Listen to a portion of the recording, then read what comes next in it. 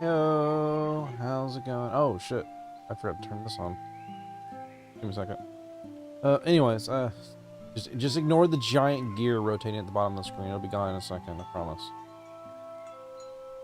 Okay, so today I don't know really what we're gonna do. I just wanted to hang out. So how's everybody doing? Thank you for popping in, Himmy. It's nice to see you popping in. A little wowdy. They're still on their Pocopia journey.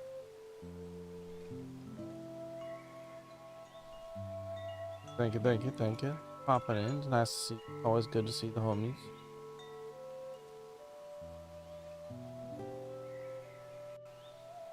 Hey, Josh doesn't want to talk to me at all today. We were going pretty hard on that Neo, though. Oh, but anyways, I don't know what we're going to do today. I'm currently going through some stuff to like kind of like give there's some stuff like some information that'd be kind of interesting. I do have this video I've been hanging on to for a while as well. We could like yap at because I'm actually curious about it. I've also been thinking about doing like because we have like Ape Escape and stuff. I was thinking about putting up a poll, and I should do that. I should like make that poll. Let's see. What should we do today? I'll pull it up on my browser. It's easier to make them. Kind of wish you could just like have a poll up for like an hour. That's what I kind of wish. So stingy. Why are they so stingy about it? Worky. All right. Anyways.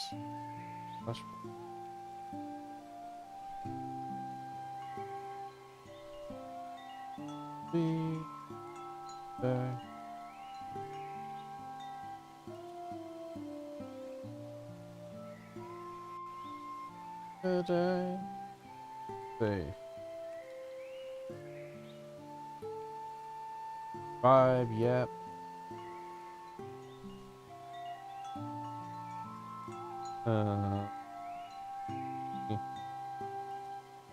Scape.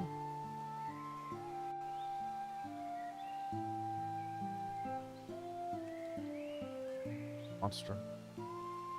What's something else I have that we can play a bunch? Let's see. Oh, start.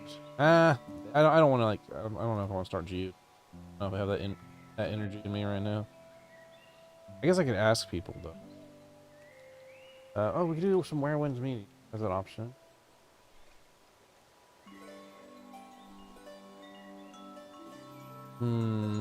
What else we got? A lot of stuff. On my list. I haven't booted that emulator in a second. Oh, it's still getting updates. It's crazy. I'll go ahead and update that while we're doing that. We already did our Mega Man Legends playthrough, so we definitely don't need to do that again. I think we pretty thoroughly cleaned that out. I kind of got that out of my system. I always had these demos all kind of down. I could put Helldivers on there. I know Astrava and Crimson are doing that today.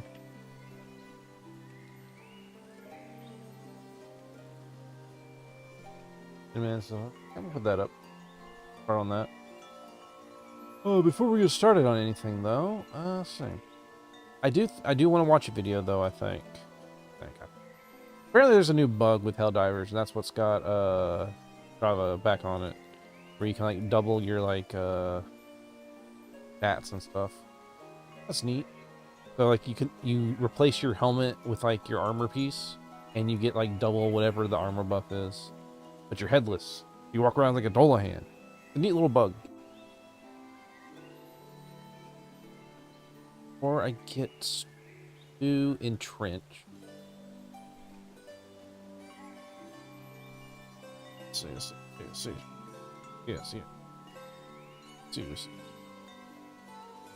So that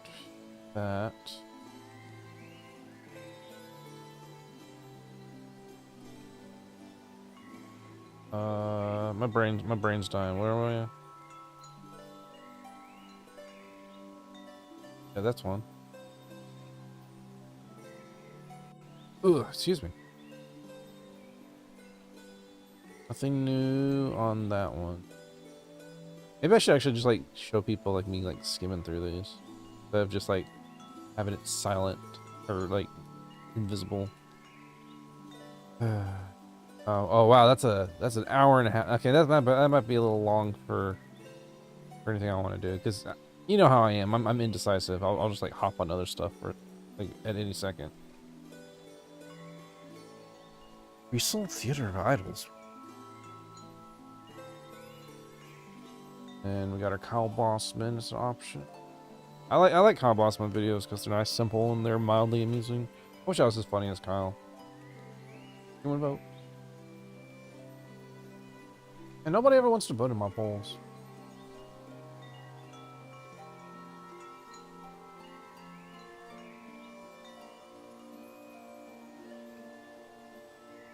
How can this be? How can it be? What shall we do this day? So what's this?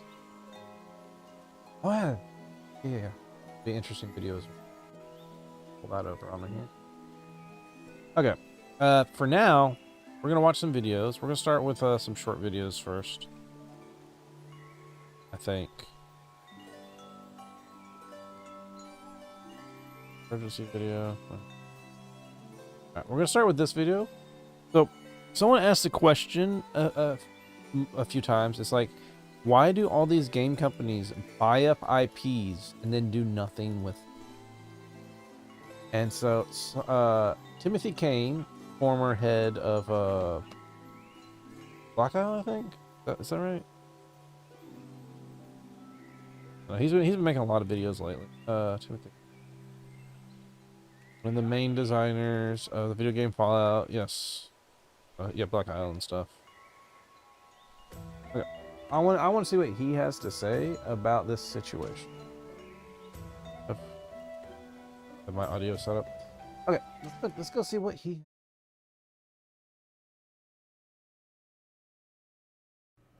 Hi everyone, it's me, Tim. Today I want to talk about resurrecting the Arcanum intellectual property. I get asked a lot on this channel in the comment section about making more Arcanum. And I have videos on doing a remake of Arcanum, you know, bringing it up to modern standards, hardware, code, UI. There's a video on it. I'll link it below. I've also talked about remastering Arcanum. I've also talked about, which I guess that's the remaster. The remake would be, I don't actually know very much about Arcanum, but I think modern. this is interesting if it And I've answers also some of talked these about questions. the sequel to Arcanum that we already designed, the Journey to the Center of Arcanum. Apologies to Jules Verne. Wait, that's public domain. Jules Verne? No apologies. So I've talked about all that. Speeding all kills those bears. ideas would require National Park.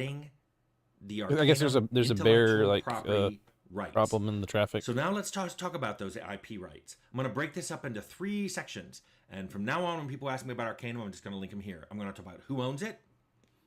I'm going to talk about the kind of the state it's in, and then what it would take to bring it back. So let's start with who owns it. When Troika made Arcanum for Sierra Entertainment, we started in 98, we finished in 2001. That was for Sierra Entertainment. We owned the code, they owned the art and the intellectual property, the IP. So Sierra is the one that controlled the IP rights for Arcanum. Okay. They then got purchased by Vivendi. Oh, fuck Vivendi. Activision, which was then combined with Blizzard, and then the whole thing was purchased by Microsoft. So that's who owns it. So just to be clear, whenever anyone say who owns it, here we go. That's who owns it.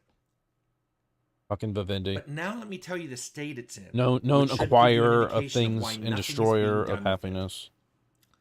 First of all, Arcanum was a very small IP, and by that I mean in terms of a stable of intellectual property that a company like Microsoft would own, it has a very small audience. So it's a very small segment of you, some of you talking loudly, and I appreciate it, but you're very small. They probably Hey, don't tell me I'm small. dozens, Not that if small. not hundreds of IPs that would make more sense to resurrect than this small IP. Also, there are similar IPs that have bigger audiences. What you call me small? Shadowrun is one such Magic Tech combo. I'm bigger than Fort, Charlie. which was a tabletop role-playing game. There are lots of Magic Tech combos that could very easily be converted into a game like Arcanum and already have a built-in bigger audience. What, like Furthermore, Warhammer? you could always make your own steampunk magic crossover game without using the Arcanum IP at all, or in fact, any IP. You could make, if you really wanted Arcanum, you could always make a spiritual successor. There are many games out there that are spiritual successors that didn't have to get rights to the original game that there's a successor of. Okay. You may be able to think of some from 25 years ago. You may be able to think of some that are coming out hopefully this year. Spiritual successor, way to go. But one thing I find nobody talks about because you probably don't know about it, and this is why sometimes it can be a bit exasperating to answer these questions. And by the way, I've answered this question about what's the state of Arcanum IP so many times. And sometimes it gets complicated. And this is why I talk about nuance and why I wouldn't do a video like this right away in my channel. Because it starts to get complicated. And people start to be like, I don't want to hear it. I just want a simple answer. It is a complicated answer to a simple question. Sometimes simple questions have really complicated answers. And here's one of them. Arcanum is an asset. The intellectual property is an asset. If, and I don't know if this is true or not, but if any of the companies I listed, Sierra, Vivendi, Activision Blizzard, Microsoft, ever used Arcanum as a tax write-off, meaning they purchased it as for a certain amount of money. Sierra can just say what they paid us for it. All the other companies, it was a percentage of whatever they paid when they acquired the company that owned the Arcanum IP. Yeah. If they ever claimed Arcanum as a tax write-off, so they could take that money and say, we lost this, we want a tax break. It turns out companies do this all the time, but once they do it, they can never do anything with that IP again, because that means it has worth, and it means what they claimed years, even possibly decades ago, is no longer valid. Uh-oh. And I don't believe. And companies don't want their money to go away. On this, which means if they claimed 10 years ago the Arcanum IP was a write-off, and suddenly they're like, oh wait, we just sold it, or we just started making a game with it, it's not a write-off anymore. And I believe they have to go back, undo that, and redo that year's taxes without that write-off, and then pay any interest penalties on it. Oh my god, that sounds so fucking annoying. Maybe they don't have to do it. Maybe they do. If they do have to do it, it's really complicated. So this is sometimes why people go, why would they have all these IPs and just hold on to them? Because sometimes those IPs were purchased to get a tax write-off. They were worthless or became worthless after purchase, and now they're claimed as a loss. And so this is tax write-off shit. I've heard, man, companies do this stupid shit all the fucking time. It's so dumb. So if you wanted to make something with Arcanum, let's say, you know, you really. Do you guys remember stuff like Megas XLR, Symbiotic Titan, and other stuff like Cartoon Network owned? I know Animation Brain. Those things can't be made anymore. They can't make sequels. They can't make spiritual. They can't use a license anymore because they wrote those off as tax write-offs. They're dead. This is what he's talking about right now. I think Arcanum is worthwhile. It sucks. I hate the way that we've set up our legal system. Let's call it resurrecting the IP. And so people just buy up shit they don't want anything to do with it, just to make some money. Somebody so at the company dumb. that owned it would really want to do this for all the reasons I just mentioned about the state. Nobody voted. The Can I rerun the poll? tax and legal situation would have to be fully explored and untangled and explained to whoever the potential buyer was going to be. which may, of course, then increase its cost. If undoing it as a tax write-off is going to cost them 10 million, even though the purchase of it only costs, 8 million, they're going to pass that cost of doing business on to the person who wants to buy the IP. So don't think, oh, I can throw 10 grand at it and I can have the Arcanum IP. Then you'd have to make a financial argument that this IP would add value to the project you're putting it in, whether it's an existing project or not. It could be, you're making gaming like, hey, this looks like a lot like Arcanum. Why don't we call it a spiritual successor or inspired by? And you can do that without the IP. But if you want to actually make this an official thing, you're going to have to show someone, whoever's paying you, and if it's your own money, you're going to have to decide this for yourself. Is adding this IP going to add value to this project? And I don't remember what that. You're going to need to decide that, whether you're making an existing project and putting Arcanum onto it, whether you're going to use the IP to remake or remaster Arcanum, or whether you're getting the IP to make a sequel. No matter what you intend to do with it, you're going to have to make an argument to somebody who has the money, even if that's yourself. Is attaching the IP to this going to make me more money than what it's going to cost for me to get the IP to attach to this? And then finally, someone would have to champion this. Either someone inside the company that owns it, or whoever's planning to purchase it to have it be available. I wonder if that's a situation they had with Dot Hack. Someone's going to have to champion all the things I just said. They're going to have to do all this investigation. Dot Hack's been completely dormant for so long. What the monetary cost, the exact monetary cost would be to get that, and decide and show that attaching that IP to something would make that new game worth that much more. So I hate IP loss so much. So I don't think that you should have to write off something. Here we go. Because I love should be you like guys want it. I don't know how to explain this. Awesome. No, I'm gonna let it finish. Nostalgia as much as you guys do, but these are the facts of how the game business works, and these are the things that would have to be figured out and resolved before Arcanum would be available to be used as an IP license. Anyway, that's, I think, what would have to be done to resurrect the Arcanum. That's so frustrating. So, I've always gone on my soapbox about IP law and the like. It drives me nuts.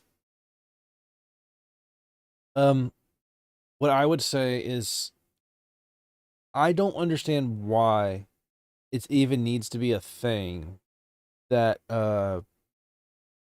we've decided we can't make any money off this, so we write this off, so we can make money off. That shouldn't be something companies can do in the first place, if you ask my opinion. They shouldn't be able to do that.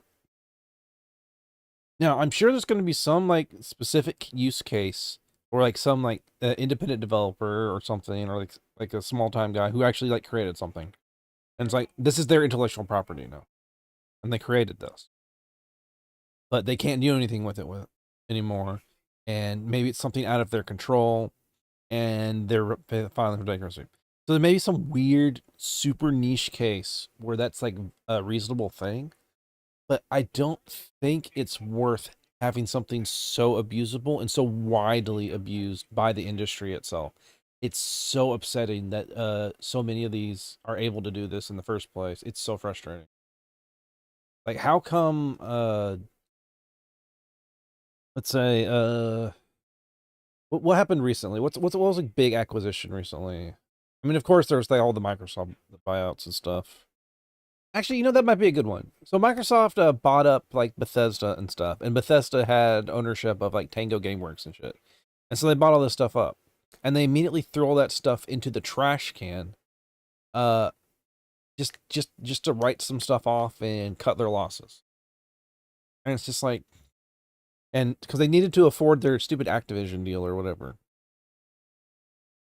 And so everyone, all the little people and all the people working and everyone doing a good job is getting punished because the CEO spent way too much money on a stupid idea. I don't know. I feel like I'm kind of talking in circles right now. I don't know what else to say.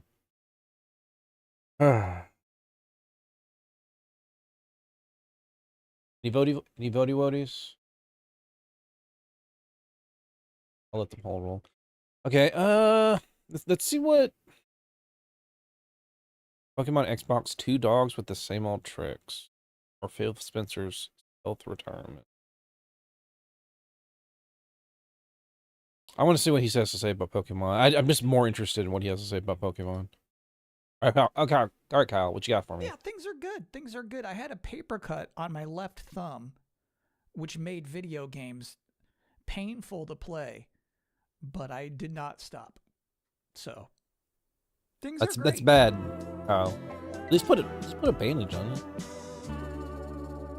I mean, I would waste a Band-Aid and some ointment if I had a paper cut like that. Coming from two gaming mainstays celebrating their 25th and 30th anniversaries respectively. And my primary question this week is this: when you have these properties decades in, how do you make something new feel more like an event and less like just another one of these? So let's start with that new Xbox. Henceforth, officially. Oh yeah, got that new Xbox thing coming out. Look at that logo. Project Helix. And that's the entirety of that video, which is weird. 1080p on Twitter, 720p on Facebook, vertical on YouTube. I don't know. They just kind of shot it out there for some reason. And the only other real details come from, of course, Microsoft Gaming's new CEO, Asha Sharma, who still insists on still seems to be a all point of of her contention official for people. Communications through tweets. I don't know. I feel like she could be posting this stuff to hogbreath.barf. Hogbreath? And people would still go to it. It would still make news. Well, it's here that we learn that Project Helix will lead in performance and play your PC and Xbox games. So let me guess, it's a freaking cloud gaming or AI bullshit. Project Helix probably would not be able to play PC. Let me guess. That's just a random guess. Minesweeper. But then I found out that while Steam features many games that have Minesweeper in their title somewhere, there is one bold enough to simply call itself Minesweeper. And it's coming out this month.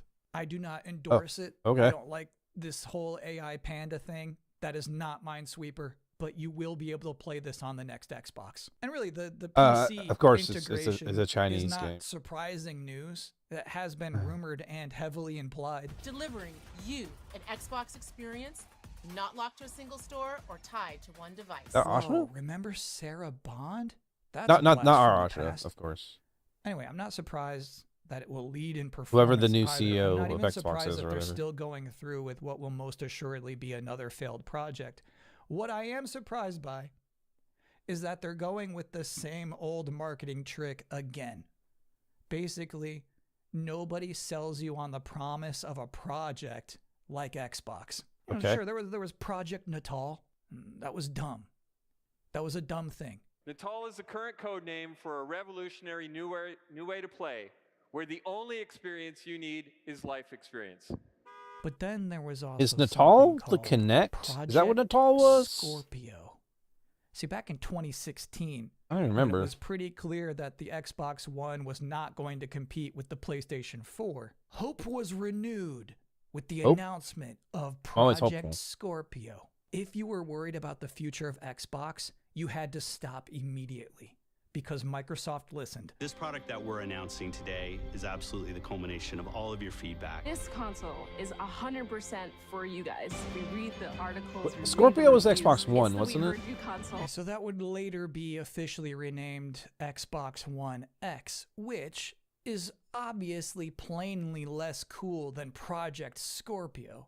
Yeah, it's Scorpiox. You could have called it the Scorpiox. There you go. The Green Bloods. There was a special Project Scorpio edition of the Xbox One X. And buddy, you better pre-order today before it's gone forever. That trailer in particular is fun to go back to because it's doing this thing where it is almost reverentially using these clips of Phil Spencer, who is just talking, trying to make this more like an event, like it's a big deal. It's Project Scorpio, guys. 2 years ago when we started on this journey, you I'm just told yes us you anding. wanted power. Again, I'm saying that it was never Xbox fans' fault that they loved Phil Spencer so much. Marketing was using his quotes the same way Nike does in Michael Jordan commercials. The most power powerful console ever made. Just 3 I years thought you were gonna, like, cut after to, "Fuck that them kids." highly successful Project Michael Scorpio Jordan. reveal, it was already time for the reveal of a new project, Project Scarlet. And yeah, they said, let's just do that same thing we did 3 years ago. I think it's really This is the funny. most immersive And console. this kind of like a non sequitur. I think it's really funny that as a kid, I was like, "Wow, Michael Jordan, he's so cool. He's like a hero. He's like a really good basketball player, and he seems like a really cool guy." And then I grow up, it's like, no, he was an asshole. He was like a little prima donna, and he loved like throwing shit in people's face. It does make him weirdly enough, it makes him more endearing as an adult, 'cause that he's like a shit heel. And something I found really funny about watching that whole video again is you might remember just last week, I was looking at Asha Sharma's messaging about the return of Xbox and what that meant. And she says, yeah, Xbox is PC, mobile, and cloud, but it starts with console. And she used that same language in the Windows Central interview, starting with console. All right, so here's how Xbox was talking almost 7 years ago. Here's the first thing they Okay. say. When we think about the future of gaming, it's not just PC, it's not just console, it's not just mobile, it's really all of the above. Everything's an Xbox. The games you want with the people you want on the devices that you want. And for us, that starts with our next generation console. Phew. So that's what's so crazy about this. Nothing has changed. When Asha Sharma says Xbox is back, apparently she just meant back to 2019. And what is so confusing about it is that it's not worth going back to. Those were not glory days. Project Scorpio didn't work. Project Scarlet did not work. But what the heck, everyone? Here's Project Helix. Yeah. Please retweet. So let's talk about something that will unquestionably be Big successful, differences. no matter what I have to say about it. Pokemon Winds and Pokemon Waves revealed just last week with a brand new trailer that, for the most part, plays it by the book. So I watched the last couple of other Pokemon generation reveals. You start to pick up on patterns. Incidentally, they all have these startlingly similar landscape reveals immediately followed up by a windmill shot. Not sure. Oh, it's what always that's a windmill? about, but the real similarity is this. They end with the It's their starters. document. Show me the starters. Must When be you're a making windmill. Pokemon generational reveal trailer, they know their audience wants to know first and foremost, what do the starters look like? Even if for some reason you only have 2D illustrations prepared, you gotta show the starters. And just last week, I made some last minute starter predictions. Fire type, I think, is gonna look kind of basic, but charismatic. I think the grass type is gonna be an absolute abomination. And I think the water type is gonna try to look cute, but the eyes will be off in some way. And looking at these creatures now, I'd say that was fairly accurate, except that Brout is in no way an abomination and is actually, frankly, my favorite one. And I think that's you won them a over. consistent strength of how Pokemon introduces starters is everyone on the planet. I never jump find based one on that they what like, the and evolutionary also one. one I they always think jump is on based on what gross and evolutionary is 3 ruining looks the like. franchise. But as I thought more about these three little monsters throughout the week, I do like started geckos. feeling like maybe they're the least impactful new class of starters there have ever been. It's kind of unfazed. They do by feel like the they're levels missing of something to me. imagination on display here. But consider Gekwa, I don't know what it is. which I think is a pretty nice design. The eyes are off, but that's intentionally off. This is the one with the big bizarre eyeballs. That's Gekwa's deal. However, this was It'd be the nice to water finally starter be a just water 2 type games again. ago. It's been a long time since I've had a water We type. just went through this, and I feel like maybe I'm just looking at I know. the effect of this. They do being the 10th gecko fish thing a Pokemon lot, don't they? generation. The message I'm amphibians. receiving is an exhausted, "Hey man, what do you want from us? There's only so many water creatures to draw from. So what if we use the same one twice? This one has different eyes." And I would respond, "None of us said it had to be a water creature. You keep doing that. You keep doing that." Now, there is one thing presented in this trailer that is a brand new thing for That the is true. entire franchise. They could do You'd the say other types islands, as well as you'd say starters. Why going did starters always underwater. have to be No, fire, that's all grass, been done and before. water? But Why not have before like you even a see electric a type, snippet a of steel type, a gameplay, fairy type, or some Game shit? Freak thought it was important to introduce you to the true abominations, Mr. Windy Chew and Ms. Wavy Chew. Yeah, I wasn't Whatever their I wasn't too in-game keen on purpose tan line turns out to Pikachu. be, and they will not tell you yet. Mr. Windy Chew and Ms. Wavy Chew have not been done before. Whatever is happening here is unprecedented.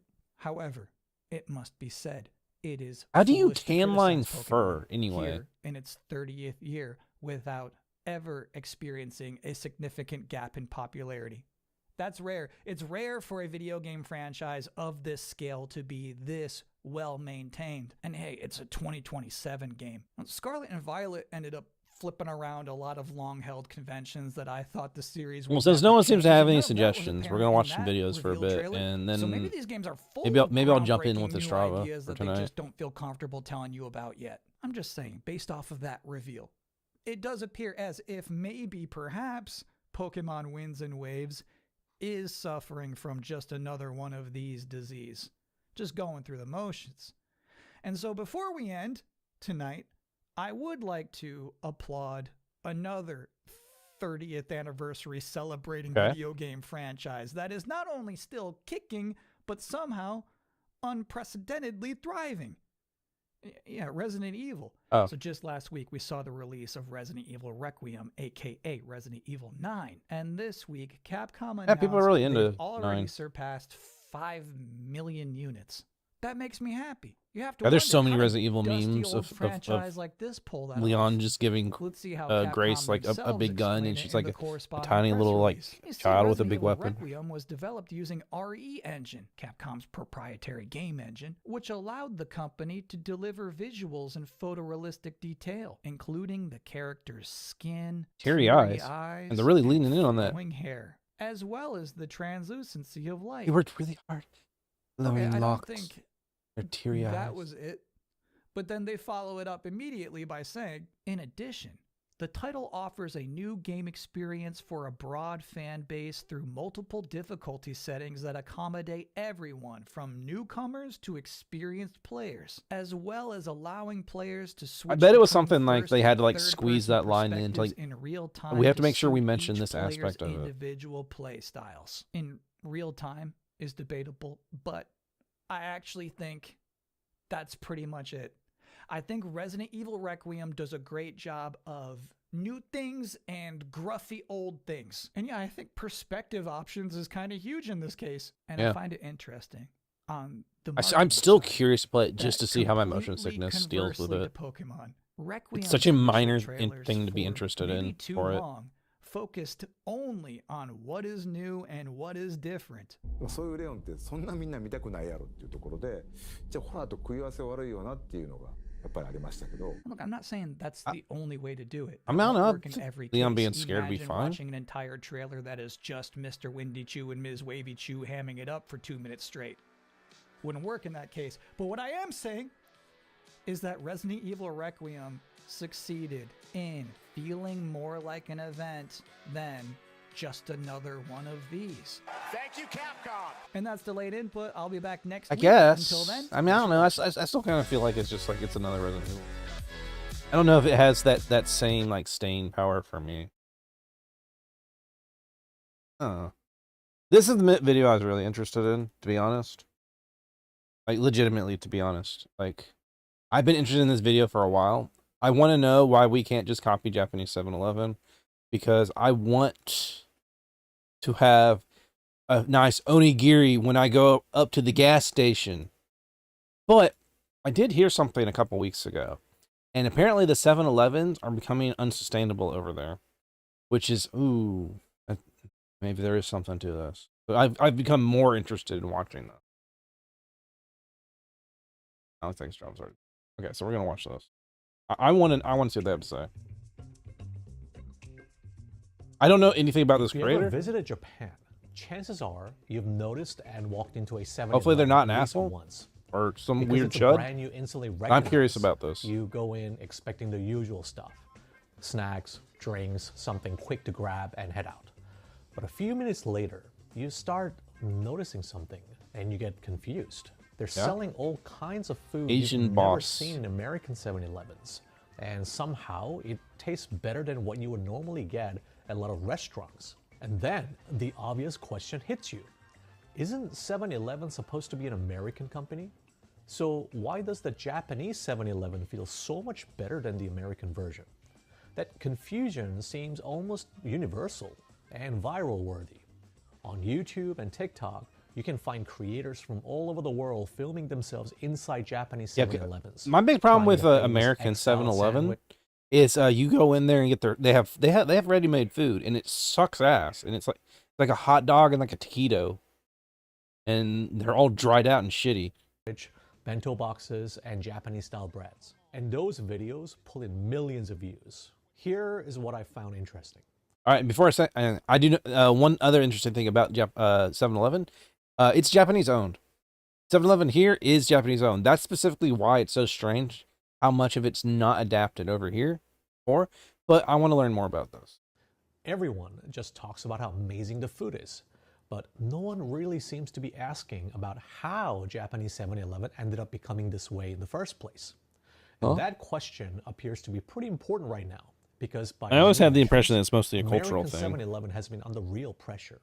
After a failed mega merger attempt, store closures, and uneven growth, the company's I'll own grab me some leaders snacks have been as talking well, real openly quick. about needing a turnaround Hopefully it's not and noisy. trying to become more like Japanese 7-Eleven, even as they prepare to spin off the U.S. business in an IPO.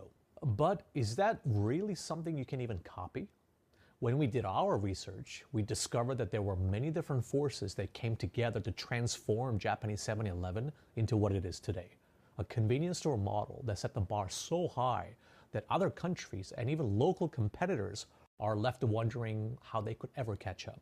Some of what we found might surprise you, so watch until the very end and decide for yourself whether the Japanese version of 7-Eleven Hey, don't tell me to can watch to the easily be end. replicated. Now I don't want to. Not just in the US, but in your own country as well, wherever you're watching this from.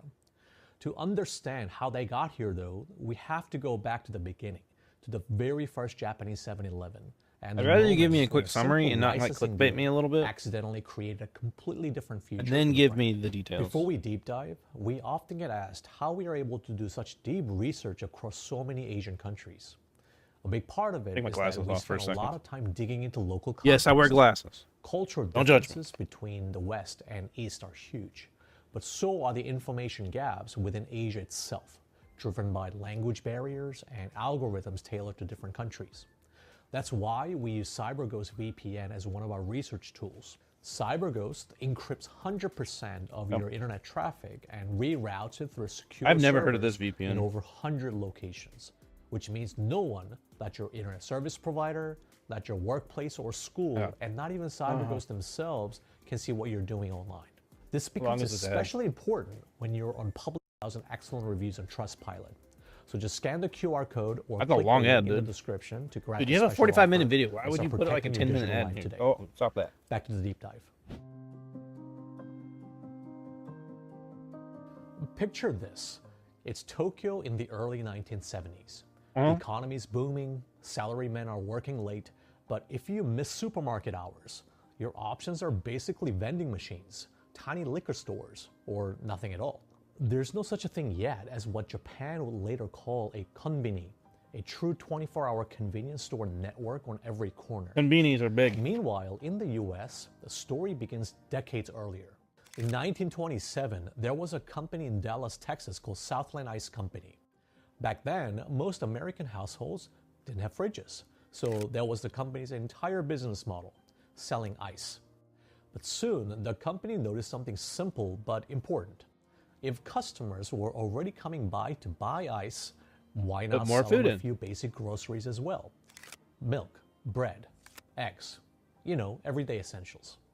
As more of Southland's ice stocks started doing this, they gradually evolved into a chain of small retail outlets. Around 1928, these grocery-selling outlets were given their own name, totem stores, basically places where you could tote or carry your daily necessities home. Then in 1946, the totem stores were rebranded as 7-Eleven to reflect their new operating hours concept, 7 a.m. to 11 p.m., 7 days per week. I'll be honest, I didn't realize that 7-Eleven was literally named after its operating hours. But kind of obvious if you think about it. And if you didn't It was know, always obvious. well, now you do. At the time, those extended hours were considered did he just say? revolutionary compared to typical Did you just call me stores, if stupid? you think about it. And if you didn't know, well, now you do. At the time, those extended I think 7-Eleven was always obviously its operating hour. hours were considered revolutionary compared to typical store hours, which usually closed around 5:30 or 6 p.m. From there, the model kept evolving, eventually moving towards 24-hour operations in the early 1960s, starting with a store in Austin, Texas that stayed open all night in 1963 and proved so successful that the around-the-clock format spread across the chain. By then, many 7-Elevens were selling coffee, snacks, cigarettes, and everyday essentials 24/7, all built around a car-driven American lifestyle. 24/7 is 7-Eleven. So when a Japanese retail executive named Masatoshi Ito, who ran a fast-growing supermarket chain called Ito Yokado, visited the United States in the early 1970s and saw the 7-Eleven model firsthand, he was struck by how different it felt from traditional Japanese retail. To him, it revealed a huge gap back home and a major opportunity. In 1973, Ito Yokado signed the licensing and area franchise agreement with the Southland Forget what year it was he took the over. U.S. owner of 7-Eleven, and in November that year, created a dedicated subsidiary called York 7 Co. Limited. York 7. The deal gave York 7, which would later be renamed 7-Eleven Japan, the exclusive right to develop and operate 7-Eleven stores in Japan. Jesus. They could use the 7-Eleven name. That's carte and blanche right trademarks there. And tap into the company's operating know-how in exchange for franchise fees and compliance with the American-sized basic brand and operational standards. Now, this is where it gets interesting. Inside the new subsidiary, 7-Eleven Japan, there was a relatively young manager named Toshifumi Suzuki, who was put in charge of the whole 7-Eleven project. No one knew it at the time, but he would go on to become the... I'm sorry. Just the fact that it's going a relatively young man and just to show this old ass fucker. Man, so young. The first he has so much of his life ahead of him. 7-Eleven Japan, and later chairman and CEO of the whole Ito Yokado group, which would eventually be renamed as 7&I Holdings, with the I coming from Ito Yokado. More on this a bit later because the company structure becomes really interesting.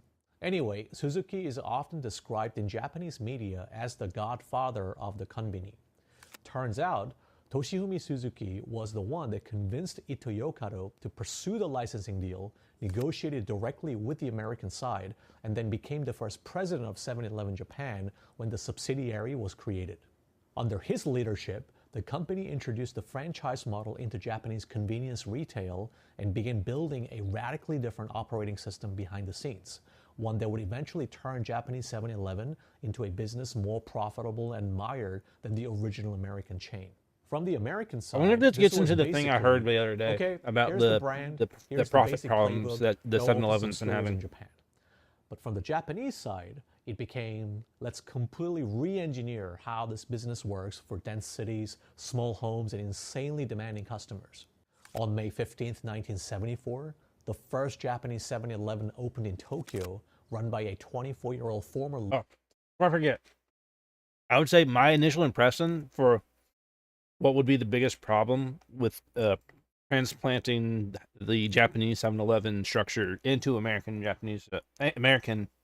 7-Eleven structure was that there's not as many densely packed cities. There's a lot more of us like in like small like rural areas and like spread all over the fucking place. That makes it a lot harder. It's a much larger span of area to be trying to implement this. Liquor store owner who converted his family store into a franchise 7-Eleven. So it was technically a franchise from day one. The Japan headquarters supplied the brand, systems, and logistics, while the store owner, the franchisee, ran the shop on a revenue-sharing basis. We can get into how the franchise agreement itself differs in Japan from the American model a bit later, but it's not an exaggeration to say that 7-Eleven stores exploded across Japan. And they didn't spread randomly. They spread in clusters. Mm-hmm. Instead of building big, expensive new stores from scratch everywhere, 7-Eleven Japan mostly converted existing neighborhood shops into franchise 7-Elevens. A lot of them were always small, very quaint. family-run liquor stores and general shops on good locations that were already part of the community. Headquarters brought the brand, the standardized store layout, and the supply network. The local owner brought the building and the right to use the site, whether they owned the land outright or leased it, plus their knowledge of the neighborhood. For many struggling shop owners, turning into a 7-Eleven was basically a lifeline. That's one of the big reasons 7-Eleven Japan could scale so quickly. They didn't have to gamble on totally new sites. They were upgrading corners that already had foot traffic. Go to a place that already surrounding has them the with more traffic. stores in the same area. It's So buy up the deliveries, buy up promotions, the, and brand awareness all became more efficient. market. By 1980, just 6 years after that first Tokyo store opened, 7-Eleven Japan already had over 1,000 stores nationwide. By 1983, they had more than 2,000. And by then, 7-Eleven was well on its way to becoming a household name in Japan. And of course, with that kind of success, I don't know. I think it's comes past that point competition. already. Lawson entered the Japanese market in the mid-1970s, opening its first convenience store in Osaka Prefecture in 1975, only about a year after 7-Eleven's debut. Family Mart grew out of the same supermarket group in the late 1970s and began rolling out its own franchise. We're learning about 7-Eleven today. And why we can't have the good-ass Japanese 7-Eleven. Based convenience model in the early 1980s, quickly expanding in both urban and suburban areas. So by the mid-1980s, you already had 3 major players racing I'm to doing grab okay. the best I don't know street what to do corners today. and insert themselves into people's daily I'm just watching routines. videos and hope someone Breakfast gives me on the another way to idea. train, lunch near the office, late night snacks on the way home. And among those 3, 7-Eleven was leading in both store count and sales per store. From there, the numbers. I've been curious about this for like weeks 7-Eleven now. Japan passed 10,000 domestic stores in 2000. They're telling me a video game if you want me to play it. There are over 21,000 7-Eleven stores in Japan alone, almost a quarter of all 7-Eleven stores in the world. Remember Ito-Yokado? I kept putting a poll up, but no one voted on it. I'll put it up again. The parent company that brought the 7-Eleven brand to Japan, and also one of the biggest supermarket chains in the country. Ito-Yokado was supposed to be the main business, with 7-Eleven Japan just a new experiment in convenience retail sitting underneath it. But it was increasingly becoming obvious where the real growth and profits were actually coming from. The convenience retail market was killing it. Meanwhile, back in the United States, the original parent company of American 7-Eleven, Southland Corporation, had run into serious trouble. After aggressive expansion and mounting debt, Southland filed for bankruptcy in 1987. To keep the company afloat, Ito-Yokado and 7-Eleven Japan stepped in as part of the restructuring. And by 1991, Wish I could put the more Japanese options. side controlled roughly 70% of the American 7-Eleven Put the poll back up. Fast forward to 2005, seeing the 7-Eleven Japan had become the group's clear growth engine, Ito-Yokado reorganized itself into a holding company called 7&I Holdings. 7&I 7-Eleven Holdings. Japan, Ito-Yokado Supermarkets, and Denny's Japan under one umbrella. Oh yeah, Ito-Yokado, or more specifically, Toshifumi Suzuki, the godfather of the konbini and the CEO of 7-Eleven Japan, had also been responsible for bringing Denny's to Japan in the early 1970s around Denny's? the same period. Like Denny's is big in to push the Japan? brand That's actually 7-Eleven. news to me. Here's the ironic part. Around the same time in 2005, as 7&I Holdings was being formed in Japan, the group also increased its stake in the U.S. business, by then already renamed from Southland Corporation to 7-Eleven Inc., from 70% to 100%. In other words, they went from majority owner to full owner. That move made the American Japan 7-Eleven completely took over the company a 7-Eleven wholly business. I owned knew that. subsidiary of the Japanese group under the 7&I Holdings umbrella. So the licensee in Japan that originally just borrowed the American brand eventually became the global parent of the original American chain. The fact that the whole 7-Eleven brand is now effectively owned and controlled by a Japanese conglomerate rather than a US company is something I had no idea about until I looked it up. But suddenly, it feels a lot more credible when you hear the American 7-Eleven saying that they want to be more like the Japanese 7-Eleven. On paper, they might actually be able to pull it off because the Japanese side is literally calling the shots at the corporate level.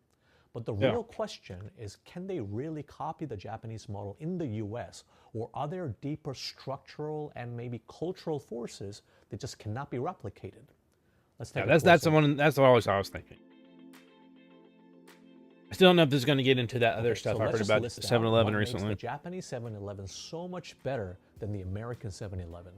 First of all, the food is Real quick, when was this made?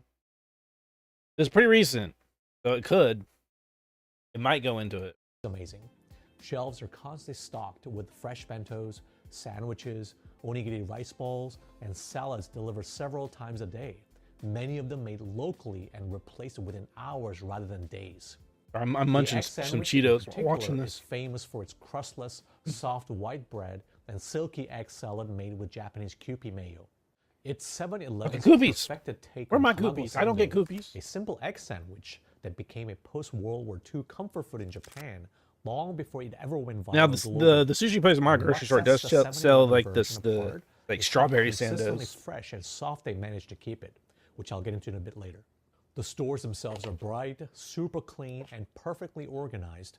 But what really defines Japan's 7-Eleven is just how useful it is. I think it'd be You sick can if the pay your 7-Eleven starts utility selling bills like with onigiris taxes, and shit. print official That'd be documents so and awesome. government forms, buy concert and event tickets, ship or pick up parcels, and grab genuinely good coffee and desserts all in one place. On top of that, I go to 7-Eleven all the time. Japan is constantly rolling out limited time and onigiri. seasonal products, including exclusive drinks and sweets in collaboration with brands like Starbucks, along with its own sakura and strawberry dessert lines that never show up in US stores. Some 7-Eleven Japan stores are even officially designated as disaster support stations. When's under Mochi gonna Japan's take National off, too? Disaster Response Mochi's Framework. great. They're equipped with backup power, emergency supplies, and dedicated fuel and logistics I'd like to not have to resources spend like they so can much money keep on Mochi. operating and help residents during earthquakes or blackouts. The company even offered temporary free Wi-Fi access during major disasters, helping people contact family and access emergency updates when networks are disrupted. Then there are the softer insights you only get from talking to locals. Maybe some yakisoba Did you pan. know that 7-Eleven and other convenience stores have effectively privatized trash collection? In many Japanese cities, public trash cans were removed after the 1995 sarin gas attacks for security and public safety reasons, which is why visitors are often shocked by how there are practically no trash cans on the street. In practice, that means if you need to throw something away, you just go into a convenience store like 7-Eleven and do exactly that, often even without buying anything. As local. Interesting. From that perspective, That's how they solve that 7-Eleven issue. Japan has evolved into a kind of like de facto waste handling infrastructure and has become so embedded in everyday life that it's kind of hard to imagine the city functioning Done the munching. same way without it. That being said, in tourist-heavy areas, there's now pushback. Some convenience stores put up signs saying trash cans are for items bought there only, partly because of overflowing rubbish from non-customers and confused tourists. The point is, this total integration of food, logistics, and daily services works because of the sophisticated system behind it. To understand that system and why Japanese 7-Eleven feels more like urban infrastructure than retail, we need to start with a map, not of the whole country of Japan, and not even all of Tokyo, Crazy. but of a single neighborhood. Here is the map of Shibuya, where within This, roughly I think this only one would have happened or because of the about cultural stuff, 2/3 though. of a Like the mile whole radius like of we have to Shibuya pull each other crossing up alone, together, you can and find more that than also has the 100 knock-on convenience effect of stores. the If nail you've that ever sticks visited out Tokyo, gets you know hammered this is down. true. There are multiple 7-Elevens and competitors like Family Mart and Lawson sometimes appearing on the same block. And with so many convenience stores packed so close together, you just can't help but wonder, do these places even have enough customers to make any profit at all? Herein lies the genius and innovation of 7-Eleven Japan, because what we now see was purely by design, driven by a unique business strategy that was the first of its kind in the convenience store world. When you're trying to He's glazing expand the it, franchise but what is brand it? and increase the number of stores, how'd you go about doing that? The natural inclination is to identify prime locations with a lot of foot traffic, more or less independently, right? Conquer new territory, extend the footprint, go after new cities and untapped markets. That makes sense, and to be fair, it's how a lot of franchises still expand today. Yeah. But Nothing too 7-Eleven complicated Japan there. had very different and deeply counterintuitive ideas. Instead of spreading stores Counterintuitive? thinly across the country, they implemented what is now referred to as an area dominance strategy, deliberately clustering 50 to 60 stores in a tightly defined area so that those outlets collectively gain economies of scale in distribution, brand recognition, and customer habit. In practice, that means tightening the radius between stores so that the brand can slash delivery costs, share sales and inventory information across nearby locations, and makes its logistics increasingly precise. Think about it. If your stores are close together, one delivery truck can make multiple stops in a single trip, delivering smaller batches to several outlets more often. This I keeps want that shelves onigiri. fresh Give that without onigiri to carrying me right excess now. stock. Shove And it in my that's a mouth, big please. reason why the average Japanese 7-Eleven is packed with an ever-changing lineup of ready-to-eat meals and freshly made items. But that's not all. Shorter delivery routes create faster feedback loops. What sells, what doesn't, what needs to be Oh, you want adjusted a by lurkey? the next Okay. morning. The information you, system Serafina, that for the coordinates these lurkey. deliveries, linking Did you point of vote? sale data Oh. from every register with supplier orders and real-time Damn store it. forecasts All right. became the real secret sauce of Japanese 7-Eleven success. To give you a sense of how sophisticated this machine really is, Oh, you're not lurking in this case? Oh, Japanese okay. 7-Eleven doesn't just think in terms of products. It thinks in terms of time. Shelves are stocked the same way all day. Breakfast items go out in the morning. Lunch bento boxes peak around noon. Light meals and snacks rotated during the afternoon. Hot foods and comfort items they have- show up late at night. In some stores, I mean, I get the same idea, shelf but space will hold completely I don't different like products the idea that 3 or foods 4 have to be at times in a specific single times a day. That's why I don't the like food that. feels I've so never liked fresh, that. even though space is limited. The store isn't even trying to sell everything to everyone at once. It's trying to sell the right thing to the right customer at the right hour. This time-based rotation also keeps waste low because products are designed and delivered with very specific selling windows in mind. That constant rotation also allows Japanese 7-Eleven So they only give it out fewer at times products they than know you they might sell. expect. Instead of endlessly adding more items and clustering the store, 7-Eleven Japan deliberately limits how many products each location carries at any given time. Fewer products means faster decisions for customers, simpler operations for staff, and much clearer data about what's actually selling. So this is leaning towards what I initially thought was 7-Eleven, which is the main problem being in the US and everywhere else. It's too spread out. So you don't have the same logistics to be able to just shove out as much food as often as you can. So I am right in that concern. I do hope he gets into whatever the heck's going on with their employees and stuff, because that's a new problem. If you don't know, there's been a recent issue where 7-Elevens are having trouble like keeping staff. This is what I learned about it like a couple weeks ago or something. And that staff they keep taking like foreigners and stuff and using them as staff. And there's like a controversy about that because Japan's getting very having a big movement of like anti tourism, anti just foreigner in general. And then there's a lot of like foreigners, like former foreigners that are now like locals that get treated this way too. And they'll get like turned away from like shops and stuff because there's like no tourists. And it's like, I'm not a tourist. I live here. My house is down the street. I've lived here for 15 years. What do you mean I'm a tourist? There's a lot of that. Sorry, I'm kind of digressing a bit. But I have a weird interest in just Japan in general. And this is actually a knock-on effect of I always used to really want to live in Japan. That I kind of don't really want to live in Japan anymore. I've kind of moved past that a little bit. I do want to go there at least once or twice. Honestly, right now is probably a great time to go visit Japan with everything being so cheap over there right now. But living there, I don't like their politics. They're like hyper conservative. And there's so many old people in the politics that change is slow. And I'm not a collectivist. I don't like the whole bring everybody up all at once and there's no individual and do not be individuality. Do not. That idiom I said earlier, the nail that sticks up gets hammered down. I don't like that. I think that's a shitty mindset. That's awful mindset.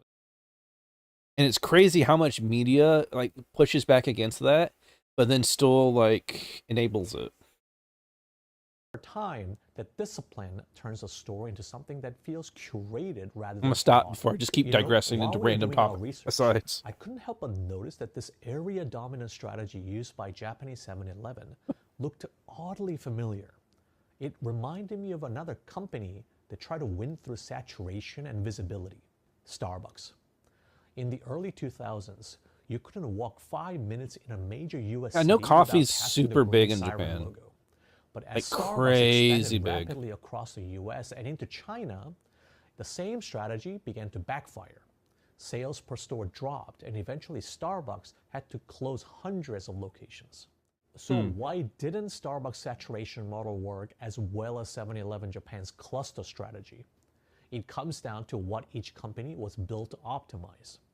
Each Starbucks location was designed to deliver a full, self-contained cafe experience, which came with heavy fixed costs, large spaces, skilled labor, and high rent. Sure, Starbucks could capture some minor logistical efficiencies by shipping beans and pastries on shorter routes, but those savings were negligible compared to the massive in-store expenses, especially when nearby cafes started splitting the same customer pool. In other words, Starbucks. I know they have a huge like local like coffee shop Each business going on in Japanese Japan. 7-Eleven, on the other So I hand, imagine that was is a lean. big problem for Most them. stores are compact, employ only a few staff members, and plug directly into the same centralized logistics and data system. The closer the stores sit, Yeah, I hear the I more hear they their share small staff routes is starting and to bite them in the distribution ass a little networks bit pay now, off. though. Deliveries get cheaper, and shelf restocking becomes faster. In short, for 7-Eleven, clustering compounds efficiency. For Starbucks, density only amplifies overhead. So hopefully by now, you understand how Japanese 7-Eleven manages to keep those egg sandwiches always so fresh and fully stocked. Like it's this living, learning supply chain disguised as a convenience store network. And now that 7-Eleven Japan is layering AI onto its data platform for things like store operations, its ability to predict what each neighborhood will want is getting Every time I sharper hear that damn every word. year. Now comes the billion-dollar question. Right, before we get into the question, before we get on the question, this is reminding me of a conversation I had with my mom earlier. So my mom's been very AI pilled because she's like hyper conservative, and she's like, "Oh, Trump, I love Trump." Blah, blah, blah. Not gonna get into that. She just today apparently learned about the fact that there's like kids who like get in with like the AI chatbot shit and like commit suicide or other like crazy heinous shit. She's just now learning about that type of stuff that's been happening for a while. And it's like, yes, this is what I've been telling you. This AI stuff is not good for us. So I've also been learning about this because like, you know, a lot of people around me are like having kids and stuff. So this may sound crazy, and there's a lot of people who say this. You don't want to give your kids a phone when they're really young because it overstimulates them. And when they're overstimulated, their brain doesn't develop as well. Because you need to decompress and you need to like absorb things. But when you're just like, it's like melting your brains in a way. So that's kind of what AI has been doing. Is it's giving you like the immediate dopamine hits over and over and over and over again. Do thing, be told about it. You didn't get your first phone until like 18 or like late 17. I mean, I imagine once you're like a teenager, you're developed enough that it's probably okay. But it's just like when they're like really young and like very easily distracted, you don't want to like keep that going. You didn't want one, need one. I still barely use my phone. I don't even remember. I think I only started having a phone once I started working a lot and driving my own car. I think that's when I started getting my own phone so my family could keep in touch with me, and they got it for me. And I used the same phone for like 10 years. Like one of those early shitty phones. Biggest thing you use your phone for? Messaging you love? Oh.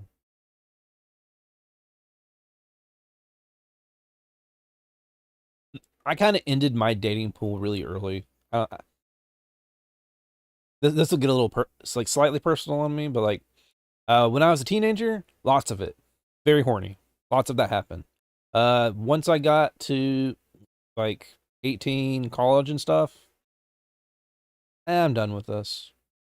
And now I just kind of just do whatever, just vibe. I've always been a little bit of a loner though. The only thing you use it for. I don't really keep in touch with anyone on my phone. The only, and this has the problematic effect that anytime I hear my phone make a sound, I'm never excited. It's always like, oh, what is it now? Because it's either my family, some spam, or some other shit I don't want to get a call from. But anyway, ways, AI hits that same dopamine rush thing because AI is very much a feedback loop. And so the reason people get so into these AI chatbots and stuff is because they're so reassuring. And especially if their life's not reassuring, and even then, sometimes if your life is reassuring, that little AI chatbot, they're extra reassuring, and they're gonna tell you how cool you are at every second. And because people don't want to have the chatbot tell them about any problems, and not even getting into how much they'll say shit that's just straight not true all the time too. I get that. I'm kind of a loner too a bit. There's a reason I keep my phone on mute all the time, because it's only family spam or bots. Yeah. Life and times. Yeah. So she's finally gotten onto all that. So now I finally have like a stopping point. This is the type of stuff she'll actually look at. It's like, yes, this is why AI is not a great thing. Like, whatever minor good things you can get out of it, it's causing a massive problem, and it's super expensive to maintain, and all these data centers and all this other stuff, and all these companies getting destroyed. So what's happening with our hardware market right now with the RAM prices and stuff? I have that like hour and a half video about RAM prices too that we could watch. Ugh. Gator's Nexus though, so it might be mostly nerd stuff. I don't know. Could this Japanese version of 7-Eleven Right, actually work in the US? Here's the And if million there's dollar a fighting question. chance, what would it take to make it work? All right, maybe in like big Right city now, centers. The struggle is real for 7-Eleven Inc., the American 7-Eleven that by now you should recognize as the North American subsidiary. You don't like the fact that it's harder to get PC parts because of the stupid AI? Yeah, it's just getting worse. I mean, the tariffs didn't help. They like accelerated this like dramatically. Of 7-Eleven Japan. Recent results show that growth in the US has fallen short of expectations, with the company citing inflation and weaker consumer demand for discretionary snacks and high-margin prepared foods. Unlike Japan, the US 7-Eleven business is also heavily dependent on gasoline sales, a reliance that grew even deeper after the $21 billion acquisition of Speedway. Well, maybe we could watch the Suburbia stuff in 2021. So gas prices and stuff in like the US, it's not just that we're a big country. It's also a knock-on effect of like some weird like governmental and like societal things. There's just, and it's what's called suburbia. And it's the whole thing of moving out into the suburbs, and you got to drive more and have your nuclear family and all that other stuff, which is only viable at all when you have a massive surplus of money, which is what we had when that whole process started. But what ends up happening is like the suburbia is unsustainable, but because it's like subsidized and everything, it causes a feedback loop. So what government your city governments will do is they'll be like, okay, we're running out of money and we're spending a lot of money maintaining the suburb. What can we do? Let's make a new suburb and get an influx of people buying houses. Okay, we get an influx of people buying houses, and they're gonna do that. All right. So we're gonna keep that. That'll keep us afloat for a little bit. Oh, hey, that suburb we just built is starting to get really expensive. We need to do it. Okay, let's make another suburb over here and sell a bunch of houses. And so like that first suburb's like losing people, and people are moving out. You're losing houses, and that second suburb is getting shittier and shittier. And now there's this new one. It's just an endless loop over and over and over again. This means we might watch maybe that'll be some videos to watch. Now highly exposed to lower fuel margins and volatile oil prices. So against that backdrop, efforts are underway for U.S. stores to replicate the Japanese fresh food model. But that raises a more fundamental question. Yeah. is Japanese-style 7-Eleven clustering even possible in the United States? I don't know if the The kind of clustering so setup much where a is. single delivery truck can loop through a dozen stores in one short run, all within a few miles. The short answer is not really. First of all, in the US, the convenience store didn't evolve as neighborhood infrastructure. It grew out of the gas station.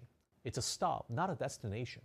Yeah. A place where you swing by while filling up, grabbing a soda, or buying a lottery ticket. Everything about the American convenience store format assumes customers arrive by car and only visit occasionally. That car-centric geography shapes the So you entire can't have business like a lot of model because perishables. Stores are spread Or a lot far of like apart to quick capture perishables, drivers like across daily wide food. suburban and rural areas. This means that deliveries have to be built around long routes and large drops. Core products like beverages and packaged goods are typically replenished on weekly cycles. And even And not fresh daily. items move through regional distribution networks that often cover huge territories. Don't get me wrong, daily fresh deliveries do exist at many US 7-Elevens today. In fact, a dedicated fresh food network now That's the delivers stuff to I'm the used to, vast the little majority of taquito US and Canadian station. stores each day. I don't like with taquitos that box much. trucks often making Oh, call me around a sacrilege. dozen I don't or really like more taquitos. stops on long overnight routes.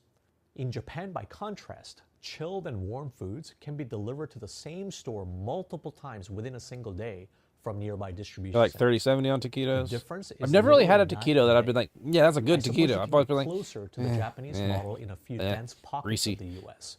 Places like Midtown Manhattan or downtown Chicago. I've had good tacos. And I've had good 7-Eleven has burritos. Never a good experimented with more taquito. food-forward urban formats in those kinds of environments. But outside of these rare exceptions, the country's car-centric geography We can makes sh- a level we of can share logistical density our exactly disdain that, for the taquito. exception, not the rule. Second, the competition landscape is completely different in Japan versus the United States. When you look at Japan's convenience store market from the outside, it looks like cutthroat competition. I mean, you've got 7-Eleven, Family Mart, and Lawson, three giants that together control over 90% of the market, often sitting within a few hundred meters of each other, sometimes even on the same block. But here's Right next a to each other. twist that's not obvious to the public. Japan's convenience store competition isn't really a zero-sum game. Unlike in the US, where competitors treat each other like mortal enemies, Japan's big three behave as if they're You bring building everybody something up together. To be clear, they absolutely compete and compete fiercely, racing to innovate with better food, cleaner stores, and faster checkouts, and friendlier service. But they also quietly cooperate to grow the convenience market as a whole. In Japan, competition doesn't destroy the market, it strengthens it. Yeah, it's the Part of cultural this thing. cooperative balance comes from Japan's business culture. The principle of coexistence and co-prosperity runs deep. And 7-Eleven Japan Yeah, explicitly US doesn't really uses have that that. phrase US to like, I got describe mine. how it You works fuck with loser. franchisees. The attitude extends beyond a single brand. When one competitor elevates the customer experience, the others usually follow. Everyone's reputation improves, and the whole category wins. From our research, we even uncovered an interesting detail. Former Lawson CEO Jenichi Tamatsuka and former Family Mart president Takashi Sawada both came out of the same corporate training ground at Fast Retailing, the company behind Uniqlo, where each held senior management roles before moving into convenience retail. Now, that does not mean they were colluding. That would be illegal. But it does mean they shared I a mean, common management doesn't say they're not culture and colluding. mindset, respected each other as rivals, and were focused on growing the industry as a whole. That mindset shows up in subtle but powerful ways. Shared distribution best practices, similar price points, and almost universal expectation of tidiness, reliability, and good manners. Basically, you'll never see Japan's convenience chains engaging in a price war by slashing prices or cutting corners. Now, contrast that. with the Cleanliness is a United lot States, easier in where Japan as well, competitors though, fight because a fragmented, there's like the zero-sum cultural war. pressure as well to not leave Every a mess. chain guards its turf, its data, its supply lines. And that's the key difference. In Japan, density builds synergy. In the US, density breeds conflict, which means the kind of coordinated learning loop that powers Japan's cluster strategy never even gets a chance to exist. But if you thought the contrast in competition was stark, the gap in how franchise agreements work is even bigger, On the Japan side, Oh, the legal franchise stuff? contract is explicitly designed to bind each store into the wider system, not to leave it operating as a lone wolf. 7-Eleven Japan uses a simplified gross profit sharing model. Roughly 40+% of a store's gross profit is paid to headquarters as a royalty, often referred to as the 7-Eleven charge, and the remainder goes to the franchisee. On the US side, however, the entire system sits on a different foundation. Does all of it Franchise go? and employment laws are built to protect local franchisees' independence. Oh, maybe not. And culturally, operators see themselves as entrepreneurs first. Hey, I'm my own boss. I know this shop best, and HQ shouldn't micromanage me. That makes it extremely Yeah, the hard to roll out individualism. a Japanese-style agreement where headquarters tightly control pricing and or operations in exchange for deep profit sharing. You might get a few willing partners in a very specific urban markets, but doing that at scale across the US would be very hard. It would still be considered a franchise in legal terms, but it wouldn't feel like a typical American franchise relationship. Good old middle And it would managers. require far stronger upside for franchisees in exchange for giving up so much operational freedom. Can you see the pattern here? What's missing from much God, of the store mainstream director at my coverage of old this retail debate job, he was the is worst. culture. He was a And fucking that idiot. cultural difference is Absolute reflected moron. even in the labor I model. couldn't believe In how much Japan, convenience the stores corporate are side liked built him. around a large, He was so flexible pool of stupid. part-time workers, Sorry. students, Sorry, retirees, and I'm getting increasingly foreign flashbacks workers of from my time in Southeast Asia retail. who are willing to work short shifts, follow standardized procedures, and rotate tasks throughout the day. Training is tightly structured, expectations are clear. Like, people and could while tell him turnover something isn't low, very it is clearly and predictable explain and it manageable. super That clearly makes to it him. far easier to And run like stores this is with an frequent food unreasonable thing you are preparation, asking right now. constant shelf This will rotation, not and occur, late-night no matter or how hard we 24-hour buckle down and work on without it. blowing up labor costs. In much of the U.S., by And then contrast, I was like, no, you're going to do it. convenience stores And then we do operate it, and it far wouldn't tighter happen. And he'd be labor like, how could you not do wages it? are higher. We told you it was Staff not turnover is possible. more We tried our unpredictable, best. And staffing shortages It's not routinely gonna force happen. stores to reduce hours, limit food offerings, or shut down kitchens entirely. Even if you imported Japan's logistics, data systems, and menu, you would still be trying to execute them with a labor model that is less flexible, more expensive, and far harder to standardize at scale. But to top all of this off, once you zoom out, there's this much broader pattern emerging that goes beyond franchise contracts and competition or even labor market. How much In left in Japan, this? the whole I don't think he's going to system get into is that thing I layered want to on know top of about. a high trust, high compliance society. People tend to follow rules. Public spaces are respected, and there's strong social pressure not to make trouble for everyone else. That environment makes it far easier to run 24-hour unmanned or lightly staffed stores, keep aisles spotless, and stock shelved with ready-to-eat items without people aren't constantly as worrying about messy over there. shoplifting, vandalism, or drug use in the bathroom. In much of the U.S., What did I know about? operators have to plan for security cameras, locked cases from theft, Oh, loitering, and sometimes there's a- serious safety issues as Yeah, part there's of a lot the of basic theft. operating There's a even specific if you import the Japanese system, problem they're having with you'll still be staffing at dropping them 7-Eleven into right a now. society where And they're trusted getting a lot of strangers is a foreigners lot on more. staff, Social norms are more and it's causing flexible, like to say the least, friction. and the cost of guarding the store, both physically and psychologically. I'm gonna see if I can find a video on it after I this. just want to make it clear that How does you doing not today, make Sandwich? One country good and the other bad, but it does mean that the Japanese 7-Eleven model depends on a certain level of public trust and order that you cannot simply overcome with a better sandwich. In the end, it remains to be seen. I just want onigiri at my 7-Eleven. That's all I want. I don't care if it's like super duper fresh food all the time. I just want some onigiri. Better food, smarter logistics, Only simple. and tighter use of data can absolutely make the U.S. chain more resilient. But for that to work, leadership will have to really The more take places into selling account onigiri, everything the underneath easier the and cheaper it surface will be of to get Japan's onigiri. 7-Eleven success. The geography, the franchise incentives, the competitive norms. Right and now, the I have to go local to a social sushi place to get some trust. It's onigiri. also worth noting that even the Japanese 7-Eleven model is no longer running Which in is like easy mode. $5 As for a Japan's single population onigiri. shrinks and ages, the same profit-sharing structure that worked so beautifully is now increasingly leading to I'm doing scenarios okay. I'm where just headquarters don't can really know what stay to do today. profitable, while individual franchisees struggle. So with we're longer yapping and hours, watching rising videos labor about costs, stuff that and interests thinner me. margins. Franchise groups and journalists in Japan have already highlighted hidden losses for store owners, fights over 24-hour operations, and cases where the fixed royalty formulas make it very difficult to keep up with rising costs. On top of that, Japanese customer expectations keep rising.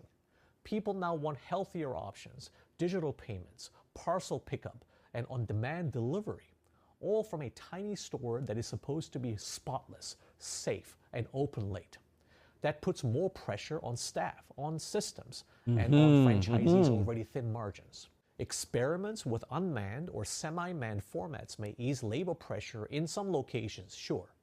But they introduce new headaches around technology liability. This is what I wanted him to get into. And the loss of the human convenient hospitality that made the format so beloved in the first place.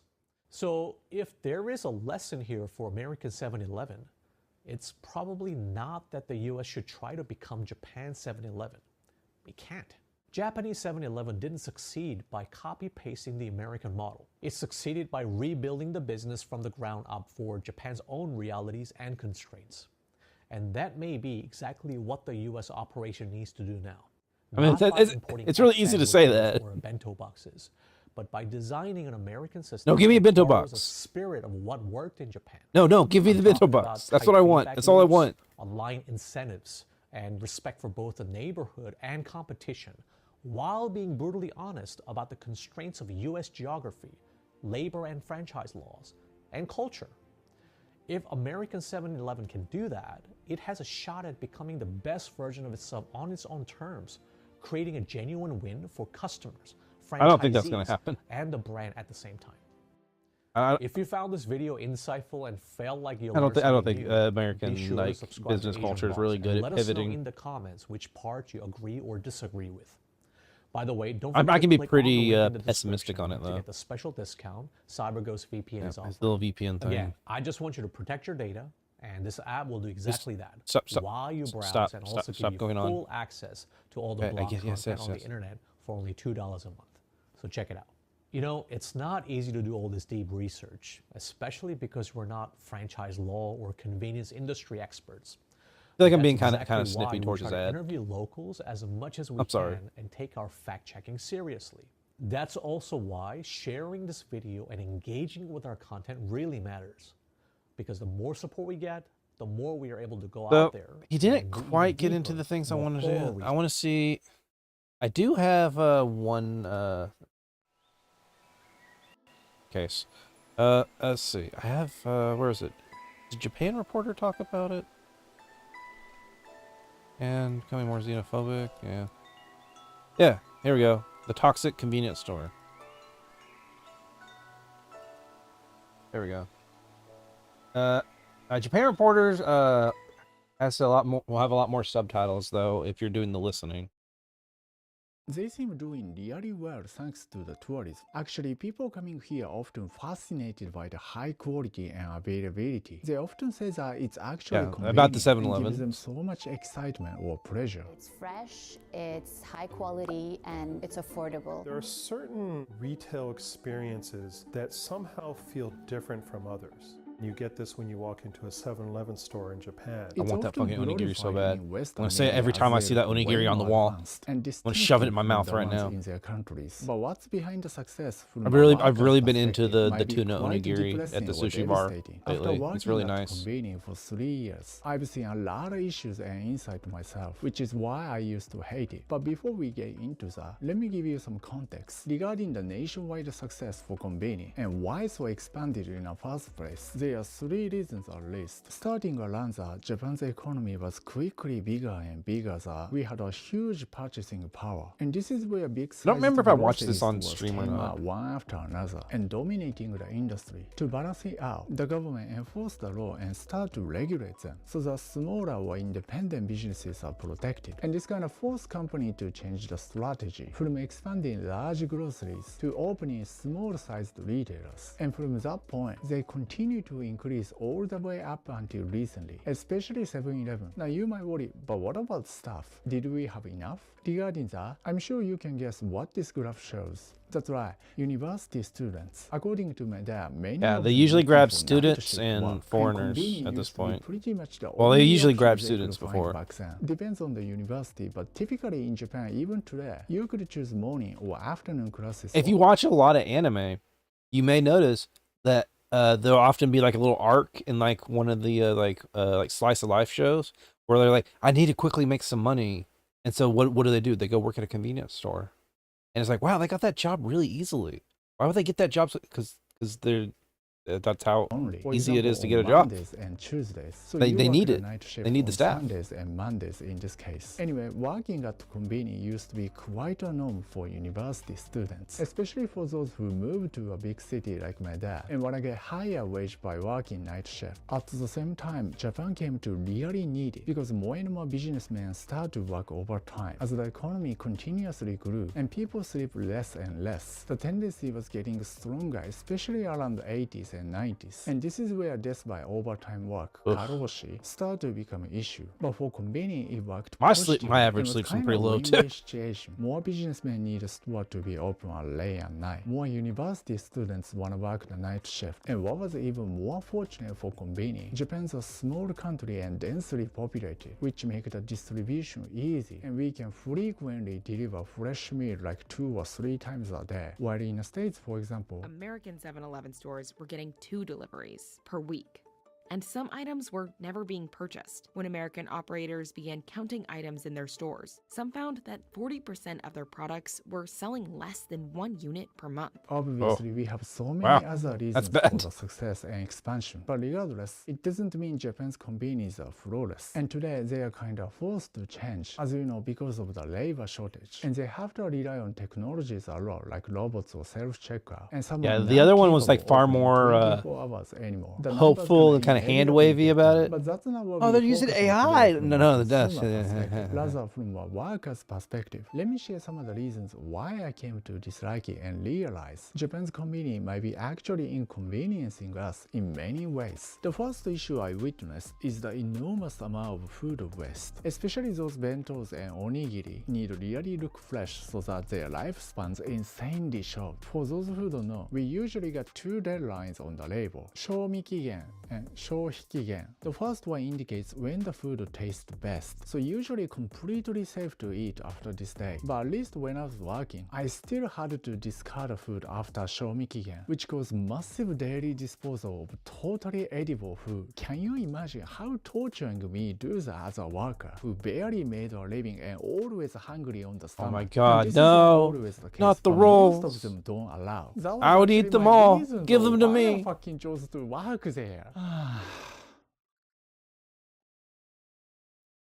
Anyway, this kind of incident What? totally makes sense to me from Okay. a worker's perspective because no one wants to discard precious food. This is actually one of the most common reasons why people quit convenience so soon, and really doesn't make any sense, as my country doesn't produce much compared to other Just give it to me nations for like free. Germany or If you're gonna France. throw it We don't away. have nearly enough capability, so quite rely on imports, which are hugely affected by the weak yen and China, and cause prices to increase Yeah. a lot, just like recent years. Their yen is Despite so of that, weak right now. especially That's convenience also why it's is really cheap to go there right wasting now. food a lot, which is a huge economic loss and environmental. Stop showing me the burden. pile Not of gonna be destroyed able to onigiri. deliver to those in need. Making me So, cry. yeah, nowadays seems like the situation getting better. I see many of the stores making a lot of effort to reduce the waste, especially Family Mart. But one thing is still not changing much is the practice of overstocking, as managers are instructed to prevent empty spots. コンビニだと大量陳列という慣習がありまして、その方が売れやすくなるんですね。廃棄ロスよりも機械ロスの方を気にする3分の1ルールというのもありまして、 1/3 製造 rule? 日から賞味期限までの最初の3分の1以内に納品するという、次の3分の1までにコンビニ商品の販売を終えると、それを過ぎたものは廃棄されます。こういったルールも廃棄ロスを増やしている要因。 Now you might be wondering, why isn't he working anymore? That's because according to him, working for convenience as a manager is a hell, and almost everyone regrets regrets. First of all, the industry has been dominated by the 3 chains, and almost all of the stores are Same 3 franchised. chains. And if something goes wrong, a lot of burden goes on the manager. Some people are even driven into suicide but rarely recognized. I hate the suicide rates in Japan. That's one of those big things that make me go, I don't want to live there. It's always feels like you're always so tense. I don't want to feel tense.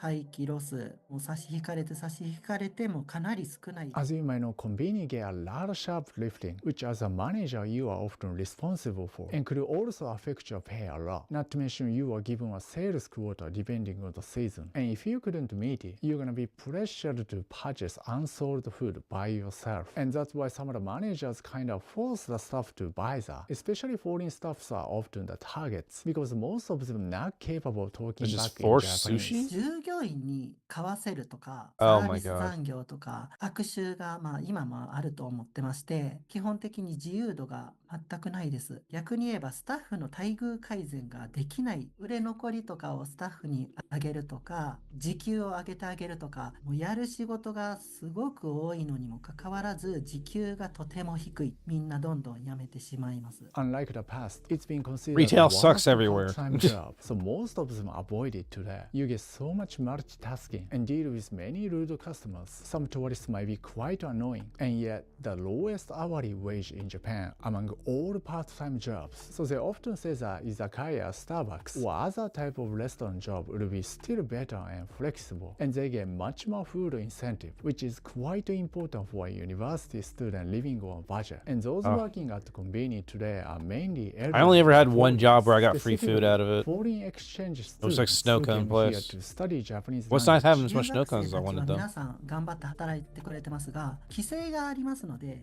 長く働くことが難しいんですね。ビザの関係で1ヶ月で辞めてしまうっていうことがざらにあります。常に人手不足という状態は変わらなくてですね。 Yeah, so 私自身 that's why it's so easy to get a convenience store job in anime. Because it's that easy to get one because they don't have one. With a student visa, you can work only up to 28 hours per week, and those students mostly quit within a year. So employers need to constantly keep hiring new ones and teach them again from the scratch. At the end of the day, they are students, but because many of them work the night shift, this was getting bigger issue in many of the Japanese language schools. It's common that you rather put your work first, and your Japanese language level doesn't improve much. And we had a lot of students who didn't follow the regulation. As you know, the issue came to surface in 2017, so Japan took action to prevent it. And today, the government tries to they're taking advantage of the even more, students. but Japan's Konbini increasingly have to rely on them, especially in Tokyo and I hate seeing that Osaka. old For lady example, again. I in want to see the old lady. Asakusa, She's they racist. account for estimated 90%. If we regulate them and they can't work much, more burden goes to those franchised managers, and more karoshi might happen in Japan. 学生ビザの人たちにこれだけ頼っている現状は私は良くないと思っています。もう日本語がうまく話せないので搾取されやすい状況ですし、本来は勉強に専念すべき学生ですよね。残念なのは彼らに頼らないといけない日本のコンビニ。 And recently we have a lot of discussion about it. Some of the parties argue that Japan has too many konbini and we could still function after reducing that. 地方に乱立するコンビニとかですね、都市もそうですね、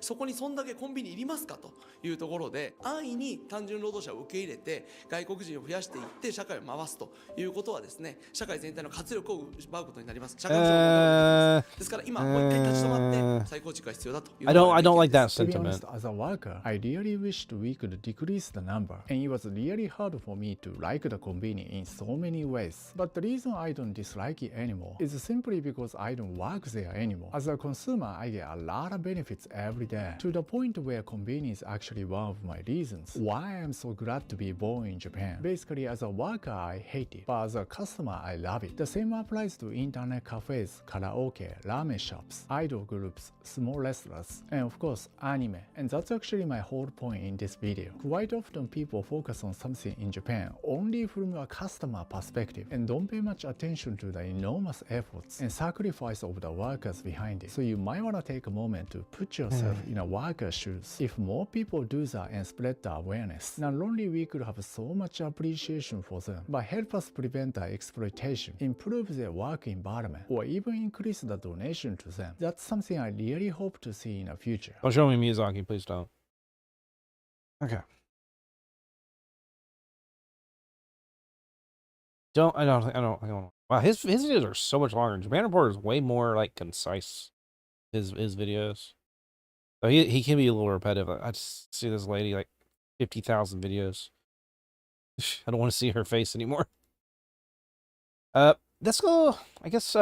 Unless someone wants to do anything else, I guess we'll look at the Suburbia video I was talking about. Called Suburbia. Not just bikes. Yeah. I think this is the right place. Can I find videos I've watched? Wow, there's a lot more videos here than I remember. Where's this at? Let's see. No, Strode. Roads. I think. Strode. Traffic light. I think this is if you live in the U.S. or okay, this video. Strongtown videos. Okay. I believe it was the Strongtown series of videos that I'm thinking of. Strode. What is a Strode? Are these all? What is a Strode? Strode. Okay. The Strode. I don't know. When you combine a street and a road, here we go. You get something called a Strode. A Strode is a street-road hybrid. It's the futon of transportation options. And unfortunately, it is all too often the oh my god, this guy's default mic setting is for transportation improvements. quality is really across low. North America. Like a mine. Strode attempts to It's function fucking blowing like that a thing road, out. moving cars quickly from one place to another. It will have wide, highway-scale driving lanes, turning lanes to improve traffic flow, and everything will be at a giant automobile scale. Of course, cars don't move fast through a Strode environment. Not only are the speed limits set low, but the turning traffic, merging traffic, and traffic signals all ensure that this is not a high-speed environment. Of course, the Strode also fails to function like a street, creating an environment for valuable use. While the Strode may have good sidewalks, crosswalks, and even buildings that occasionally address the street in a friendly manner, there are huge gaps in the streetscape, places where pedestrians and bikers just simply won't go, missing teeth in the landscape. And everything is still way out of scale, making it very uncomfortable for anyone not in an automobile. And of course, nobody is going to cross 7 lanes. And because of this, all the businesses act rationally and include parking lots in their design. Parking lots don't employ anyone, and parking lots don't pay a lot of taxes. And so this environment becomes very low yielding. Strodes have slow traffic, and so they fail as a road. They also have low financial productivity, so they fail as a street. Unfortunately, Strodes also have very bad safety records. And on top of it all, they're incredibly expensive to build. Yeah. And that's 90% of the streets in the US. Right there. There are alternative. Okay, this guy's bike quality is kind of bothering me. I don't think I watched it. But I remember this video is pretty good quality. then this will certainly look familiar to you. Multiple lanes of car traffic. If you live in the US or Canada, then this will certainly look familiar to you. Multiple lanes of car traffic, wide highway-sized lanes, giant signs. This traffic should lights, get parking into lots, Suburbia, lots of I driveways think. and side streets with traffic merging in and out. The Strongtown and a place series. that's nearly impossible to cross as a pedestrian. There isn't even a sidewalk here.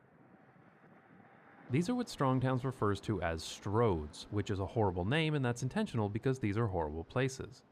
Actually, we should start with a... Yeah, here we go. These are all pretty short videos. Yeah. Okay, we'll do the full series, I think. If you live in the US or Canada, you see what's happening. Cities are not doing well. I'll be Roads right are in back. rough I'm gonna shape, go to the bathroom. I'm gonna leave the video housing prices playing. are skyrocketing. Streets are dangerous, and there's often more parking than buildings. Unfortunately, a Canadian YouTuber living in the Netherlands isn't going to help you, but I know who can. Strong Towns is a non-profit organization dedicated to making North American cities safe, livable, and financially resilient.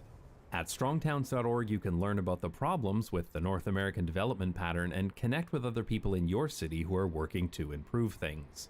I also have several full-length videos on YouTube about Strong Towns, link in the pinned comment. With the help of Strong Towns, you don't have to watch from the sidelines as your neighborhood declines. You can be a town maker. So if you'd like to support Strong Towns and the work they do, visit notjustbikes.com/strongtowns.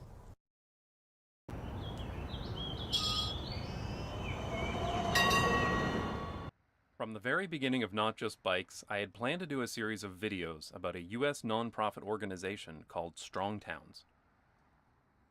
They have produced a lot of great content online already, but I think their message is too important not to share with my audience on YouTube as well. If you have watched this channel before, you'll know that I've traveled all over the world and developed my own ideas about what makes a city great. Strong Towns is really interesting to me because they came to many of the same conclusions that I did, but from a totally different perspective, and they fundamentally changed the way I looked at cities, and especially city financing. I've learned over the years that when it comes to city design, the Netherlands does this better than almost any other country in the world. Nevertheless, I sometimes see Dutch people in the comments of my videos speaking enviously about the spacious roads and suburbs in the United States. To me, that makes this Strongtown series of videos important to my whole audience, as they have a lot to teach us about the problems with American Alright, I was style coming city back, design. but I gotta take another step away. In this video, I'm going to talk a little bit about the history of strong towns and some of their core topics. Like I'm just kind that of will be leeching discussed off later in this not series. just bikes, but Strong but Towns was I'll started be right in back. 2008 by Charles Marone. He says his friends call him Chuck, so I guess I'll call him Charles.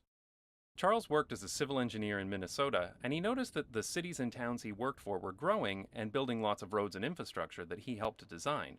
But somehow, these growing cities were also going deeper and deeper in debt every year. In short, they were building lots of roads and development projects, but still going broke.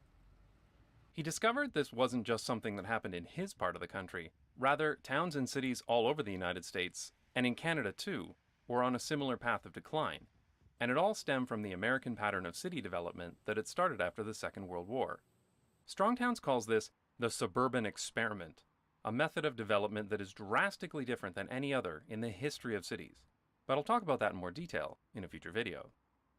As Charles started investigating further, it became clear that the American system of growth and development was fundamentally broken, and it has guaranteed the decline of American cities.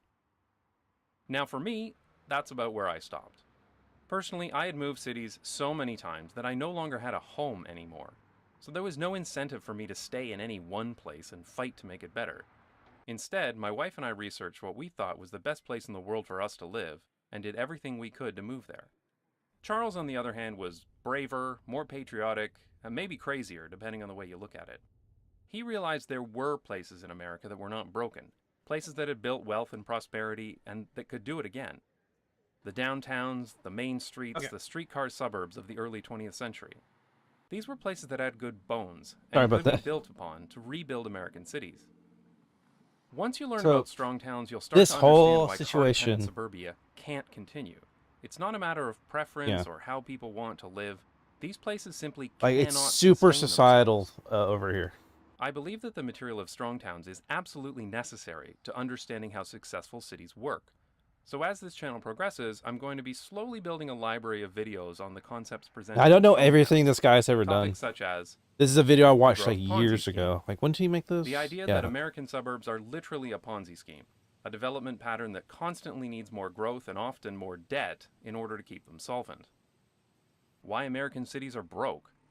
Why cities all over the US and Canada never seem to have enough money for roads, bridges, water mains, or in some cases, even basic city services. Traditional development. How is it that beat-up old downtowns like this one in my hometown actually generate more money for the city than the shiny big box stores on the periphery? The Strode. The most dangerous, inefficient, and financially reckless way to build a street. Fucking Strodes. So in future videos, I'll discuss these and many more topics about how, and how not, to build a prosperous city. Now, since this is Not Just Bikes, I'm going to use these topics as an opportunity to trash talk North American cities. I mean, seriously, look at how ugly this is. But hopefully, I mean, in the spirit of strong it's town, less that I would can call it talk about ugly, how more these that I things call can it be empty. improved, too. There's nothing And there. of course, to also serve as a warning to any cities wanting to emulate the American pattern of development.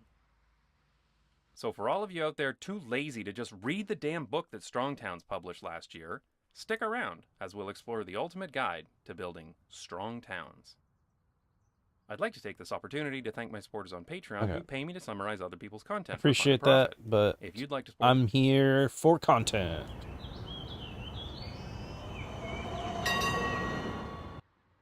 This video is part 2 of a series of videos on the research and writings of a U.S. nonprofit called Part If you 2. travel to cities all around the world, you'll start to see surprising similarities in the way they've been built.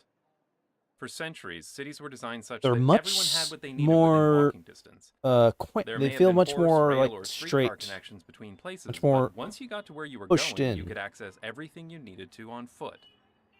Streets and public spaces were designed like an outdoor room, places that feel comfortable to be in and enjoyable to walk in. These are the kind of places Americans go to on vacation and then return home to their depressingly, soul-crushingly dystopian car-dependent suburbs. There's always a fine-grained mix of uses. He's so negative A very about it. typical configuration is commercial properties on the ground floor with apartments or offices above. Most critically, these properties are flexible. A shop might turn into a house might turn into an office. These are places that could flex and change depending on how the city evolved over time. And it's no surprise that even when you look at ancient Roman cities, the same pattern Yeah, was well, there I mean, as well. to be truthful, we didn't have cars In the late back in 1940s, Rome America at all. started on a We had very horses. different path, what Strong Towns calls the suburban experiment. Yeah. This is the American dream of freedom on wheels. An Yeah. automotive age, traveling on time-saving superhighways. Futurama's free-flowing channels of concrete and steel. Instead of incremental development around existing infrastructure, huge neighborhoods were built from scratch on the edge of town. And instead of a mix Doesn't of even uses, look like it's like residential a neighborhoods town. were It just looks completely like a little separated from grid, commercial buildings, requiring like a car to a get between. barracks, if you will. This probably seems normal to most people living in the US or Canada today. Since the suburban experiment began, several generations of people have grown up not knowing anything different. I certainly didn't until I moved overseas. But understand this was a drastic change from thousands of years of city evolution that we've had to date. We've now had over 70 years of the suburban experiment, and we now know that the experiment has failed. And it's not just because these suburbs are ugly, devoid of life, and soul-crushingly sterile. It goes deeper than that. Strong Towns has dozens of case studies showing why this is true, but I'll share one of their most prominent ones here. Now that looks Strong ugly, Towns actually where it's explains this just a bunch of beautifully mud. on their own YouTube channel. It's so if nothing you'd but rather hear mud from them and dirt. directly instead of listening to some random YouTuber, you can click on the link in the top right corner. These I don't think are two I don't think those identical exist anymore, blocks in a dude. I'm small sorry. town called Brainerd in Minnesota. the YouTube hometown destroyed of those. Strongtown. I'm sorry, man. They are exactly God, man, the same things have changed size, so much in they're just on the 5 same years. road. They are serviced by the same infrastructure that costs the city the same amount of money to maintain. They are identical in every way, except in their development style. The first one was built in the 1920s using the traditional style of development. It is a series of extremely basic structures, effectively the cheapest thing someone could build in this place in the 1920s. A square. It's not exactly pretty, but it's functional, and it's flexible enough to meet the changing needs of the city, whether you need warehouse liquor, freedom firearms, or antiques and collectibles. Huh. But these buildings were never improved upon. Instead, after the 1940s, the city expanded rapidly outward, like every city in America, building into the suburbs instead of improving the places they already had. 2 blocks over used to look exactly the same. The city labeled it blight, which is urban planner speak for crappy and useless, and they bulldozed it. Then, a shiny new taco Good old restaurant was blight. opened in its place, using the blight. modern suburban style The of blight development. cometh. This development made It's like everybody dark happy. spawn come out of the It was dirt. a nice, new-looking building. Slay your goblins. It no longer had on-street parking, which improved traffic flow. The sign met the new code. It met the setback requirements. It even had pretty native plants and green space. Green space. Plus, now you can get Santa Fe burritos and bowls, pork streak tacos, flamin' hot Cheetos burritos, and even honey habanero chipotle barbecue bowl buffalo wing sensations. Furthermore, local guide Cynthia Endress said the lettuce didn't even taste funny. Why would the lettuce taste funny, Cynthia? Is this a common problem in Brainerd? This is literally Okay. the American dream. But nobody looked at the financial impact. That first block, the old, ugly 1920s era mismatched buildings, had a total taxable value of $1.1 million. Money? The taco shop, More money than I on got. the same size lot with the same amount of public infrastructure spending, had a total taxable value of $800,000. Actually not that bad. Think about this for a second. That old, decrepit 1920s block brings over 40% more tax revenue for the city. And that's after over 90 I mean, it's years not of great, neglect. but it's not as bad as I thought. Meanwhile, that taco shop is new, and it will literally never get more valuable than it is right now. It's only downhill from here. This brings us to a harsh reality. Suburban-style development, even at the beginning of its life, cannot outperform traditional 5G development built right at in. the end of Aren't its we on like life. 7G or 8G now? Strong Towns has many other examples as well, such as this 19-acre double big box store development compared to 19 acres downtown. Despite the fact that the downtown is old and most of the upper floors are empty, it still brings in almost 80% more tax revenue than the big box store in the suburbs. If you'd like to read more, I'll link to some content. Hey, by yo, Strong man, Towns how's in it the description. going? We do developments like this all the time in the US and Canada. We're building We're car-centric just vibing developments, and often yapping at and the edge watching of our stuff cities, about and letting our suburbia productive traditional after buildings talking walk about away. the. But here's where we You waking up? Yeah, we were looking at Japan 7-Eleven earlier, and I was talking about how a lot of the societal things are like related to suburbia, and so we're watching this video on suburbia. I remember from like years ago that I learned a lot about like the weird like cyclical like self-perpetuating nature of suburbia. get back to That's flexibility. like causing What us to happens have when a like big poorer box retailer cities. moves or goes out of business? We see the results of this all over America and Canada, especially in the case of Walmart, who typically only occupy their buildings for 15 years. Anyone in chat, The if big you box want to do retailer moves anything, on, like play a and the game or city is anything, left with I'm a open. giant empty I have site. no plans today. Meanwhile, there are I'm hundreds just of vibing and different watching this tenants in a stuff typical downtown. because I didn't know what to What do happens today. when one of them goes out of business? Literally nothing. A small shop might stay vacant for a while, but the area is flexible. A retail store could become a coffee shop. An office could become an apartment. A liquor store could become a cannabis dispensary. But in any Cannabis. case, there is almost no scenario where all of these businesses disappear at once. To add to this problem, commercial properties are supposed to be the moneymaker. Suburban houses are even worse, but I'll talk about that in more detail in a future video. The American suburban experiment is trading a centuries-proven development pattern and replacing it with something that is not only financially unproductive, but also extremely fragile. On this channel, I don't hide the fact that I love walkable places. I believe they are more enjoyable to be in, they're more efficient, they lead to a better quality of life for the people who live in them. I mean, it's probably way better But I for now general know that health. car-centric That's suburbia probably is part not of just why sucking the soul out Japanese of its people inhabitants, have a it's much making lower them obesity poorer rate as because you well. gotta walk everywhere. In the next episode in this series, I'll talk about how these financially insolvent Can't just suburban sit on your places have ass and propped press a themselves button. up for so long, and what that means for the future of North American cities. I'd like to thank my supporters on Patreon who pay me to find restaurants where the lettuce doesn't taste funny. If you like this video,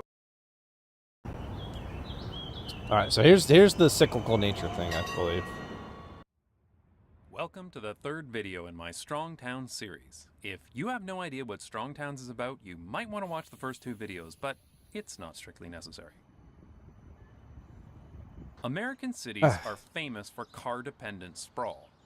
That's probably one of the first things most people associate with America after Damn apple pie, vehicles baseball, everywhere. and driving Apple in pie. soul-crushing traffic. Apple pie's American? But this wasn't always the case. American I do like cities apple don't pie. have to be sprawling just because I don't get the to country eat itself apple pie is very big. often. And up What's until your the what's you Second World guys' favorite War, pie? They weren't. They were just as compact as cities found almost anywhere else. But after the 1940s, America started on a totally different pattern of development. having a lot of and cinnamon began on their my apple great pie. Suburban experiment. Coconut cream? How But could you herein lies betray the me like problem, this, Omen? Because this American pattern of development builds places that Don't do like not pie? financially Damn. support Why not, themselves. Serafina? And the only reason they're still there is because American cities are a Ponzi It's got to be a pie for you. If you don't know what a Ponzi scheme What about is, there chicken- are many videos what about on chicken YouTube, pie? But the very quick explanation is as follows. A scammer It doesn't offers have to be a imaginary sweet. A pie investment can be opportunity, anything. offering a huge return on investment. I just hate coconut. Investor A comes along and invests. Now, the scammer doesn't actually have the money to pay investor A if he I wants his money despise out. coconut. So he takes on another It investor ruins B. everything. He uses the money from investor B to pay investor A, pocketing a little for himself, of course. But how does he pay investor B? Easy. He just brings on investors C, D, E, and so on. This works out great for our scammer, but the moment that growth stops, he has a very big problem. In the end, all Ponzi schemes fail. It's just a matter of when. One of the key insights of strong towns is that the way that U.S. and Canadian cities only have milk you built can drink. since World War II follows exactly this Do model. you also have the really bad lactose intolerance? I have kind of like a halfway bad lactose intolerance. Like I can't have milk in the morning. I'll like die. But if I'm awake for a while, I'll have it because it's yummy, delicious.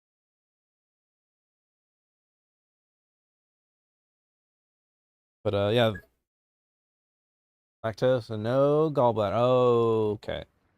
American-style suburbia is dependent on growth. The to lack stay of financially essential solvent. organs, I see. The moment these cities stop growing, because of a financial crisis, a Damn radical change in the lactose. job market, or any one of a number of other factors, everything starts to fall Yeah, apart. watch Dairy and Fat Attack. Strong Towns calls Yeah, I get this you. the growth Ponzi scheme. Now, unlike financial fraud, I'd probably the go for generation who almond milk at started that this point. process didn't do it intentionally. After World War II, I hate America was a coconut so prosperous much. country, I and despise with how it low-cost tastes. I despise automobiles how it available, smells. It seemed possible that every American could own their own house. I don't know what I'd do on a their own piece deserted of land, island because I hate it so And the much. American dream was born. This became so central to American psychology that the idea that suburban development provides prosperity is taken as fact by almost everyone in the country. And the same goes for Canada too. That's a really nice garden Part that of the guy's problem got. is how suburban But I don't know how sustainable that garden is. But I never as a youth, the good old Utes, I never really understood why we had to go so far to get everywhere. It really came to a head to me at my middle school. Like I'll still eat cheese and drink strawberry and chocolate milk, but I really should not. Yeah, it sounds like it. We got ads coming in. Anyone? We'll yap for a bit before we continue the video while we wait for ads to get through. For me, I would say my brain. I lost my train of thought. Right. The whole like being around and traveling long distances, like in middle school and stuff. Like my family was really busy and they didn't really have a lot of time. And I was like, why can't I just like walk to school? It's like, it's too far and there's too much traffic. And it's like, and there's one day, I believe, where I had to go walk home because I couldn't make the bus because I had to stay late for something. I don't remember if it was like a assignment or something. I don't remember. Anyways, and so I also had a weird thing as a kid where I didn't like to use my backpack. I like to just carry my stuff. So it was just there for me. And I had less shit to worry about, and I always knew where everything was. And so here I am. I'm like, I'm gonna walk home then. And so I start walking home. Not only is it super far, I had to wait constantly. I got stopped by like trains. I had to like figure out how the heck to get past traffic. I was walking for a while. I don't remember how long it was. I mean, I'm just going down there and just holding the stack of books in my hands, just going and going. I'm exhausted. I get halfway done and someone comes by and with a car is like, hey, and it's like, it's someone I know. And they're like, you need a ride? You need a ride home? And I'd be like, yes, please. I'm exhausted. And we drove the rest of the way back to my home. And it's like, I always had the question, why does everything have to be so far away? And it's only later in life, like much later in life, that I come to understand the simple fact of it. It's mostly racism, honestly. It's a large part of it was racism and like wanting to like show off your wealth in a way, which is what suburbia kind of, for me, that's what I always saw suburbia as facilitating, was the whole idea of this is your wealth. And the idea of middle class, which I think is like a myth at this point, because at this point you're either rich or you're poor. It's very much for anything middle class going on. But I always remember that long walk, and it's like when that waiting like a whole like 30 minutes to an hour for that train to pass by, and it's just like I just want to go home. I just want to go home. I just want to be in my room. I just want to be sitting in my bed. Why does the roads have to be so long? Why does there have to be so much traffic? Why can I not just walk home in like 10 minutes? And this really came to me when I went to high school, which is actually really close to my house. In fact, like my neighborhood touches the field, like the big field where they have like their soccer fields and football fields and stuff. It touches the field on the other side of where that school was. It was still miserable to walk from that school home because I would spend about an hour just walking across that field because it's so far away. So that's when I started going like, what's the deal with that? And watching this video, kind of like these series of videos, helped me understand, oh, this whole idea of suburbia, that's the problem. And it's kind of a weird, flawed logic. Urban growth is financed. 2. Dream was born. We'll skip back a few minutes. So central to American psychology that the idea that suburban development provides prosperity is taken as fact by almost everyone in the country. And the same goes for Canada, too. Part of the problem is how suburban I wonder how growth bad is it is in financed. Canada. When the suburbs began, huge amounts of money from federal and state governments were given to cities to build out their suburbs. This still goes on today. For example, when a city wants to build a new road or freeway, usually less than a quarter of the funding comes from the city itself. The overwhelming majority comes from the Department of Transportation and other higher levels of government. So cities don't have to pay very much to build new infrastructure, but they do get a big influx of tax revenue from the new developments that spring up. This brings us to the first problem. It encourages cities to build lots of new developments, even if they don't make any financial sense. Of course, all this new cheap infrastructure comes with a very important catch. The city may get it built for cheap, but the city is ultimately responsible for paying to Yeah, this is the thing I don't understand how they're still forever. perpetuating this. On the surface, this is fine. Governments want to invest in their cities because they are the engines of economic growth. And for the city, this should be fine too. They collect taxes from the new developments that spring up around that infrastructure, and those taxes go towards future maintenance.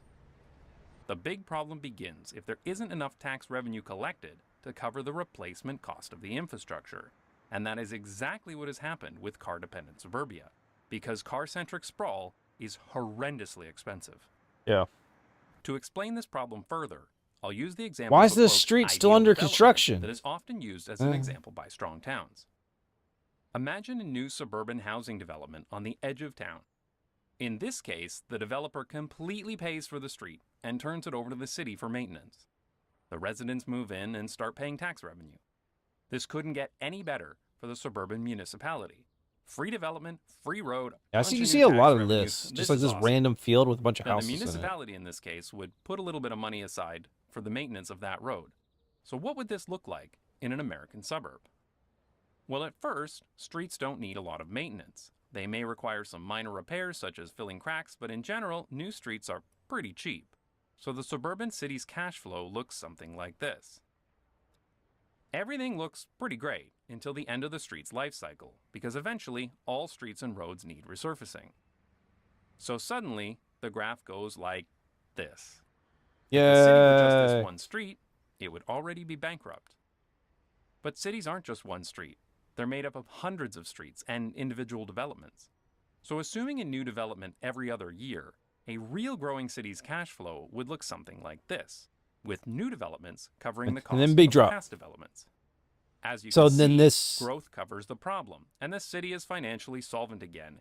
Yay, this is great! Let's build more! Lots of asphalt and free parking for everyone!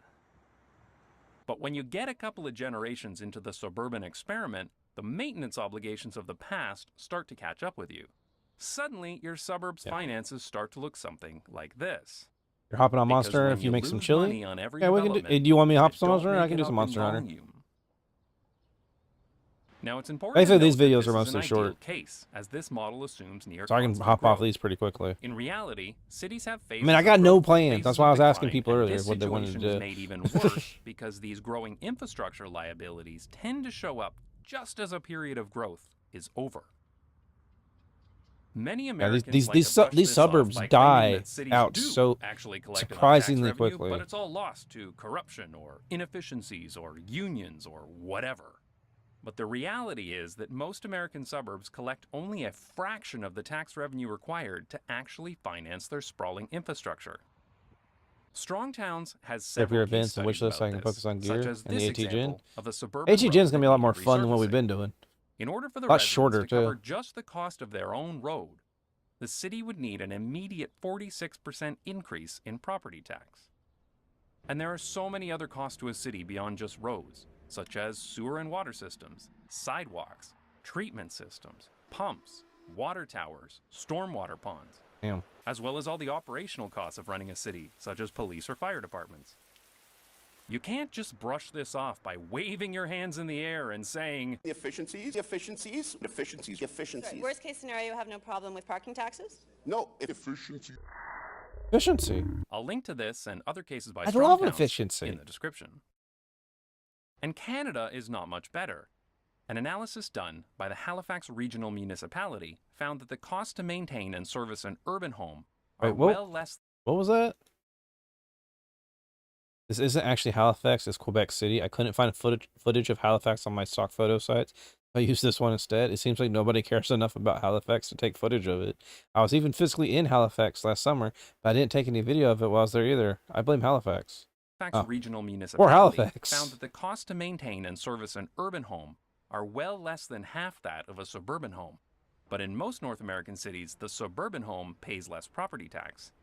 This leads to an effective subsidy for car-dependent suburbia. Now, don't get me wrong, our cities need affordable housing. But the solution is not to subsidize the least efficient, least sustainable developments in the city. But that topic deserves Not a lot anymore. more explanation, so I'll talk about that in more detail in a future video. So it's clear that Tax has car-dependent gone up. suburbs are not financially sustainable. The amount of This is tax 5 revenue years old. collected by the suburb does not cover the replacement cost of its infrastructure. And so suburban cities become addicted to growth, any kind of growth, even second-rate taco joints, just to bring in enough tax revenue to cover their maintenance obligations. But we've had several generations of this suburban garbage, several life cycles of road, water, and sewer replacements. But somehow, suburbia is still there. So you might be asking yourself, how well can are they even car-dependent afford the suburbs taxes still around? if people can't pay Why the is this taxes? still You a know? thing? And what has kept it afloat all these years? Well, the answer is debt. Lots and lots and lots of debt. I love debt. But I'll explore that in the next episode of this series on Strong Towns. I'd like to thank my supporters on Patreon who pay me to copy Strong Towns homework. Good If you'd old like to us. donate to Strong Towns, visit strongtowns.org. How bankrupt cities stay alive. Remember when we lost our KFC and Burger King?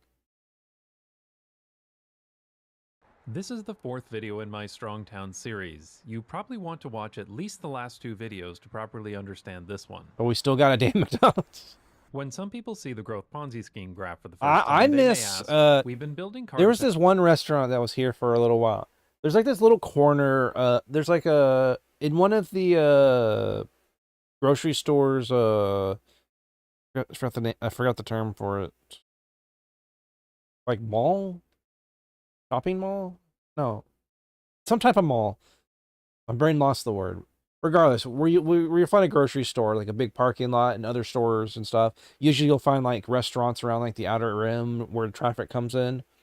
There's this one corner next to I think it's a Kroger. There's no inroads from the street. You have to like go around and inside and past other restaurants to get to it. And it's like this weird cursed location for restaurants. And every 5 years or so, there's a new restaurant there. And it's kind of, like when I first moved here, I think it was a Crystals. We have this place that's some off-brand Taco John's, Taco Bell too. Lost that. It was a Crystals, and as soon as I was like I found something that's, oh, I actually really like the spicy chicken sandwiches from this Crystals place. It actually really tastes pretty good. I was like, nothing else I really care about there, but I like the spicy chicken sandwich. It's gone. Then it got replaced by, I don't know, I think like an Italian place, and then it was gone. At a pizza place called Happy Joe's Meat Pizza, an arcade spot. Well, I mean, arcade spots are their own problem. There was and then there's this place called, I think it was called Witch, and they made like custom sandwiches. It was kind of like a Subway, but way more variety in like the meats and stuff. And I loved that place. I could have like a super spicy like sandwich with a whole bunch of like spicy meats and deli stuff, and I would get a cup, and I'd have a really nice cup that I could keep. I really enjoyed that place. And then a few years passed, gone. The only reason I even remember it exists is because I still have some of the cups, despite my mother's best attempts to destroy them. They were nice cups. Happy Joe's made your pizza, cooked in front of you, all personal pizzas. Oh man, that does sound pretty nice. And so I can see firsthand how unsustainable a lot of this is. And sprawl since the 1950s. Why are the suburbs still here? Shouldn't they all have gone bankrupt by now? And it's a completely reasonable question. Of course, there have been cities in the US that have gone bankrupt.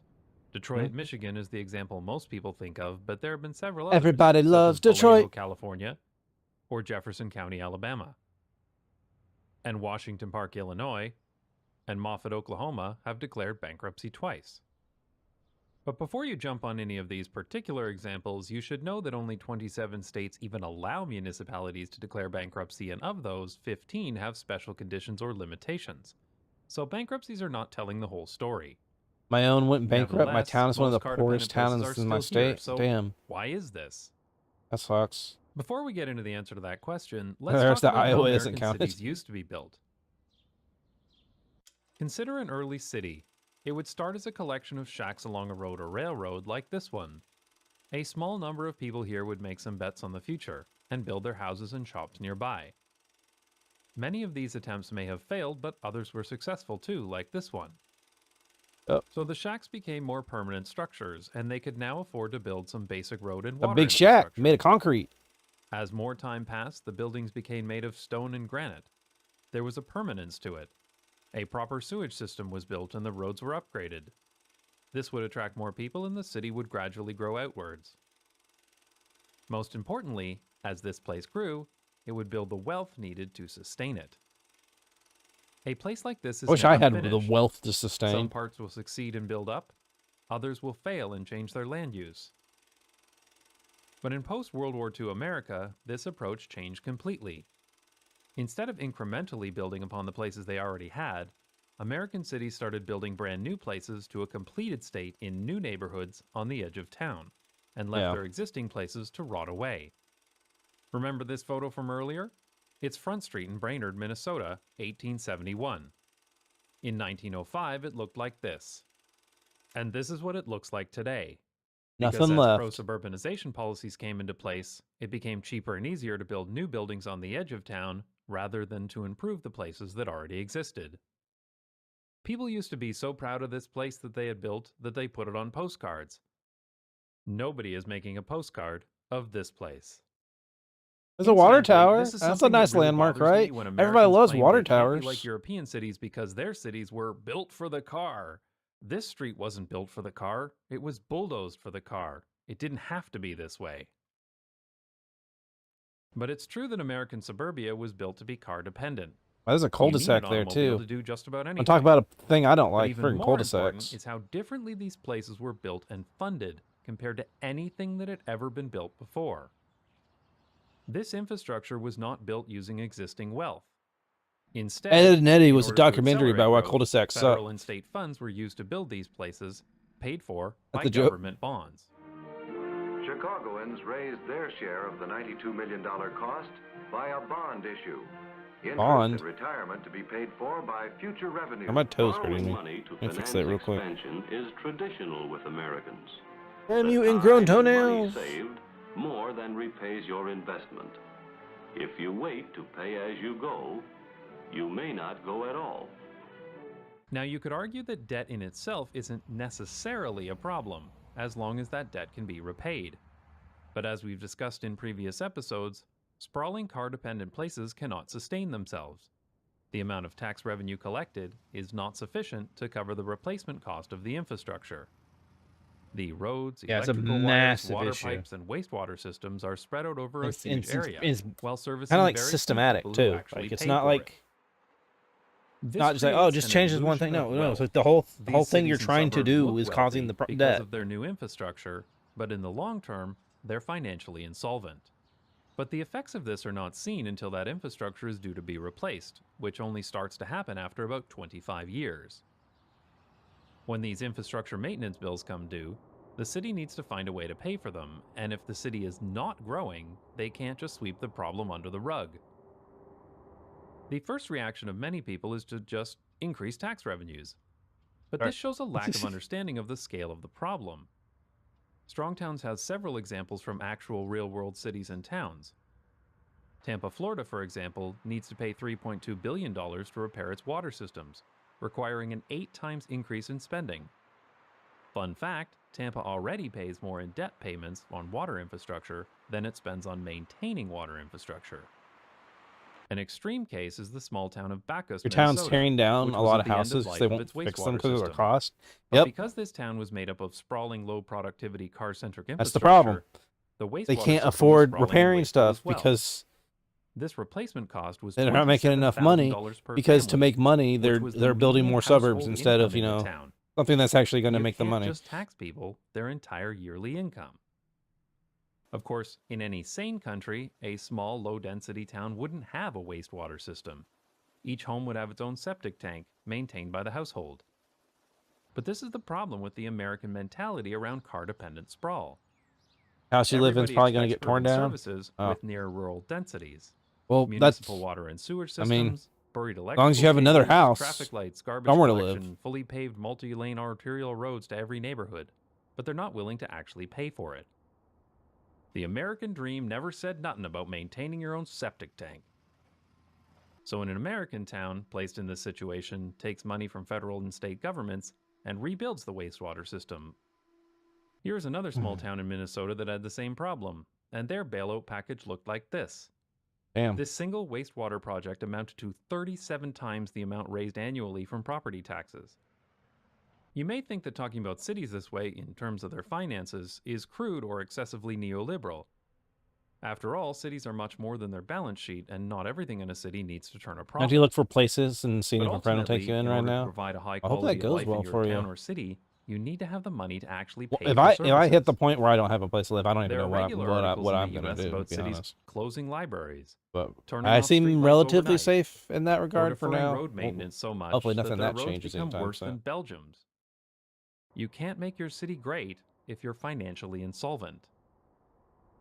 Incidentally, Canadian cities are somewhat insulated from this problem because there are legal debt limits for many cities in Canada. For example, in Ontario, annual debt repayments cannot exceed 25% of a city's revenue. Though keep in mind that there's no such limit on provincial debt, and ultimately the province may be paying for a lot of that new infrastructure. Now, as we've Sorry, I'm just, discussed in previous moving videos, a something real growing quick. city can just Okay. build more developments on the edge of town. This provides a quick influx of new tax Yep. revenue, and this can be used to pay for the previous generation of infrastructure liabilities. Again, this isn't built on the wealth of places that already exist. It's building new places in the suburbs, Or some even as quick cash existing flow. inner ring suburbs may be falling into disrepair. To create this growth, the city needs to build out new infrastructure, and that is usually paid for with a mix of funds from federal and state governments, as Yeah, well as take debt. out a loan, baby. This Take out a chart loan. shows the increase in U.S. public sector debt since the 1950s. And you can see where the first and second generation of suburban infrastructure liabilities comes due. Now, when you plot this public sector debt against U.S. GDP, you might argue that the levels of debt seem proportional. I'm not going to get into that. But this graph is hiding something. Yeah. Because while local governments take on their own debt to build infrastructure, eventually somebody needs to actually buy the houses and businesses, usually with debt and mortgages. In the first generation of car-dependent suburbia, this private sector debt was minimal. But look at what happens as we get into the second and third generation of the suburban experiment. Ooh. Here you can start to see how, instead of building on wealth that already exists in cities, America is financing its insolvent car-dependent sprawl by heavily indebting its citizens to fund that growth. But I don't worry, love after growth. the 2008 financial crisis, everyone Don't you realized love their mistake, and growth? it's all fine now. Of course, there's way more to this than just suburbia. The entire American economy is built on a dangerous dependence on debt and growth. But that's getting far beyond the topic of this video or even this YouTube channel. So let's get back to talking about cities. We need to reevaluate how cities are built and financed. For centuries, cities were built by many people making small bets and, as those places succeeded and generated wealth, they were upgraded and improved upon, building successful cities. But that means taking advantage of the infrastructure that already exists. Instead of constantly building out new public infrastructure, we need to densify the places that have already been created and build upon the wealth that's already there to make cities that can sustain themselves. I don't want to be relying on the new guy Jimmy down the street showing up to be able to have my house. City. In future videos in this series, we'll discuss which Make parts like of an cities analogy. operate at a loss and which parts keep them afloat, and how the poorest Americans are subsidizing wealthy suburbanites. But there are a few topics we need to discuss first, like these awful places. Yeah, the Strode. This is actually where we I'd like to technically thank my started, supporters on Patreon but who pay me to bore you with graphs. If you'd like to support the channel and get access to bonus you were saying you videos, wanted to hop visit on some Monster patreon.com/. Hunty, Almond? I'm down for some Monster Honey. If you need some Monster Honey. I just can't play Monster Honey alone. I need people to show up for Monster Honey. I'm gonna swap over to Monster Honey. A little hunty wunties. I'll wait to change category. That ready to go?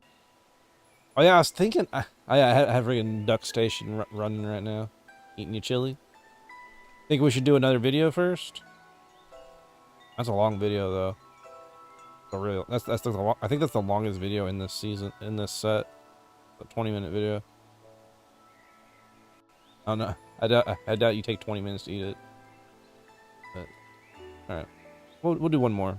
We'll do the Strode, because that was where we started.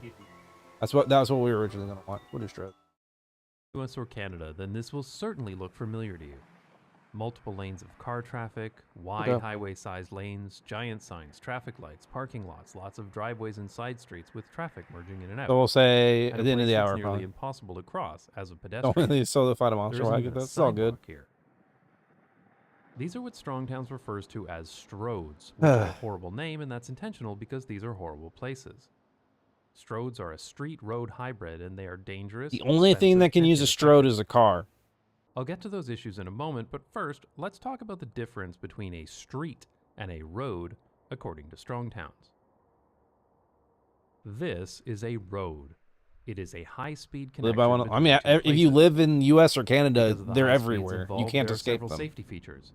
The lanes are wide and forgiving, so that vehicles do not bump into each other. Roads. The road is as straight as possible, and when curves are necessary, they're designed to be gentle, making it easy to drive along. The area next to the road, called the clear zone, is free of any obstacles that could be hit, just in case a vehicle runs off the road. Big The road. signs are very large, designed to be read from a distance and at high speeds. And entrances and exits are few and far between because the road is designed to keep vehicles at a high speed. Gotta for go, as long go, as go. possible to That's a minimize road. Travel times. Roads are important. We need roads. Whole city next Though I personally prefer my to roads the to have apartment I rails. was in. I had to cross it every day because I had no bus fare. This is Oh. a street. It is a complex environment where life in the city happens. Buildings are placed right next to the sidewalk. Yeah, I was and telling. easily accessible I don't know by if you were people trapped in walking. ads when I was telling my And it story gives a about sense trying of to space, cross the almost like an Strode outdoor room. in middle school This to is a get place home that feels comfortable to and be getting in, stuck by so you trains find and people shit. here. There are many entrances and exits to and from the street, and there may also be street parking for vehicles and deliveries. This is an environment meant for slow speeds because this is a destination, not a thoroughfare. High-speed traffic is not compatible with lots of human activity, so vehicle speeds are reduced. Streets are cramped. Everything on the street is at a human scale. It's designed to be inviting, encouraging people to walk, to window shop, or to just sit and watch the world go by. The street is designed to get the most value out of the space available. Streets are very important, and we definitely need streets. I wish I had a street like that. That one looks kind of Strode, quaint. on the other hand, is neither of these things. Just like how a futon converts from a terrible uncomfortable couch to a terrible uncomfortable bed, the Strode is the futon of transportation. It is a street I used that to is sleep on a designed like futon. a road, and I in had a doing so, futon. it fails at being good at either It one. wasn't that bad. It wasn't The great. Strode fails at being It a was just street. big, heavy There are many bars driveways on to my back. businesses and homes like you'd find on a You street, grew up on futons? but mixed with multiple highway-sized lanes. I mean, This means high I speeds upgraded with from many points of futon to conflict. adjustable Watch out bed. for this white car turning, and this cyclist. Are there any cars coming out of these driveways? Look at this shit. Unlike a Look how street, dangerous that is. Strodes are hostile to people outside of a car. Your living room was your There are bedroom? lots of motor vehicles I mean, and speeds are high, so walking or cycling feels uncomfortable and my dangerous. my computer desk There are is long my bed. distances between places, and there are often I'm large literally in parking bed lots right that now, need to be technically, crossed before sitting up. getting anywhere. And it's basically impossible to cross the Strode except by walking to a traffic signal. Oh, and my bed's waiting. already all fully up. The signs are large. They're and good meant to be read while photons, just driving, can't be which cheap feels about it. really out of scale if you're walking there. And often trees have been removed from the clear zone, making the environment even more uninviting if you're not in a car. Somehow, though, painted bicycle gutters are still okay in the clear zone. Traffic engineers are concerned about drivers hitting a tree. Hitting a cyclist is expected. This is clearly a place for cars. So it's that I understand what he's saying, but that's a little bit his bias coming out too, because this guy is clearly about bikes. But you might get one if you ever moved to help with space issues. surprising that pretty much everyone Nice, like drives here. foldable bed. Trust me, it sucks to walk down this Strode. But these environments are ugly anyway. Nobody cares about these places, and nobody wants to spend any time here. Yeah. Cities in the U.S. and Canada are covered Don't you in terrible, love gnawing dead places like grass this. and dirt and Places you dead go because you trees? have to, not because you want to. Nobody actually sits and watches the world go by on this bench. But the Strode fails at being a road too. The lanes are mean wide, your and yard? a lot of them, Hey, you're surrounded come by on. asphalt. But you No? can't actually get Not what anywhere I'm- quickly like you can with a road. There are cars constantly I will changing lanes and going create in and out of my the Strode, own slowing fields down of traffic and pretty introducing many flowers and points of stuff. conflict that require drivers to constantly slow down to avoid a collision. Traffic Even if volumes it's a can be damn quite high video, on I'm gonna Strodes look at some because pretty there are no scenery. viable I alternatives mean, to you've seen my driving. you seen my BRB screen. Look at this. Ah, feels good. Distances are too far to walk, and it's too unsafe to cycle. And I since want public scenery. transit gets stuck I in need traffic scenery. anyway, It's important to only me. the poor and the desperate will take the bus. So everyone drives. But because there are so many crossroads, entrances, and exits to the Strode, traffic lights are required. Land here isn't meaning great. We got drivers are chemicals in our constantly rainwater. stopping Ugh. at red lights. And because speeds are You get the high, full-on light acid rain? timings need to be very long, leading to I don't know if I traffic really want to signal deal with a congestion. garden. Nobody is getting anywhere quickly. I do on a like Strode. how having a lot of greenery All of and these plants elements around make though. Strodes unsafe as well, and the majority of fatal crashes within cities happen on Strodes. They are especially dangerous to people walking and cycling. The wide and straight design of highways were designed that way to make them safe for high-speed You traffic. got them from Chemical Rain? But the Yeah. Strode to hell is paved with good intentions.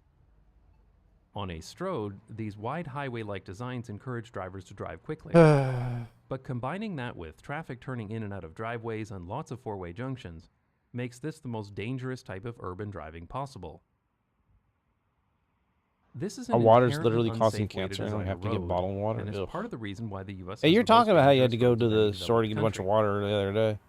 For example, during the coronavirus lockdowns in the first 9 months of 2020, car volumes in the U.S. dropped significantly. But despite an estimated 355 billion fewer miles driven, fatal crashes per mile actually increased by Oh up my to God! 34%. Yeah, yeah. I remember this little This thing. It's brings like, us to the oh wow, sad there's less truth people on the road. More that people the only died. reason these unsafe American Strodes Wow. aren't killing even more people regularly Because more is because people they're were usually so jammed at up with home or traffic not that going drivers out can't get going or fast enough walking to short kill each other. places. And finally, Strodes are really expensive. Because Stroads are built to a highway standard, their lanes are very wide and there are never less than 4 lanes. Plus, there's normally extra space for shoulders and clear zones at the side of the road too. Because Stroads try to be streets, there are many entrances and exits, so many turning lanes are required. But because of the high speeds, turning lanes are much longer than on a street, taking up even more space. And It's as like traffic just like a increases snowball even more, effect. due to traffic entering and exiting the Stroad, the city will install another traffic signal for $750,000. All of this means that a Stroad is much bigger than a road that would carry the same amount of traffic. Can't drive, but even if I and could, I'd walk significantly everywhere. larger than a street. that Yeah, but would the have the problem is same they number make of it businesses hard and to houses walk along it. everywhere. That's the real problem. As the size of the Stroad increases, there are several other costs incurred. High-speed Stroads need to be flat. And that's where it's so like the it's like area a that needs to be fundamental graded problem. increases. They need to make things Land may good need to for be purchased walking from in the residents first to widen place. the Stroad and destroy their property values. By the way, do you think this girl is waiting to cross this 5-lane Stroad? Flood protection infrastructure becomes much more expensive due to the impermeable surfaces. And there's a huge amount of asphalt and traffic control systems to maintain. And of course, because everyone drives, large parts Look of the how landscape need to shitty be that mall dedicated to is. parking lots, meaning everything is inherently spread out in low density. We can't Parking maintain lots it. don't We employ cannot anyone, maintain and it. They don't earn much tax revenue It's either. not enough money to maintain A it. Stroad environment is significantly less financially productive than a street, but with significantly more infrastructure. The result is a mix of high cost per area maintenance expenses combined with low value per acre tax revenue, which makes these Stroad environments a net negative for cities. I wonder if this is a drone that's These being places are piloted for literally these putting American these cities shots. on the Stroad to financial ruin, and they're doing it while being dangerous, very ugly, smooth. and ultimately ineffective at actually moving people. The Stroad fails at every metric, but it's the default setting for transportation design almost everywhere in the US and Canada. You missed never experienced So when we what's had the wide open alternative? land and nature. Man, I'd like to see some of that. Well, Strongtowns advocates for one That of was those something things. interesting about Japan. First, you To can get back convert on a the subject we Stroad started on, into a road.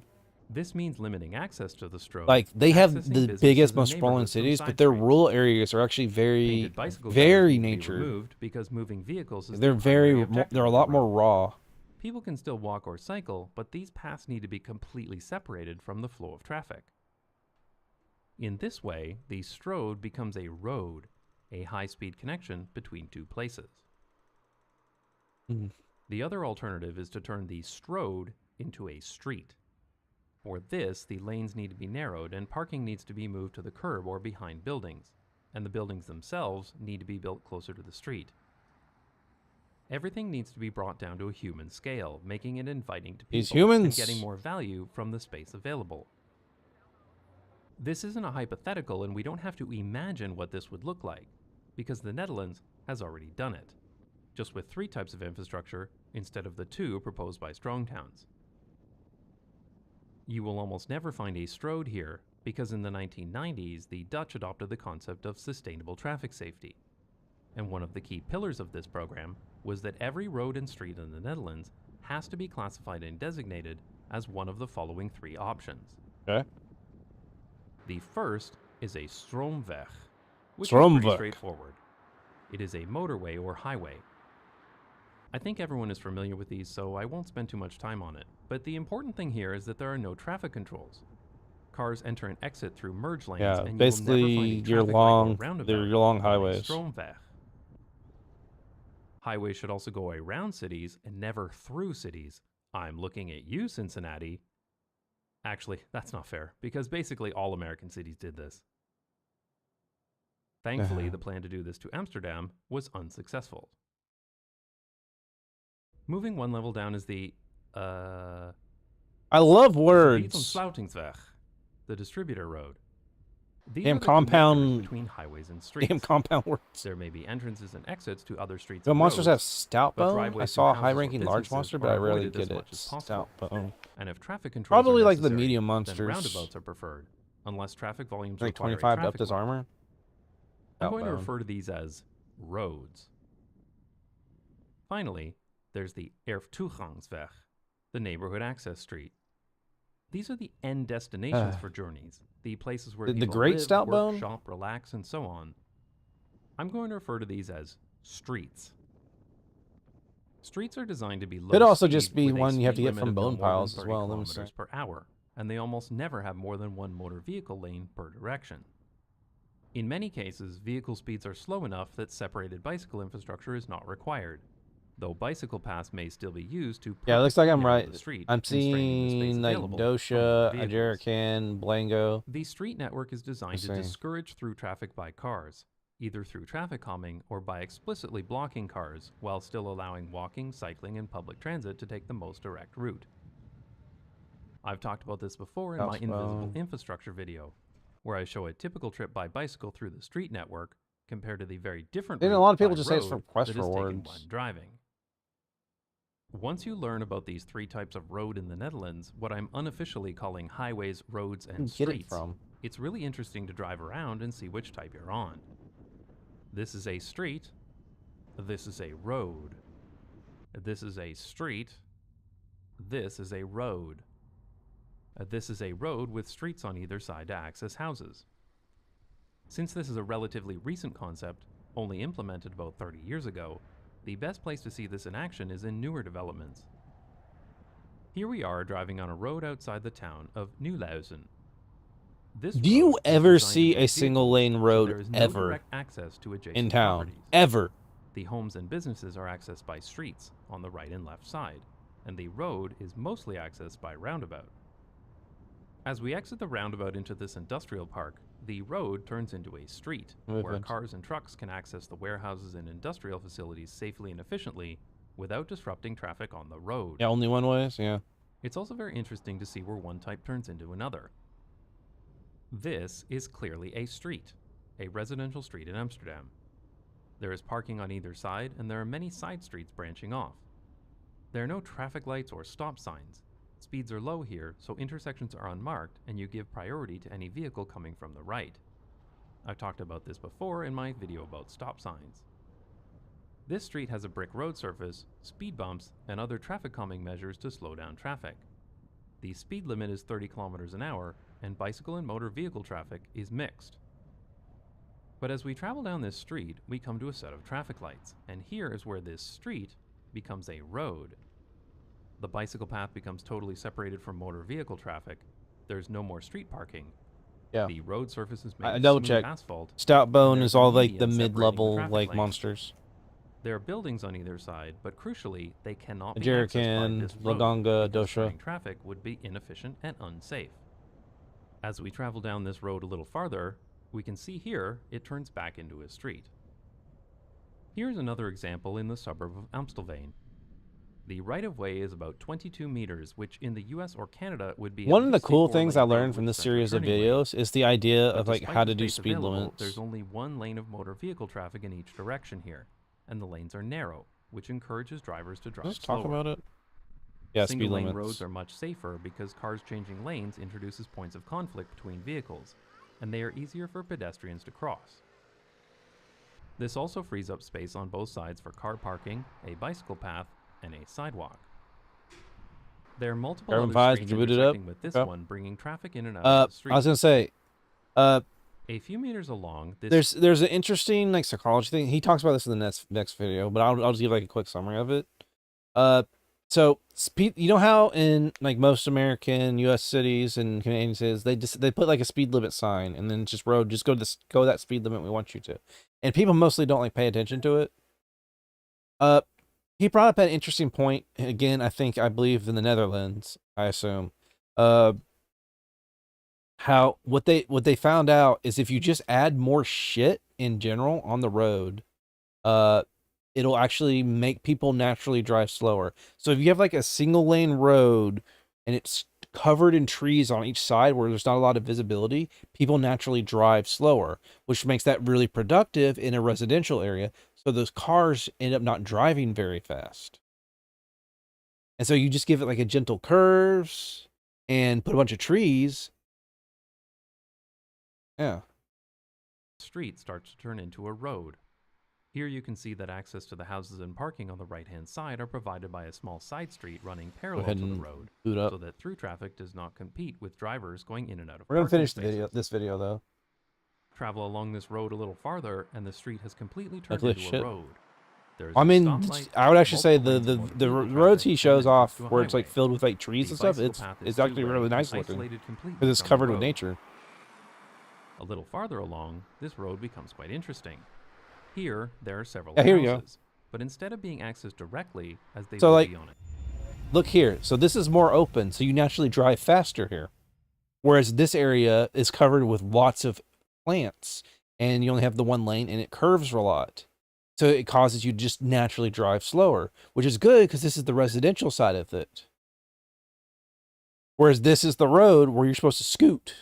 Strode, they're accessible by a two-way side street, which was made purposefully narrow to slow down drivers. Yes. This also provides a safe alternative for people cycling. The road itself is only 2 lanes for car traffic, with turning lanes when necessary. One lane has been reserved as a bus lane, and there is a 2-way cycling path as well. It's also interesting to note that because dedicated bus lanes and bicycle paths are much more efficient at moving people than car lanes, this road configuration can actually transport more people than a typical strode.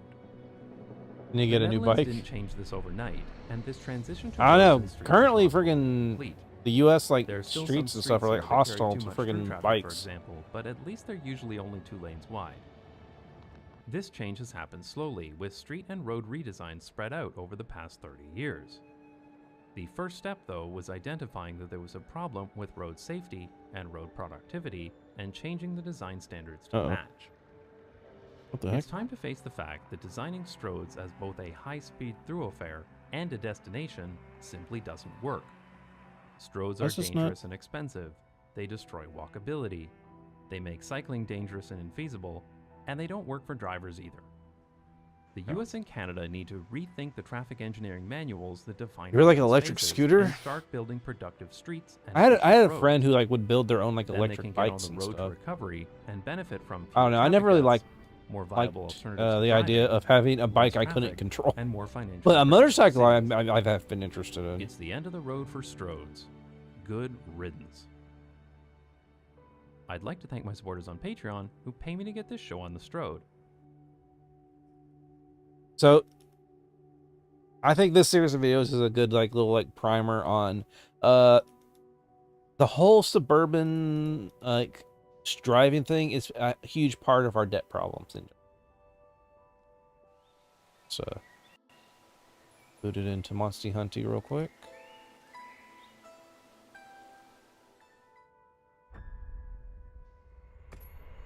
There we go.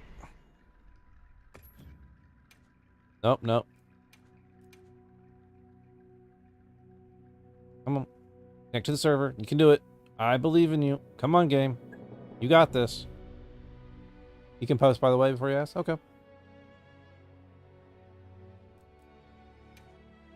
You've come to know me well. I was literally about to... Oh, sandwich is on. I don't know if Sandwich is still listening. We're getting on some Monster Hunties, baby. Hey, big boss. Oh, you missed movie time. We just stopped watching all the videos.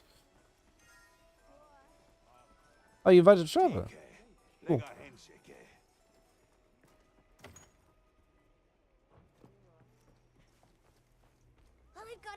Yeah, enjoy that apple. Amish. I wonder if I can make like a reverse apple throw where it's like it yoinks an apple away from me. That'd be kind of fun. I don't know how I'd do that though. I think all of the ones they have in place are literally like towards me, be yeeted. How you doing today, big boss? Did you manage to do your thing that you couldn't sleep for because daylight savings time betrayed us?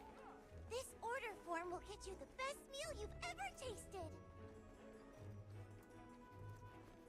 Appreciates it. Damn you, daylight savings time. That's good. At least you got it done.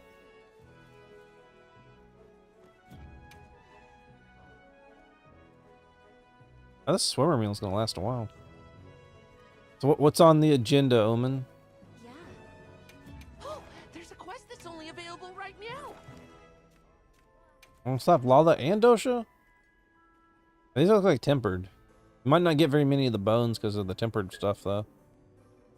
Passed out around 8 p.m. though, that's why I'm a bit late. It's all good.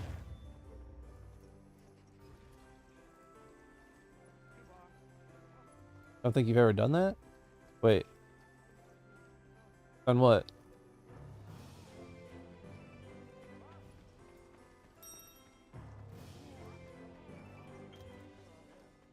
Oh, this event. Oh, okay. Well, we can do it now. Yeah, we watched why Japanese 7-Elevens wouldn't work in America and how, like, the history of it and all that. And then we watched stuff about, like, the toxic environment. And then we watched about how the suburbia's kind of fucked up and how the streets and roads and stuff that we have set up are kind of problematic because it's kind of like a extrapolation of, like, why the Japanese systems wouldn't work over here. Plus, it's stuff I find interesting. Now I guess we're hunting. W on that 85 streak, big boss. Man, I'm so... I can't believe you were able to keep those. La la. La la. La la la la. La la. La la. Up. La la la la.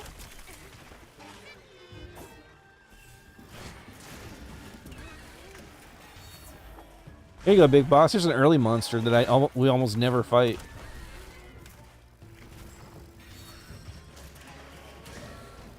I think Lala's cool. Oh no, she's spreading her flowers. Give me a red. Thank you. Wait, what? I'm not getting red from you. Lala, please. I beg you. Oh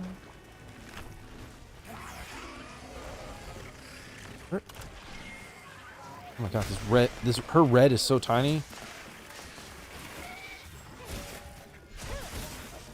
I can't offset her because she won't give me her damn red.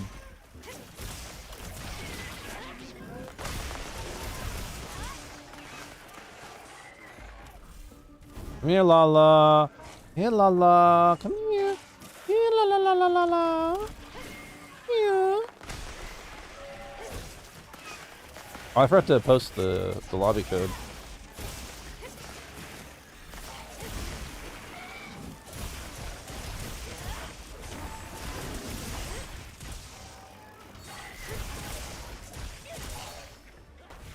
Hey.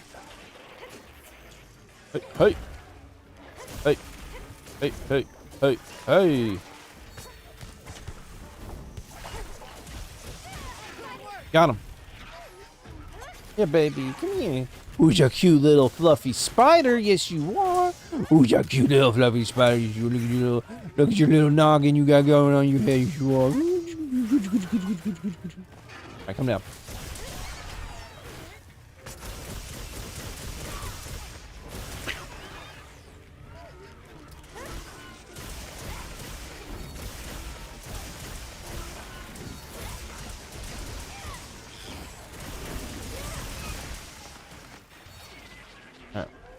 Before I forget, I should put the lobby code up. Okay, /pin lobby I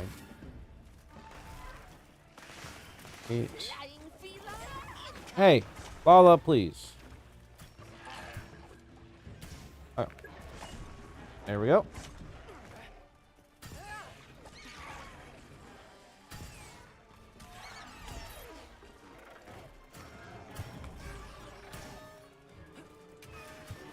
Leave. Let's see, we got sandwich. Can I fight him?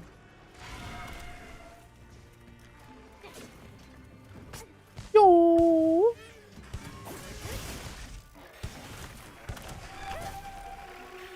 Hey. Hey. Come here. Come here. It'll be okay. Cute little spider. Look at you. I kind of like how she bounces around. It's always kind of fun.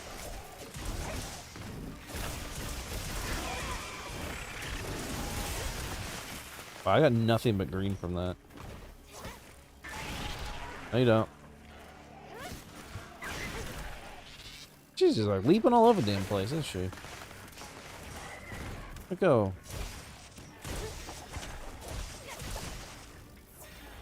Come here.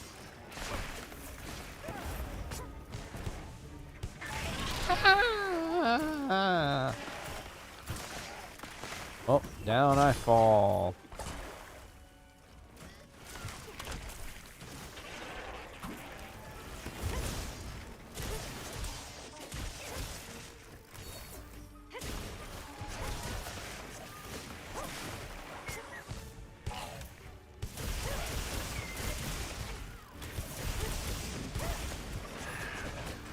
Woo. Hey, you want to go on me?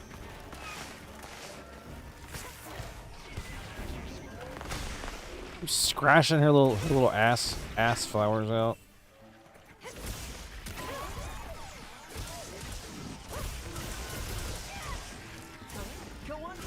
Well, most health I've ever seen Lala have. Pretty sure her being dead by now.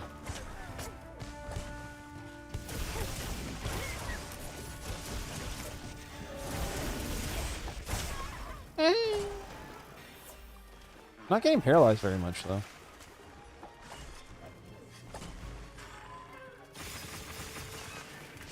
Dun, dun, dun, dun, dun, dun, dun, dun, dun. Remember when Eric just drank this water? It's like, oh, it's a little tingly. Hang on, I've got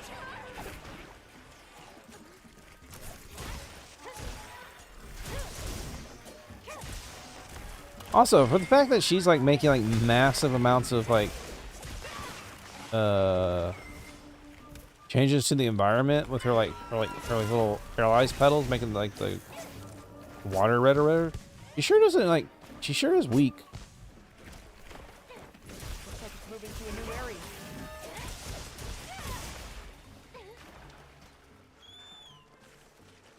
Poor gal.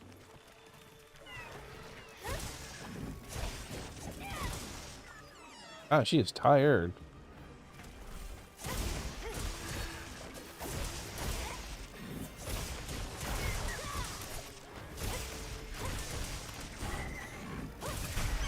Sorry. It's just really easy to do.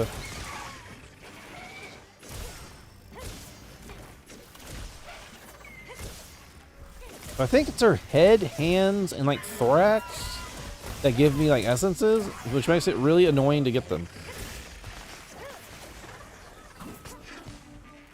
Outside of like the focus combo, which will give it to me sometimes. Okay. Green, green, green, green, green, orange. Still unclear on red.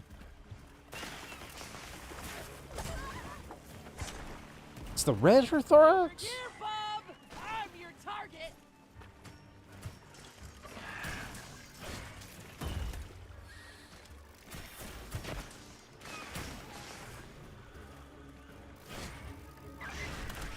Damn it.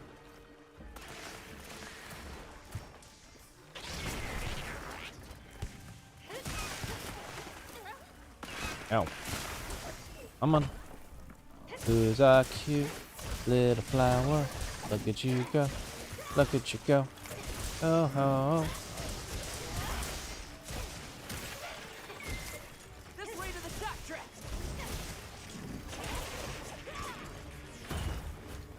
Oh. Oh, oh, oh, oh. Oh. I'm okay. We're good. We're good. It's fine. Although, please die already.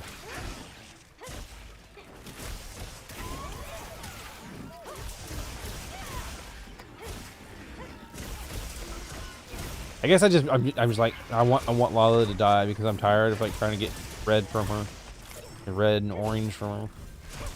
Fucking annoying.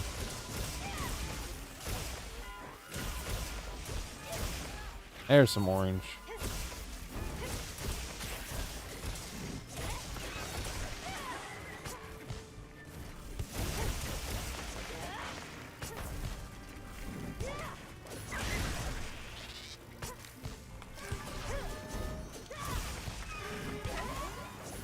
Another one.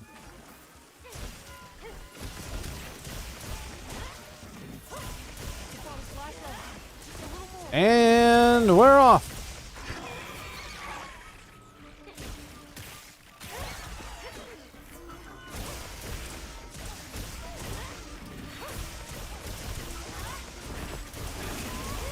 Back in the dirt.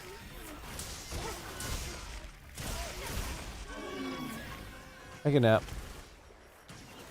Oh.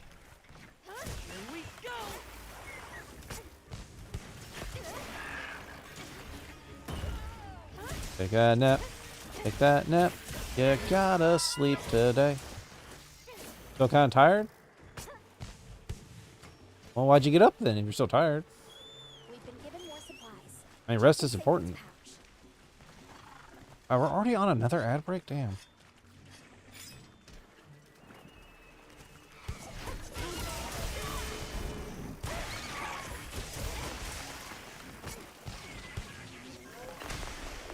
You just wanted to stop by and say hello? Oh yeah, I was trying to get people to vote earlier. So we ended up doing Yap and a Monster. I do need to put another poll up. I might put a poll up on the Discord then for what game we should play next for next week. I'm gonna go ahead and mention that now. So keep an eye out for that and vote on it when you can. I'd appreciate it. Help me make decisions when I'm trapped in the indecision land. I want to see what people want to see as well. It'll help me out, like on deciding things myself as well. I can start making plans if I see what people are actually interested. Because I think today's poll, I was like, more Monster Hunter, Yappin', Warframe, Ape Escape. I was putting Helldivers on there. Apparently, Strava found a fun Helldivers glitch that lets you like double up your armor by like sacrificing your head through like a bug. Just kind of funny. Like always, I'll place the items I gather in your field pouch. There was another game I was thinking of that my brain's getting. I could also go play Rivals again. It hasn't been a second. I haven't played Rivals in a while now. Anyways, I probably plan to make a poll soon. But if there's any of those you're interested in now too, let me know. I'm interested to know. Other than that, I hope you have a good, get some more rest and at least enjoy yourself, Big Boss. Sleep is a hard thing to carry you. You never seen an Ape Escape? So you're saying that Ape Escape's currently what your front runner? Maybe not. I don't remember how exactly long they are. But if I start on Ape Escape, I'm probably gonna do all of them. Because I never played all of them, and I'm curious about it. How the series evolved.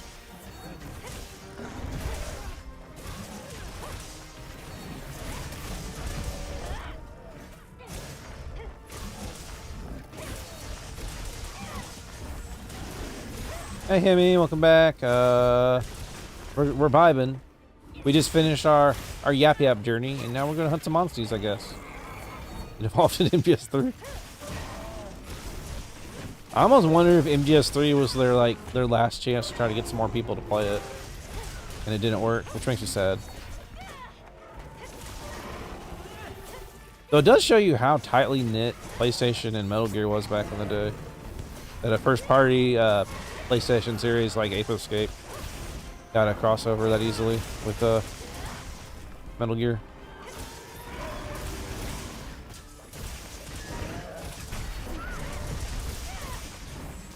Still need to play the remake. Oh, Metal Gear? I'm going to say the Ape Escape remake. I'd hop on that in a second. Nah, there's no Ape Escape remake. I wish. Unless you count the one Astrobot level, I guess. Hey, cease and desist, Dosha. On myself.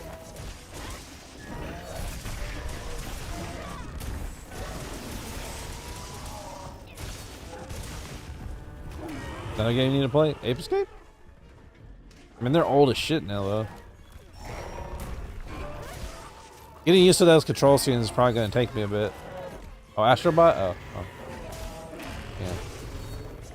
Damn, poor Ape Escape. And he's like, nah, fuck that, fuck Ape Escape. Not that I know of. I know of no modern ports. In fact, I don't really know of any modern ports for most of the Japan studio games from Sony.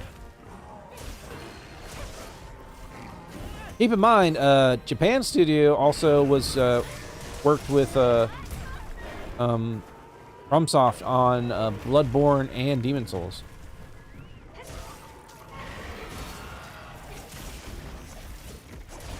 No, Ape Escape is owned by Sony. That was the Japan studio.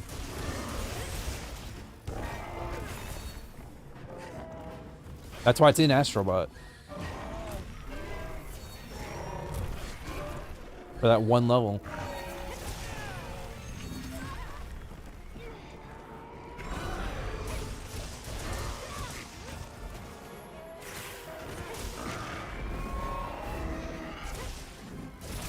No, you don't.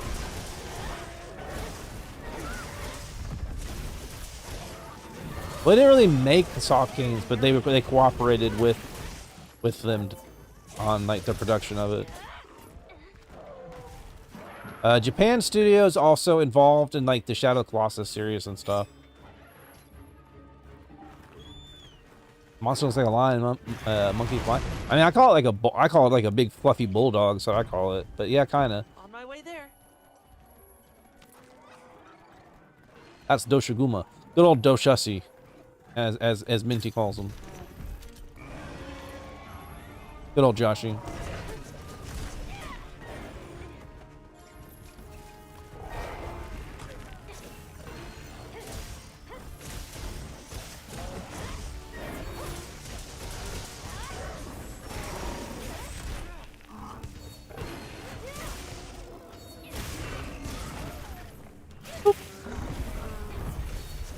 Now you're stuck in a pit.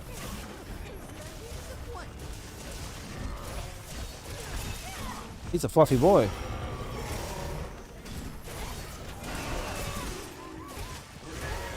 That way, Apsico has a hard time appearing in the remasters. Probably part of it.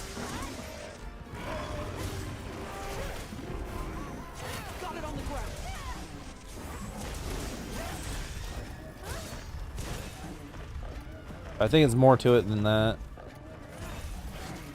It just seems to be like the companies like literally don't want to do that stuff in the first place. Like they won't even think about anything that might cost money at all.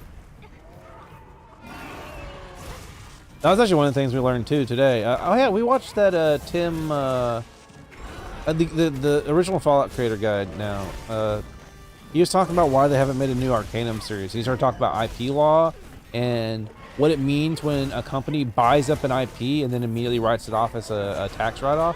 So a lot of companies will buy up a IP just so they can write it off and make some quick buck on writing it off on their taxes.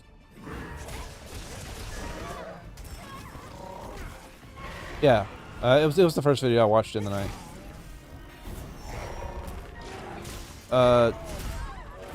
So that's kind of what happened to like old like cartoons. Fallout originally was never owned by. Oh yeah, we're not talking about Fallout. We're talking about Arcanum there, but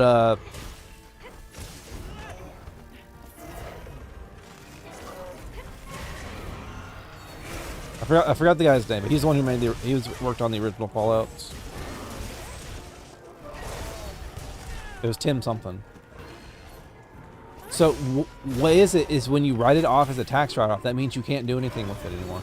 Because if you do something with it, that means it can't be written off as like unsustainable, because that means there's profit in it, which means you will now have to pay taxes on it. That works retroactively. So if you decide to revive something, you have to go back and pay those taxes that you wrote off before. It's really stupid IP law shit that I hate.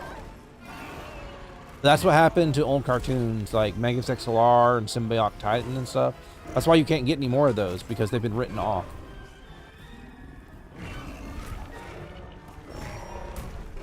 So it's like a legal problem with like IP law. It's not even buying the competition. It's just buying up to make a quick buck, and it's destroying the ability, other people's ability to make stuff.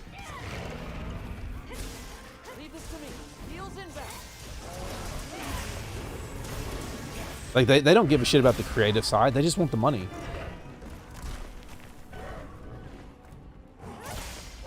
It's like, oh yeah, so if I buy up, let's do like an extreme example. Say someone buys up, I don't know, Wild Arms, the RPG series I really like, and then they write it off, and so it's like now someone wants to make Wild Arms, or then someone else buys it, like Sony sells it off to somebody, and it's like okay, and then they immediately sell it off for a quick buck, but now no one can make Wild Arms anymore. The Wild Arms is now a dead franchise. Like that sucks.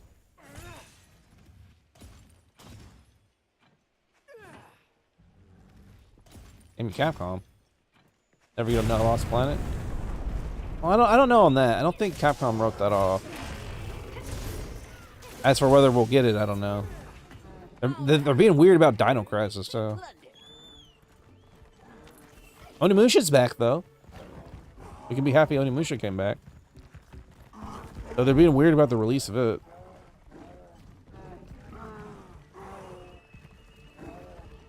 I'm not aware of them selling it.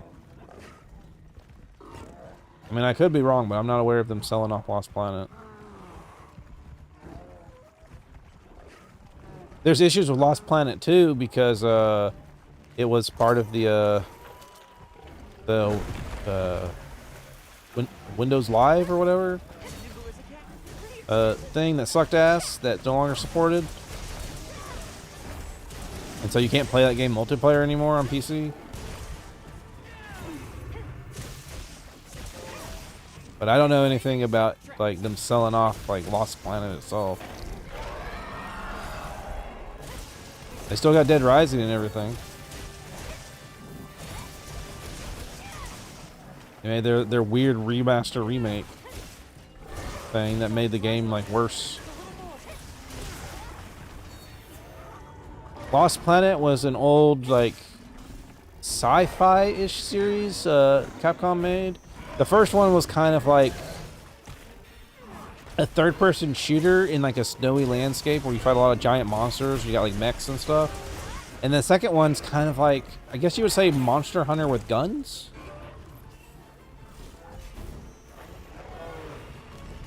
I mean, the second one was cool too. There's some cool levels in Lost Planet too.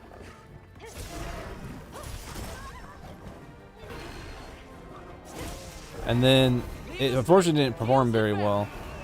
And then Lost Planet 3 was like a weird like campaign that was kind of it was okay, I guess.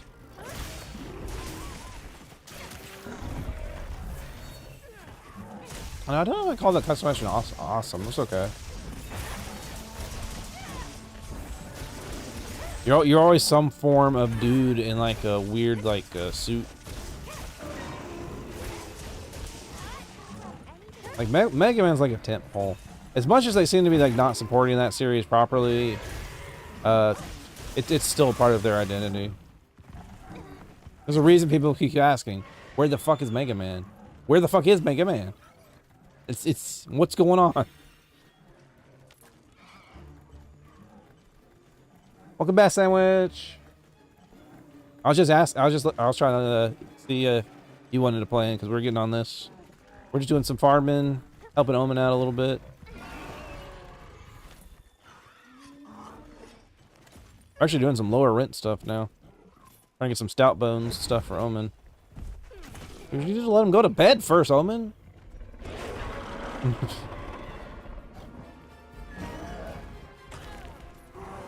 Oh, take a nap. Bonk. Oh, I missed. Yeah, Sandwich just got into high rank a couple days ago. Woo!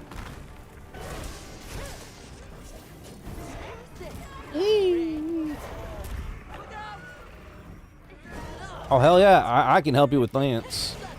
I know all about Lance.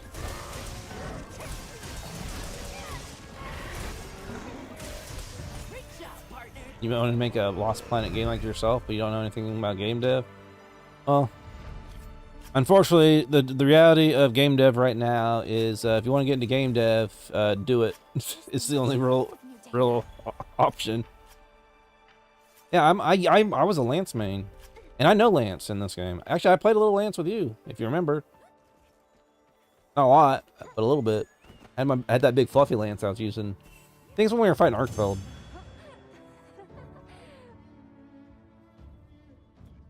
So, it's getting better. There's not a lot of like classes for game dev. Well, depending on where you live, some places actually have some. And so like if you want to like get into game dev, start making little games and like researching it yourself. It's the best way to get into it.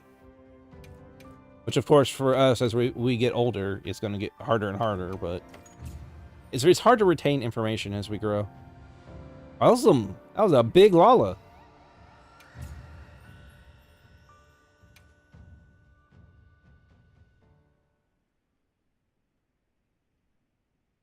All good.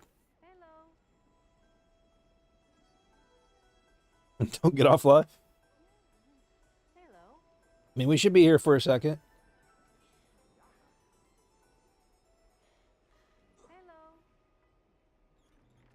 Oh, Peachy's on. Yeah. Oh, Peachy's on Monster Hunter Rise?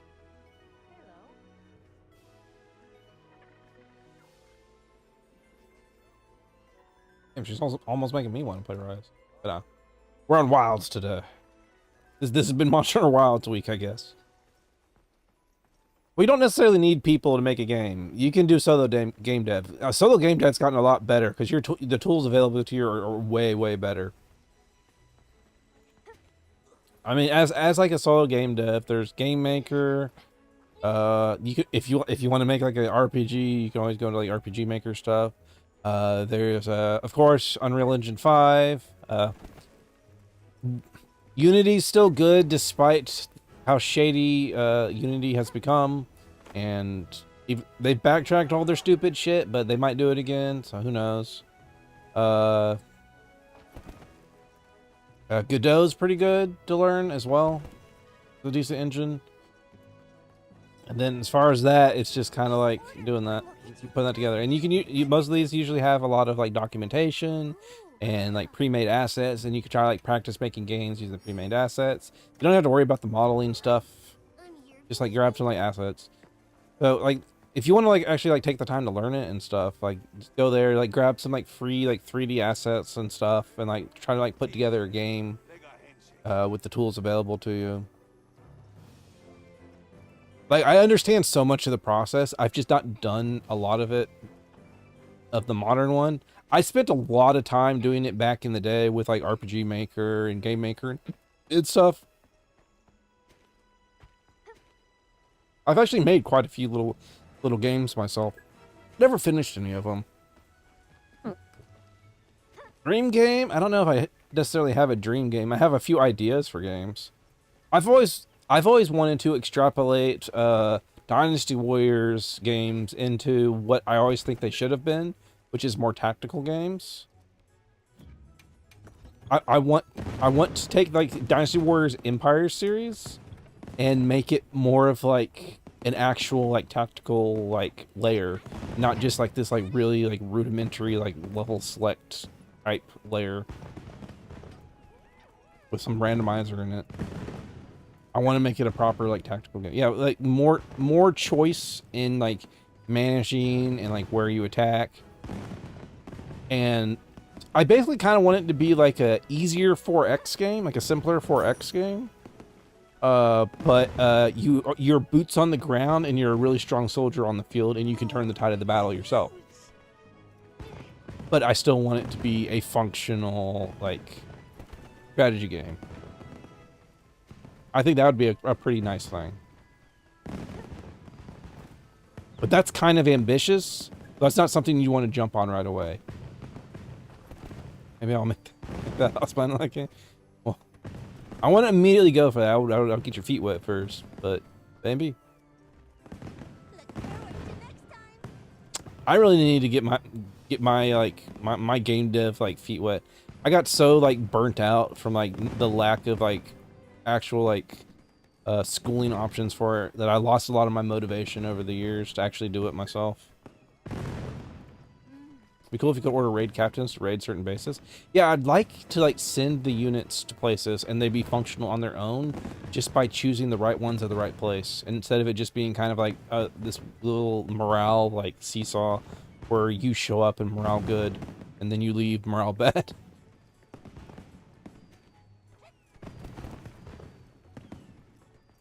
There is one game series that is close. Like they're really close to what I was looking at, and that's the Mountain Blade series, which funnily enough is an indie game, an indie series. I think the first one was made entirely by one guy, and then the second one he got more of a team together to make it more like functional game part.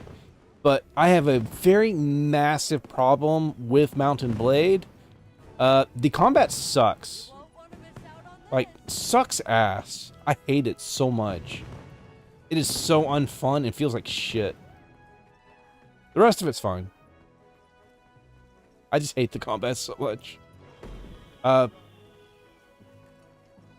understand the combat, get a mouse cursor on screen. Okay, so in Mountain Blade, you take your mouse cursor and okay, so you have an enemy in front of you. Let's see, who's someone who stands still and doesn't move around?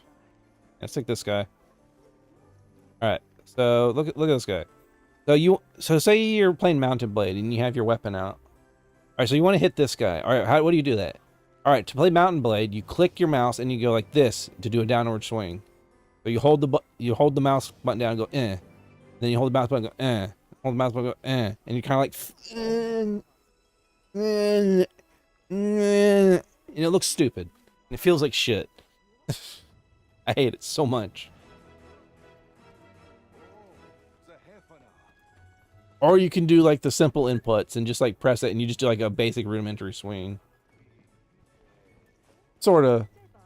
I'd probably go like a different like direction, like aesthetically and stuff. I'd probably go more fantasy and less like rural, like feudal lord stuff. What they got going on.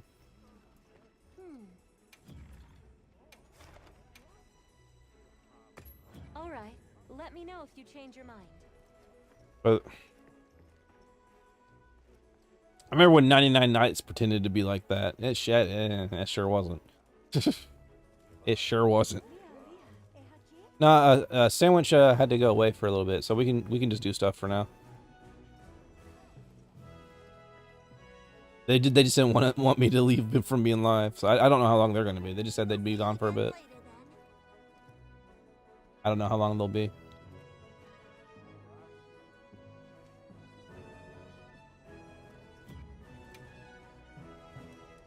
I say go ahead and pump up whatever hunt you want. Remember a random GameCube game called Obama? Oh, Odama. I'm sorry. I'm sorry. I'm sorry, Obama. Obama. Oh. I'll see you again later then. I hate that I have an association with the word Obama. That's really shitty. Oh God, why did I phrase it like that? Yep. So I think I've told this story to some of you. I don't know if all of you have heard this. So back when I worked retail at a grocery store, they put me on janitorial duty one day, and I went into the restroom. And this was in the height of the election season back then. And so I went in there and I looked at the wall and there was a gigantic mural of a massive smiley face, and written underneath it was the words Obama. 100% of this was in fecal matter. And I just stared at it in awe and walked out of the bathroom. I just walked away.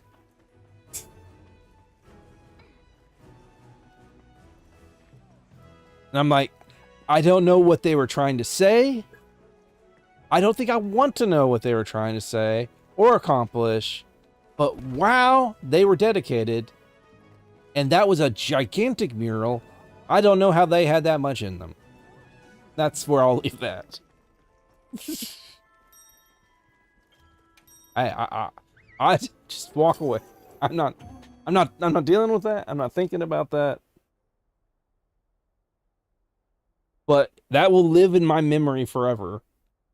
That occurred. So I guess whoever that is accomplished something with their life, I suppose. You're always aiming Ugh. for new heights. I doubt there's anyone As a who can match custodian, I've probably seen worse. It was huge. It was like the entire wall. A big ass wall too. Luckily enough, the wall I believe was all tile, so it's probably not that bad to clean, but still. Alright, Gypsaros. It's time. Oh shit! Oh. Does this block it if I'm behind this wall? Oh. Oh, never mind. He got knocked the fuck out.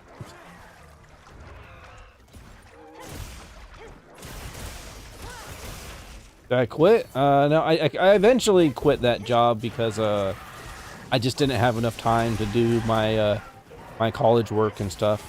'Cause I started that job in high school, and then when I went to college, I just didn't have time for that, and they were not very what's the word I want to put, understanding of my lack of time, and I need to like, because what the universities would do is to be like, all right, you'd spend every waking second doing your classes.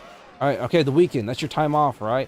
No, they're going to give you thousands and thousands upon assignments to do it on the weekends. And it's like, fine, I guess I got to do this on the weekends. Except that's when I have to work, because when I tell my work that I don't have a lot of time and have a lot of stuff to do, they're like, okay, we'll put you to just the weekends. And I'm like, sure, but I actually need weekend time too to do my work. It's like, nah, we need you. And then it just became like, oh, there's no winning here.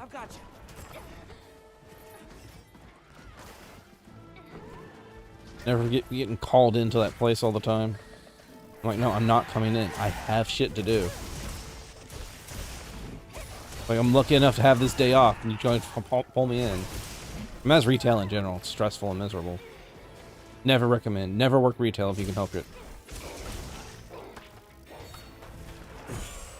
Ooh, do.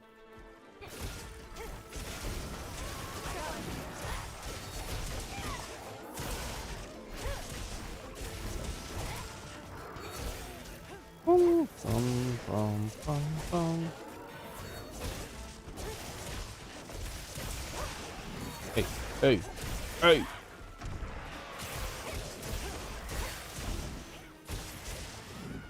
Bum, ba da dum bum, da da da da da.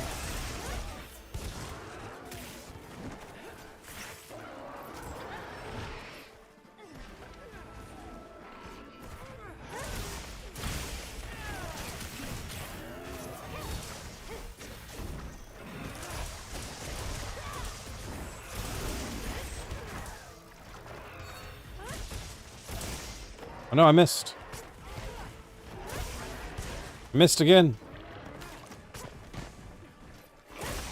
Hey, I didn't miss that time.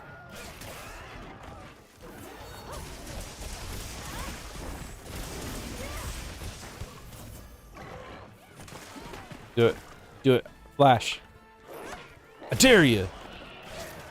Ah. No flashing today. Flash-free zones illegal. You're gonna get arrested like Pee Wee Herman. No, I shouldn't do that. That's mean. That's mean to Pee Wee. That's more of a Louis C.K. problem, I guess.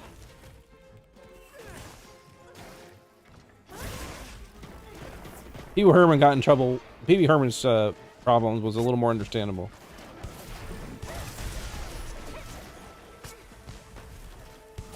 I forget that guy's real name.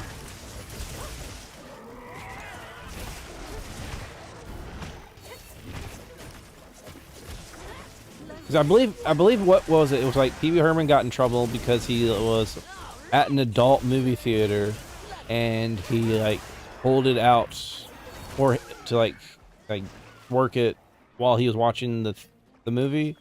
And it's like, well, I mean, you're at an adult movie, and yeah, I'm not like sure, probably shouldn't do that, but it's like I'm not like upset that occurred, if that makes sense. Like it makes sense in a way. Whereas Louis C.K. was just like being a fucking weirdo. He was like, you want to pull my dick? Some shit. I'll fucking remember what it was. It's such a shame that Louis C.K. ended up being kind of a weird sex weirdo.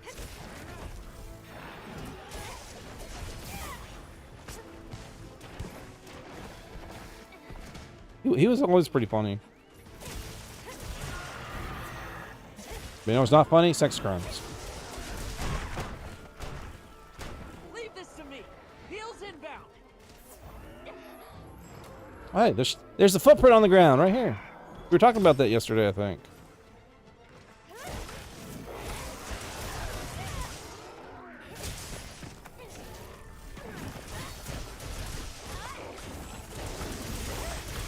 Nope. Ain't doing that. That felt sick, actually, by the way. Like, you know, going into that and then pulling him out of the flash bomb before he can pull it off with a, like, weak spot hit. It felt so good. How did that not offset?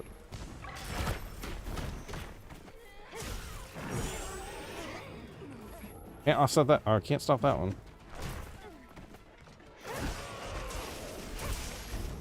Hey.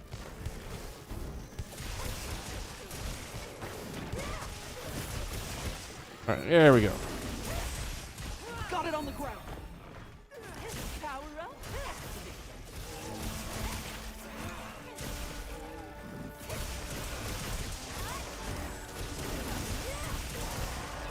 I'll take that.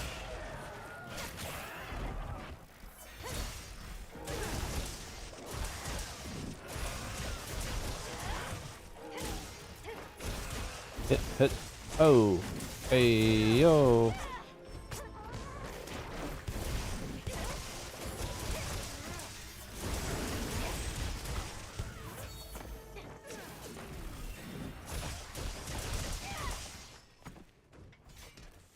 There you go. There you go, Omen. Nice hit for you. Where are the bombs at? Let's see some roll bombs around here. I don't even see them. Oh well. Guess I'll sharpen just in case. I think he's almost dead though. Ow! And right into it, huh? He woke up real grumpy.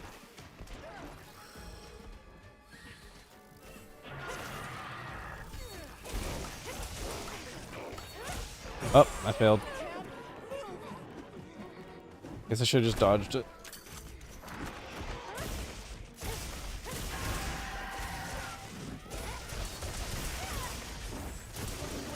Almost there.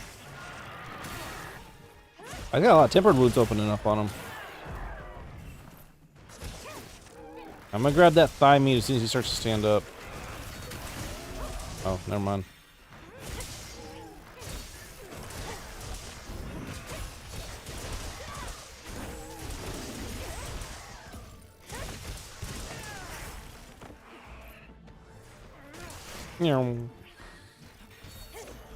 Oh, get back here. Back here, you flasher. Damn leather daddy. Ooh, ooh. No, he's not going to, is he?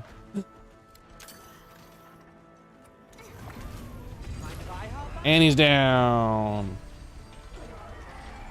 That's actually kind of a satisfying way to finish that. Sick. Yeah.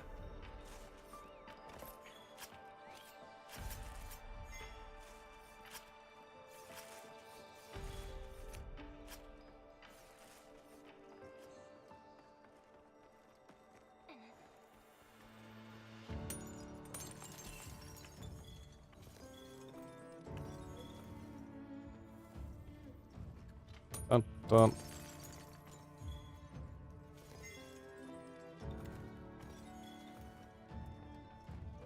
You dread summer? I just dread the outside weather in general. Just around here. Always summer here. What's it like to have anything but summer?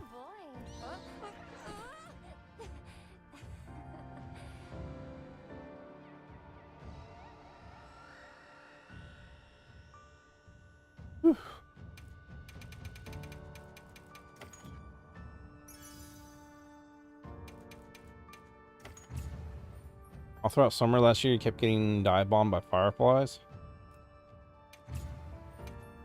Fireflies? Not what I expected. I'm used to June bug problems. At least 4 fireflies broke into your room.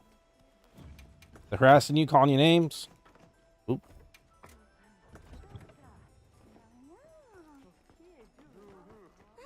They spitting that hot fire at you. Sorry, I'm making jokes. Your issues, you refuse to kill them? Well, I mean, I'm the same way with spiders in general. As long as it's not a dangerous one.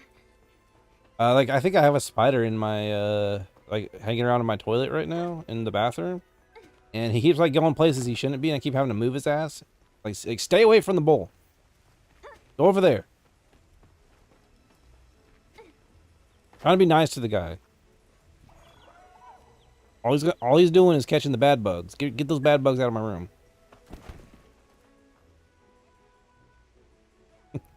Oh, Omen says no.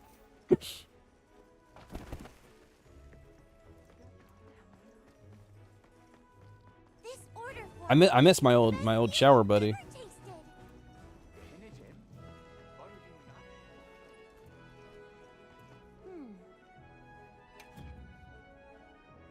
Any quests you want to go on? I'm sorry, Omen. It's me talking about it setting you off a little. I won't talk about it if so.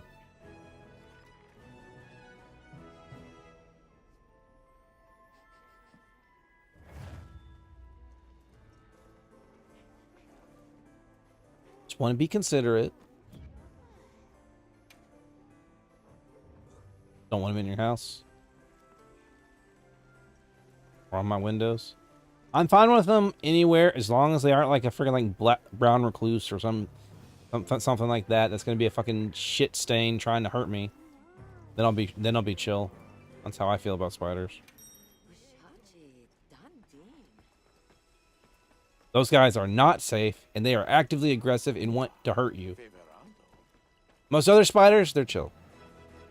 But daddy longlegs aren't even spiders, really. I forget what they're classified as. Got a spider bite that just ran in circles making a web on your lamp. Those in our basement. Yeah, they like those like underground damp ass places.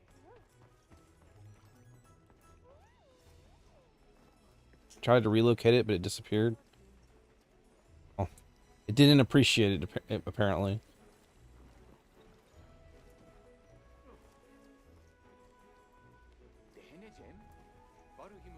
Had a wolf pyre jump on your barefoot once, and I wanted to stop existing.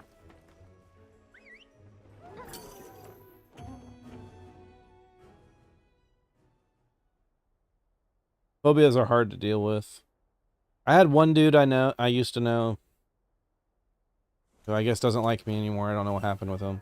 Or actually, I think it's whatever. I won't get into that.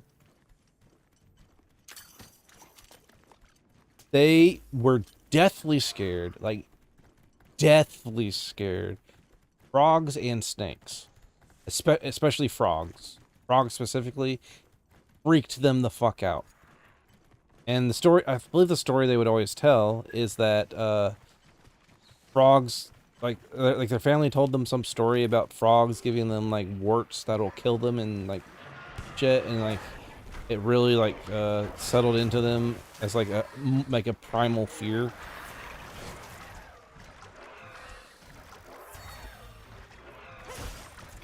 They'll crawl on the floor if I'm near the windows of a third floor building.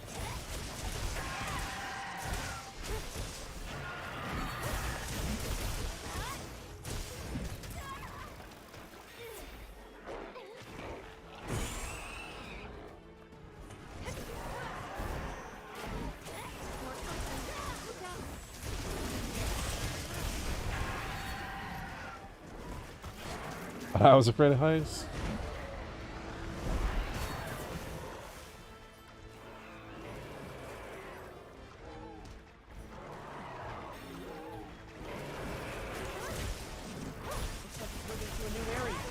I think technically everyone has like a minor fear of heights because that's just like a safety response.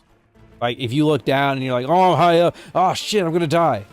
It's a natural reaction, but some people it like overreacts and it like really sets you off, and that's where it becomes the problematic. Yeah, like disabling to the point it's more dangerous. Your fear makes it more dangerous than you actually are.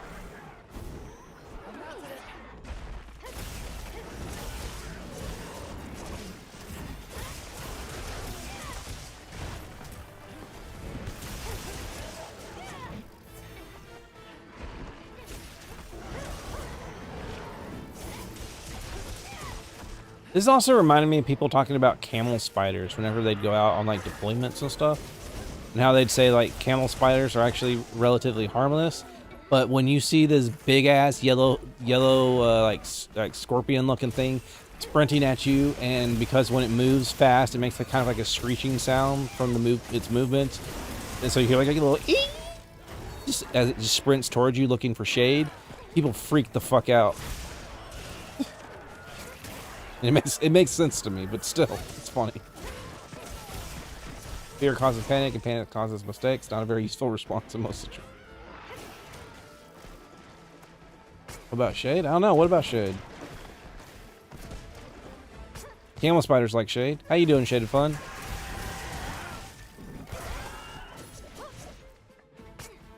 I'm back on some Monster Hunter action today. Oh, I almost had it.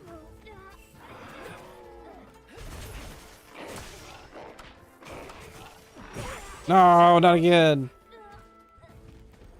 Alright, I react to camel spider.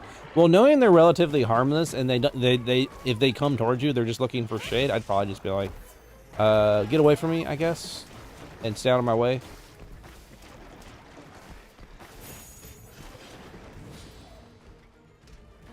I'm doing all right. I've been kind of I don't know what to do mood today. I'm just kind of doing whatever. But I guess we're back on Monster Hunter.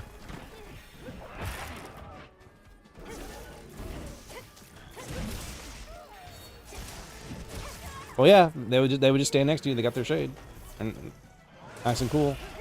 That's why they're called camel spiders, because they would stand under like camels and stuff, because the camel would be a source of shade. And they'd often be like sitting there in like the stables and stuff, really still. Thus, camel spider.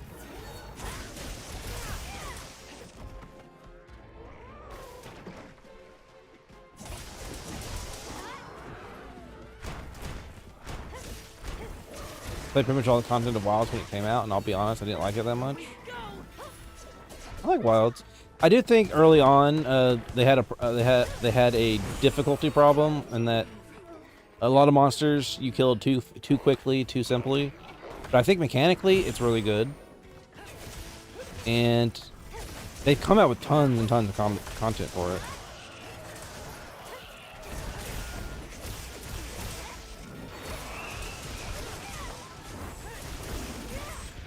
And this was like your first Monster Hunter game. How they changed the gear system? Changed the gear system. I don't really think they really changed the gear system much at all. It's still pretty much the same.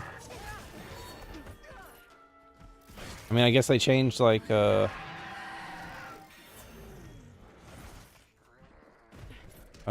layered systems a bit, but I think most of those changes were positive.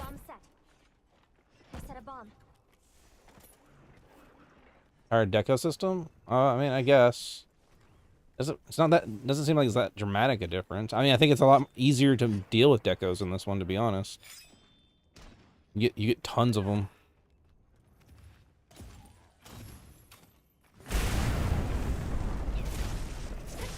I've never had to even think about decos in this game. I usually have the one I need. I know now with GOG and stuff, they've even had even more ways to mess with decos. Now you can upgrade your gear to equip even better decos. Oh, you don't like the attack plus armor stuff. That's what you don't like. Yeah, it's a little weird. I think it works out okay though, because it means you don't have to build your entire set for one weapon. Because like Guard Up, for example, is a good. I think is a good example. if you have to waste a whole bunch of slots in your gear for guard up, but then you go swap to a different weapon as your secondary that can't even guard, now you've been handicapped by the fact you have guard in there, and you want to use this other weapon that doesn't use guard. It's kind of a two-way road there, if you ask me.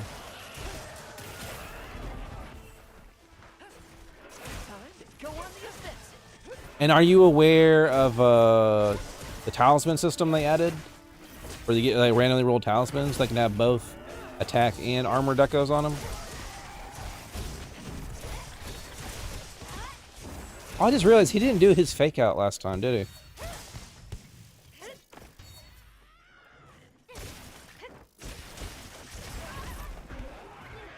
Trying to get some red so I can offset his wake up.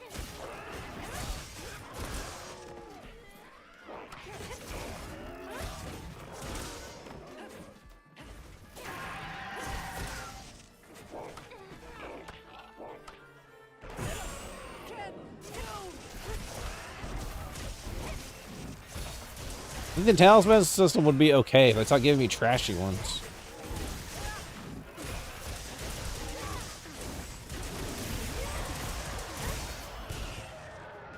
It's looking weak. Almost there. I can feel another slice. I think for the most part, it's pretty minor changes.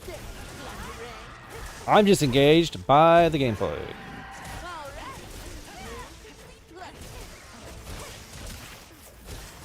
And they made Insect Glaive far more palatable for me. I don't have to babysit my bug essences as much anymore. That was always what drove me up a wall. Also why I don't like Charge Blade and stuff very much. I don't like dealing with the damn meters.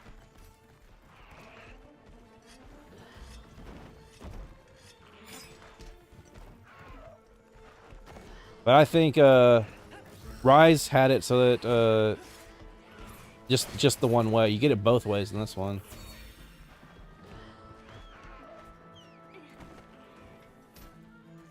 I mean, I don't need to min-max my build. Not important to me. It's nice, but there's nothing in this game that needs that. As nice it would be. I've beaten everything in this game, so I don't need it. Get offset, bitch! I think it's in a pretty good place, content-wise. Myself right now. I mean... maybe.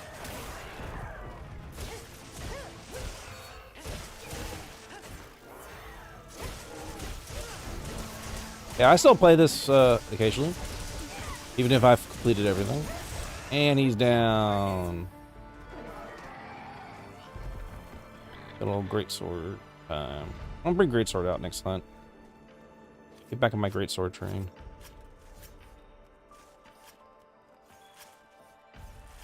Ooh.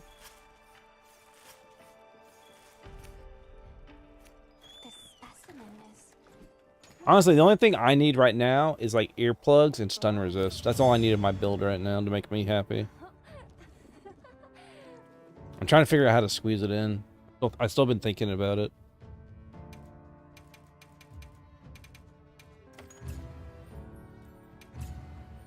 My one offset. Oh, now you give me my offset accolade. When I did it once. Not when I did it 39 times. When I did it once.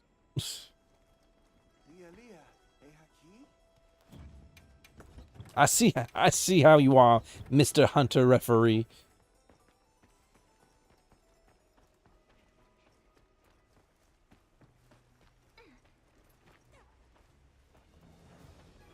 I feel much more skilled in this game than I do when I play Vermintide, I'll tell you that.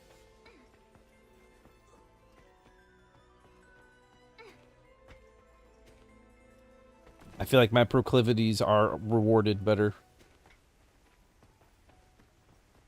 But they're very different types of games, though. Not really comparable.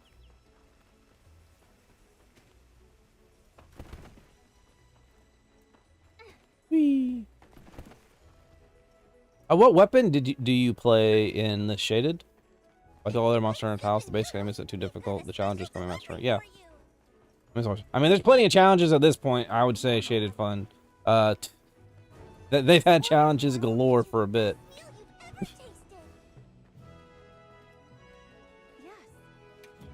I would say ever since where was he?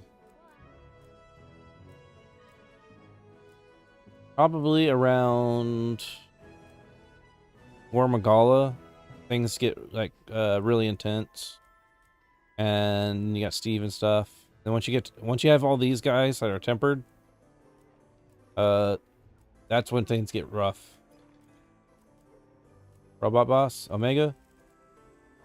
Omega Savage is like a whole learning experience in its own.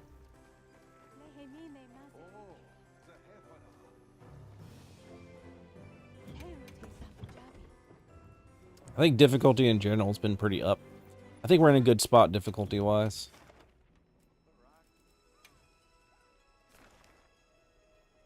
Razzle dazzle. I mean, I think we're mostly doing event quests right now. It's dazzling time, and dazzling times calls for dazzling quests. Oh yeah, I never did the event quest to get the anniversary armor, did I? I just went and got my Azure set, and then I just called it a day. I just realized that. Alright, let's see. We want. I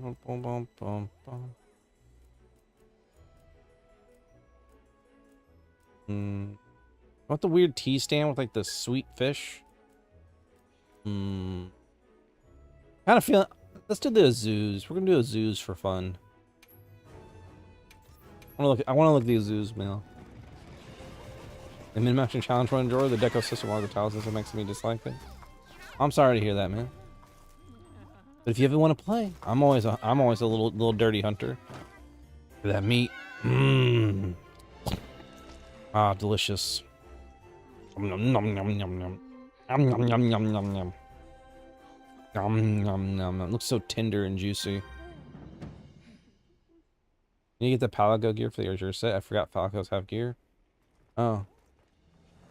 They had one for the Azure? I mean, let me go see. I probably have the materials then. Oh. Well, this isn't what it was, but what is this? Oh. Little thief palico? Feel like a little sack, like a little mask. Okay. Rudy costume. Oh. Yeah, the Rudy costume. Okay. Yo.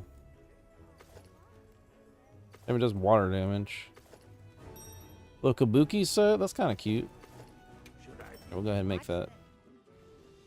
I'll be even more helpful now. Oh, wait, I didn't mean... Nah, that's fine. Probably fine. I think that's on par with whatever I had him in before, right? Nope, nope. 66 is better. Nope. Can I proceed? I need to go fix that real quick. Plus, I need to refashion him because he's still stuck looking like a chicken. Also, a sword and shield? Wait. Oh, for the Lala thing. I was confused for a second. Okay,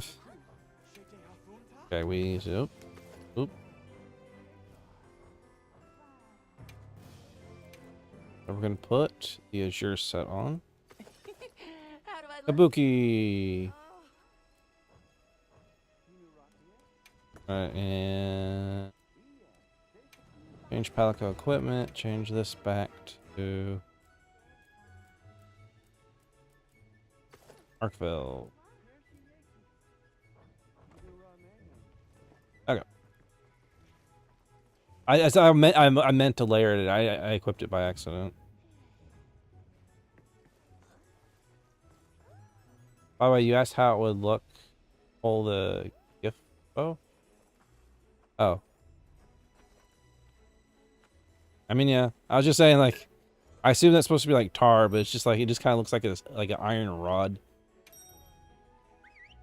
You can effectively use longsword, charge blade, greatsword, and bow. Which one do you like though? Which one do you like the most? I mean, I probably like the playstyle of greatsword the most at this point. There's so many options. There's longsword and charge blade. I just can't enjoy charge blade. It's just too much management. I hate managing all that shit. God, seriously, so tiny. It's so small.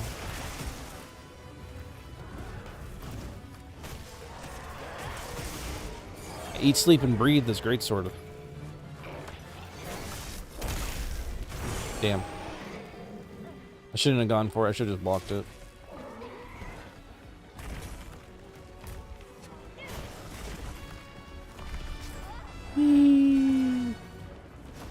Wow, he was going for you, Omen.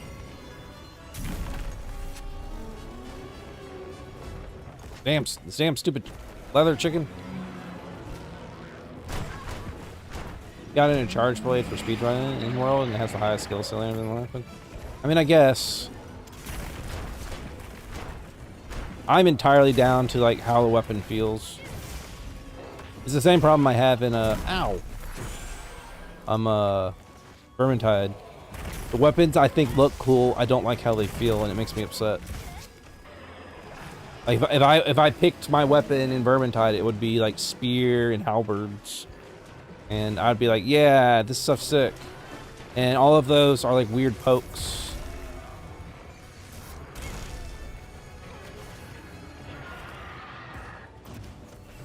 Damn it! You jump backwards. You don't like use focus mode to charge Flash on Greatsword? Just remove 90% of the skill for a weapon? I guess. I played Greatsword before this game too. I don't mind it. It just means when the monster goes to sleep, I don't fucking whiff it and make everyone upset anymore. That's how I choose to see it.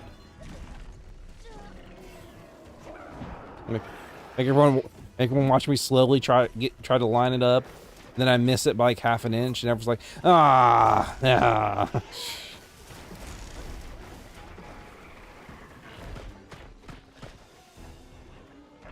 Ah, damn it. Forgot.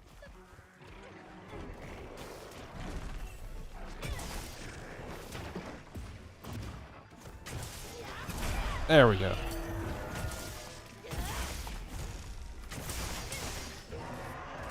I live in offset land though. They're very satisfying.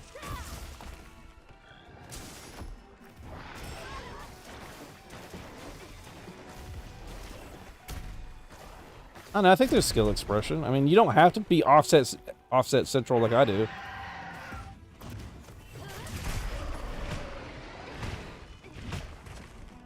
I argue there's a lot more ways to play it.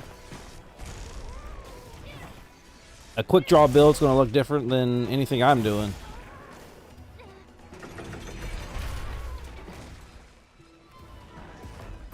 If I had something that increased the damage of my offsets like consistently, I would do that all fucking day. The only thing I can think of that even like affects it at all is Dosha, but I think that's for power clashes only. Damn. I don't think it affects offsets.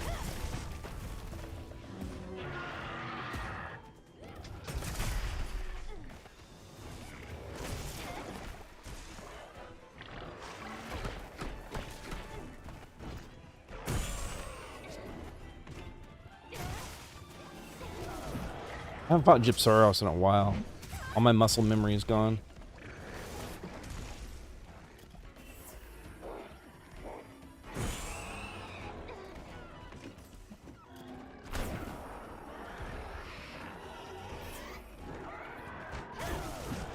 I know. I actually think bread and butter on damage is actually the focus strike now, because you can hold your charge. Like just running up to him. If he stands still.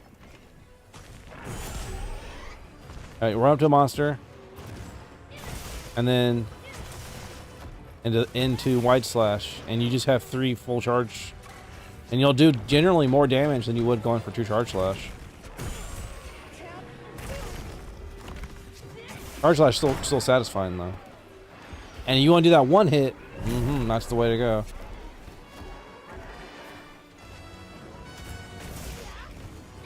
Plus, the only times I really worry about True Charge is when I do stuff that like auto gives it to you. Like after an offset, you go straight to True Charge. After a focus strike, you can go straight to True Charge.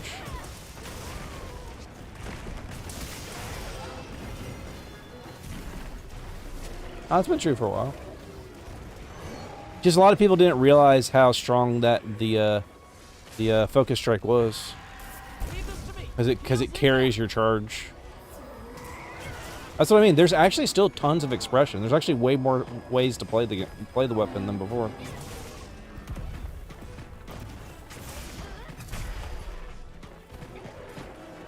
Meadows is breaking wounds. I mean, wounds happen.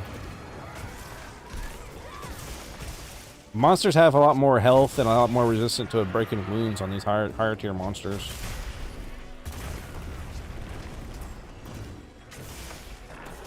But I don't know what the meta is, because I don't think metas are fun. I think metas just kind of suck the fun out a lot of the time if you try to stick too close to it.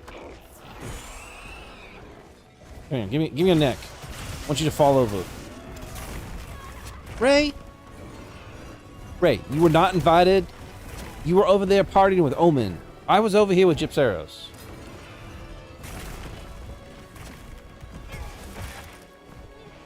But with the build you created, wounds more often, bursting them did more damage. Well, that was... people found pretty quickly that Flare kind of sucked. Though they've improved Flare now. And it was like a weird situation where Flare did worse the higher you ranked it up because of a weird way it interacted.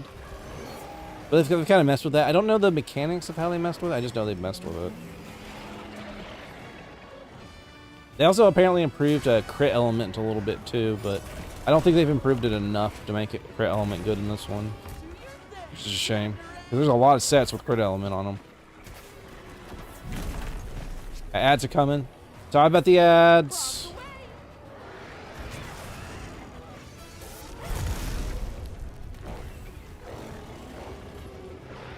I broke your little head.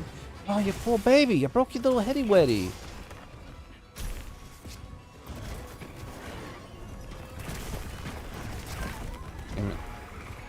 Right, mind your own business. Trying to kill this Gypseros.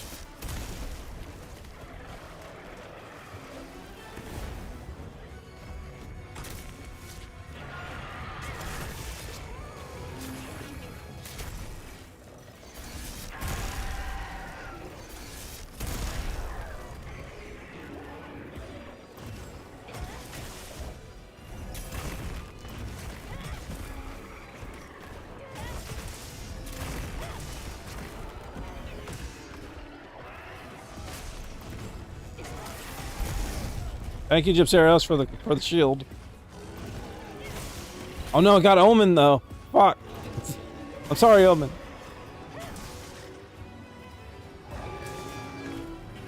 Got it on the ground.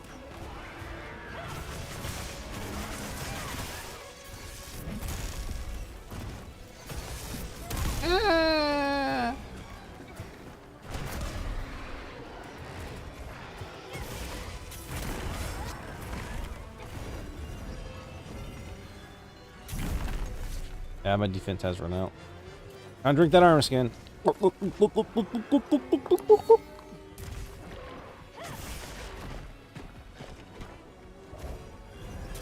me.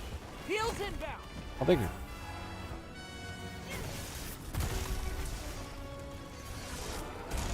Alright, fall down. Come here. Come here.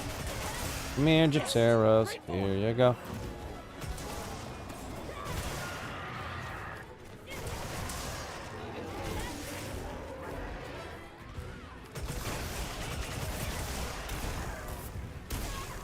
Ray. Such a needy little wyvern. Go on the offensive.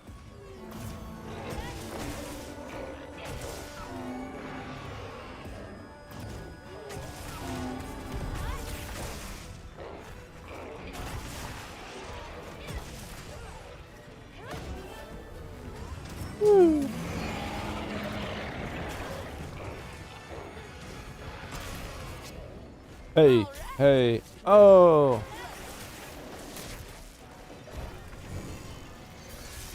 Oh no! I got you.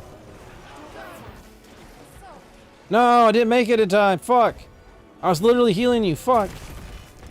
I'm sorry, Omen. Welcome back from ads. Thank you for dealing with the ads. They support the stream. I try to limit them as much as I can, but yeah.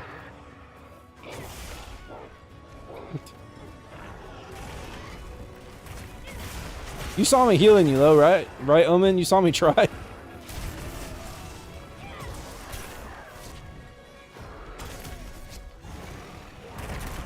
People gotta make a profit somehow, yeah.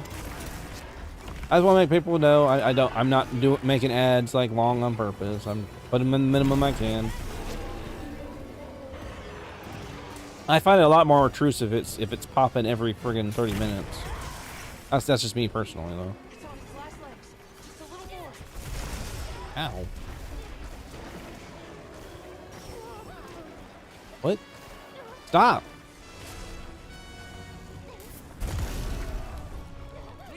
The stupid leather chicken. Yeah. I mean, I think all we were talking about before ads hit was just that I think there's still a lot of skill expression with the weapon.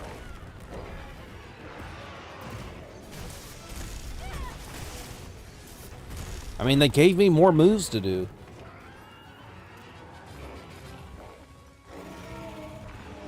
I can never be mad at more moves.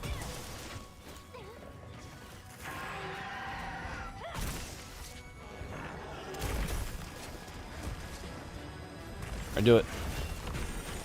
Hit me again. Hit me again. He's not gonna hit me again, is he?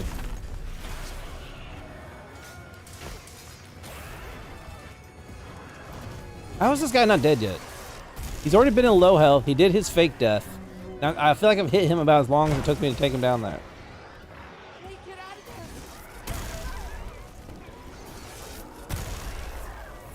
Oh, I died. Yeah, no thunder resist. I don't think it's necessarily bad to make things easier to pick up. I think there's still a lot of mastery with it. I think the bigger issue would be is if the monsters weren't fun to fight and they weren't a challenge at all, which that is definitely not the case anymore. I think they've added more than enough challenge, to be honest. In fact, some of them are a little on the high side for me. I'm cool with what we got right now. I don't need more. I'm content.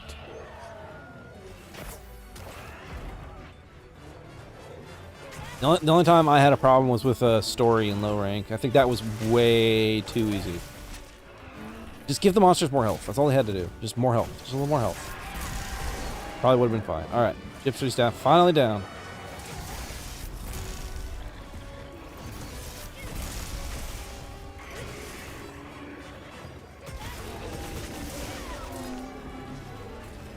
Okay.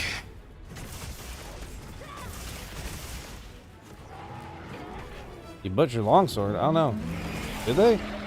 I mean, longsword always gets all the damn fun toys. I don't know. I don't know how I feel about those words.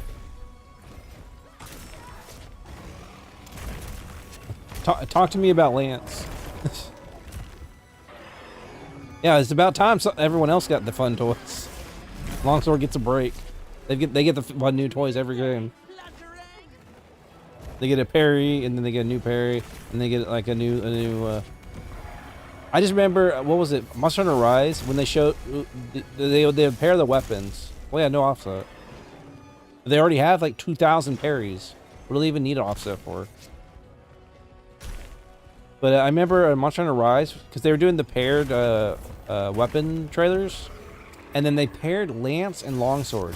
And so you watch the Longsword, and you're like, oh my god, it gets everything under the sun. And then you go look at the Lance video, and it's like, it got fucking nothing.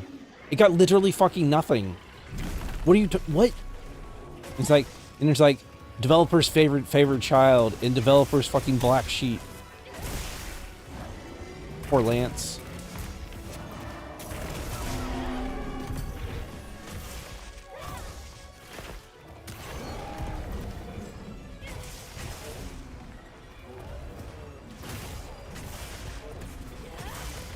But I'm not an expert on longsword. But didn't they add a bunch of stuff to longsword?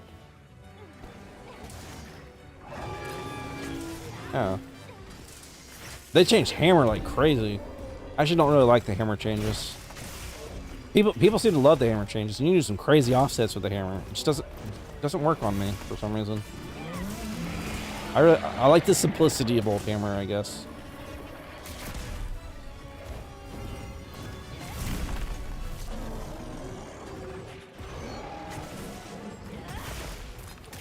Nah, there's other weapons. I mean, if it doesn't have a block, like dual blades doesn't get an offset or clash. I mean, originally Insect Glaive didn't get one. They added one later. Woo. And you down. You were amazing out there. Damn railgun. Blasting us. I thought Gypsarios would be really easy to kill real quick, but it took forever to take him down. I don't know why he had so much health.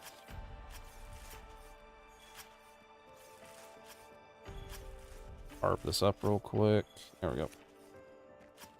Did I carve Gypsarios? Probably not. I didn't do it. Do I really need these Gypsarios parts? Probably not. But I'm gonna do it. A juice. The rubber. I'm rubber, you're glue. Everything you say bounces off me and sticks to you. Nah.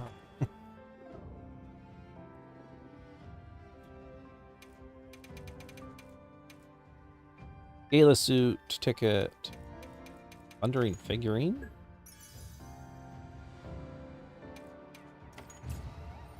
I don't think Bo gets one either. Neither does light bowgun. Only heavy bowgun gets the thing. Who else?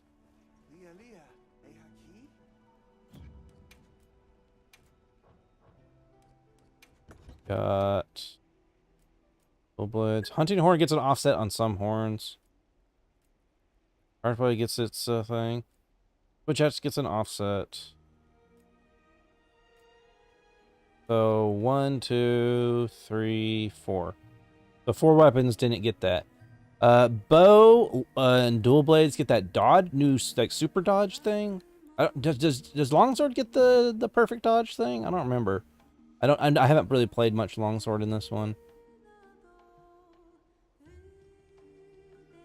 I mean, I bring up range because I mean there is a ranged weapon that gets both a power clash and an offset, and that's the heavy bowgun. So the heavy bowgun's offset is really fucking annoying to use, based on my heavy bowgun friends talking about it.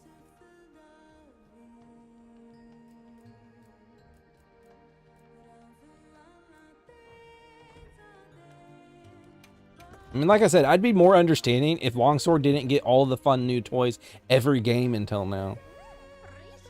It's about time they got the short end of the straw a little bit. Everyone else has been hungry for some of that sauce.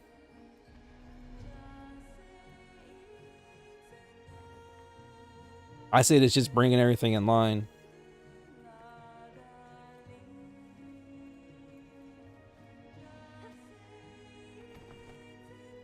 I am a little resentful though, if you can't tell. I'm trying to temper that a little though.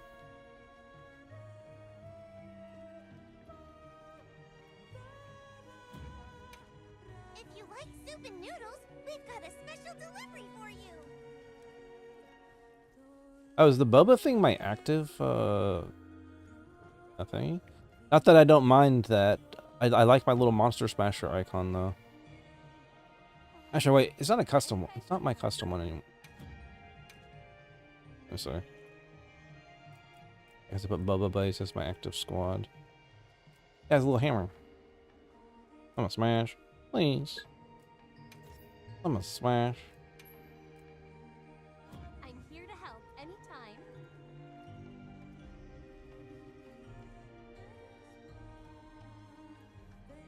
I mean, I'm sorry to hear that.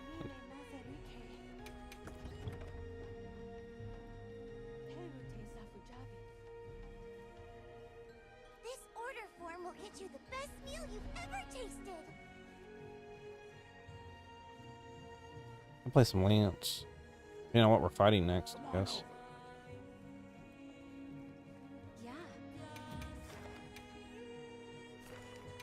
Are we doing this one again? Lance might be good for this. I don't have any really good Lances right now, though.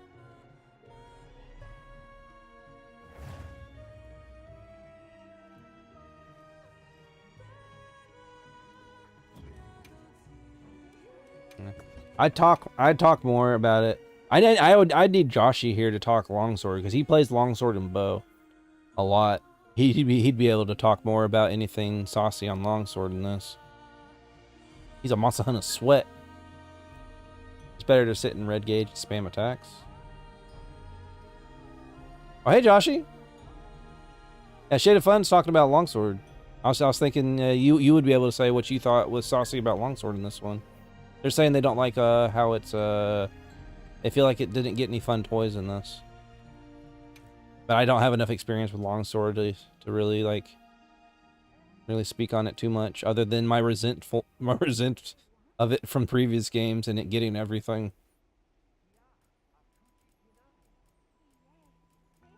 How you doing, Joshy? Having a good time?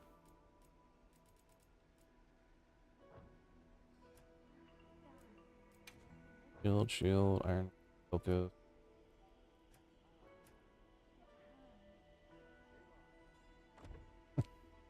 Okay.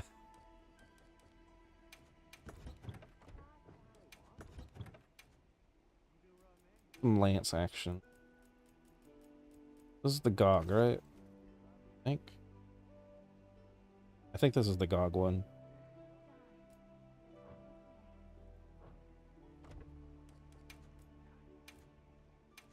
Yeah, definitely GOG. You like the red gauge, but you don't like how spammy it is?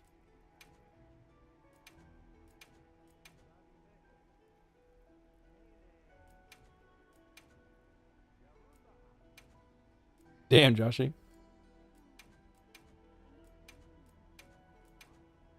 I could use the silly flag.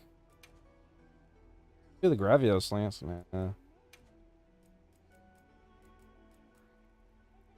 It's crazy that the Balahara Lance is one of the best looking lances.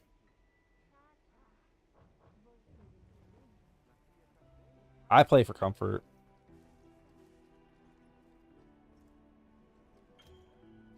Alright, see how this goes.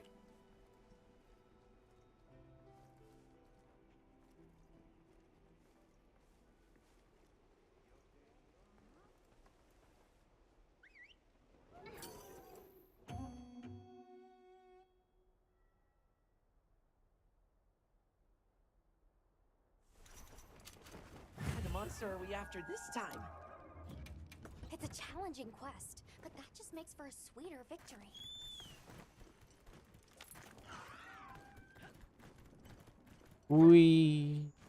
Alright. See how this goes with Lance. It's probably gonna be pretty chill.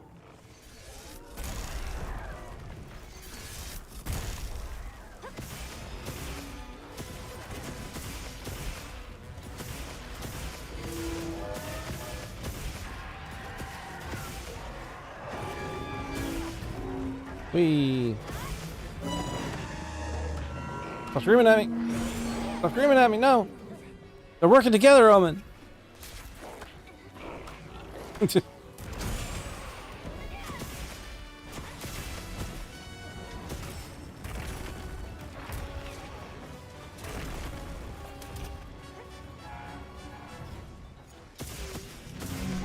didn't want to spark you guys to get into like an argument. I'm sorry.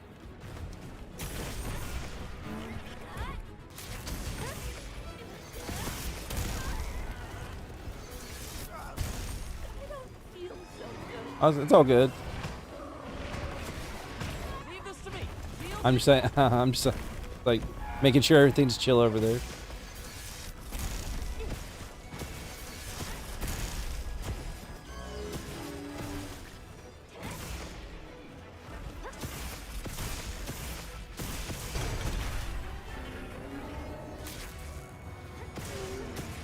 Flying out of the corner of my eye while I'm slapping this little railgun out in the face.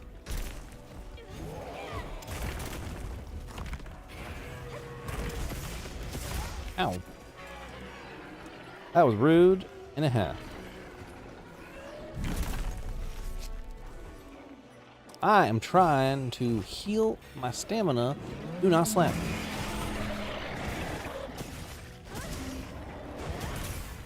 This is the first one I feel kind of satisfied with they changed with the lance.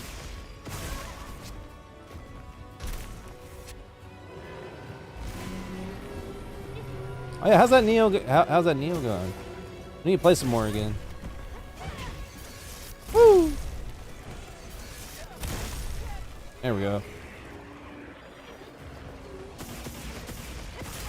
How far did you get? I imagine you've been going at it.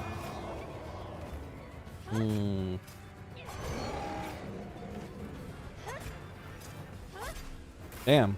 You becoming the expert? Damn.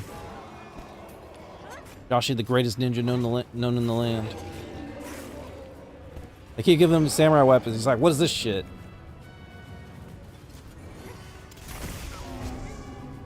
Oh yeah, did you spend much more time with the fist to see if you can vibe with it a little bit more?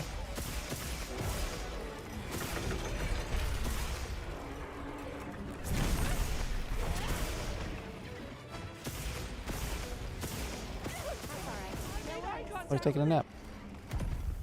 We've received additional supply items. Take a look. Bomb set.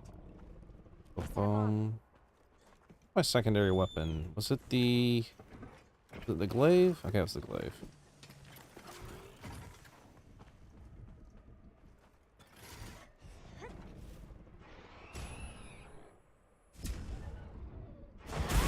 There we go.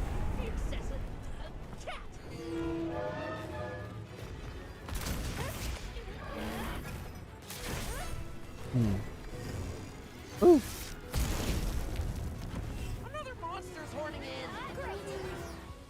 Yeah, the key pulse thing just is always been the bread and butter in Neo, and so you've kind of been like sidestepping it by focusing on a ninja a lot.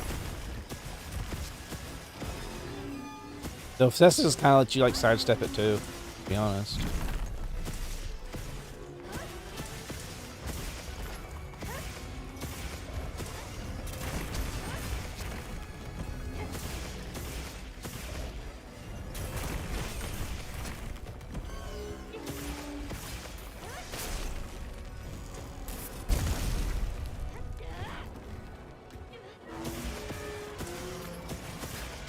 Paralyzed.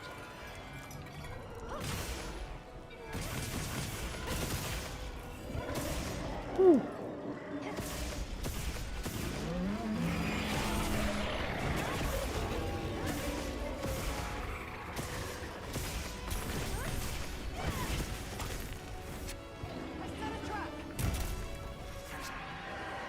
That's QP time?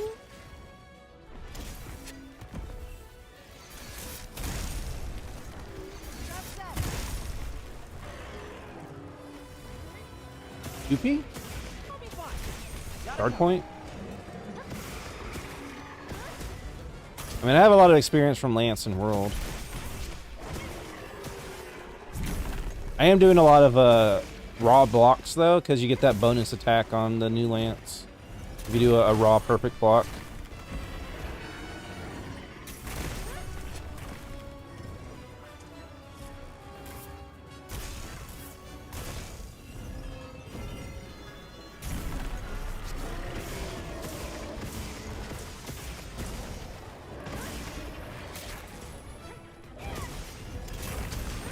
Where you going? Come here.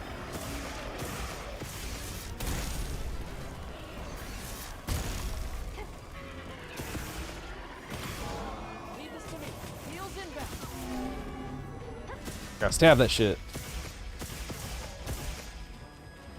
I'm actually pretty. I actually don't play Lance in this as much as I would have thought I would have, but I do like a lot of the changes. I actually feel like Lance got a good amount of love in this one, for once.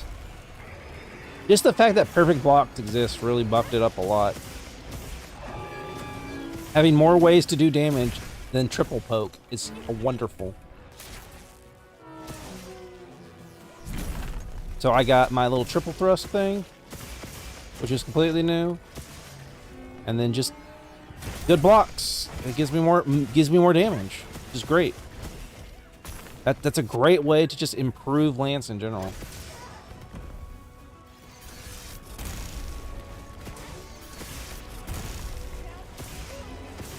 Nah, it didn't work the same way.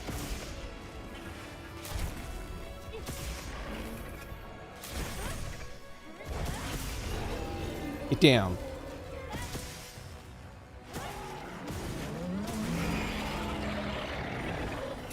Because it was not worth it to run guard on like Greatsword, because you were still getting like chipped through super hard in the older ones. Super worth it now though.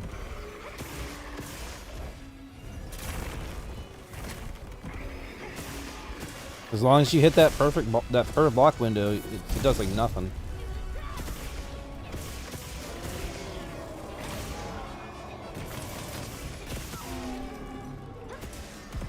And there's good feedback on it too, so you know when you do it.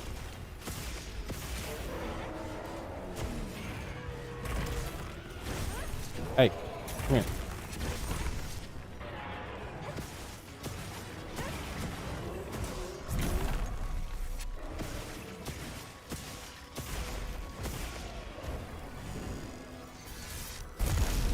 How'd you miss? How did you miss? Ray, how the hell did you miss? You're like point blank. I didn't even move. You just missed.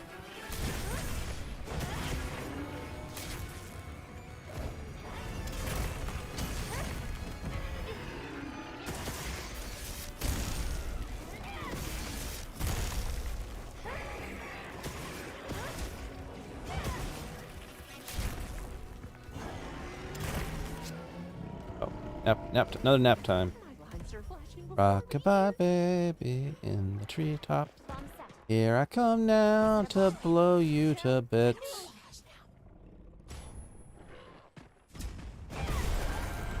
Wait, why did they all not do as much damage? Whatever.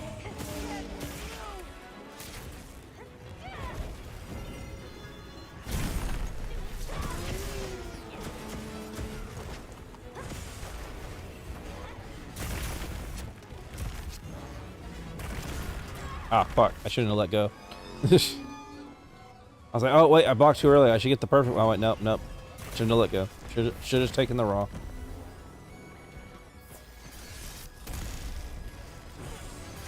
Don't do it. Don't do it.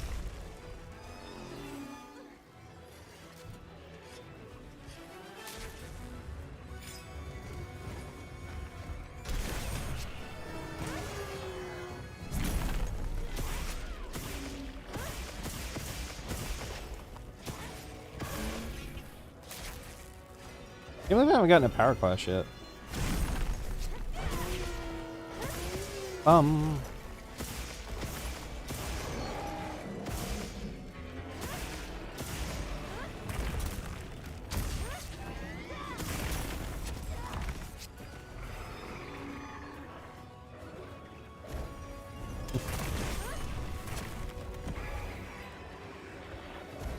Alright. Here we go. Oh, there goes a wing. Shit, he turned. Wait, ah, fuck. Sometimes the directions screw with me on the attacks. Like, you'll have times where like they're hitting behind you, but you're supposed to block in front of you. Oh, I got pushed back super far. Oh shit. I didn't think I got pushed back that far.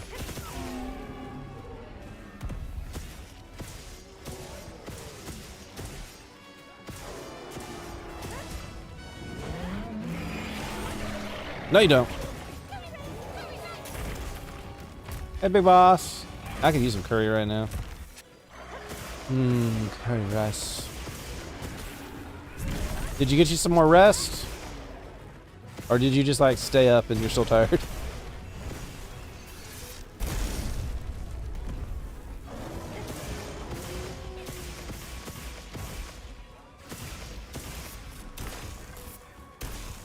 Come here.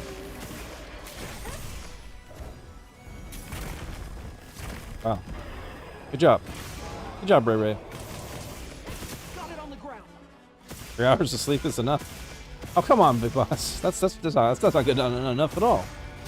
That's like Napoleon saying he will only sleep 4 hours a day every day because he thinks he makes it more alert or whatever the fuck he said. Oh, Ray.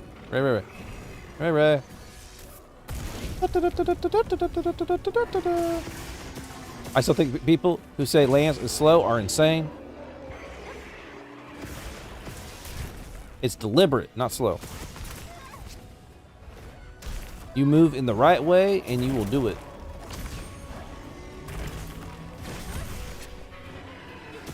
You will be next to the monster at all times.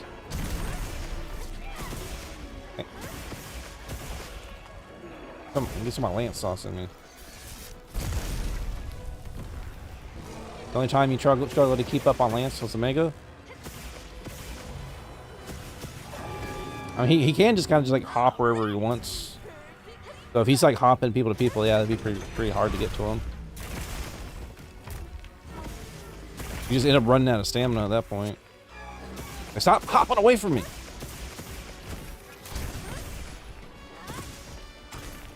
Damn Frogbot. Oh, he's going for the swing. And that move has been messing with me a lot these past few days.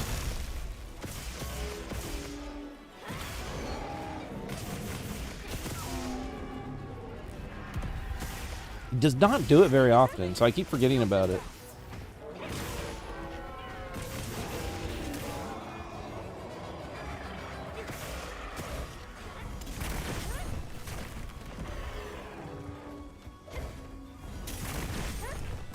Yeah, but longsword users are the bane of everyone else these days, especially lance users.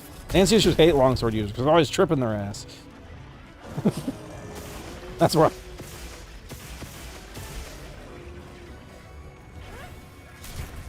Lance users get such a rough treatment. They gotta work so hard. Yeah, we have to use the flinch free for the longsword user who's not using the flinch free or the shock brew.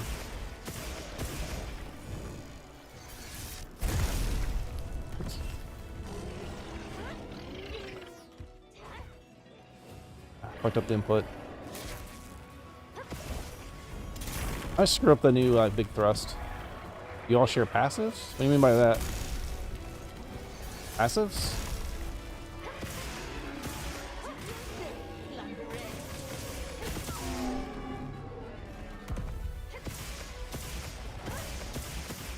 Hi, Royjoy. Oh, did you get through your Dead Spaces?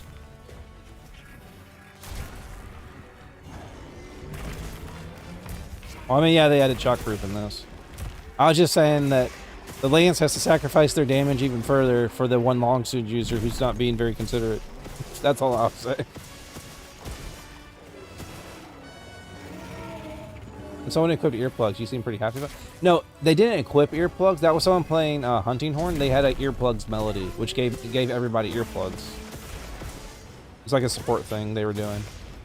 Thank you for Apple, Roy. Thank you. Anyone who doesn't know Roy, friendless line. They were doing a they've been throwing everything at me. They were doing a playthrough of Dead Space challenge. Had to get through the whole thing. Oh yeah, I kept meaning to ask. So you didn't finish it that one day? What came up that stopped you? I keep getting so busy. I keep forgetting to ask questions that I think about.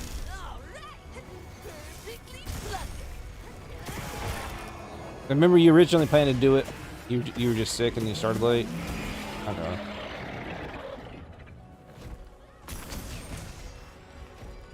And that was your first time playing, right? So you're done now, right? I can say words now, right? Just making sure before I say anything. Oh, I didn't mean to do that.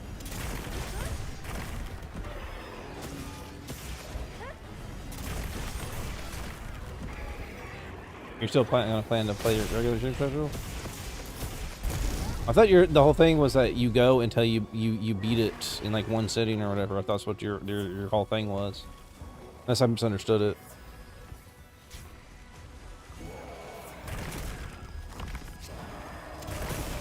Ah.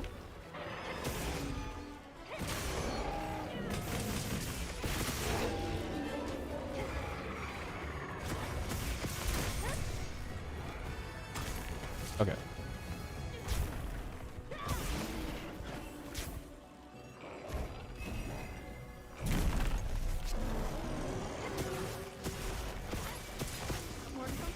I could be a jerk to Omen and just lock them both on that side so I can do my shouties.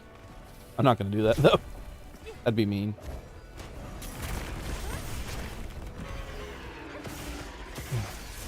Ah!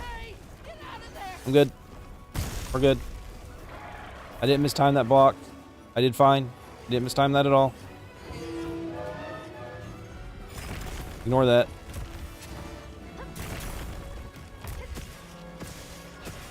I'm just a rusty longsword, rusty lance player. We talk about longsword too much. I said Lord Longsword.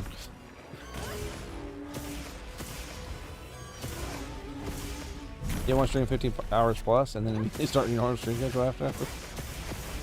Yay! How'd you feel? I was surprised your feelings on Nicole when I peeped in earlier. And I was like, ooh.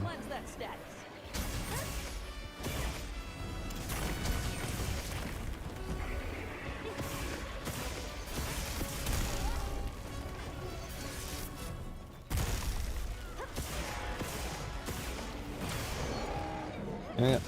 Oh, I guess we're getting the knees.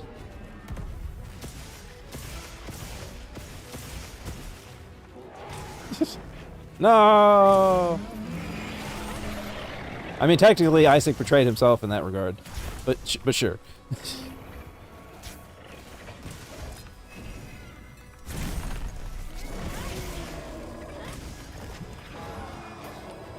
Oh, well, that Omen got it.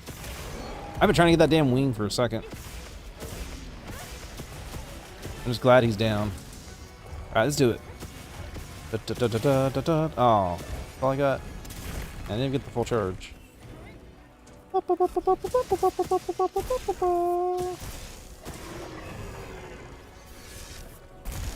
Hey, come here.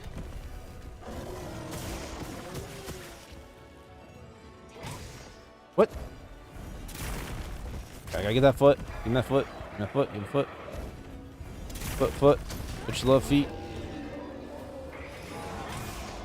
No! I guess I still technically got it.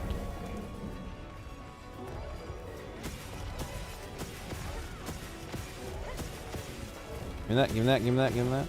So what do you think overall of Dead Space now? I sound like a Reddit user. What? They like feet? Do Reddit users like feet? Is that what that is?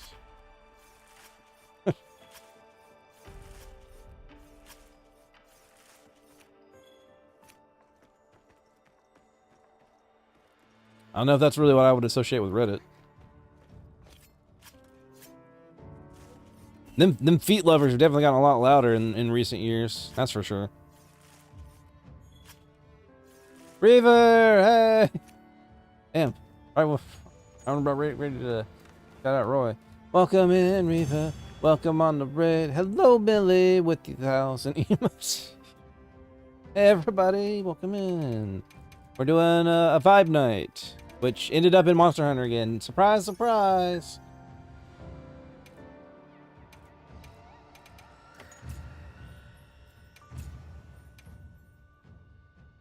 Anyone doesn't know Riva, they cool beans. They like to play the RPGs, especially Trails. Trails is their favorite thing. What were you playing? You were playing War Tales today. W on War Tales?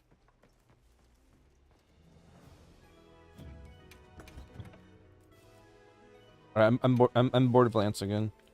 I feel bad for Lance. I just can't stay on it like I used to. So that Shadowbringer, yeah, 2 hours in one fight. I spent 2 hours on one fight. Did you win though? Did those 2 hours end in a win? I mean, Roy here can talk all about spending way too long on one fight. Get tired of poke. It's not so much I get tired of the poke. It's that I can't offset with the lance. I want to offset something. I need to get my offset fixed. Get my offset fixed.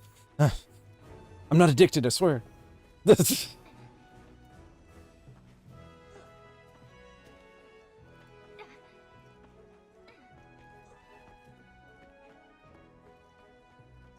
I'm probably gonna be playing some Lance later if Sandwich shows back up, because he was talking about how he wanted to learn it a little bit. So we'll probably play a little bit of that while showing him the ropes of it. When you guys were doing 3 times the max HP of my strongest enemy in damage.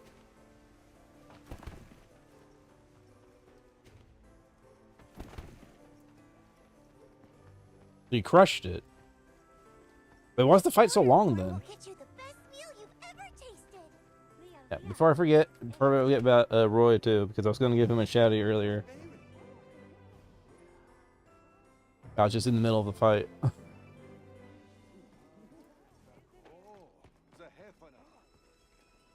On multiple enemies and just outnumbered 4 to 1. So you Dynasty Warriors it, basically. You tactical Dynasty Warriors it. Did it feel good? Was it like, did it feel like a victory lap?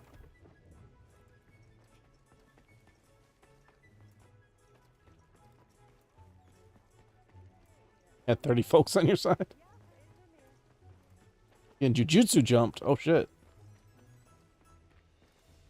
Like domain expansion? Jujutsu jumped?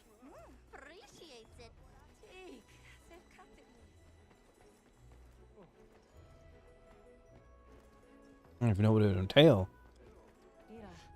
A lot of Jujutsu.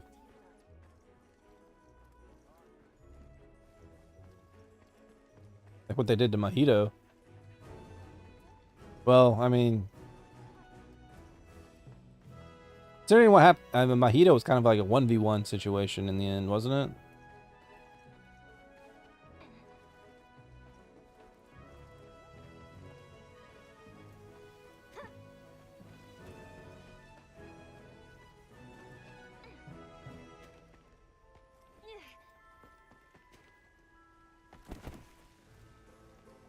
Everyone kicked his shit.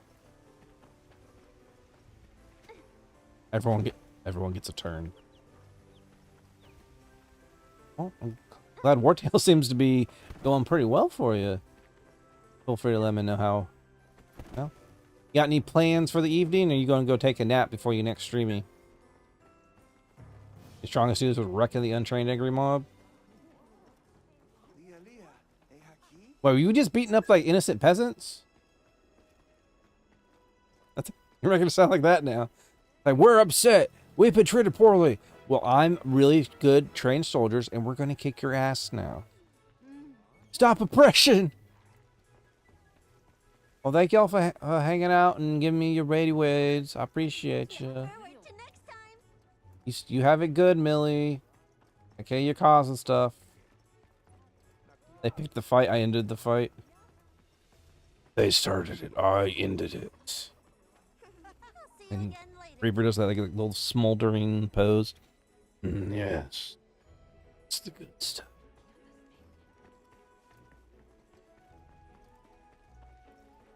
I do it in that low affect tone Reeve has, though. Yes. And that's just how the cookie crumbles, I suppose.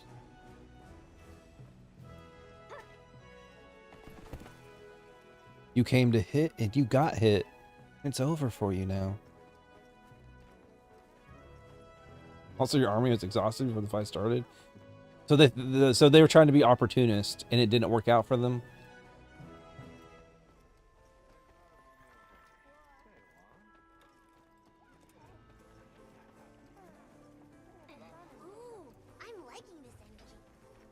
That's usually a good feeling, though. It's just like, we've come to ruin your day, and you're just like, yeah, get out of here. God.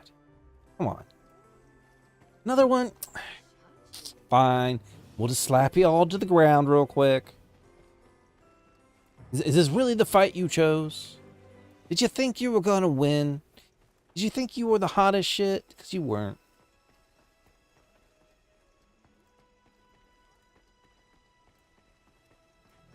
Also, I've been yapping. Did Omen put up another quest?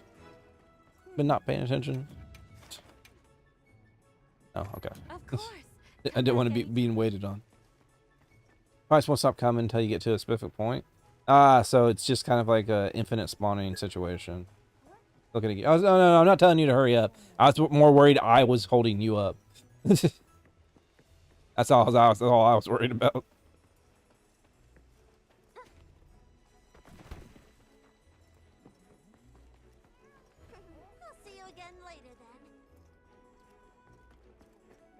Yeah, we were yapping about Dead Space before you popped in. Roy just finished. Congratulations, Roy. Completing the Dead Space. Now Roy can say they're officially a horror gamer. Now they can be they're the horror slime. They love horror games. Horror games are their favorite genre ever. Oh wait, Roy, you didn't really... I don't think you answered my question earlier. You like Dead Space? I believe Roy just did finished their first playthrough. Or the first finished playthrough. Right. Finish 1 and 2. Technically, I didn't finish 2. I did see someone else finish 2. Because Dead Space 2, I got soft locked. Because back in those days, I had my friend who was very like achievement pilled, and so would always play everything on the highest difficulty. And so I'd be peer pressured in doing that as well. Always playing games on the highest difficulty. Never really was quite my vibe, and I never really cared that much for achievements. But I'm definitely susceptible to peer pressure in some ways. And so I played it on the highest difficulty on my first playthrough. And I was getting through it fine. It's not like I was like struggling that much. I don't think it was too hard for me. But I got into a really annoying situation where I wasn't making like extra saves because I was getting through the game fine. But I got into a hallway fairly late into the game. I think fairly late. And I was out of ammo. I was low health. And it auto-saved when I walked in the room. And so the room was filled with those like little like enemies that swarm you. And so you just kind of take like passive damage over time. And so I get hit by any of them, I die. I can't shoot them because I'm out of ammo. All I can do is stomp them and hope none of them explode on and do their like little ticks of damage. And I was effectively soft locked from beating the game at that point, and I couldn't do anything about it. And that's how my Dead Space 2 save ended. Like I couldn't recover from it. It's just like it was too annoying of a problem to try to solve. Getting swarmed by the little baby things, and they would just kill me because I don't have enough health.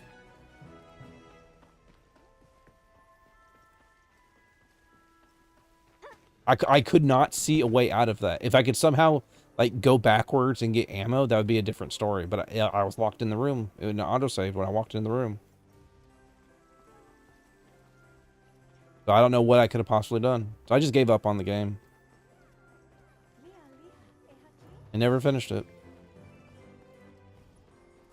Years later, I saw the ending and stuff when someone else did like an LP of it, I think.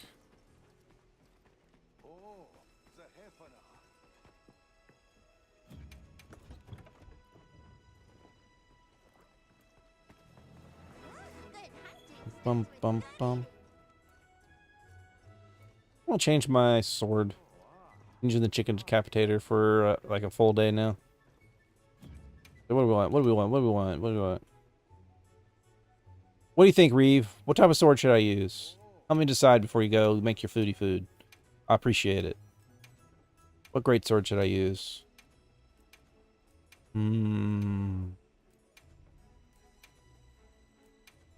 They're all sharp swords. Well, actually, some of them are probably kind of blunt. I know that one's pretty sharp.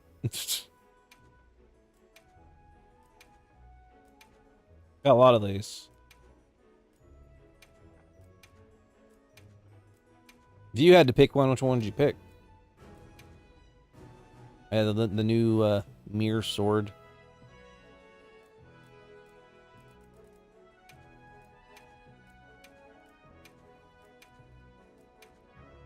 That one? Well, I need to know which one it was because I'm still scrolling through.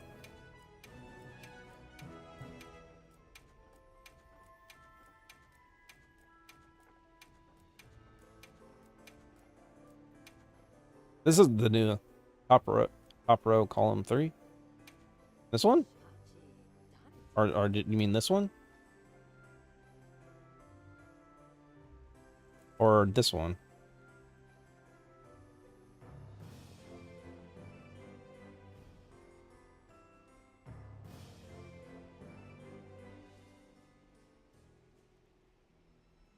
Bottom?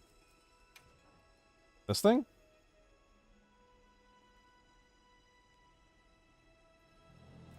Or did you mean actually like this one? The big mirror sword? Are you just fucking with me? I hope not.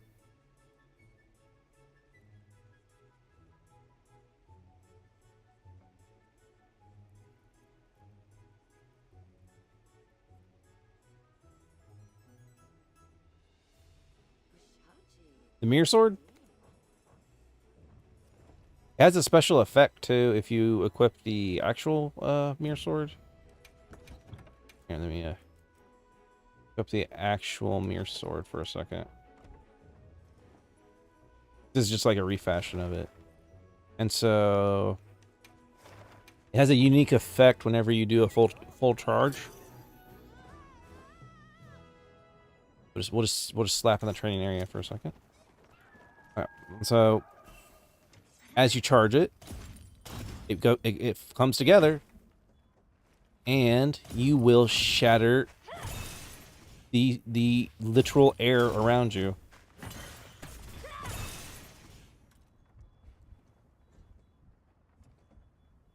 I think it's cool. Welcome in, Joshy. Nice to have you.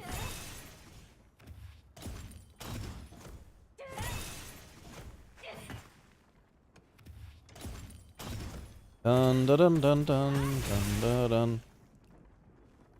It's a cool sword. Not quite what I wanted for the next thing, but I swear Greatsword always wins the design contests. They're like no, they're like two for 3, I think it is. Was there another design contest that I don't remember? Because I know there's like the gun sword or whatever from Rise. I have trouble remembering these all the time.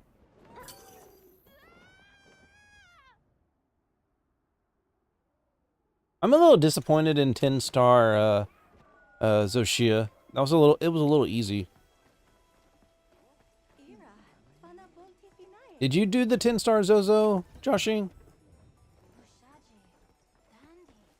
I assume so, because I mean you like clear out Monster Hunter like for breakfast, lunch, and dinner all the time.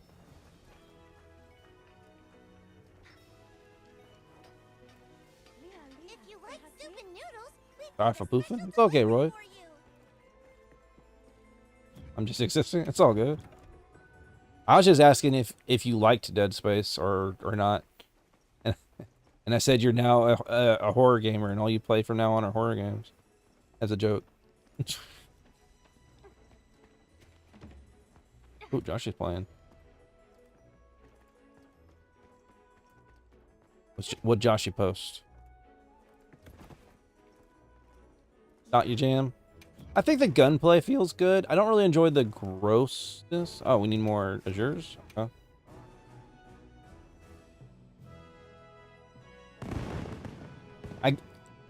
I can get behind some like the existential horror aspects of it. Those can be interesting. Them calling you on the PDA was scary. Oh yeah, they kind of jump scare you with the calls, don't they? Now commencing quest by order of the guild.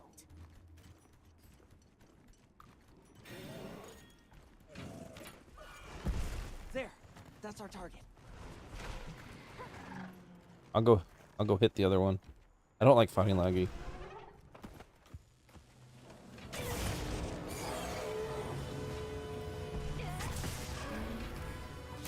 Yeah, I don't really tend to like gore. And that game's pretty heavy on it. But though at the same time, a lot of it just kind of turns into like flesh blobs. So sometimes it's not really like particularly like gross. It's not pleasant. It's more enjoyable because I can fight back and I wasn't locked. Like how Alien Isolation is. You don't like that feeling helpless. You definitely seem more of a like you like survival horror in general more than general horror.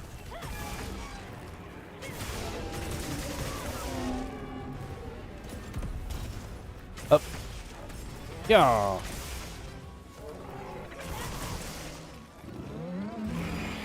Damn.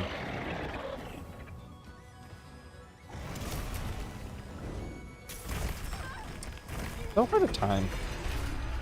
I will get my officer. I swear to God. Oh, Omen's here. Look at me, Omen. But in isolation is why I put it. It annoys me, and I hate the feeling of not making progress. I feel you. I almost wonder if I'd get along with it more, because I'm a dirty stealth gamer, you know. So my absurd patience might work out for me in that game.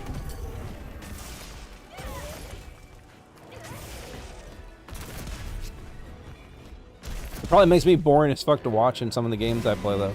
I will literally go through and systematically like do everything through stealth. I will even I will save scum if that's what it takes to properly do it. Owie. That's good. I'm gonna fall down now. I feel like I'm taking more damage than usual. But you know what? That's fine. Now it's chasing Omen. I'm safe now. Have you played the Silly Goblin? No, I've been thinking about it. Like I saw you playing it. I think we actually talked about it when you were playing it. I've been interested in those for a while. I've been unsure on like the general quality of them.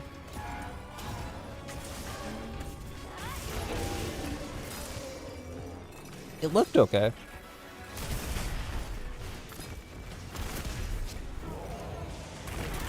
Nope. Nope. I mean, I thought I was going to be playing Dot Hack this week, and look at me, I played Monster Hunter every single day.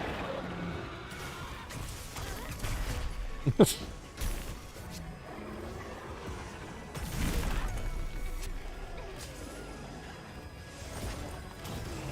mean, cute's one way to describe the farting goblin.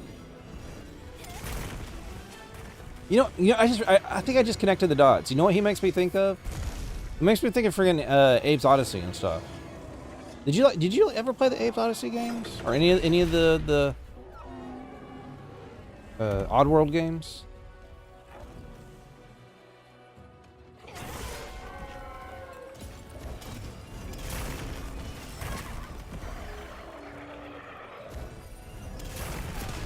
Just like the general tone. I mean, they're different types of games, though.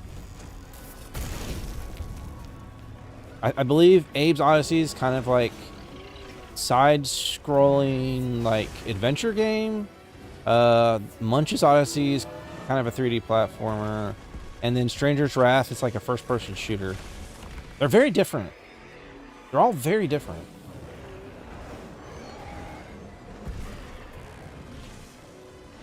They're all weirdly kind of like goofy, but really like harsh.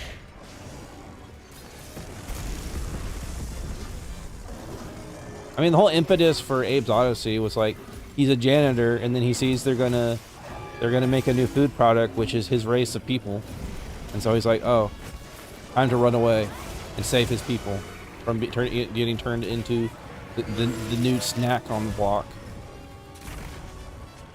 So it's like weirdly, like, it's dark. It has like a little bit of that satirical edge to it,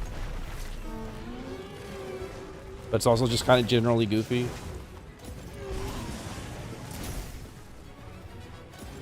I don't know. I don't know if you get along with it. Is it serious?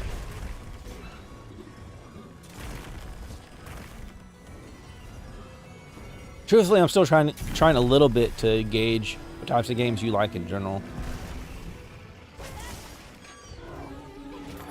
Other than, of course, like action RPGs and stuff. You seem to like those. You seem to like your action. Why does everyone want my ass all of a sudden? What the fuck did I do? Oh, I'm dead. I was literally not allowed to live.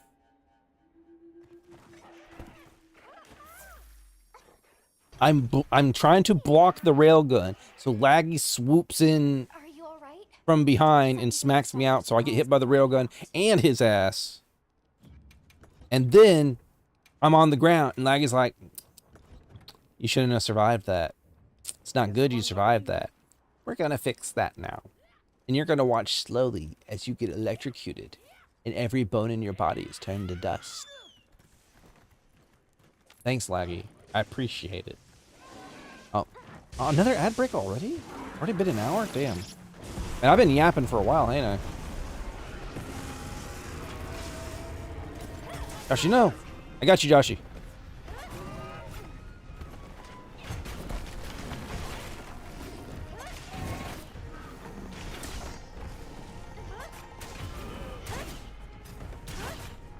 I still don't like fighting Laggy.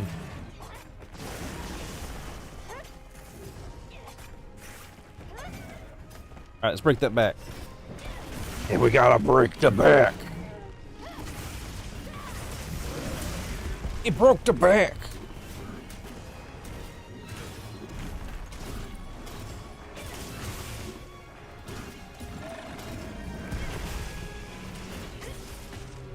I had to get a little revenge because Laggy killed me. Oh. Oh my god, not again. They're doing it again. They're doing it to me again. Leave me alone. Oh my god.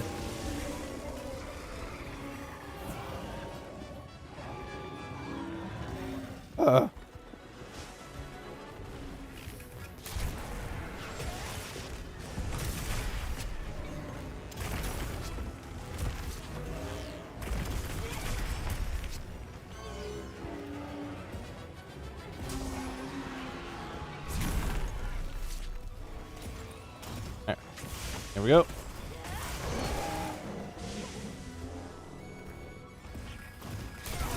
Ooh, that was a good one.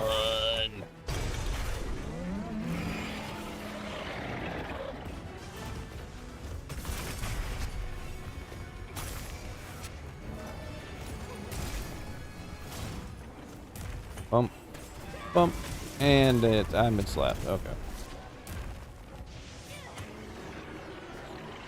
Moving your tail. How am I supposed to hit your tail if you move it out of my way? So rude. So unbelievably rude. Can't believe you.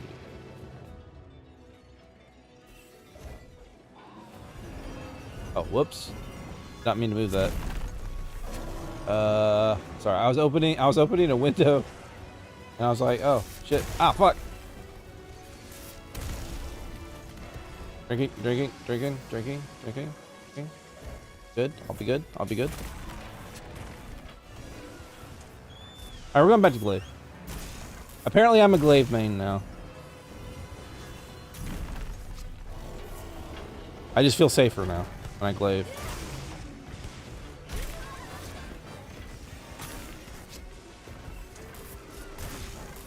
And again, I probably won't feel that way on Omega. I think Omega's still definitely great sword all day, every day. I don't see how to do Omega without block. It just seems like untenable. Woo!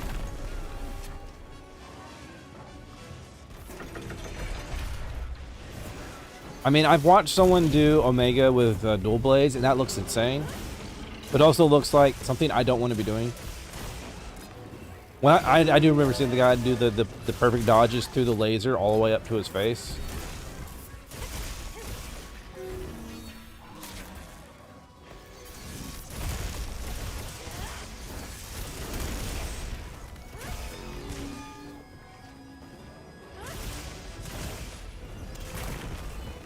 No, you don't. Give me that. Ah. Just give me the tail.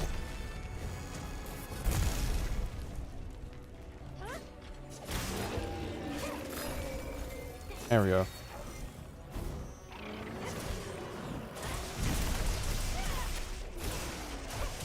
Hey, hey, hey. Hey, hey, hey. Run. We're all like Donkey Kong. We're all like Donkey Kong. I don't know what song I'm fucking like workshopping right here. Wait, what? Why did he fly over to y'all? He's like, I'm upset my little flappy wings ain't hitting other people. I'm going over there. And then kaboom, he explodes in lightning. He's gonna explode in something, alright. This explosion of blood! Hey. Damn it. Damn it, now I can't hit him.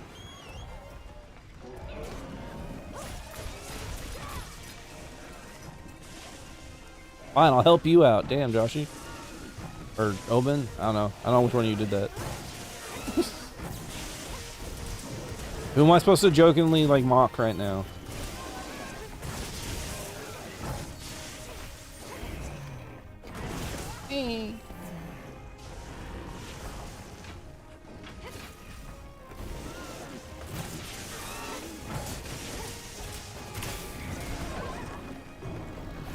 Beanie pants.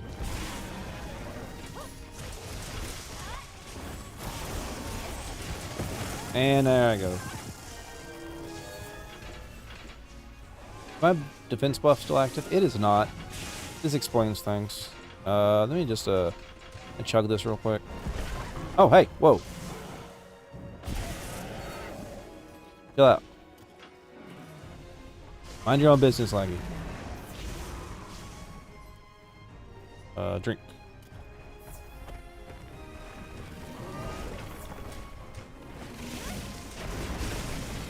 Hey.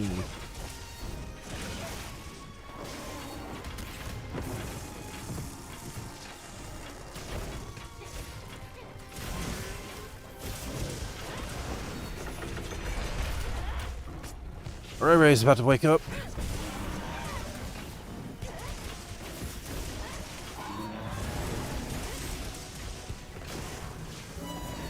Let's go hit. I'm gonna go hit up Ray Ray some more. Yep. That's good.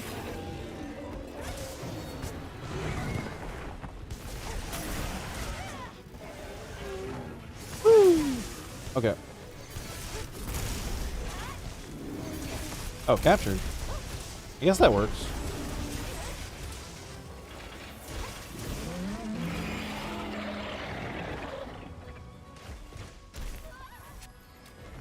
Fine. It'll be okay. And look at Joshy, all those perfect dodges, damn. Fucking saucing it. Nope, I was too slow on that. Ooh, wings. I could use some wing right now. Thank you for that. Thank you for that. Nice, healthy snack. For any of y'all who like having some nice chicken wing, what's your favorite sauce? Or if you make your own sauce, like my ass, what type of flavors you like on it?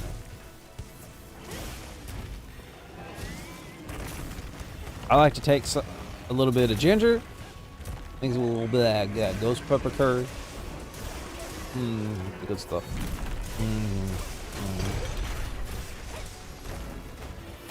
Asian zing's okay.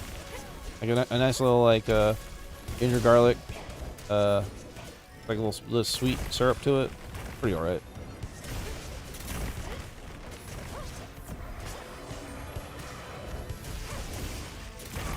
Tell you what I don't like. I have decided I do not like garlic parmesan. Not a fan.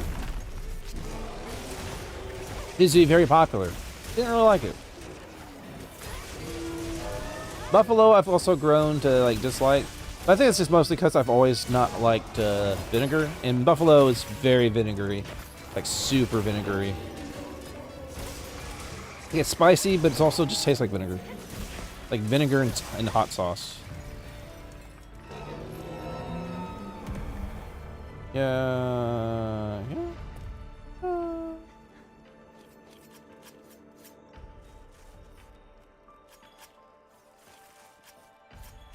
Ah. Why am I so EP already?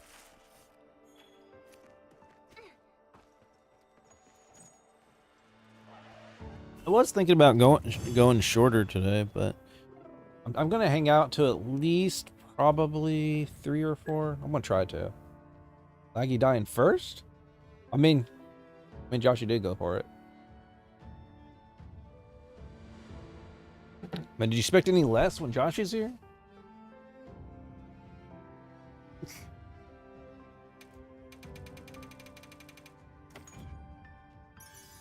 I even went over to help a little bit. Just because he slapped my ass, the little asshole. He tried to do it again, too. You saw that, right? Fucking little piece of shit. Can't believe they killed me. Took them both working together.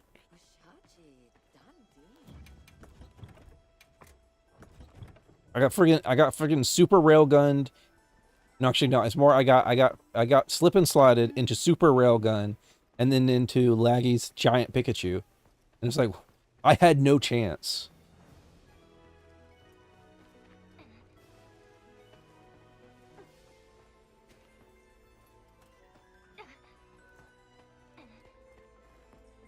What a jerk! I blame Laggy. I was having a good time slapping Ray around. Whee! Ooh, silver egg.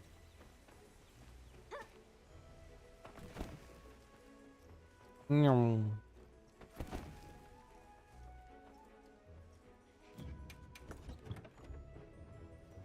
This order form will get you the best meal you've ever tasted. Ooh. I heard from the yes. I can help you source materials. About half full. The glass is half full, Nada. The glass is half full. But why do you only get 7 of the friggin' plum peach stuff? You got something against the friggin' otters? Huh? You don't like the Wudwuds, Nada? Tried to run away, not like give the whole thing? Or maybe she's shortchanging you. I'm sorry, Nada. I won't blame you. I won't blame you. I'll give you the benefit of the doubt. Okay. Okay. We're okay with Nada in this household. He's okay. He's not that bad guy. Little piece of shit better give me some fucking rocks next time. I'll fucking got some choice words for him.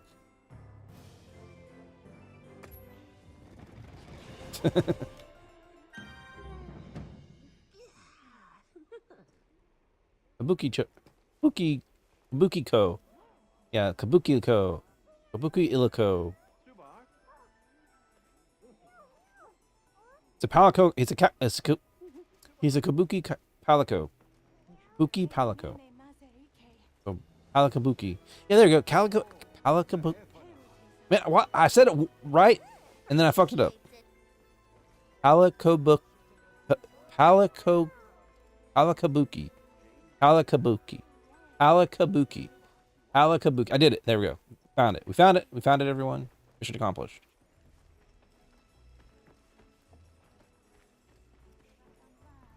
Now, where's my kabuki dance? I need to do kabuki dance.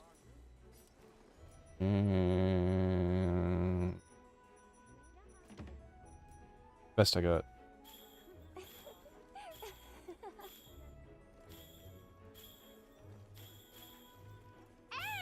Hey! Weeb up. Oh no. Hip nudie. Oh, not the temp duty. Where's Crimson for my fun facts? My nudie fun facts.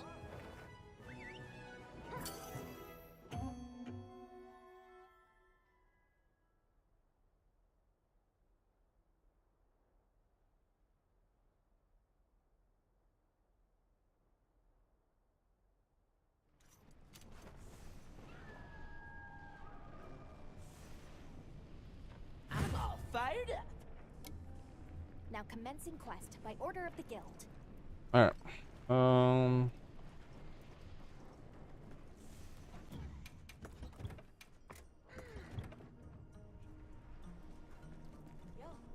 Damn, Joshy's almost dead. What the hell? What's going on down there?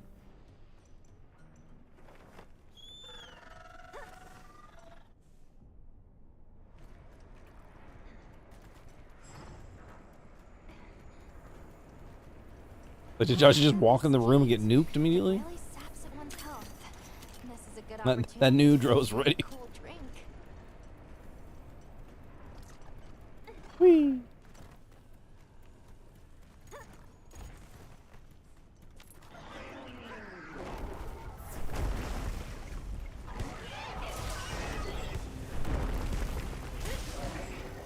Got my red. Got my orange. My white. Alright. Now we slice.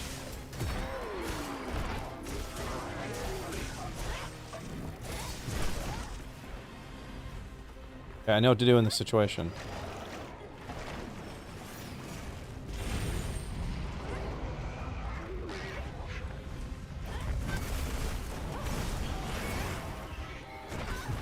And I'm dead. Alright, I did it. Yeah, I'm selling. I'm selling. Yeah, good job, me. I'm selling big time. Good job, good job, good job. Don't worry, you'll get him next time. Alright, I won't use Blackest Night this time. I promise. Promise. Won't use it again.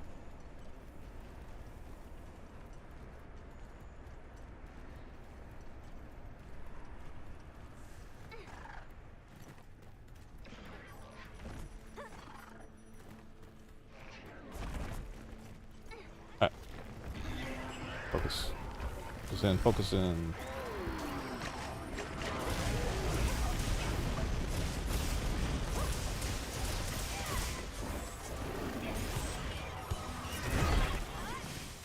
Actually, now it just didn't work very well on him.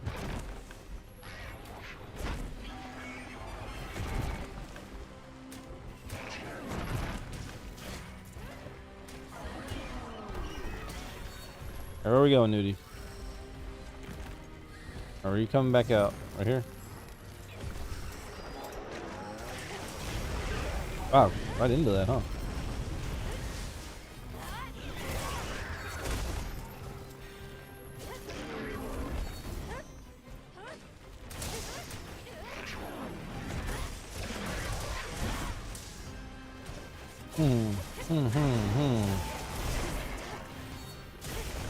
Joshy, no! I don't have any rock burst or anything.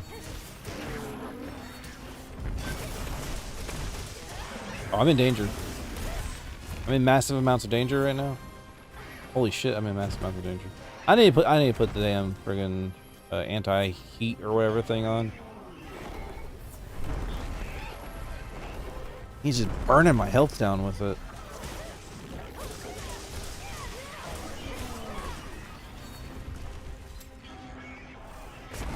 I hate this walking cluster bomb.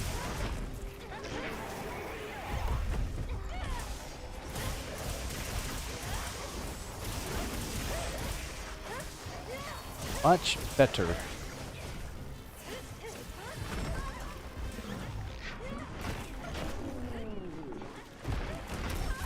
Really? Okay. That's fine. Fine. Fine. Sure. Why not? You just slap me 5 more times. Do it again. Do it again. Slap me. Slap me again. Slap me again. Ow. Ow. I'm surrounded on either side. Oh, wait, no. Wait. Josh is a numbo. But I was about to say I was surrounded by bow users. But no, Josh is on longsword right now.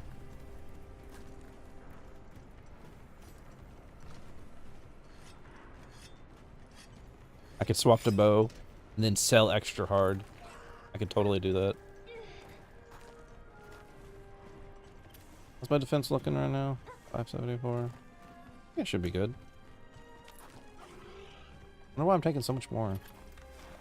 Where? Where's the closest camp? I'll just go back to this one. Let's slot it in real quick so I stop taking so much damage on this piece of shit.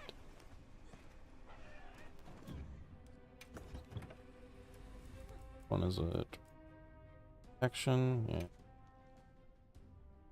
I guess that's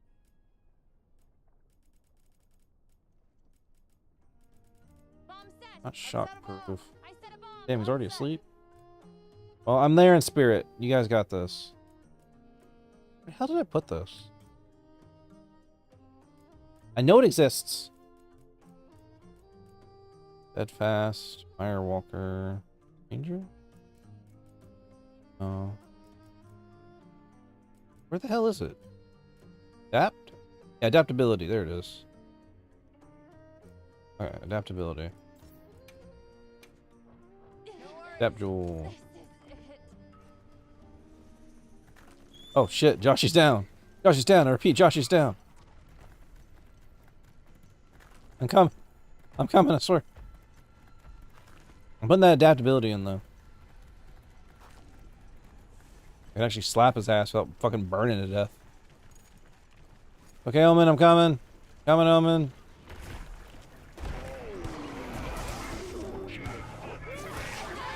Alright, there we go.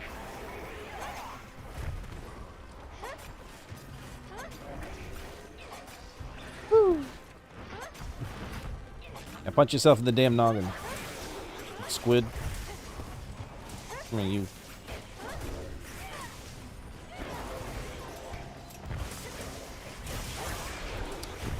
Maybe I should put some music on. I'm feeling kind of dry right now.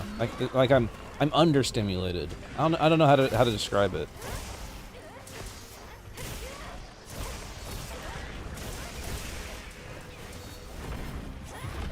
Oh, hi, Raph. And he's just ignoring that Raph. Raph is going nuts on him too. Go fight each other. Do it.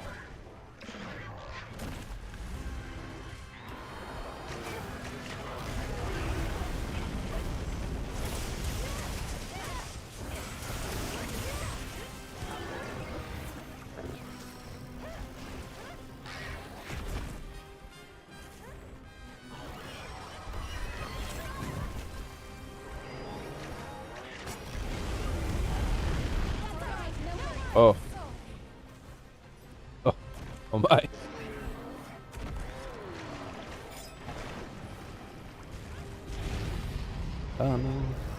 Why are we struggling? Is this the 10 star? I didn't even pay attention. Man, he's fucking us up.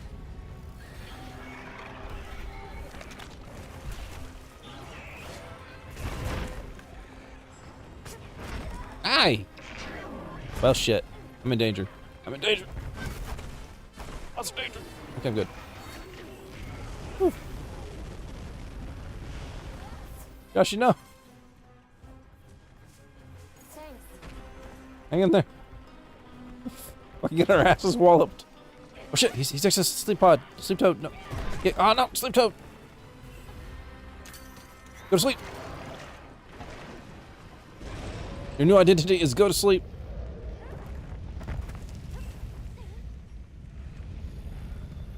Bomb set. I set a bomb. Bomb set. I set a bomb. I don't know if this will work. Might hit him. Actually, you know what? Oh, sorry, Joshy. Oh, sorry. Oh, sorry.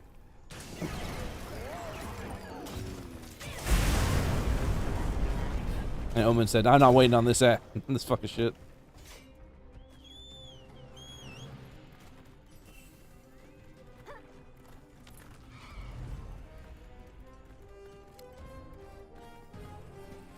Fuck you, damn great sword user, damn main character syndrome. I'm sorry.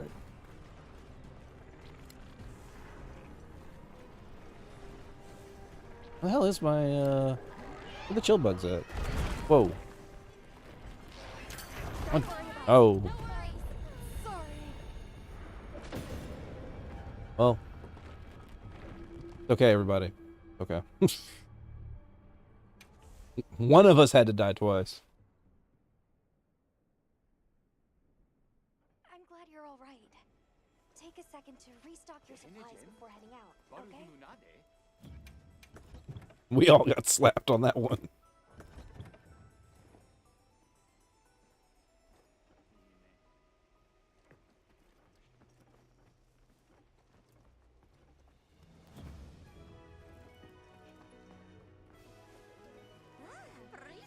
I'm coming in with adaptability this time. I don't trust that fucking squid.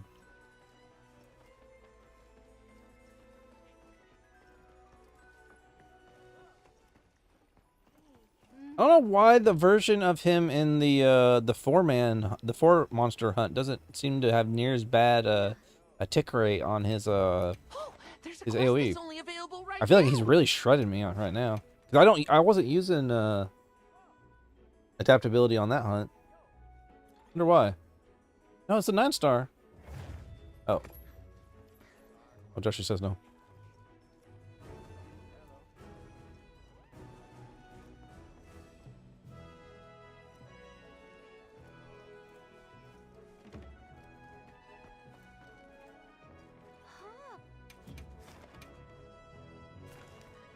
Take a quick break, get in a call. Okay. Take a good omen. It's not even this 10-star variant, it's the 9-star.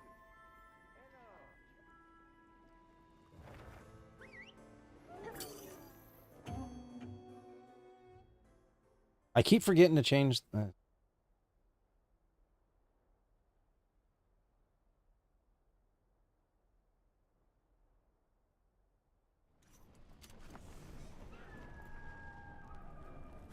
Here we go.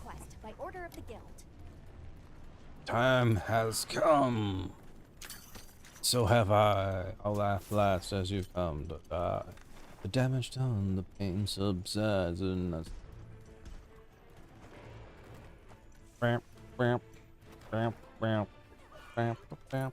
Welcome back, Sandwich. How you doing? How's it going? Oh no, Joshie, I'm not there yet. I'm sorry. I didn't teleport to the right spot. Coming real fast. We're just running whatever hunts, I guess. I think we're getting Joshie's second character some gear.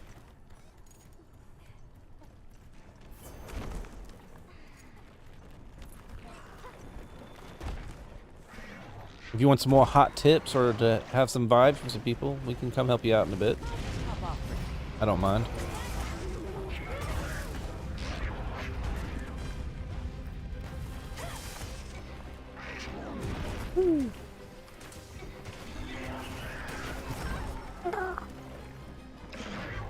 Okay, we're good. We're good.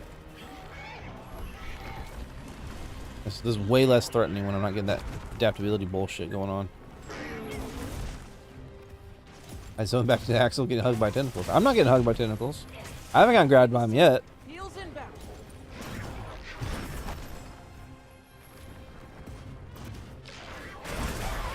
That's what I do to tentacles right there. I should probably not use this greatsword right now. This is the masochism sword. We're gonna put the stick back on. Stick. We're making some takoyaki tonight.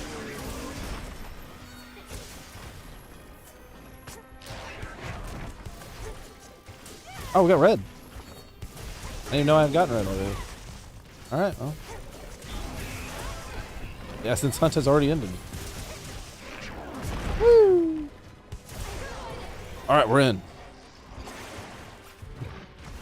There you go, Roy. I mounted the tentacles. The tentacles are mine to be on top of.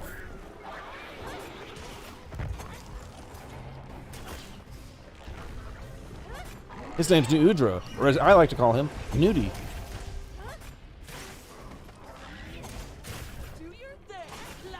Alright.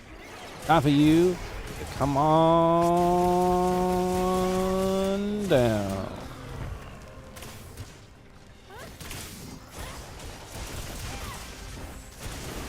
I feel like I'm having a much easier time. It must be because this last one must have been 10-star, I guess. I don't know. I didn't pay attention though, because I'm having a way easier time this time. Woo.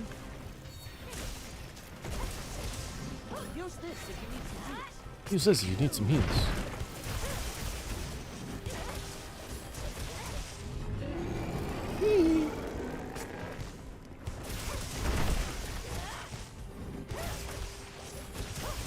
Whoa, where am I? Get away from that. Actually, anybody want some healing?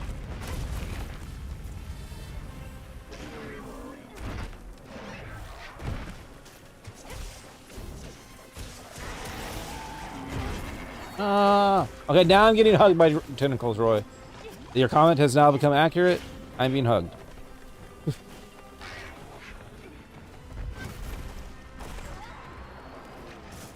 He got me. He finally got me. Ooh. He is very huggy.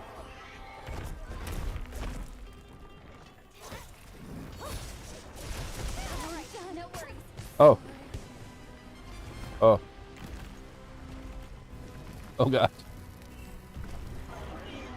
Ah! Just give me an apple. I don't know if I had one apple from him. It'd be all like overripe and like cooked. Everything's on fire. Give me a second, Roy. I'm in a high tense situation here. I don't know if he does want the water. Look what he did to the water.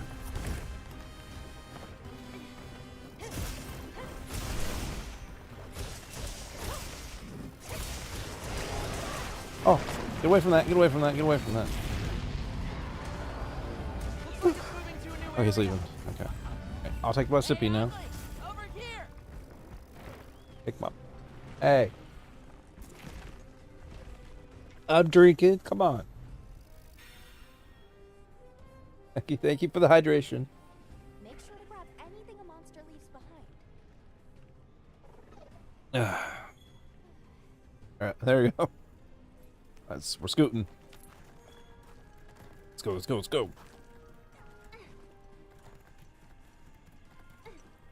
Hey. Open up. It's always funny how the falling boulder activates one of the sleep toads.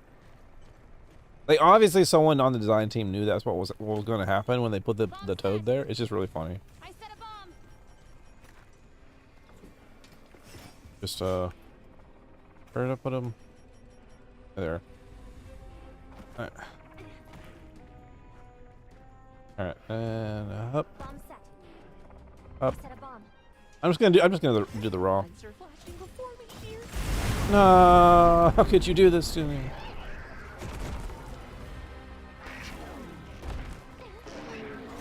Can I pick up my cat's bomb? Can. Oh no. I'm trying, Joshy. Oh no. Joshy, no. Joshy, no. Oh, I should have just healed you. I'm a fucking idiot. Fuck. I'm sorry, Joshy. I failed you. Jesus Christ. Man, this squid's fucking us up. Holy crap. Oh no. We're getting manhandled over here.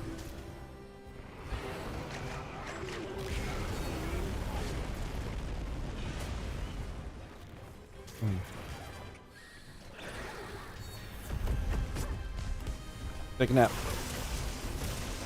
You have to go back to you. I'm sorry, Joshy.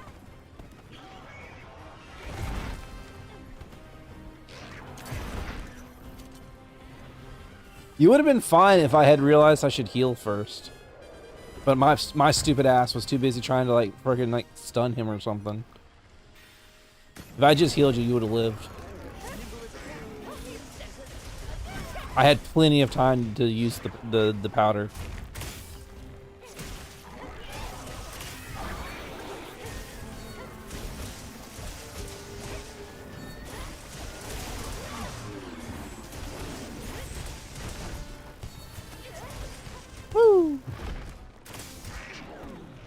I'm actually surprised you still need nudie parts, actually.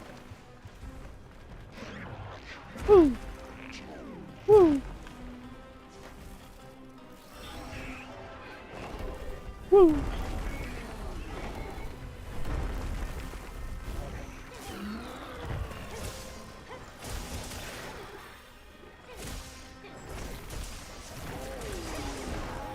All right.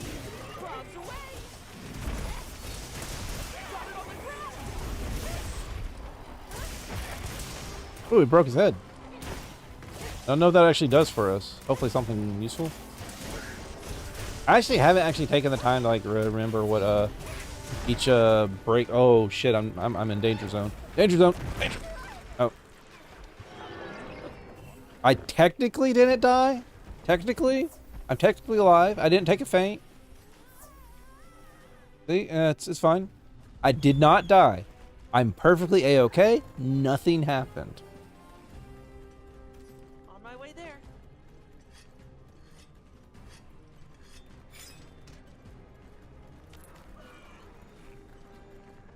I just tripped and my cat gave me a nice little sippy. That's all that happened.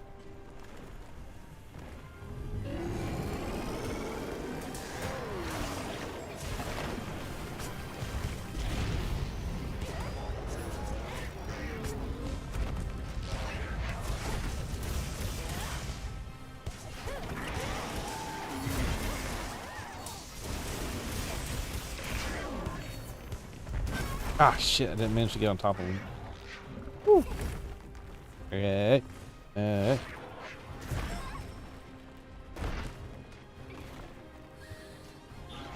wish I could flash pod this guy. Why can't his eyes work? Why does he have to be blind? I have the same problem with Gore. Why is he of all monsters have to be blind?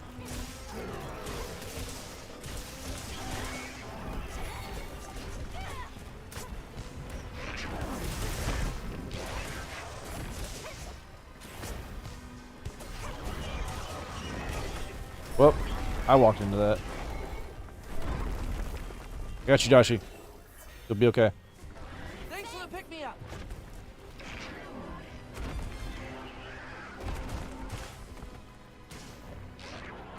I remembered to use my button this time.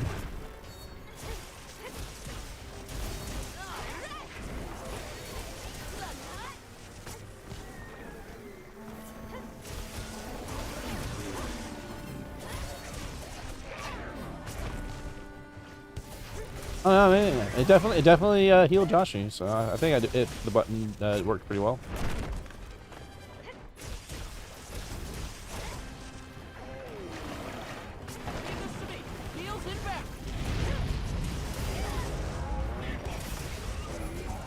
God, it's hot down here.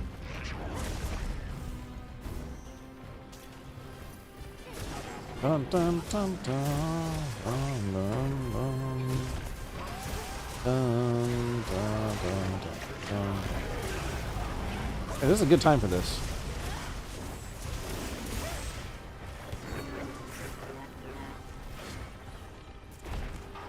I missed the red.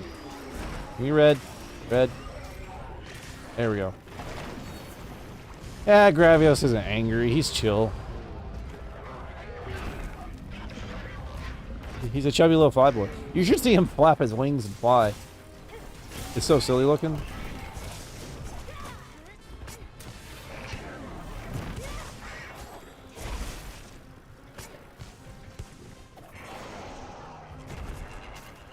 Well, you have seen it?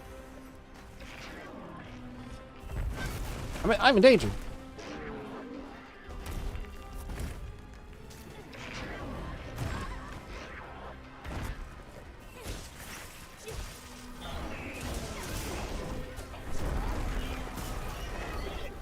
Would you believe me if I told you 100% of all Simpsons I saw was when I was in the hospital after my stroke? I never actually watched Simpsons before that. Because my family was always weird about it. They wouldn't let me. They was like, that's naughty stuff. That's not for you. You can't be watching all that. Ignoring all the other stuff I was doing and all the games I was playing on the internet I saw. I could get on the computer and I could see a coochie. But no, not Simpsons jokes. Those are too. That goes too far.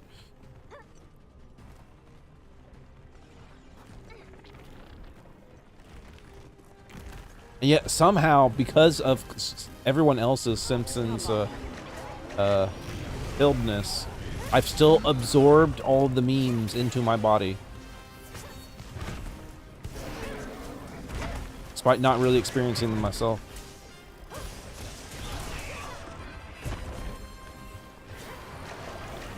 Wait, I don't want to go that way.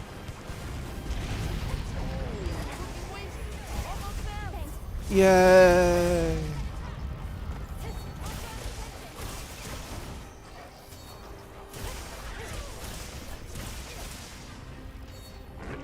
He's naked now.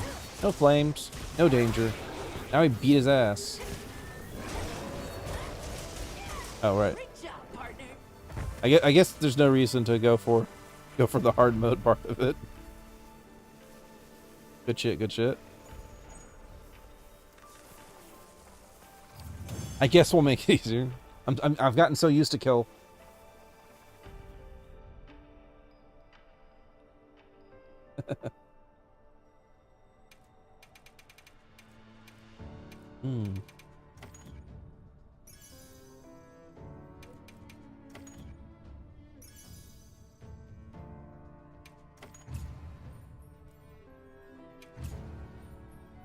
Yeah. Oh whoa.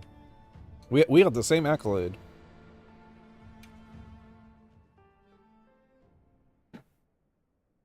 I thought I'd take my pills.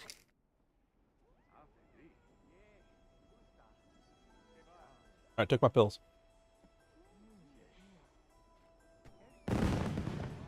It's all good now. Nothing happened. Everything's fine. Alka-san. To go over there very often. I wonder if Omen will get kicked again.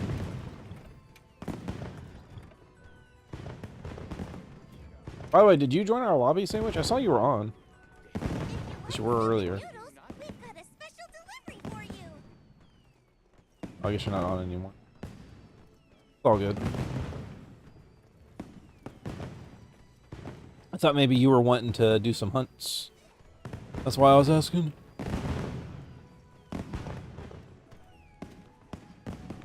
Oh, Joshy was serious. I'm going back. I'm going back to Neo. It's Neo time.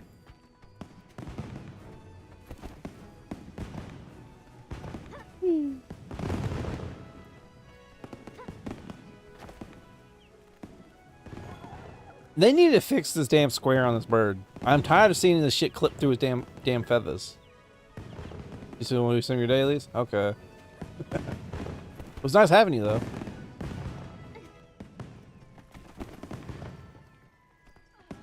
Was the daily to kill New Udadro? I didn't even like pay attention to it, to be honest.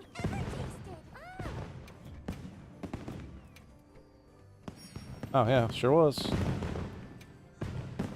I've not killed a Rathian apparently.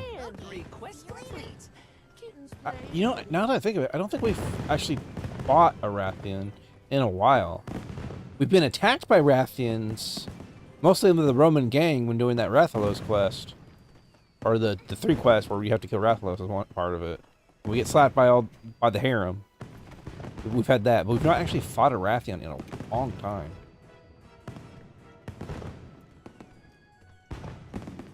It's up to you, Sandwich. Do what you want to do. I'm just on doing whatever.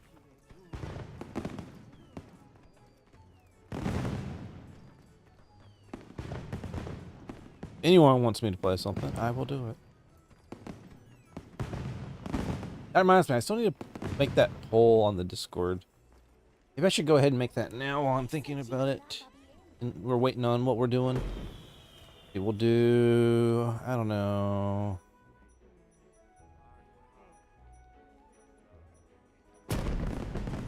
Pole dance? Alright. I'm gonna make a little Discord poll about what game to play next.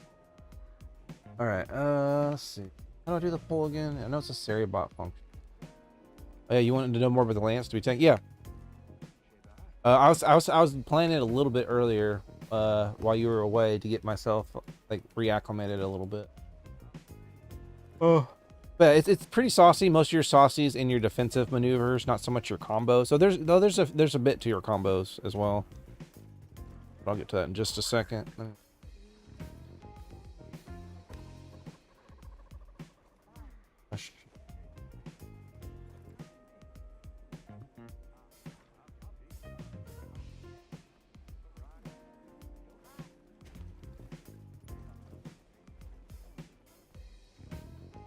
And do we start on Wednesday?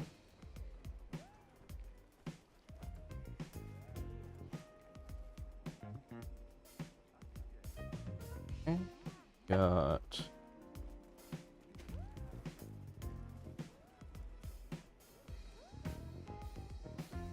I think I do a comma for it, I think is what yeah, comma.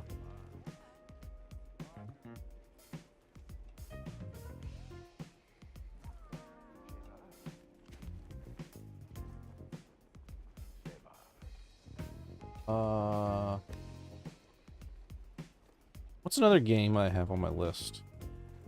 Think about it. I downloaded a bunch of stuff recently. God.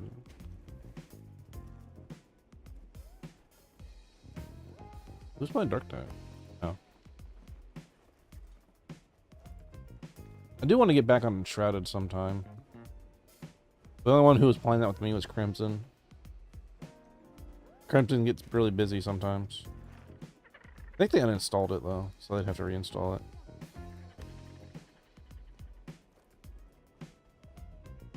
No specific vibes. I can remember anyway. Let's see. Sorry about that.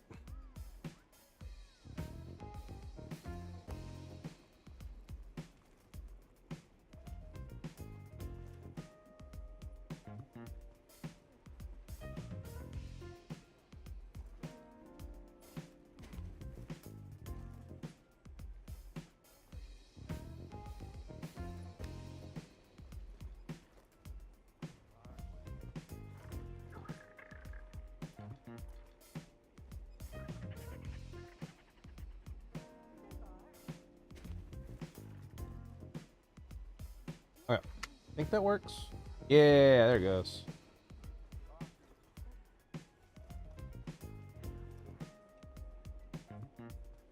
All right, and so you wanted to know about Lancey Lance. Let's go slap a lance on us.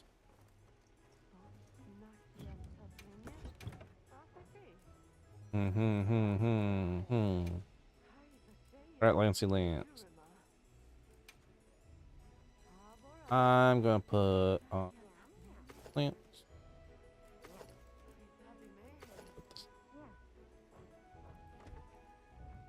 All right, my little catch pole. To the makeshift arena. So the general sauce with Lance is you have two things. The one thing you're not going to be able to see very much is the counters and stuff. Like your general like combos are not going to be very impressive because you got you got your thrust, and then the triple thrust, big chunky. You also can do at any time a leaping thrust, and after any maneuver, you can you should be able to do the I don't remember how to do it. Like you do like leaping thrust. They have lots of maneuvers. Dodge. They're actually super mobile.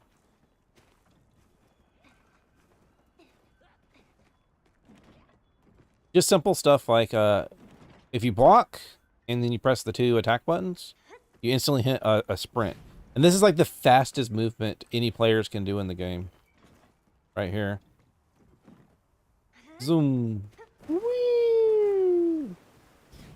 It used to be able to outrun monsters running away, but they changed how monsters run away. There it is, reverse attack.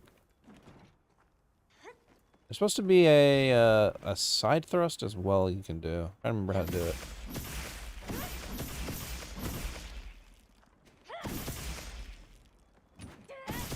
Sleeping thrust at any point. High. Charge counter. And then in between your combo, you can always weave in blocks. You can always like weave in like a little like charge forward. So the guard dash is basically a guard point, as they're referred to. Say the monster's about to do a thing, but you don't have enough time to do anything, and you can cancel into a guard point. A guard dash. So, which will come out way faster than a lot of the time than your actual guard. So if you're like in like a tense situation, you're just, oh, I need to get back. You got the B combo, which goes into a counter. But you get hit, you auto counter, or you can let it go. You can also charge it up. While guarding, if you hold B, you enter a charge state, which is also your counter state. Get your charged counter. There's also, when you start the charge and then you hit A, you enter power guard, where you can block anything until your stamina runs out. And stamina ran out. It auto drains, which you're used to the auto drain from doing demon mode on dual blades. It's kind of like that. This one, I believe, shouldn't auto guard, but you're pretty much nothing's gonna like get rid of you. But you can do a manual counter out of it. The rest of it, the rest of the sauce on this requires the thing to be attacking. Let me see. You can set this to attack, right? Strength setting. I don't really care about that. I just want it to be attacking. Getting track player. Smash mode. Sure. That do it? Okay. Okay, there we go. So one of the nicest things they've done to Lance in this game is you do your block. The act of blocking, especially a perfect block, is an attack. So you're doing that, you're like rotation and stuff. Oh yeah, you can also do an attack while blocking. It's not very strong, but you can say blocking. So you can keep up your offense by being defensive, basically.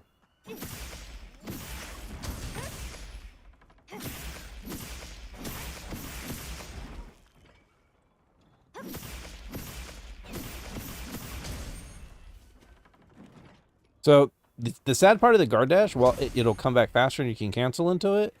You won't get the attack out of it. So a lot of times I'll do a raw perfect block instead just to get more damage out. But sometimes you kind of have to intuit how the monsters work for that to work out.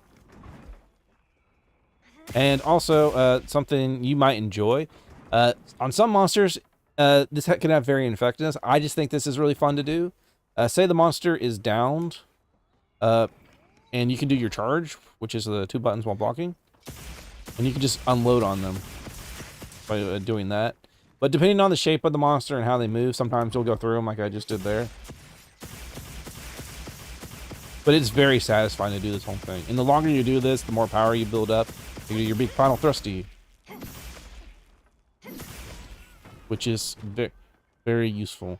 Also, because Lance has relatively high attack speed, and you're always in their face, status elements are very good, because you'll proc them fairly often.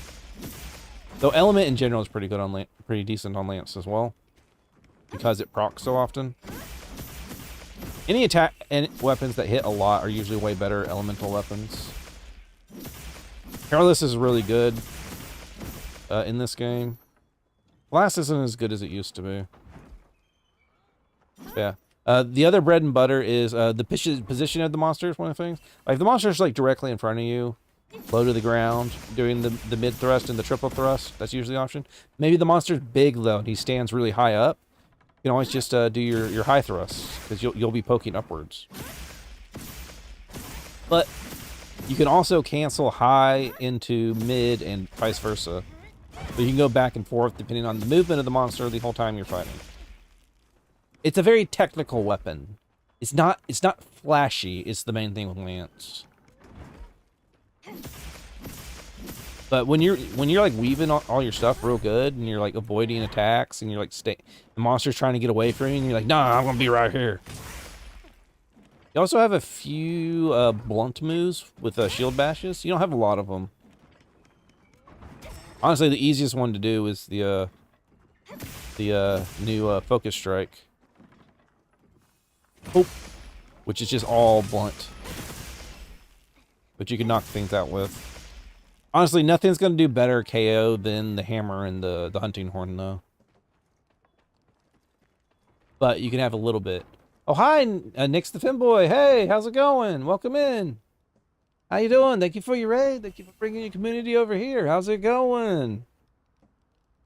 Yeah, I was showing a Sandwich here about how to do Lance because he was asking about it. Big training energy right now. How you feeling? What's going on? You doing some monster hunting? How's it feeling? What weapon you doing? How you feeling? What you hunting today? I've been hunting all kinds of stuff. Been helping people out. But that's like, we actually just finished the crash course on Lance. Oh, you just got your proof of the hero done? Congratulations. I think I've got 3 or 4 under my belt now.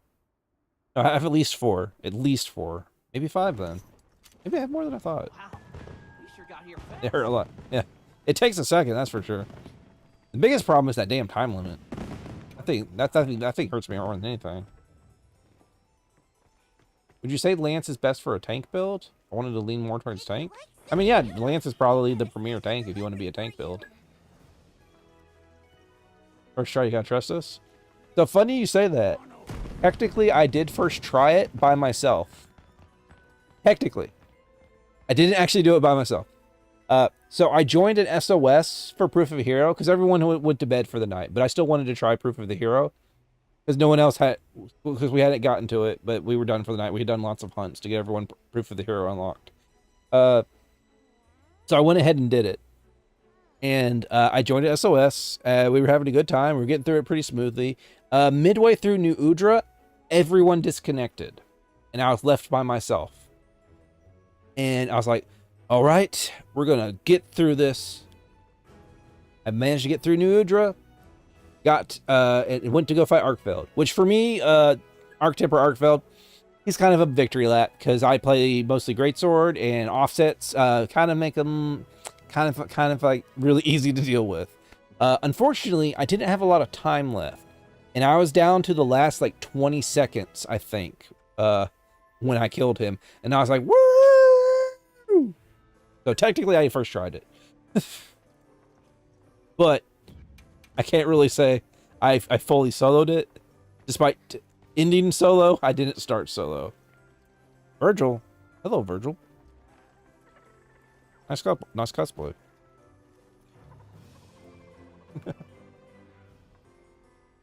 Why did my husband Virgil spawn in my face? I mean, Virgil's pretty cool. Or a sandwich is here. But if you want any Hunty Wunty sandwich, let me know. Welcome back, Omen. Currently, I don't really need any hunts myself, but yeah. But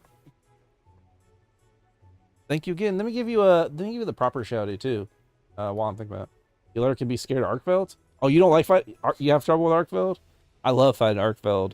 Oh, he's like breakfast, lunch, and dinner for me. I can fight him all day. I have no fear of Arkfeld. Nudie and Ray I gotta think about though. Ray's thunder hurts me a lot because if you notice, I have no thunder resist. Oh, thank you for the follow. Thank you so much. Perfect. Let me get that manual shouty.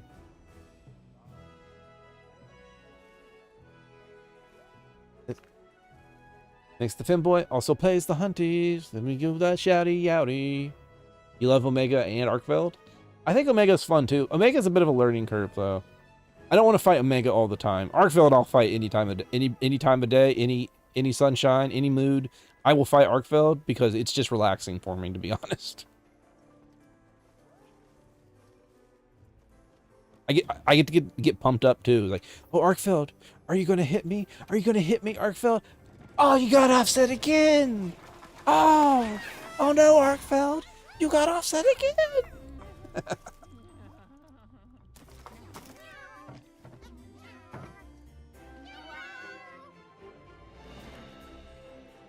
But Nix, before you go, who's your favorite monster?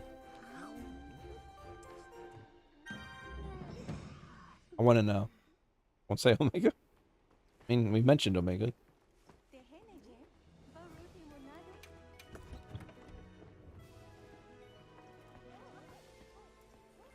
Just gotta know. Gotta be nosy. Anyone else is welcome to give their favorite monster as well. See, if I want to limit it to this game,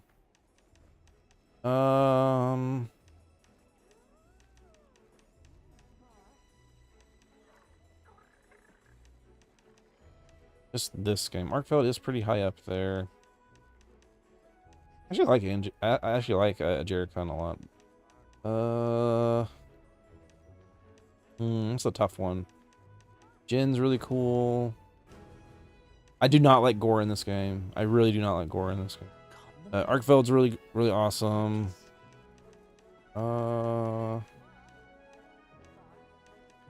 Dosha's cool. You can give it any. Ray's great.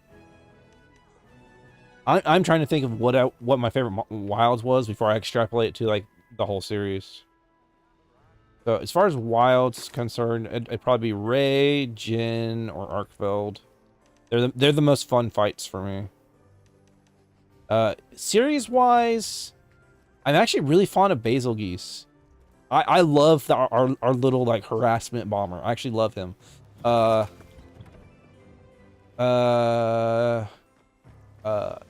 Nergigante was really fun to fight. I really enjoyed fighting Nergigante all the time. You liked Fatalis? He's alright. You think your favorite monster is Myogaluna, even though it's not in any game? Wait, what? Not in any game? Oh, no, that name not ringing bells for me. Let's see. Myogaluna?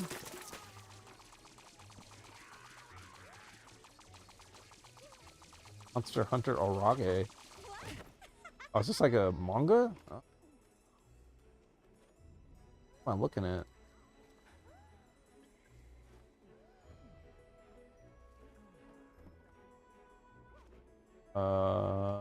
Guess I'll pull it up on stream.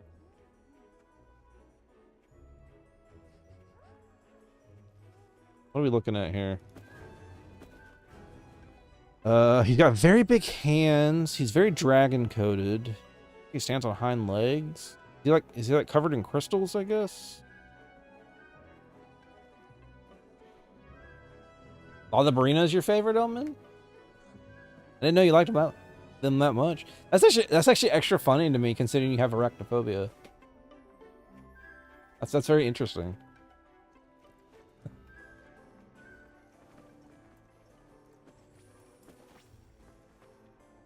Supposed to hunt with Lala? Okay, let's go slap a Lala. And Sandwich, if you want to do any hunts too, feel free to let us know. We're happy to help you through stuff. You don't see Lala as a spider, not enough legs. So it's not the movement, it's purely the amount of legs. It's gotta be like a Pavlovian thing. Arachnophobia. Well, maybe not Pavlovian, but yeah. A similar type of response. It's very instinctual. I think Lala's cute because she's so furry. Actually, you know, maybe I shouldn't gender Lala as much because, I mean, maybe not. I mean, Nursey we know is female because she lays 10 bajillion eggs. Well, let's be on our way. That's a girl. Lala for the goth girls. Oh, maybe it's just Maybe it's a Femboy. There you go. Our new friend Nick's the Femboy.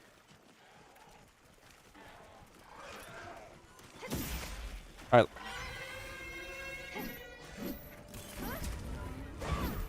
Reminds me, I pissed off one of my Femboy friends by saying they might like the Lala set, and they're like, "No, I hate overly girly sets." And I'm like, "Oh, sorry." Oh God. Omen, no. Oh God. That's another toad.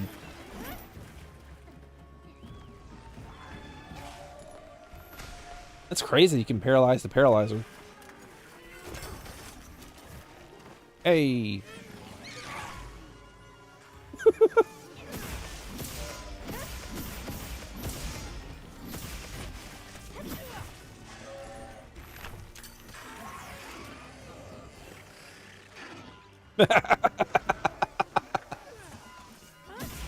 Oh no! It's another little toady gonna paralyze you! Oh no! Oh, how can this be? How can this be, Lava? Oh shit, we got an ad break coming in. Sorry about this. I try to live in these ad breaks. It's a shame they came out so soon after a raid. I appreciate you. They'll be about every hour. That's about as low as Twitch will let me set them. Sorry. We'll be slapping this Lala around for a second. Remember this Lala having a surprising amount of health.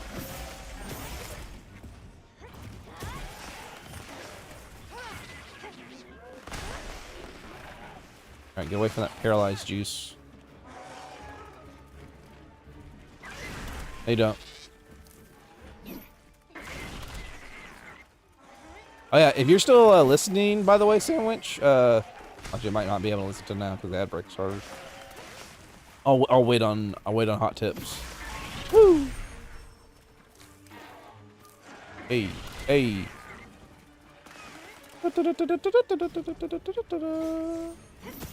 Oh, whoa, oh. Like how I jumped and like I was like half an inch off the ground, slapped her toe, and now I'm on her back. Mounting's so funny sometimes.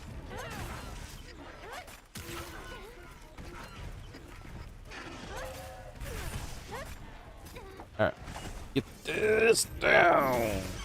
Catch, pull, away, away, away.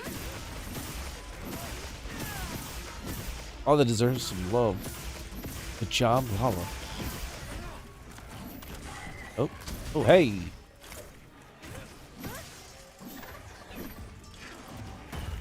You missed.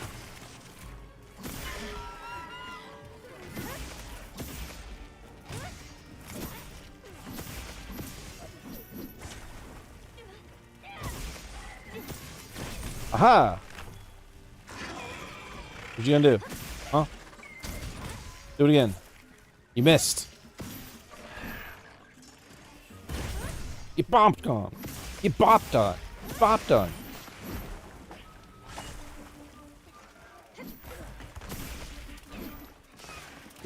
This Lala is so big.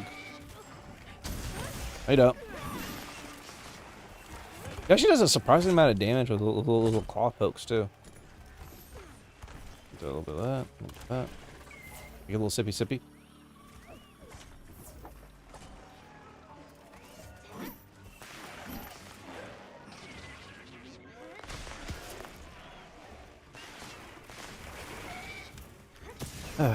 I'm telling you, these ads always seem to break my phone preview. Yep, broken again. Health's fine? Yeah, my health's fine. We'll be okay. We'll be okay. We'll be A-okay.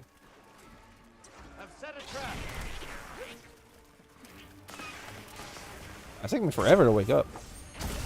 Oh. Damn, Virgil. Already?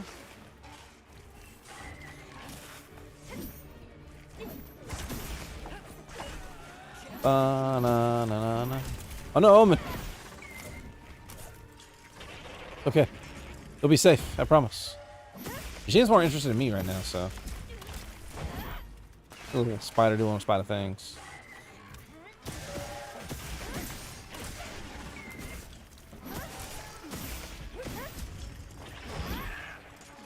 Yeah. Woo!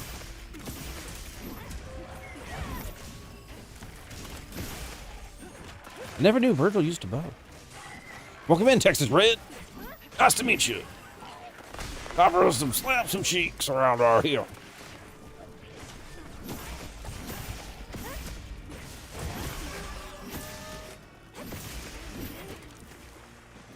Like I'm using a paralysis lance on her, which is like a terrible idea, but it's the only GOG lance I have.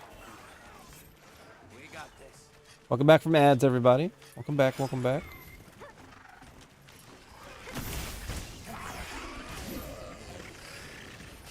Thank you for putting up with them. They support the stream.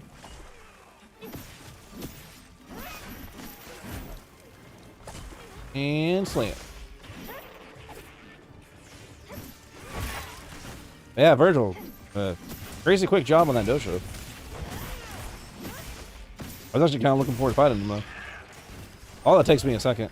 I haven't fought her in so long. This one's got so much health. Oh, fuck. Whoops. Whoopsies. Whoopsie doodles. I got pokey-wokied. Give me that.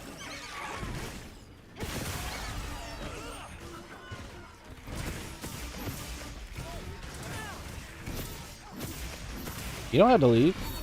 We're in the same lobby. We're not actually in the party, but we can't. I can put you. We can add you to a link party if you want. You don't have to. You don't have to do any leaving. The lobby is just us sharing our realm, so that they can see. Everyone can see when like you post requests and stuff. That's what's good about the lobby. It might be just a tad low because they're tempered. You still need to finish a few more quests before you get to the tempered stuff. You're actually not that far from being able to do this type of hunt, though.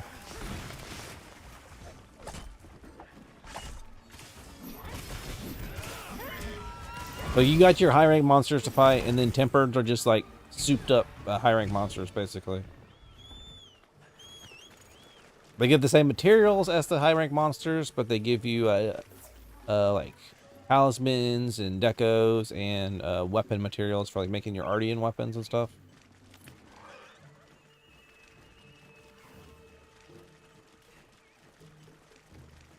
So yeah, that's like a whole bunch of systems to get into all at once. As soon as I get out of this, we can come help you out.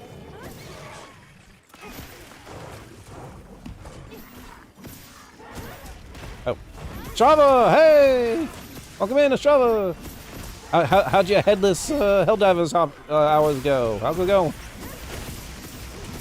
Rava Ray, Rava Ray, Rava Ray. Hello, Fraudulent Oak, welcome in.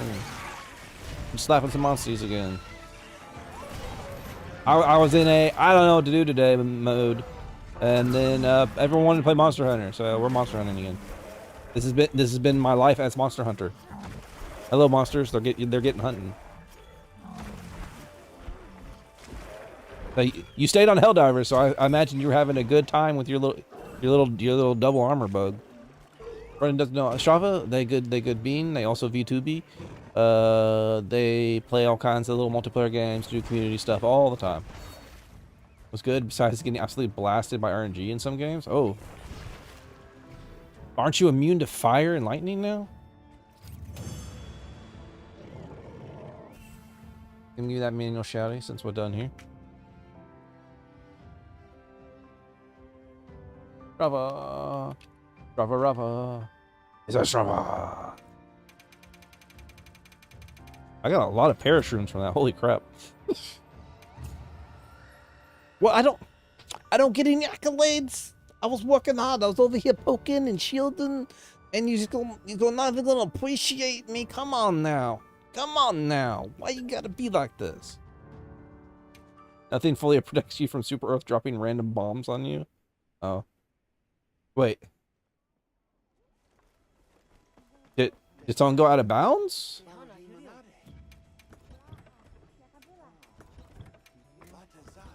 Or is that like some new modifier I don't know about?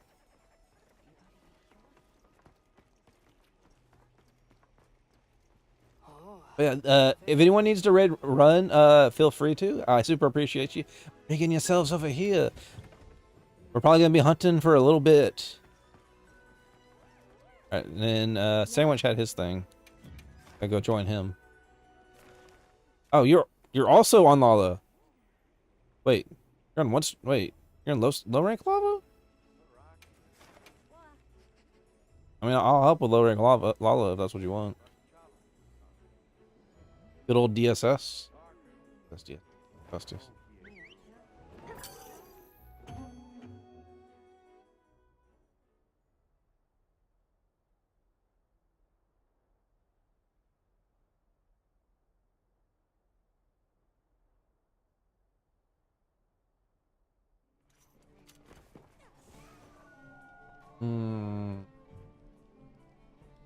So it just does, okay, so it's literally just random supports all over the map.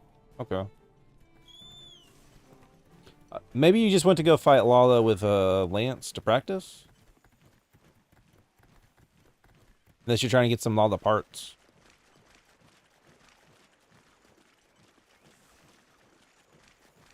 And this poor Lala doesn't even know what's coming. This freaking low rank Lala is about to get her ass obliterated.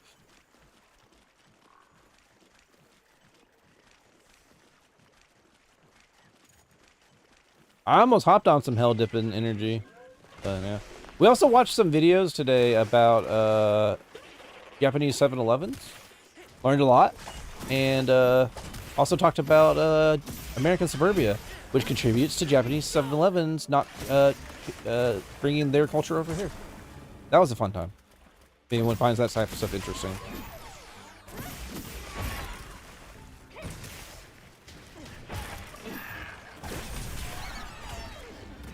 You bonked on, son. You bonked on, son! Ow.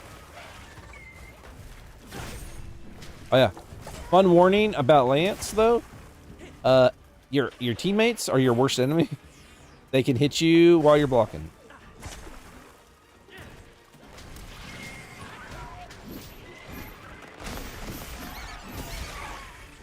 So keep that in mind. This is why longswords are dirty longsworders. Feel free to longsword, but I will still go you dirty longsworder.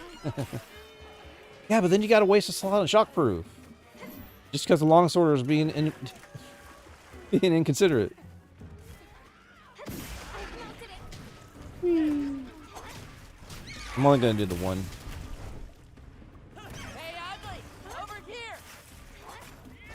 This thing's gonna like die in like 20 seconds, so.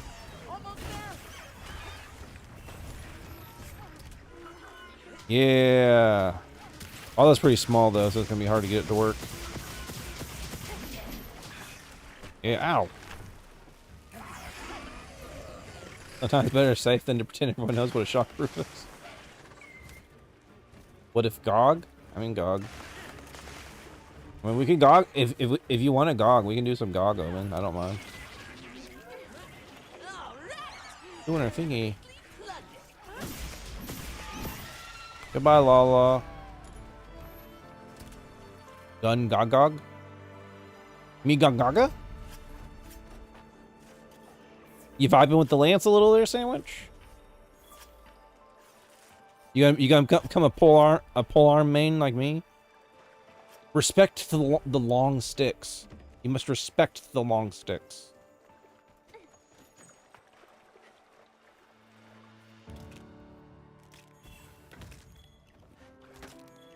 Now, for anyone who doesn't know, Sandwich is relatively new to the games, and they're trying to find their vibe with it. They popped into stream a couple days ago. Yeah, I think Lance is cool, and it's one of those underappreciated weapons. Also, if you get some evade extender, man, you can like fucking hop all over. But look how far back the backdash like takes you. It's crazy.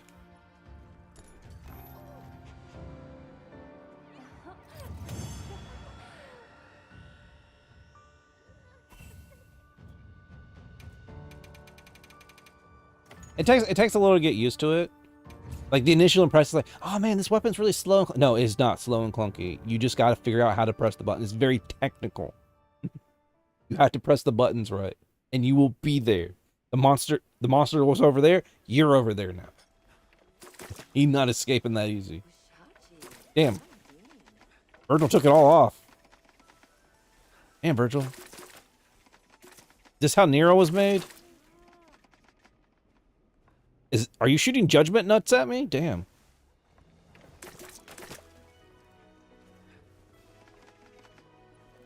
Oh, Texas Reds got the flesh meat out there too. Man, Joshy would appreciate it. Get that tummy meat in the breeze. I'm gonna take this off. I mean, I guess I could do Lance on GOG. Do I want to do Lance on GOG?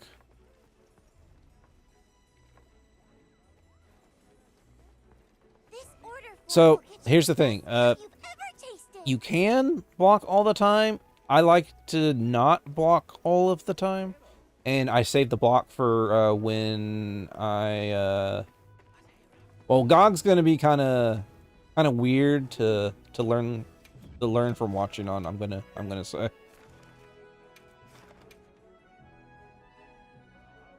But you got your charge counters and just your general perfect blocks in general, which is blocking as soon as they do it. So like that's the biggest reason why I'm not blocking all the time is I'm gonna bait the perfect block for the extra hit. What I enjoy, but you do get that bonus damage from a nice good charge counter, which I'm actually not that good at. Damn, everybody's got the swimsuit on. Damn. If you like soup and noodles, we've got a special delivery for you.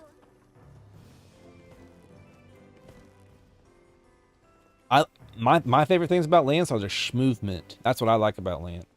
Estrava, who rated us a second ago, they're a Lance main. They could probably give you write you a book on it on why it's so good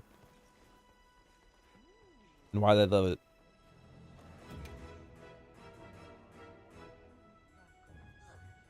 Again, thank you for the raid, Estrava. If you're still there. Thank you again. I'll say thank you like 2,000 times until I'm blue in the face. It is my way, as is. And anyone from either Femboys Raid, which of course I think you guys already got the memo that you're free to join. Anyone from Estrava also free to join. And anyone else sniffing in the breeze like, want this? Is someone playing Monster Hunter? Can I join? Yes, you're welcome. Lobby's getting a little packed. I appreciate it.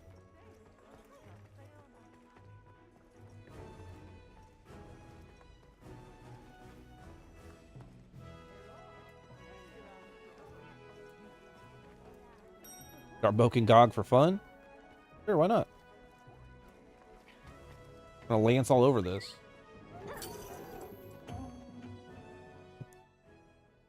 Man, my DPS is gonna be so low. Because I have invested no time in my the Lance part of my build.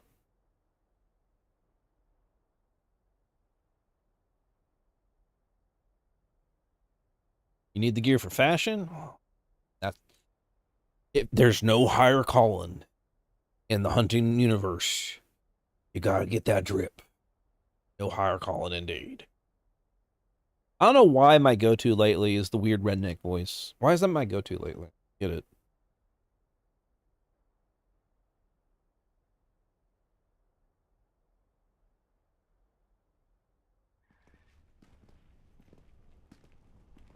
Let it all in, let it all in, let it all in.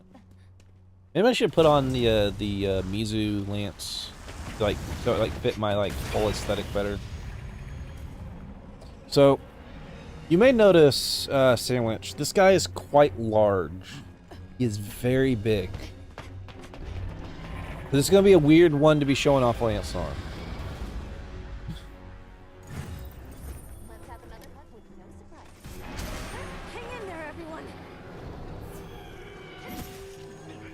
He's kind of one of the in-game monsters, to be honest.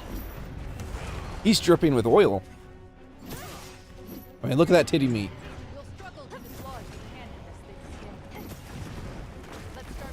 Woo!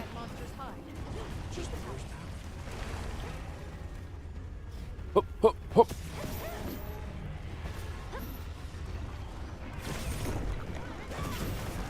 I guess I'm stabbing in the crotch.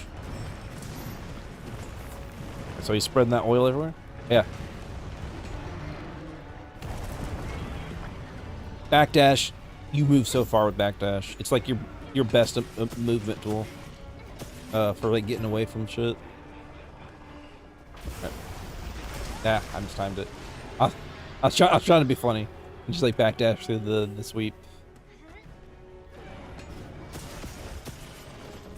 Evade lance has been a thing in a lot of the games where like people focus on evasion instead of the blocks, which is also quite good. I don't know exactly how good it is in this one. I haven't really spent much time with it. Interesting. That didn't actually hit me.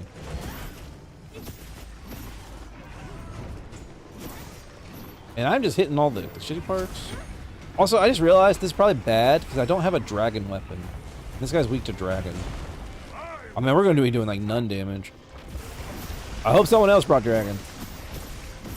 Good old dragon and fire. I don't fucking have it. I'm blocking that goo. Oh yeah. Some monsters have like mechanics and stuff. Especially if you have guard up. And you can physically block attacks for your team. You are a literal physical wall sometimes.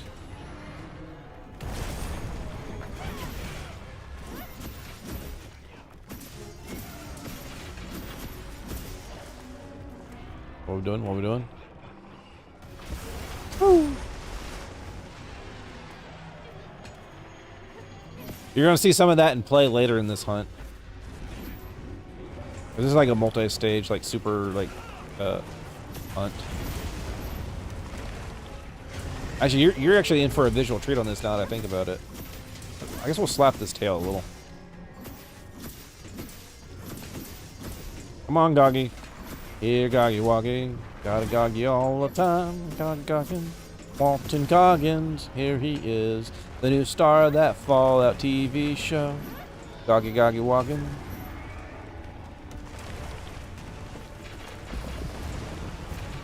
Oh, right. I forgot about that. Oh, I guess we already hit it. Yeah. Is titty meat out? I want to hit that titty meat. Damn, it's not. I guess we're hitting the arms. So I just think it's really funny that his chest like comes out and jiggles when you like set it on fire.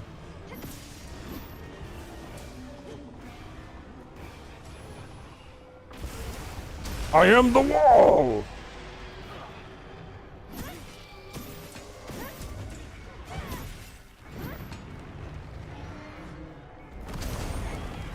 Yeah!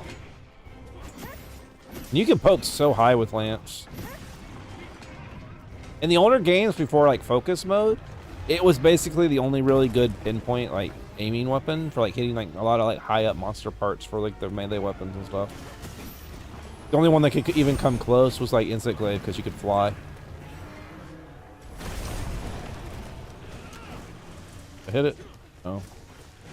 Oh no. No. No, I hit it.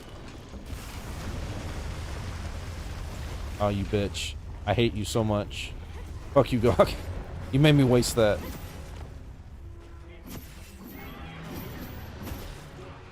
It's your fault. It's not my fault. It's your fault, Gog. Oh, his titty meat's out. Oh. Give me that jiggles. Yeah. Oh yeah, Fabius, the leader of your team in the story. He's a Lance main.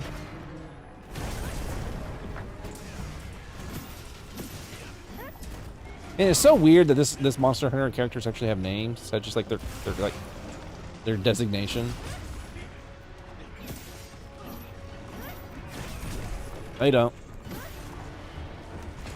He's like, I'm gonna chomp you. No, you getting blockled.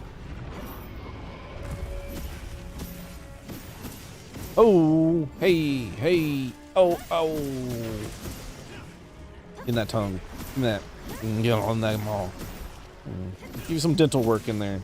Teeth are looking a little rough there. How do you even eat with those?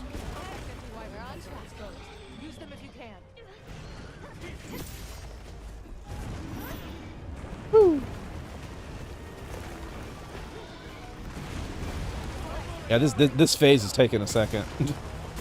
My damage is so low.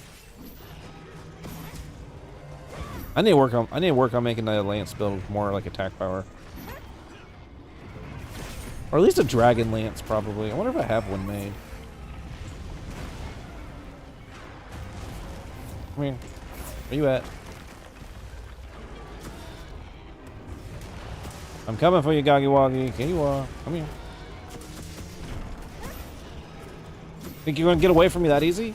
I will take this attack. Shit. Man, I misjudged that range super bad. Oh! That's my fault.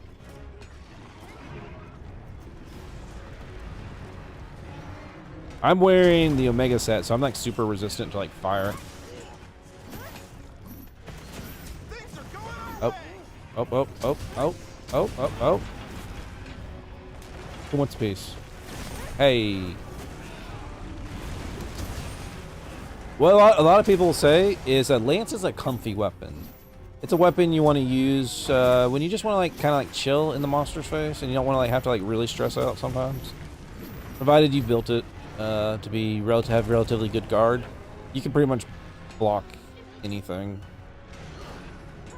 And blocking they made so good in this game.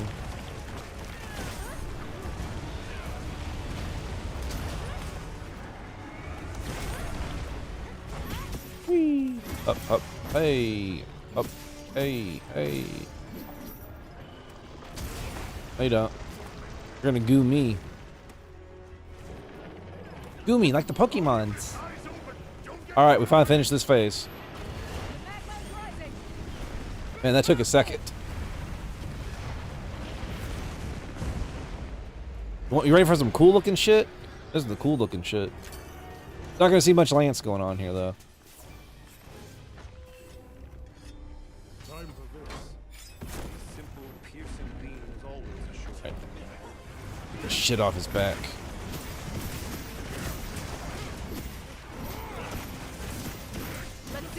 Beat his ass! Hey look, Fabius is here. He's helping us out. Look at Fabius go. Hey, hey, hey, ho, ho, hey. Oh, he wants Omen? Alright.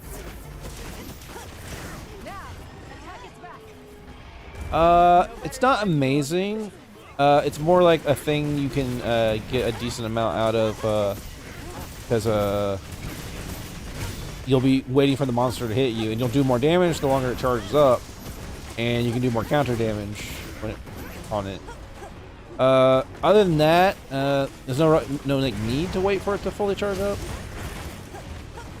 I would just focus on safety and getting used to the monster's moveset with it for now. That's where I stand with it. Yep. Cause like, see how long that takes? If you're not getting hit, like, it's gonna take forever to charge.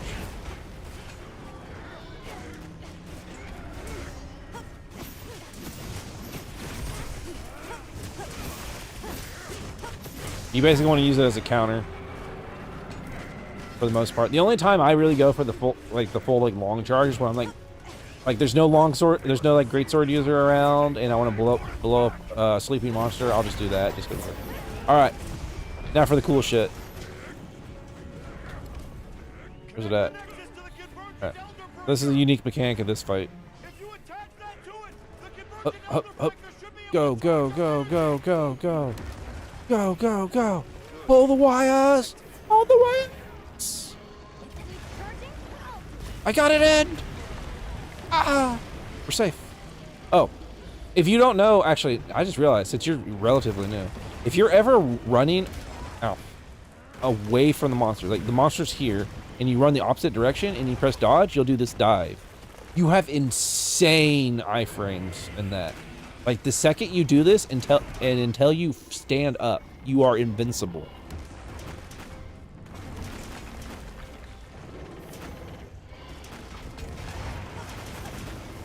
So it's a good like emergency, oh fuck, I'm gonna die button.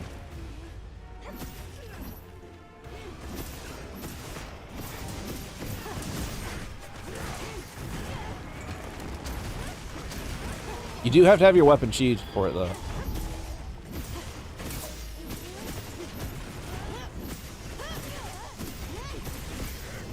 I think the thingy's charged. Alright, you ready to see something cool?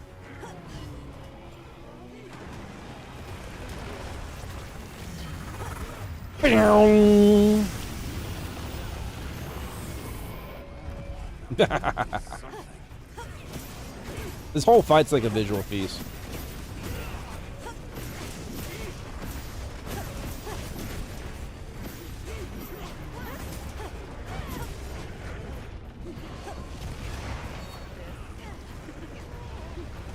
Well, that wasn't enough to make them leave? Oh, we are doing terrible damage.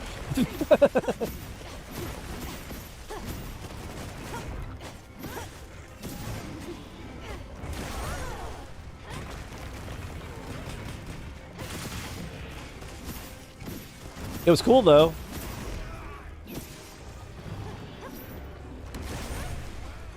Yeah. Already dropped the rock on him, right? Like it.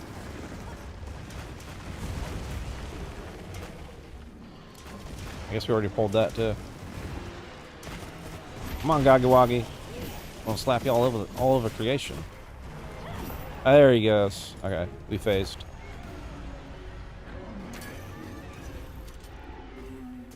He's upset he's spaghetti. It's airborne. Use your sacred to pursue it. I did what I could. Up we go. Bum bum. Here we go. It's weird not hearing the chanting music while we're going up this. Oh, oh, oh. I usually like to hit him while he's climbing. In the advance?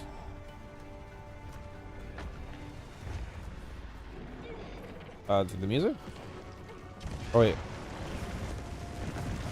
Wait, I'm confused now. I'm confusing myself. I'm thinking too many things. Twitch delay always tries to make me think, like, is this something I said a little bit ago? There's worm pods. Alright, time to shoot some wyvern guns. Final form. Use every technique you know.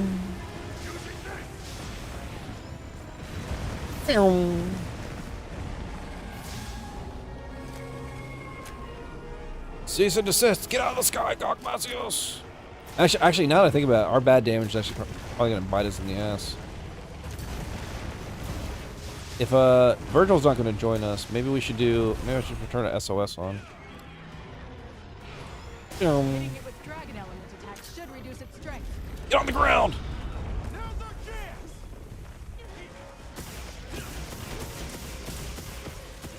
Going in. I know this isn't like the best DPS, but it's fun.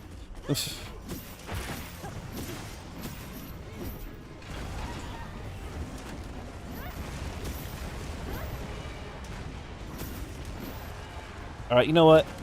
Just to make sure we get it, I'm gonna swap weapons for a second. Just to do a little bit more damage. If you don't mind.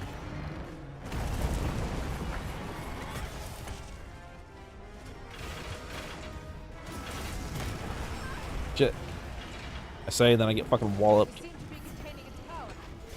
Yeah, we're doing it. We're doing it. We're doing a good job so far.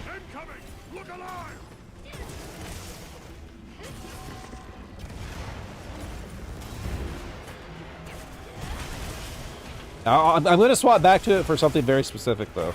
Because you're going to appreciate it. Trust me. So technically, my greatsword can do it too, but this is something a little unique that weapons like Lance can do for this fight. I get a little bit extra DPS in. My little glass sword. It's cool. It's the weapon contest winner for this game that they added in the final title update. All right, I'm swapped to it. Time to kick some ass. Alright, you're gonna appreciate this one, this part. At first we gotta slap his little taily waily a little bit.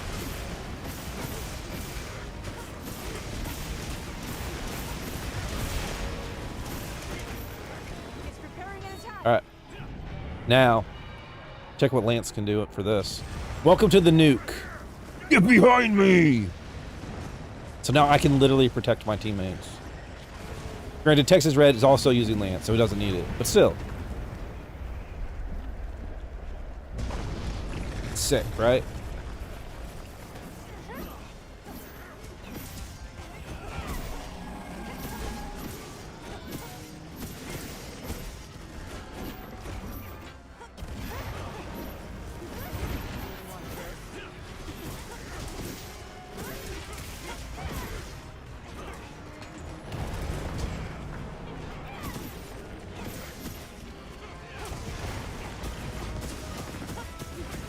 So the reason I upped my DPS a little bit there is that that's actually a DPS check. If your team does not do enough damage, you can't block it, and you just die. Nail cut.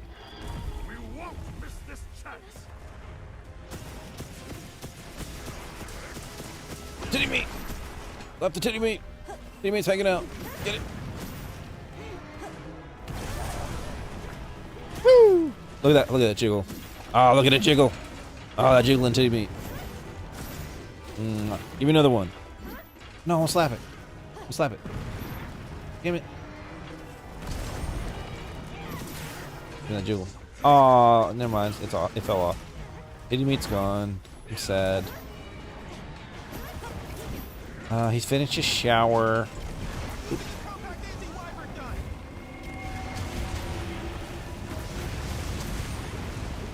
A lot of fire. I'm just kind of turtling right now. Let's see if we can bring him over to the other, the little drop. Hey, dragon. Hitting it with dragon element attacks should Hey. reduce its strength. Come on, Goggy. No, you can't resist it. Oh, man, no!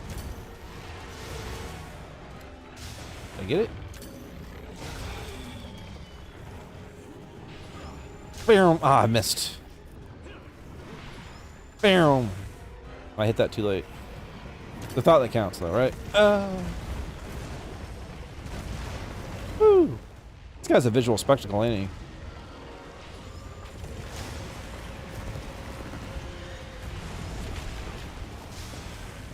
Oh God, you're supposed to come over here. You little bitch. We're doing bad. We're doing bad. It's not good. Ah. Come here. Yeah, come here. A little goes a long way. He's gonna go for it. I think it'll hit him. Hit him. We're good.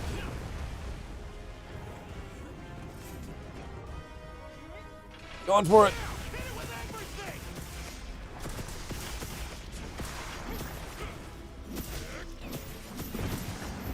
Let me swap to my great sword some more. Hey, don't be so reckless.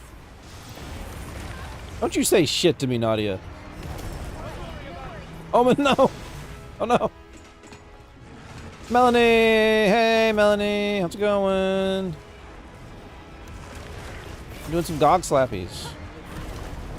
Oh yeah, I can't offset this guy because he's too big. I just have to hit him. Taking a little resty. You deserve it.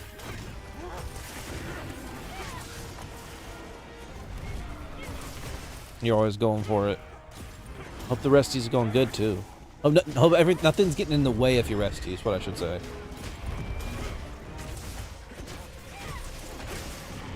I've become a Monster Hunter gamer this week. I've done nothing, almost nothing but Monster Hunter. I had a couple days of Neo with Joshu, but I need to get back on some of that. Ooh, it's not that chest meat. Get that little jiggle. Don't you love the little jiggle? Gotta go. Gotta go. I don't know why I lean into this so much. Alright. Time to go on the offensive. I'm gonna go pure DPS. I'm gonna do it with the greatsword this time since I already showed you the lance version.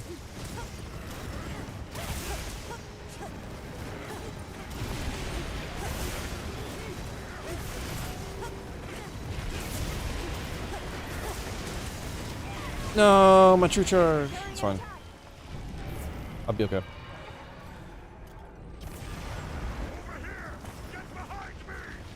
No, get behind me! Oh wait, no, I gotta face that way.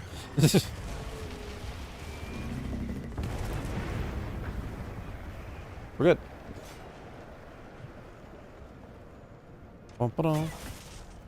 Wow, we still haven't got enough damage? Oh, there it is. Okay, good. I was gonna say, is Proof of the Hero not gonna play?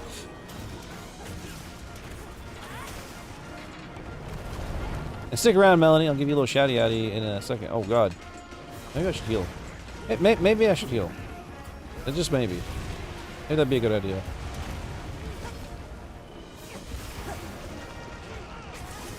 Da da da da da da da da da da.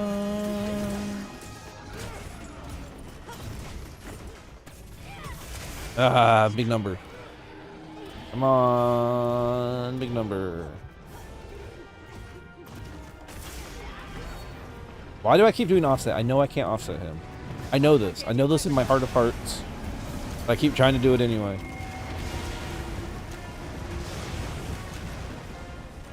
Whee! Get me out of this tar. Get me out of this tar. Right. Compact anti-wyvern gun. Oh my god, my knees. Every bone in my body's broken. Just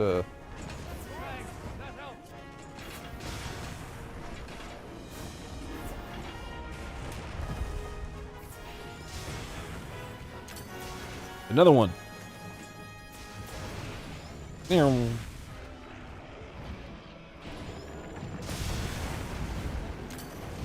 here, Goggy Woggy. No, but no. Oh, well. It's a shame. Man, we're almost done. I'm sorry, Omen.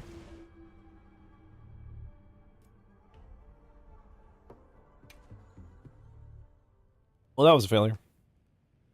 Sadly.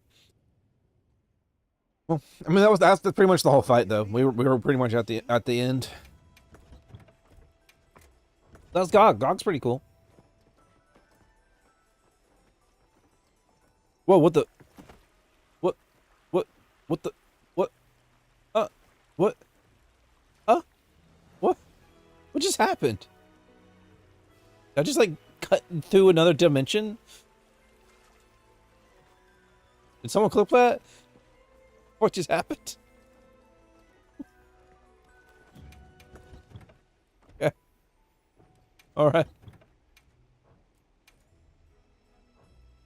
What do I have on this? Yeah, razor sharp, iron wall, guardian. Guardian teleport.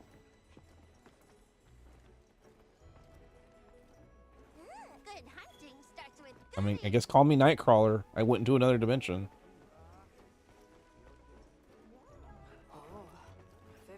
If you like soup and noodles, we've got a special delivery for you. Want to give it another run, Omen? See you again, Hunter. Come on over.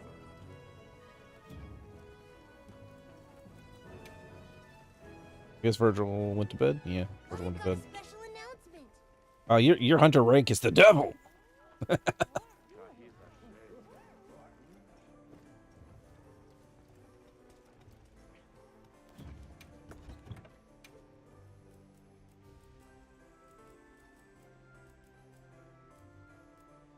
There's so many good weapons in this game.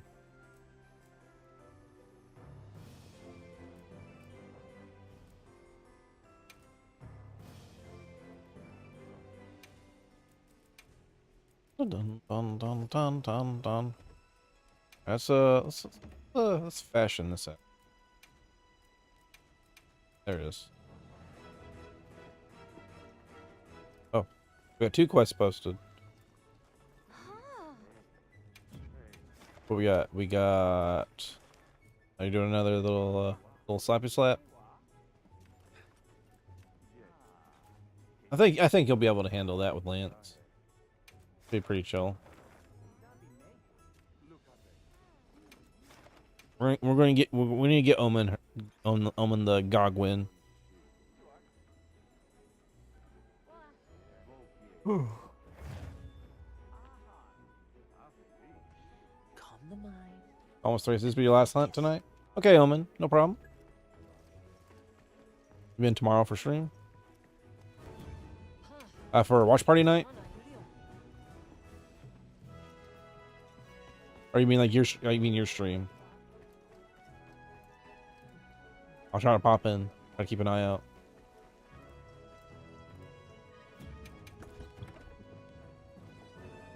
Yeah. I'll try to pop in and keep an eye out for you. All right, speaking of, go ahead. Let's go ahead and get you a few eyes on you. That Killer Omen, a little bit of shouty outy.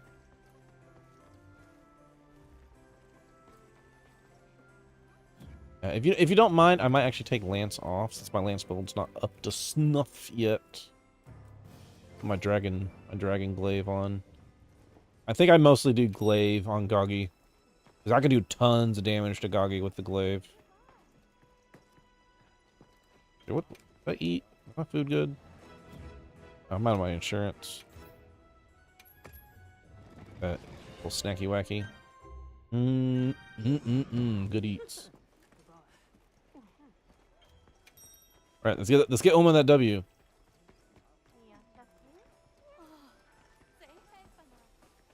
Get the dub. You make sure to drink my drugs too. I don't think I drank my drugs for that last hunt. Well, that was probably contributing to my lack of damage. A lot. Shit.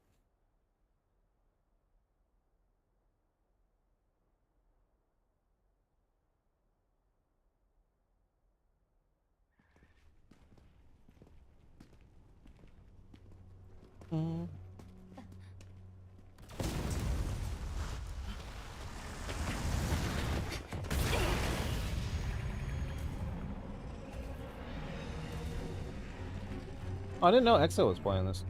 Yeah. Alright, Goggy. Oh, sorry, I forgot to skip this. I'm sorry, everyone. Hey, can you watch it again while I fucking over here looking at my tabs? Are you prepared? Hang in there, everyone.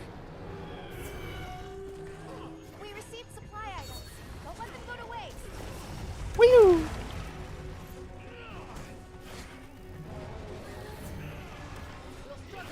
Give it.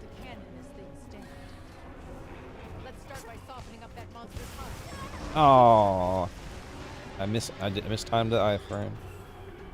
Fine. Plenty of time for it later.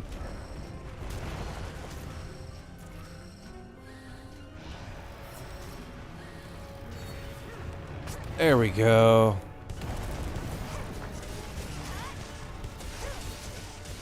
Get that dragon going.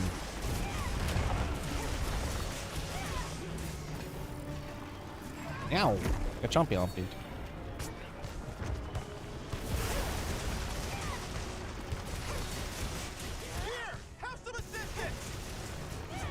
That tar. Gotta soften up that damn tar. Oh. Feel that spark flint. Hey, Goggy. Goggy Woggy, come here. Who's your good little Goggy? Yes, you are. Come here. Here he comes. Yeah, right into it.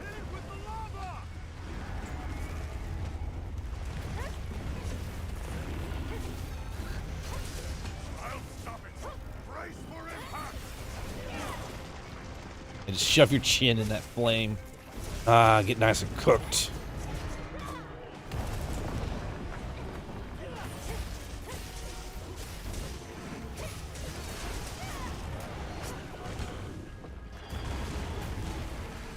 That was close.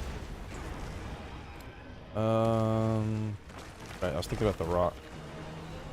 Close. Not close enough. No, still. It might hit. I don't know. I wanted to move a little bit more. Gooey.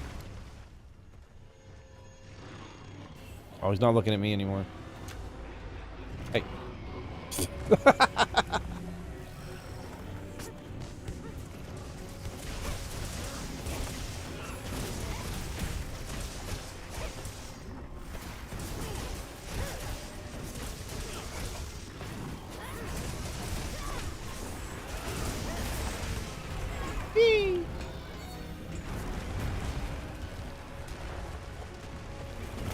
Aha! Get Superman dived on. Mankey! Hey, Mankey! How's it going? How's fluffing life? Little peeper. Getting us a few hunts in. Yeah, that's what I was thinking. It's not far enough. It's okay, Omen. The hunts are going on? They're going pretty good.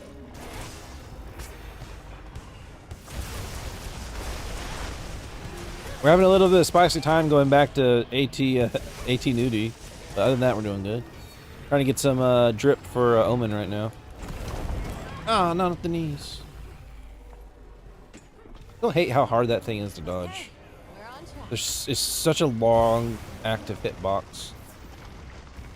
It's so much of his body. There we go.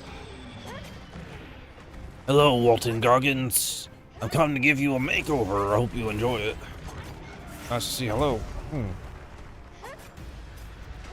A lot going on up here. What's going on up here? We're gonna go for 3. Go for 3. Maybe I should have gone for the tail instead of the back here.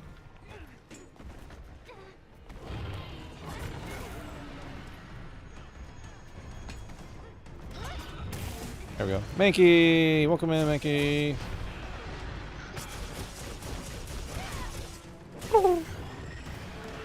Hey, you're welcome in to join the hunties. Fucking doing shooting pods over here.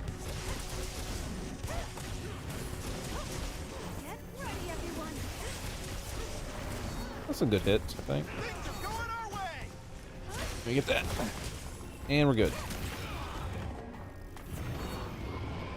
Yeah, fall down. Oh, his titty meat's out. Give me that. Give me them juicy. Give me that juicy chest. No. Oh well. Welcome in, Mankey. Here you are. Dun dun dun dun dun. Yep, da da da da. Here we go. He's gonna do his spitty witties again. Alright, I want your chest meat. Give me that. Where the good shit's at. Ah, feels good. Slap that shit around.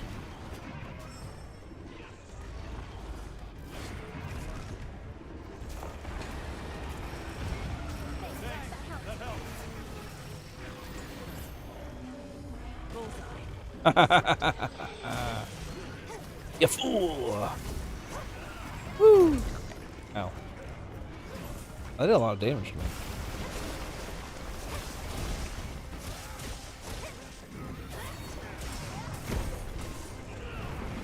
I'm gonna do something stupid. Oh no, Mankey! God!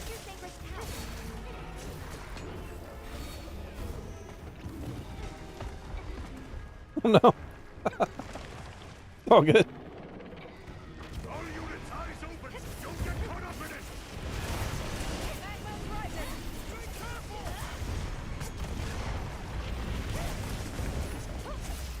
Okay, we know this guy fucking hurts.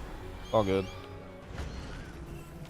I mean, he wouldn't be in-game content if he didn't hurt a little bit. Did I take my drugs? I didn't take my drugs, did I? I'm supposed to take my drugs. No better time to go on the offensive. Sure didn't. Let's see if we can stagger it. Target its wing arms.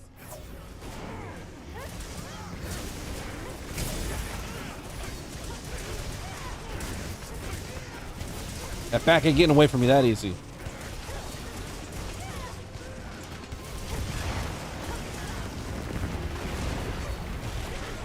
Oh.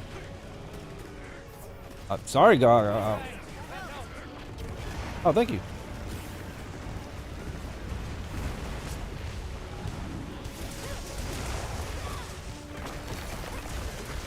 Dog's a little upset with me. I was doing Lance last time, so that's probably why I'm taking so much more damage this time. I was big turtle energy.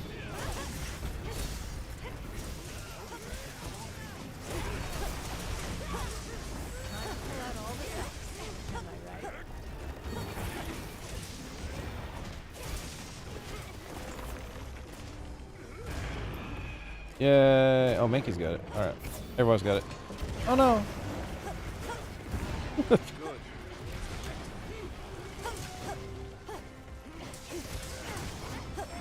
Oh, what did your toads? Give me your damn toads. Chill out. Chill out for a couple seconds. We gotta charge up a laser. Got a big bad laser to charge up. If I could offset that, you would have been offset right then. I want you to know that, God. If I could offset you, you would have been so sorry. You would have been like, oh my God, you're so cool. Oh wow, why are you so good at offsetting? Oh, I'm a great sword main. And I would have been like,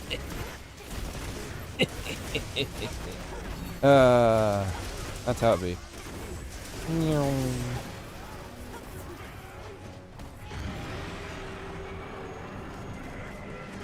Stop streaming. White.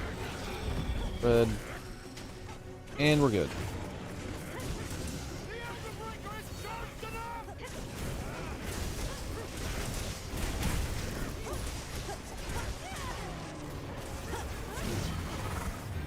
Big beam. Good job, Omen. You showed him. Show them what happens. For those fools.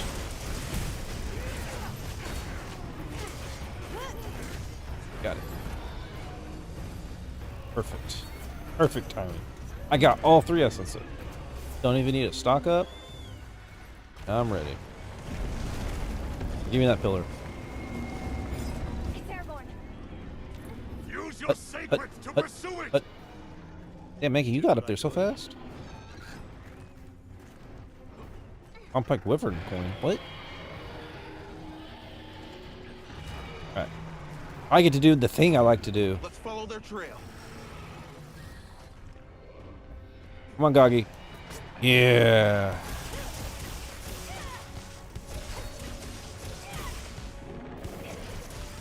Yeah. Delicious wound, you say? I might take a little stiff munch in a second. Thankfully, he's not a friggin' guardian. It doesn't close his stupid wounds.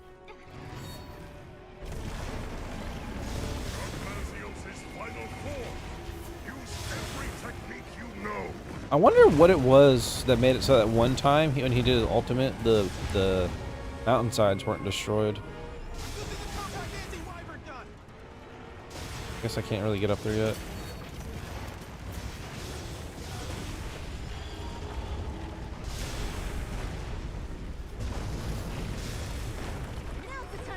Yeah, get on your ass.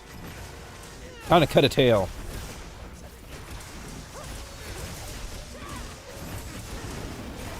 Damn it. He moved. He moved slightly. Ruined everything. Oh no. Not the chest meat. Right in my mouth. Oh god. Alright, I want that wound. See it forming. Give it to me. Damn it, Gog. Why are you like this? Give me that wound. Form. Form. Form wound. Form. That head wound? I don't see the head wound. That's someone else already got it. Oh, whoa, I'm in danger. I'm in danger. Oh, thank you. I won't. This wound open.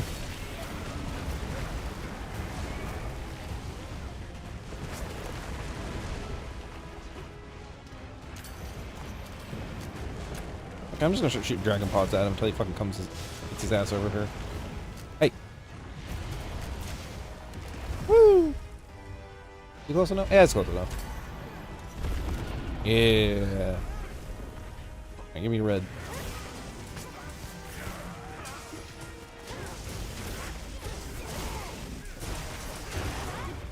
Yeah!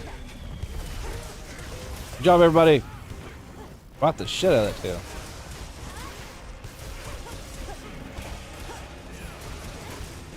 Oh, is he going for the face? Okay, DPS time. DPS, DPS, DPS, DPS.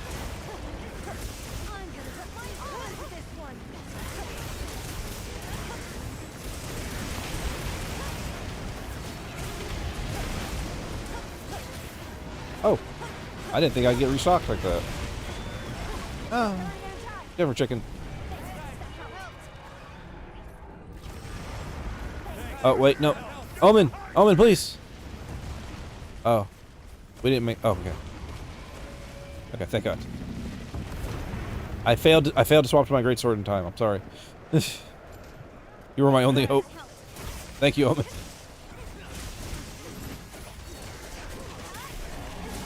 I pressed the button and then my chicken didn't swap, and I didn't realize until I got off the chicken.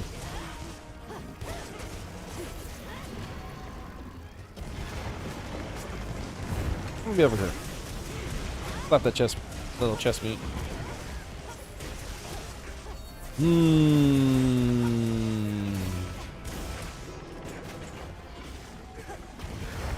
That. Back to slapping.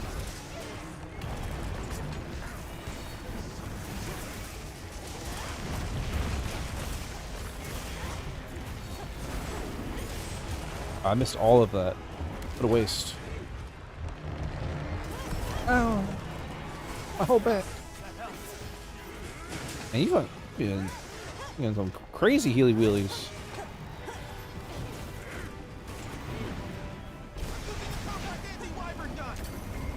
Use the compact anti-wyvern gun. Use the compact anti-wyvern gun. Compact anti-wyvern gun. Use the compact anti-wyvern gun. Anti-wyvern your gun. Oh wow. He was kind enough to come over here.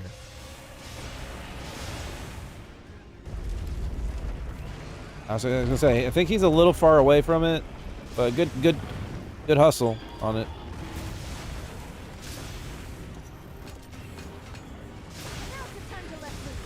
I can understand why you did it. Trust me.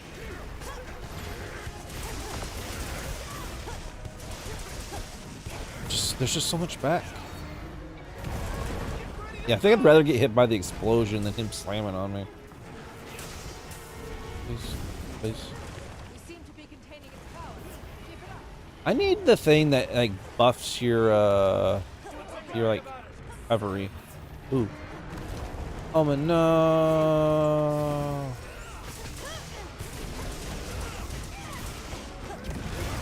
Whee. My defense box should still be active.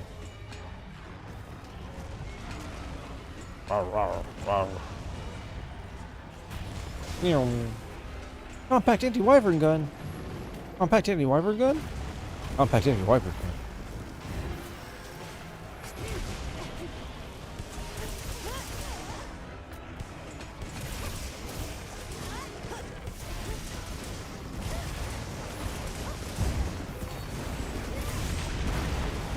Well, it kind of worked.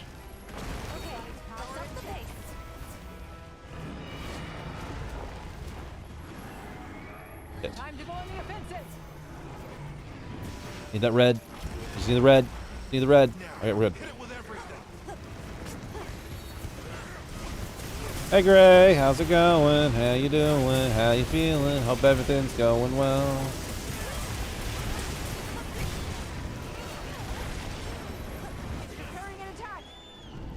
Time to put the thingy on.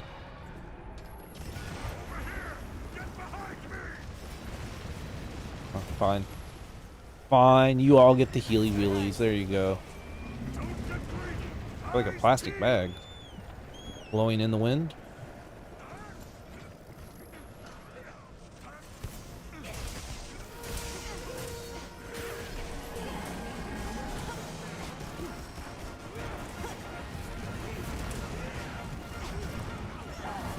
Dun, dun, dun, dun, dun, dun, dun, dun, dun, dun. Oh no, he came for me. You jerk. You jerk, you damn goggard. You damn goggard.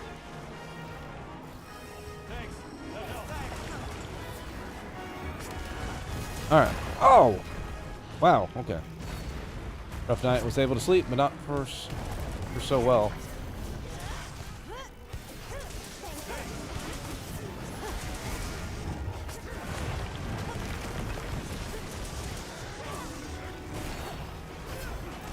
Here comes the big one. Here comes the big one. And the hang of the lance feels good. Hit those perfect. Hell yeah. Yes, it's all defensive. Like none of the. Sadly, the sauce isn't really in your actual attacks. It's all in that defense. All in that defense. And the mobility. The mobility is good. Yeah, take that. Eat it, God. It's sucked on. Wait, what? No. What the fuck am I saying? Ignore that. Where's his tail? I see it.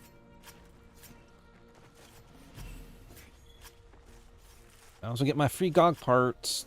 GOG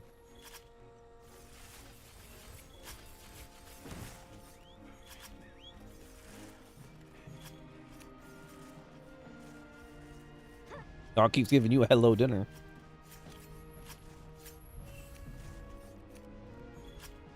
I don't know, I look at the meat in here and it almost looks kind of like it's already been like cooked a little bit, you know? I guess that makes sense. He is a fire dragon. And that bone is slimy. Slimy bone.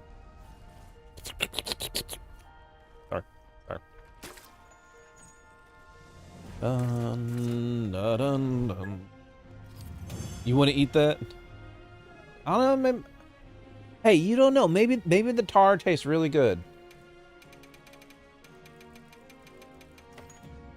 I'll try anything once.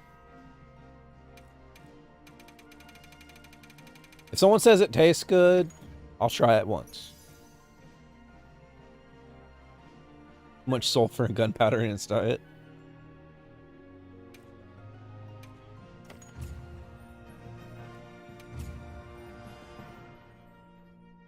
Slinger fired? What? Why do I get the slinger fired? I didn't even fire that many. Whatever. I see how it is. Good hunties omen. Thank you for hanging out. Hope your stream goes good tomorrow. Hopefully I can make it and I don't like sleep through it. If I do sleep through it, I'm sorry. I'm there in spirit, I promise. If you like soup and noodles, we've got a special delivery for you. I gotta make sure to remember to put your stream on when I get off for the night. So even if I'm still eeping, I'll at least give you the lurky. This order form You might sleep through it. Well, why don't you get you some resty? Got to shop and that'll take you all your energy. Oof.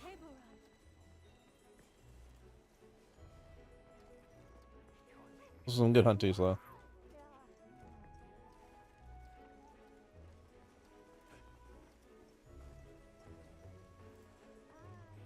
I might take up anime. What? I assume that you're saying you might take up me on some anime. I guess that's what you're saying. Sleepover stream.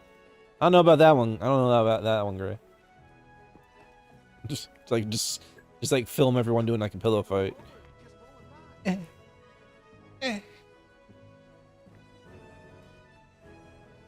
Well, today's bowling looks kind of annoying. What you got going on right now, Sandwich? You still doing like old like low rank quests?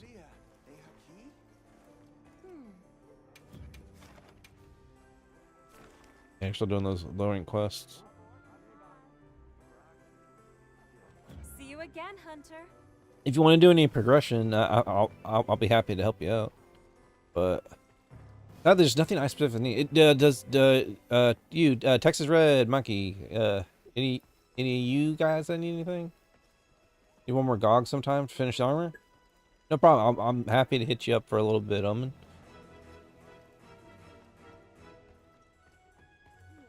One Fortalice.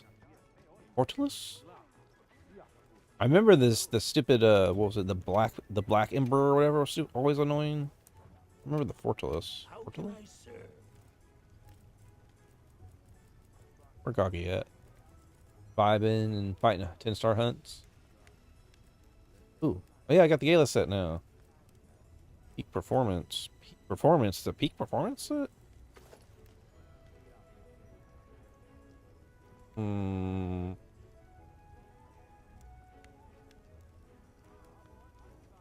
Maybe the waist I could do something with. It's really shiny though. I think of fashion. I'm not big on slacks. Never been a fan of slacks. Don't like them. Too basic. I like them more than no pants though. All right, all right. I came here to look at the GOG set. Goggy. Herbaceous. Okay, so wow, I have 100. Oh my god, I have so many of them.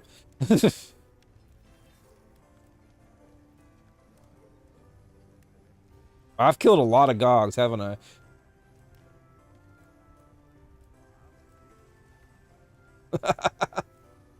I could probably make them. I haven't made any of this.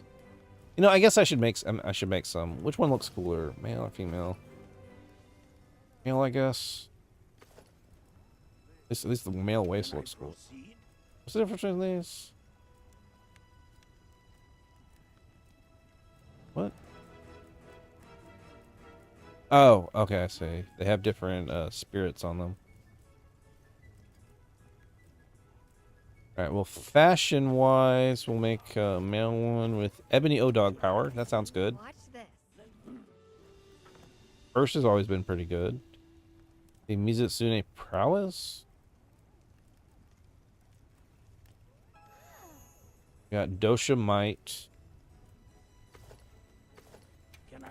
I guess Dosha Might's good. No, Gravios Protection was the one people always recommended, wasn't it? People always said the Gravios Protection one's super good.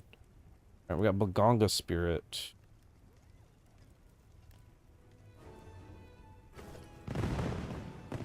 Claws. Guess I'll do the claws. At least they're unique looking. I can't believe I haven't made any of the set yet. Just because it wasn't, the damage on the greatsword wasn't outperforming my Omega set. Which I need the Omega set to get that damage buff. How about the chest? Not really a fan of either, to be honest. Guess I'll make the male one.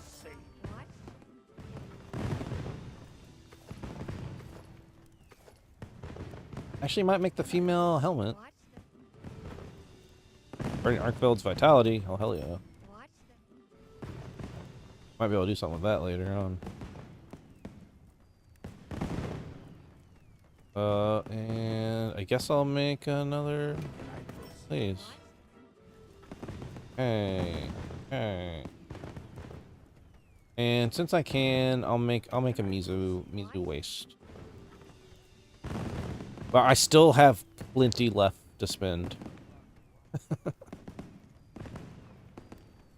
I think I've made one of everything except the chest, I guess. Here, we'll make a chest. There we go. No, I actually did not make the Alright, so that should cover everything. I didn't make the female leggings, but I don't think I'm ever gonna wear those, like, ever, so it's fine. Bioman.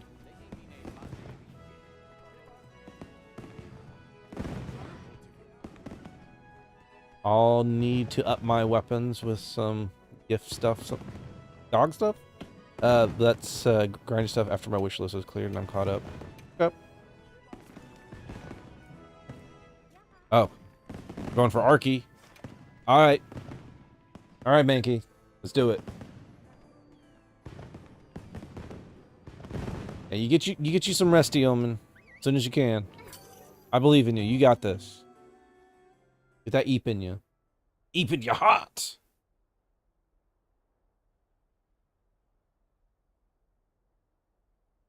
Man, I'm kind of itchy today. For what? The hunt is on. Great swords coming out.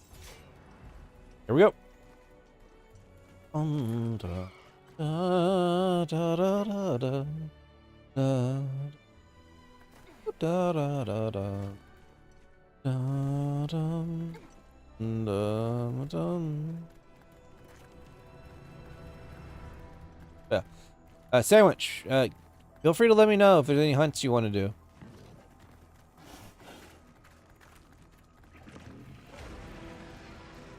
Night, Omen.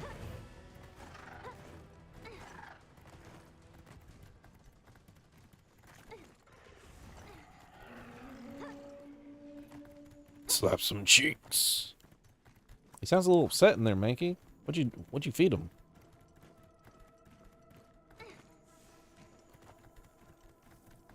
Oh God, Mankey, no! I just got here.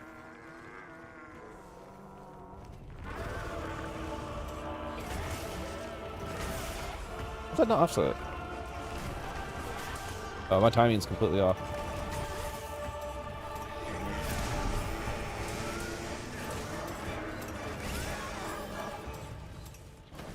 Can I get my timing back? There we go. Alright, we're good. Timing has been acquired.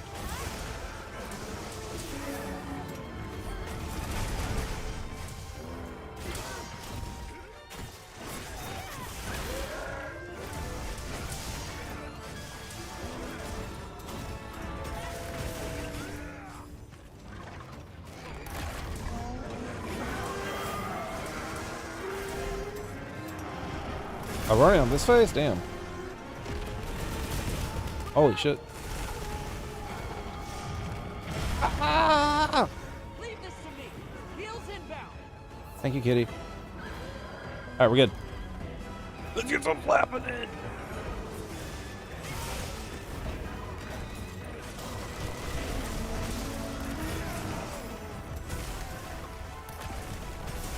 Oh, nope, you missed. You missed! Yeah, we're crushing this. I mean, I don't know. To be fair, I don't know how long you've been in the hunt. I didn't actually pay attention to that whatsoever.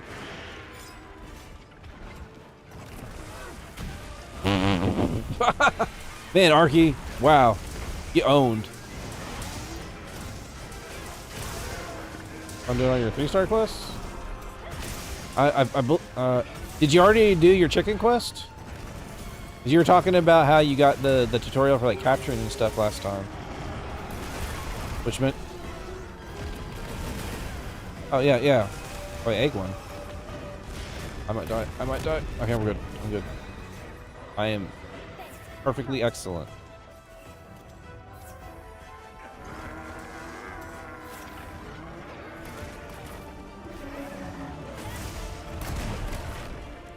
Alright, come here, Arky. Do it.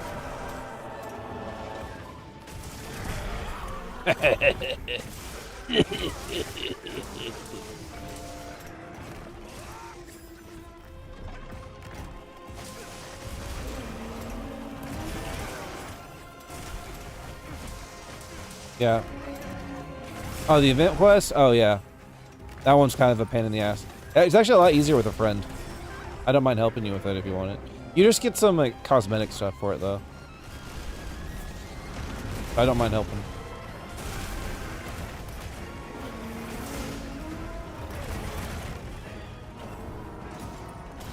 But your next quest should be to go to the forest and capture a new monster, if you didn't do that one yet.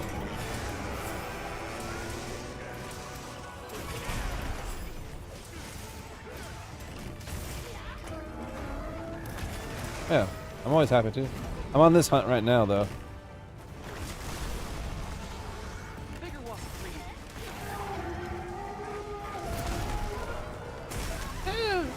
Just gotta get that cutscene out of the way, really, and we can join you for it.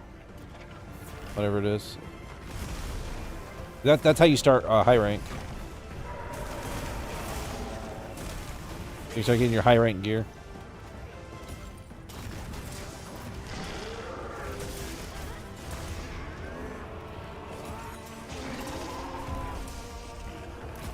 You should also start feeling like a bit of a more of a difficulty jump as well.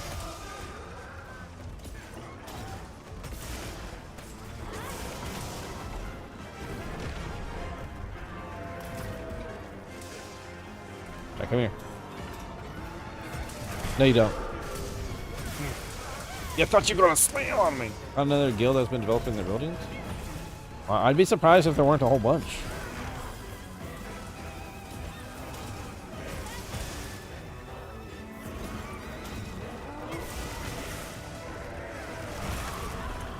What's Avernus has joined?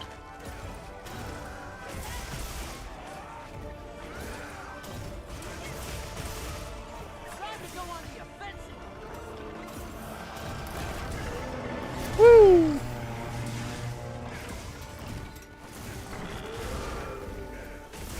Hey, hey, hey, hey!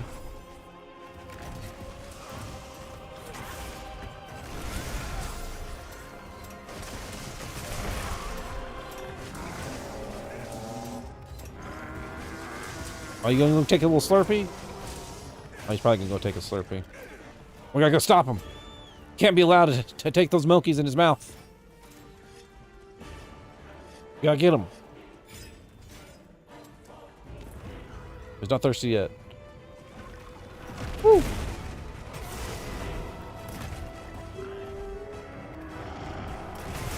Woo!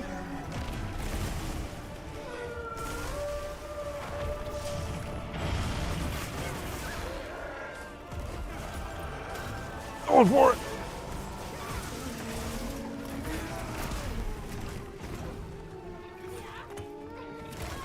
Shit, I fucked up timing. We're good. Leave this to me. Seals inbound. Oh, thank you. Thank you, kitty.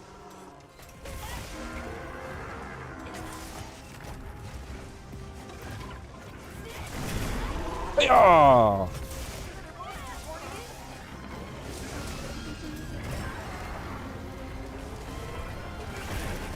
I mean, all you gotta do is go to like one of the guilds that are actually like really active, not just like a couple people like us. Like most guilds our size aren't gonna be building shit, for example.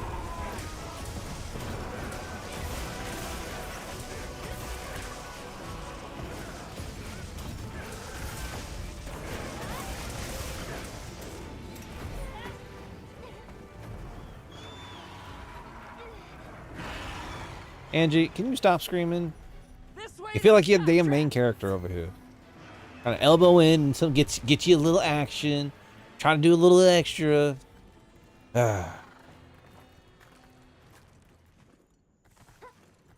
Was the guilds building shit or small ones? Oh.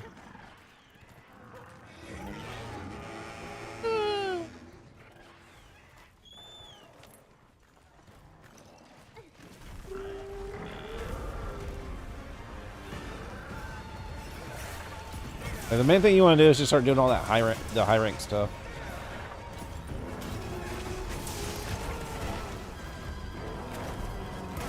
It should be, I believe, that your general area. Oh god, I fell down. Oh, I'm down here now. Like go hunt a bunch of stuff in general. Angie, man, Angie's trying to kill me down here. He's like really upset I came down there.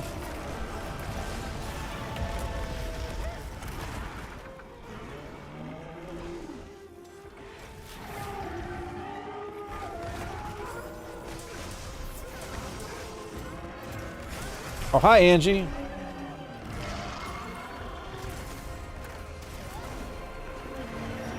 Angie really wants to be involved with this. Oh my god, I'm down here again. Well, I guess there's worse places to be stunned.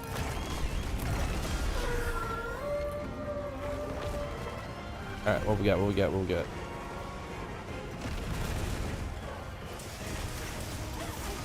All right, Arky, why don't you go like smash your head into the vine wall or something? That'd be really appreciated. Yeah, do it, do it. Yeah, go down there. Yeah, stupid.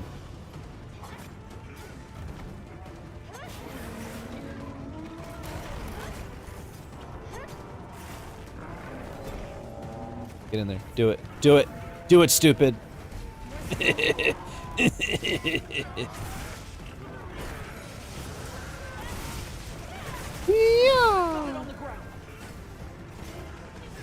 Up.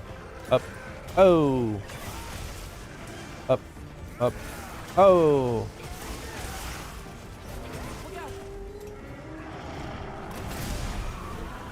I mean, it kind of worked.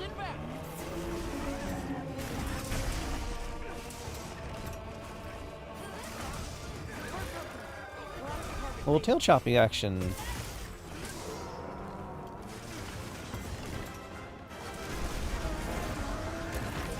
No.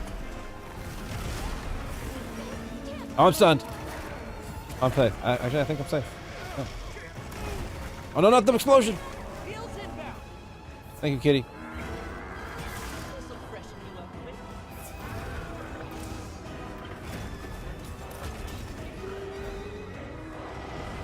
Woo! Woo! Yeah, I think their main intention for where you're at right now, Sandwich, is just go hunt stuff. Go make those sets again for the high rank version stuff.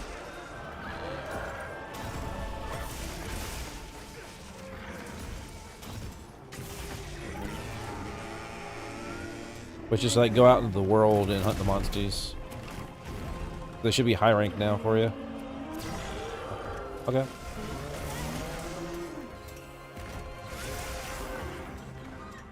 Oh, oh, you paralyzed! Oh no! Oh, you poor baby!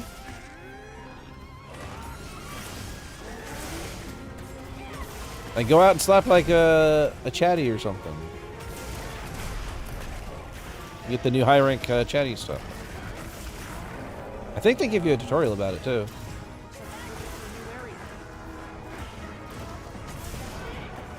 We'll find out in a second. Just gotta get out of this hunt first.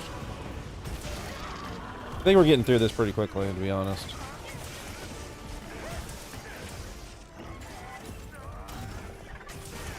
Thank you. You're doing a lot of damage.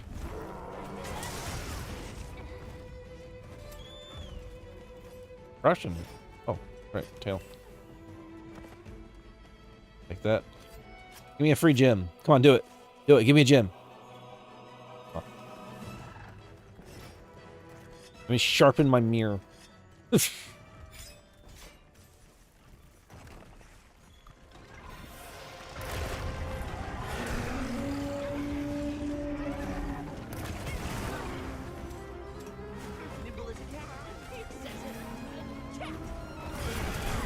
No. I request you not.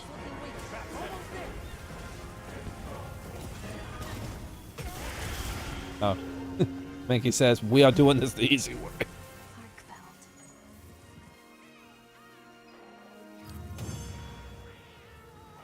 Arkfeld gets to live. He just wants to live. Sorry.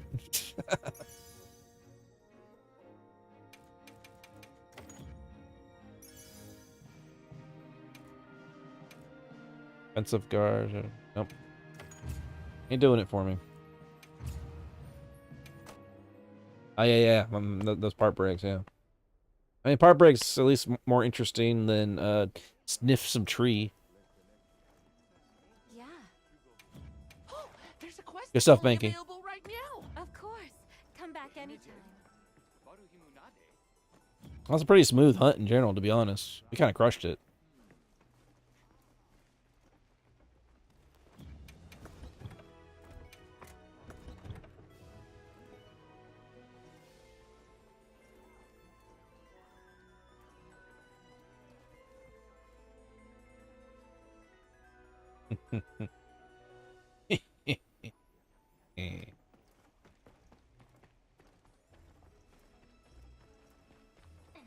I took a few dumb like little wallops, but other than that, we were fine.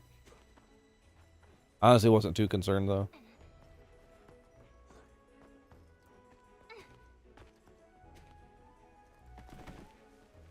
Yeah, I want to know why they made his stun value so high though. He stuns you so easy. Drives me nuts. Especially me, because I do a lot of offset and tackles. So it's just like, oh, you got stunned this time. Ah, come on. Give me a break.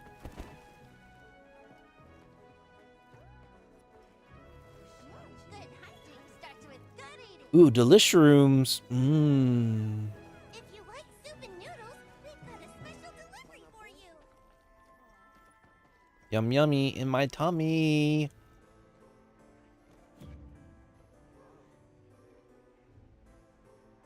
I'll leave it. Out on the food. Gotta have stun resist resource. I know. I used to have a stun resist on my set, but after I got much better deco slots, now I feel like I'm super nerfing myself if I don't upgrade my decos, and so now I lost my earplugs and my stun resist. Though also, I guess a lot of my stun resist also got lost to me doing this recovery build thing I got going on because of my my masochism greatsword, dark side. Good old Shadowbringer.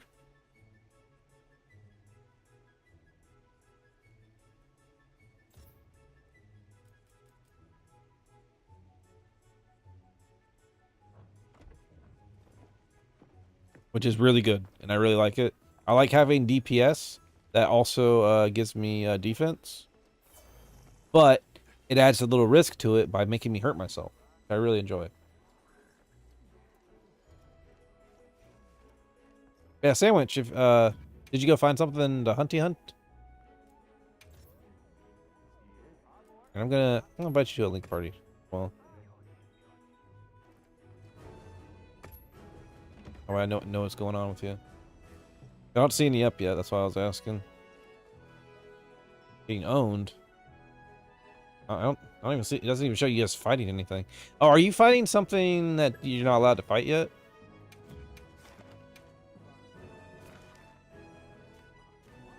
Because if you go fight too high rank of monster, it'll say like you can't actually make a quest from this, which means I can't really join you. Fortunately. Because it should auto make a quest when you start fighting it, or you can like when you open the map and like look at a monster, like say like go over here. And I'll need to like go to like an area. Like go to say I go to the Windward Plains.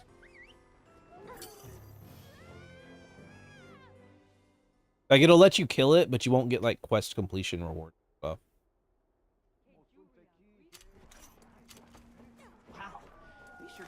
I say like what's in my area right now? We got a Balhara. So I can do this, and I can set begin field survey, and that'll start a quest that everyone can join you on. But if it was a monster that's too high level, when you go to do that, you'll select it, and it'll be like, oh, you can't fight this monster or something like that. You're not authorized or whatever because you get your hunter rank up. Well, what can I do for you? That's basically how it works. There you go. Yes. If you don't mind, I'm gonna go help him out real quick. Yeah, we're good. The chicken. This should be pretty quick. You find investigations that give Uthi plate? Yeah. Forget, did they ever add an option to like lower the appearance rate of tempereds? We get so many tempered monsters now. It's like, please, can I have a normal one? I would like some pots, please. Please, a few pots. Now commencing quest. Alright, so let's go bully a chicken. Whee! Hope you find something useful.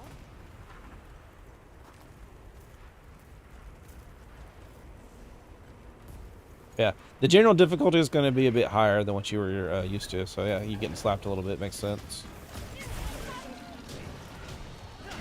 On my way there.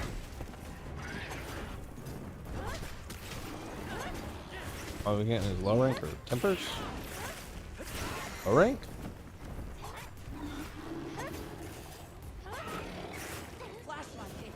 And down goes the chicken.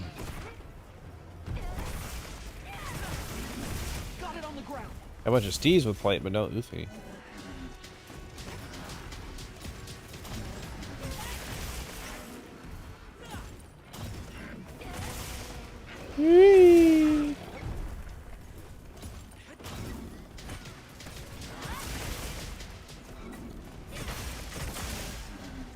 Oh.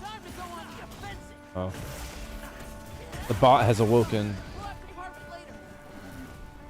Alright, I guess I gotta take action on that.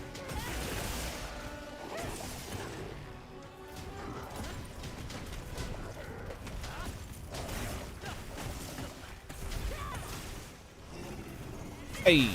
Hey!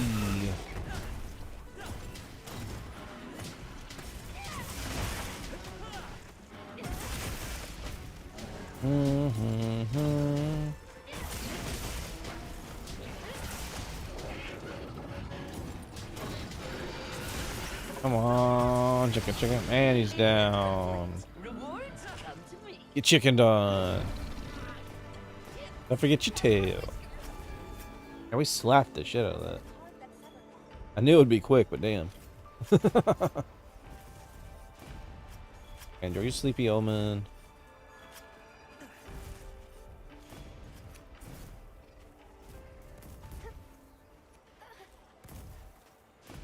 Shocking.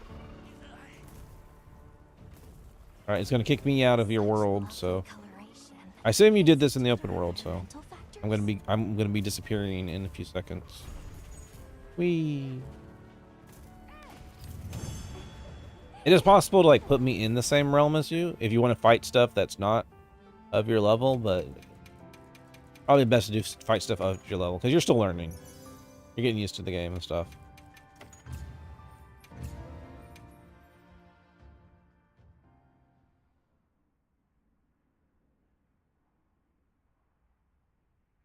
And to stop yourself from eating gummies. Yeah, the Ray Ray. Yeah, Ray Ray is gonna need you to advance the story a little bit before you're allowed to fight it.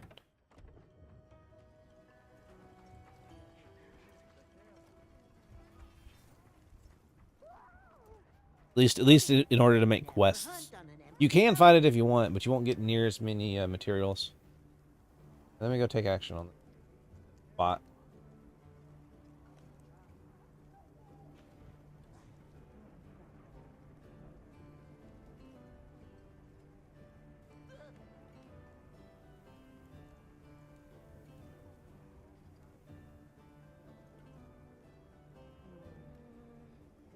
Why do they wiggle?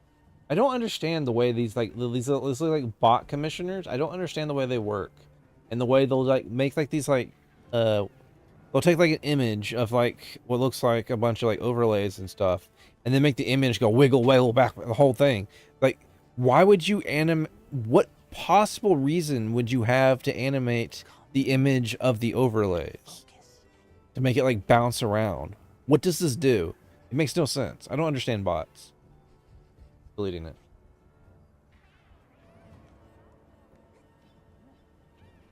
I'll delete this one too. I'll leave this one because it is cute. Oh, I'll give just a little nice little like little scritchy scritch. This is what you get. Stupid bot. Sorry, I'm getting distracted.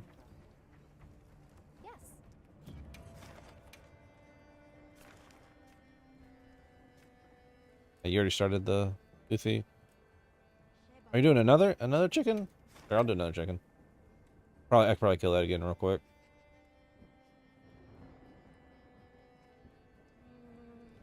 Yeah, Easter gummies? Eating too much and you go back to a healthier diet? Ooh. I've apparently got really good natural self-control. But it's not like I'm like some bastion of health. But like, I don't overdo it. And in fact, sometimes I'm a little too like stingy. Like I have this tendency to like kind of hoard my sweets, where I like to save them for later. And I'll have like situations where I'll have like ice cream. I'll be like, I'll have that later. No, I don't. I'll save it for later when I really want it. Save it for later when I really want it. And then like a year will pass by and it'll be like friggin' Frostcicle, and I'll be like, maybe I should eat that.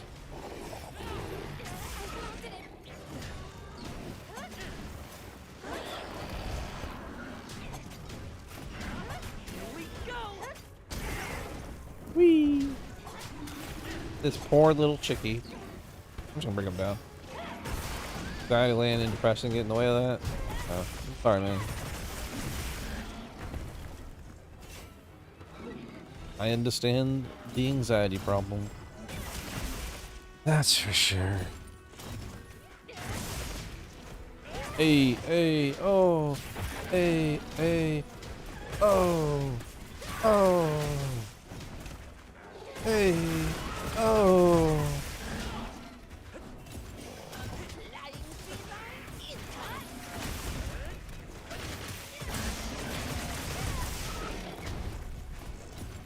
Clear that out.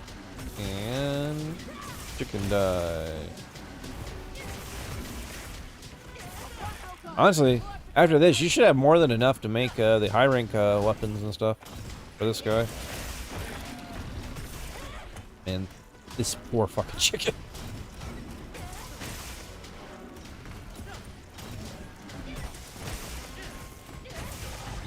And you're down.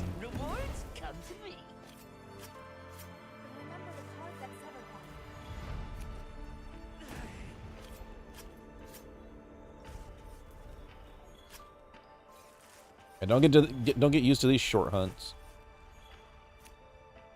All right. I'm gonna help Mankey out now. I see. Which would mean... Body is a machine that turns Dr. Pepper into playtime. Oh, I see. You know, that brings up an interesting point. What is my playtime in this game? Whoa, forgot about that. How much have I played Monster Hunter Wilds? Woo! Okay, we're okay. Not that that's like a tiny amount of playtime, but I was just like, how much have I played this? And that's relatively like normal for me in a game I play a lot. Like hitting like 500 hours, yeah, that makes sense.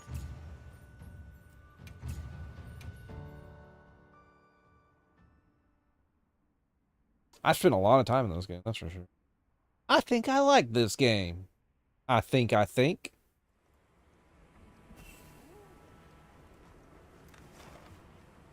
let's go help Mankey out. Watch everyone get there and Mankey's like, I already finished it. And I'm like, sorry. I promise I wanted to help. Go kill this Dead Star.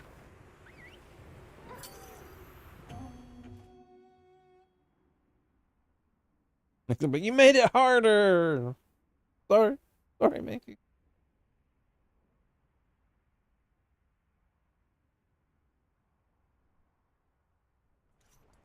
Slap it. Give it a little scrunchy. Yeah. I think that's actually closer.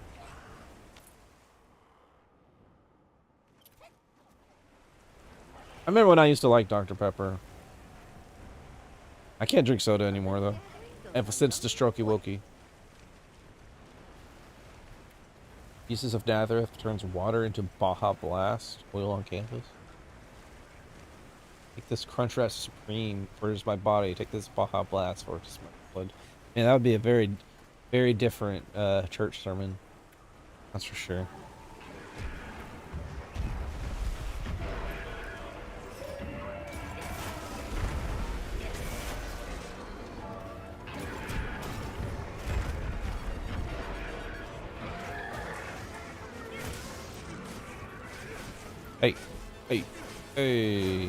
Hey. Stop being tired.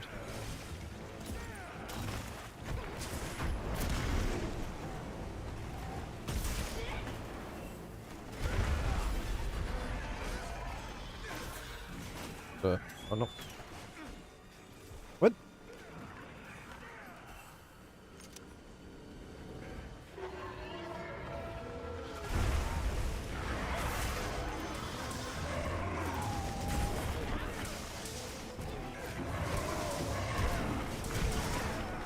This moment's on a meme streak. Alright, let's go. Oh. I mean, I joked about it, but that's kind of what happened. Minky's like, now it's over now. Made short work of that one. Thanks for the minor distraction. I helped you so much, Mankey. It was all me. How would you have done that without me?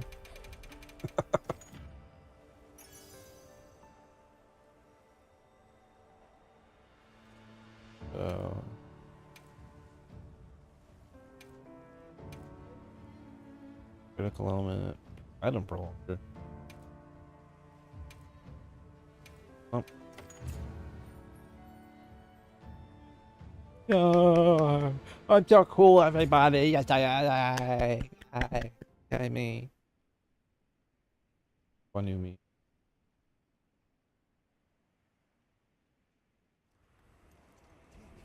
Whew.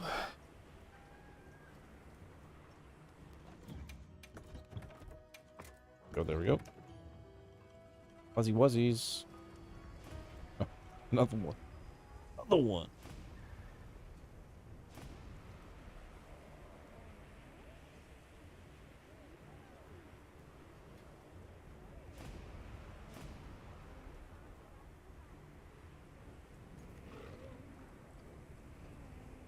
Last one. No, you're fine. I don't mind you sending stuff into the meme.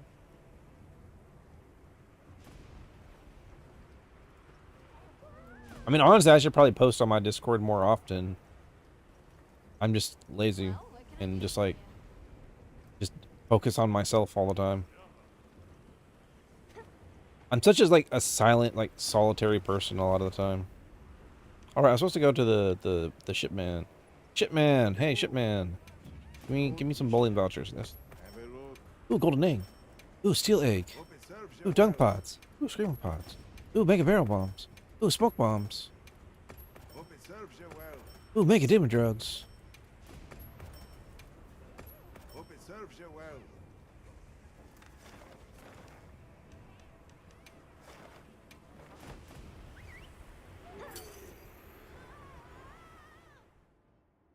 Oh, you just said, oh, that's fine. It's really not even necessary because we're in the lobby together. I just did that so it would like notify me whenever you did it. It's completely unnecessary. I'll see you again later then. If you like soup and noodles, we've got a special delivery for you. I think the only true advantage you get out of a link party is you can join someone's SOS if they join on SOSs. They go on SOS sprees. You can actually join on them if you're in a link party together, but you can't do that if you're in a lobby together. It's kind of weird that way. Look forward to next time.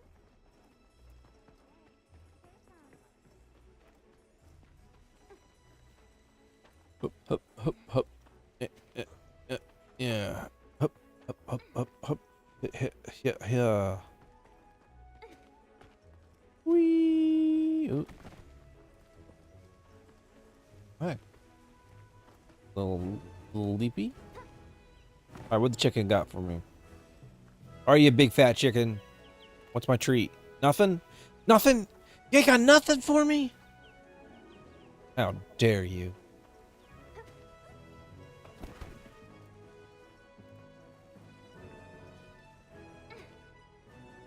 Any more hunts you need, Mankey? This order form will get you the best meal you've ever tasted. Got me for maybe another hour. Whoever wants some hunting assistant. I will slap it. And it will die. You want to post something? I don't know if there's anything I really need right now. I mean, did you see what me going through GOG and like how I didn't have any of the GOG armor? And I was like, I have so many materials, I can make it like twice over.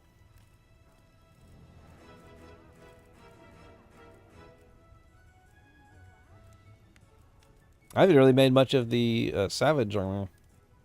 Granted, the Savage armor doesn't really do very much for me. Heartbreaker's cool, I guess.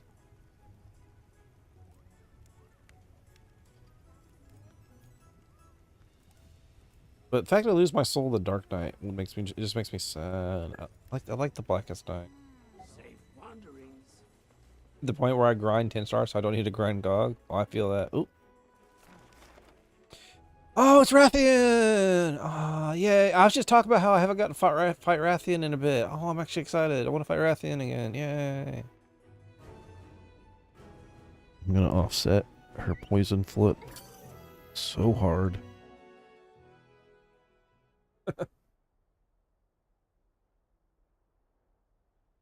I'm excited to do it.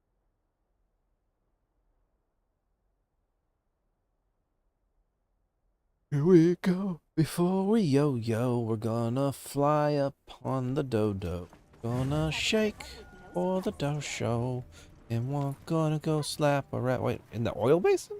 I guess, yeah. That's mostly where I've been seeing her lately. Yeah. Oil basin. I don't know. I always associate Rathian with forests. That was just kind of strange to me. Oh wow, there's two of them.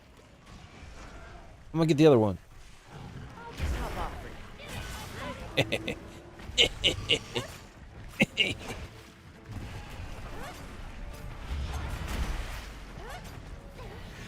Give me your tail. I want to chop it off. Like she's running after you. Despite me being on her back. Alright. Let's bring her down. Alright, Wrath, I'm trying to chop you down. Come on, let's go. I'm taking a nap. Oh. Ding, ding, ding, ding, ding, ding, ding, ding.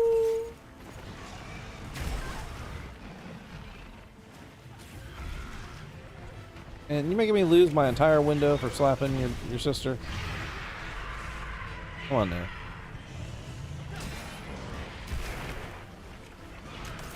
There. Gosh! Ha ha ha! Savior of the universe.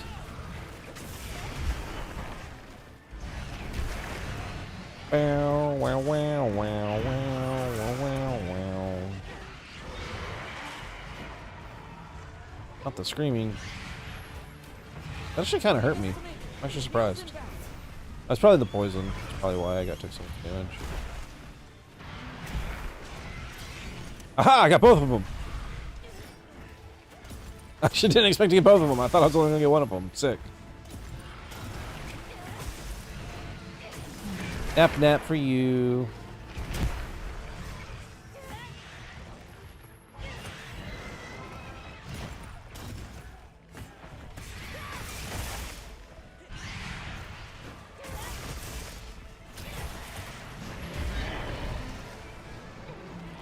Da, da, da, da.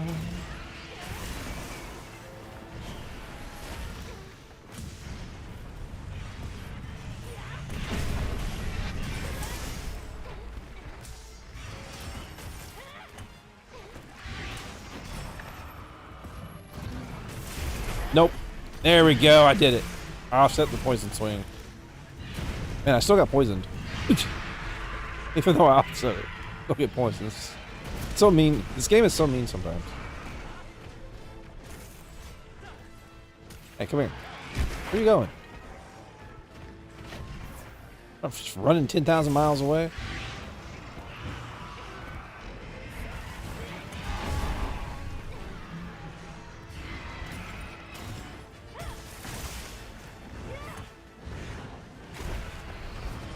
Oh god. They came to say hi. Now they're gonna say goodbye. I think I'm on the wrong one. Well, the right one, but the wrong one.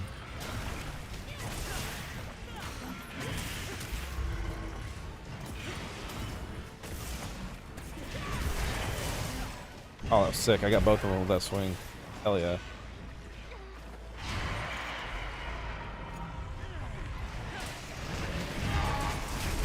Oh, another one on the poison swing.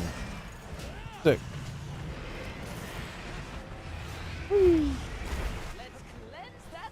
Just make a few more flesh rods. Ow. Doing it. We're doing it. We're doing this the hard way. It's more fun that way.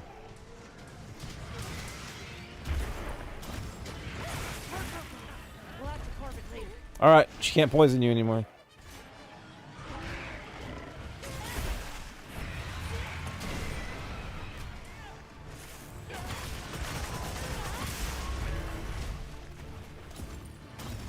Hey.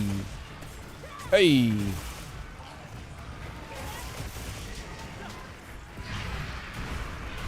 Oh, hi, Jerrican. Oh, no, that's a Baratheon. I thought you left.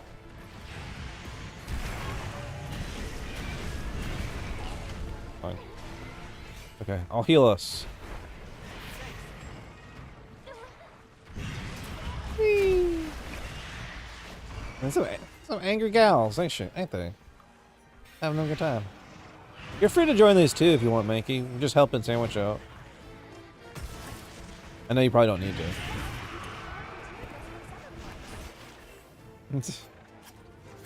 I know it's probably not the most exciting thing to go slap the early high rank monsters. I think it's a good time. I'm just happy pressing buttons in this game, to be honest.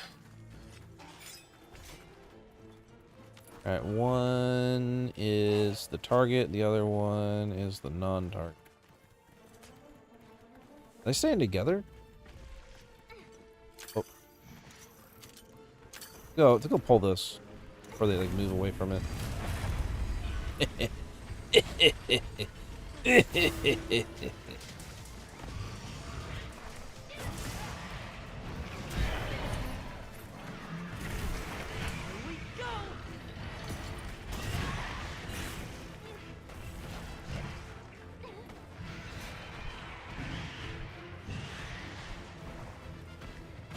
They running. They running.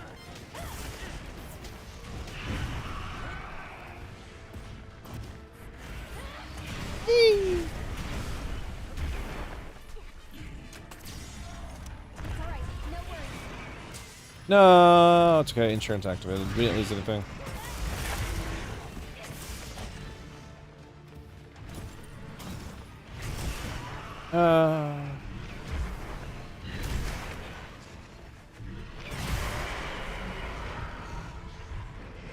A monkey. Monkey.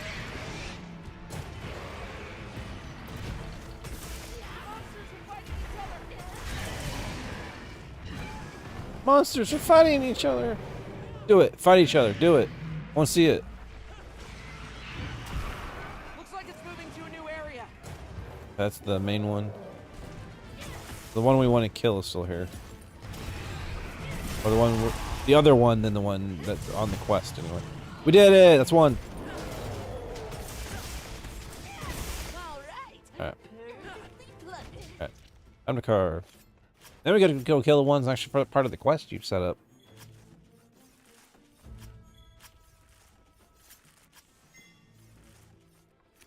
Alright, time to go. Main target has been set as your destination. Roger. Let me just sharpen my greatsword real quick to get a little cushion for you pushing. Pull my stick out. Can I offset the swing on the stick?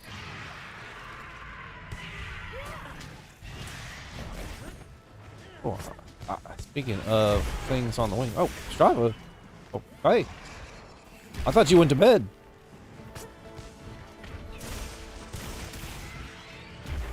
This way to the shop.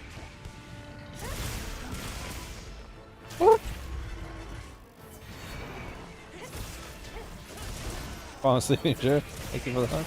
Well, thank you for hanging out. Thank you for the hunt, Spanky. I was about to say we're about done with this one, and I was going to see if you want to do anymore. But thank you so much. If you gotta get you resty, make sure to take your resty. It's always nice to have you. Bye, Mankey.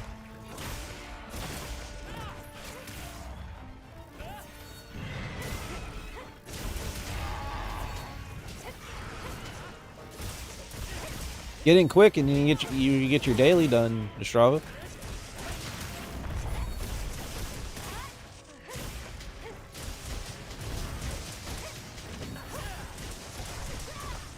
Strava came back all of a sudden. I appreciate it. That hunting action run. Where you going? Stay here.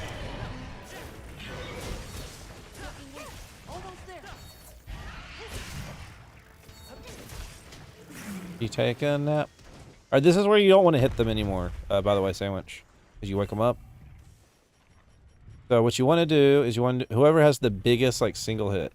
This is also where the bomb thing comes in. But if you want, I can let you do the honors. I'm gonna wait till Strava gets in. So that charge thing you were talking about, like pull your weapon out, and you can do that charged hit, and it'll be a decent one. Of course, my greatsword will probably do more damage, but yeah, that thing. Charge that. It'll be okay damage. Not amazing damage, but it'll be okay damage. Oh, she woke up. We took too long. Fine.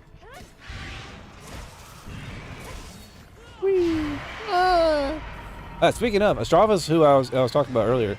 Strava loves Lance. Yeah, if you have any tips for Lance Strava, the Sandwich is trying to learn it right now.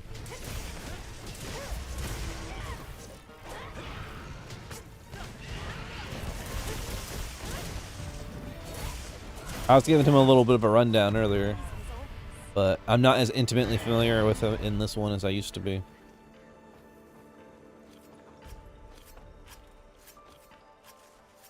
Rathian. Delicious free Rathian. Oh, ad break. Ads. Which would mean. Why are you swirling with energy? What the fuck's going on there? Is this like the aura of like stinky smelly? What the hell is this? Fuck. Did you forget to take a bath, Strava?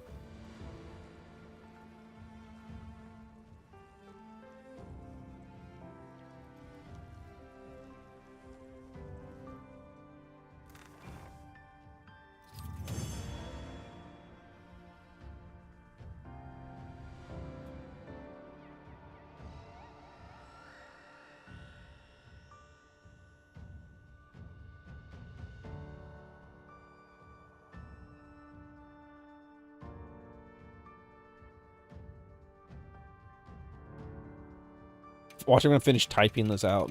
It's gonna be, the ads are gonna end. Uh-oh. Which ads are a mystery? Intimately.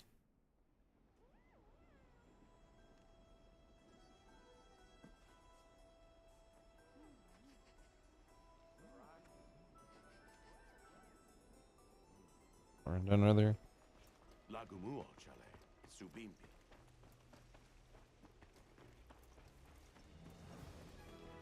Yeah. I knew it. I knew. The second I typed the message out, the ads are gonna be. I literally just said that. I know that's what's gonna happen. I'm sure that's what's gonna happen. I was teaching Sandwich Insect Glaive a couple days ago because they were interested in it, but now they're wanting to do Lance because they want to be tanky.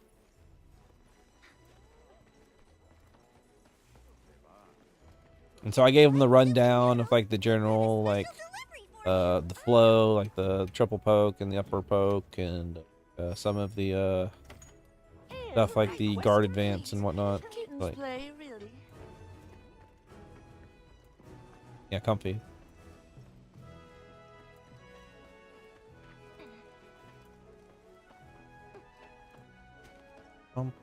Let's see if the chicken actually has something for me this time.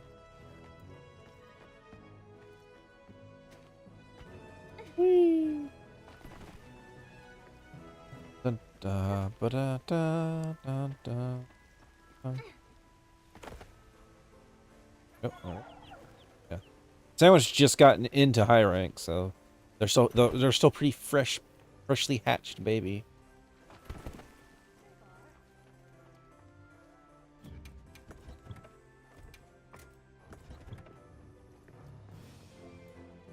I think Lance is pretty saucy. I just wish I had an offset. Then I'd use it all day. Also, why were you stinky? You had like some sort of like stink aura coming off you a little bit ago. What the heck was that? Welcome back from ad sandwich. Sorry about them.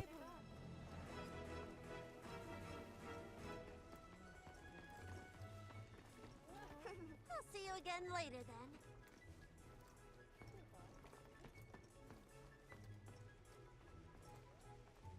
Hmm. This order form will get you the best meal you've ever tasted. The iframes. Wait, does it actually give you iframes on the counter swing? I didn't actually know that. Oh, Feverado.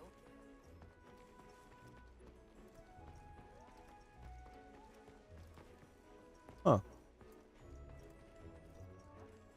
I'll see you again later then. That's good to know. I just hit stuff. I'm just like, I'll perfect block it and then hit it and then perfect block it and then hit it and then perfect block it and then hit it. I'm still streaming. I mean, yeah, we are getting towards the tail end though.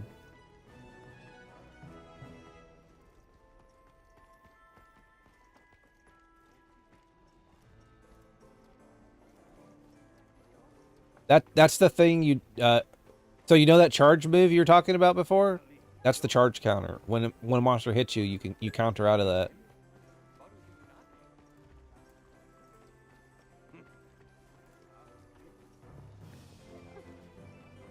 Hey, come here. I've got an announcement.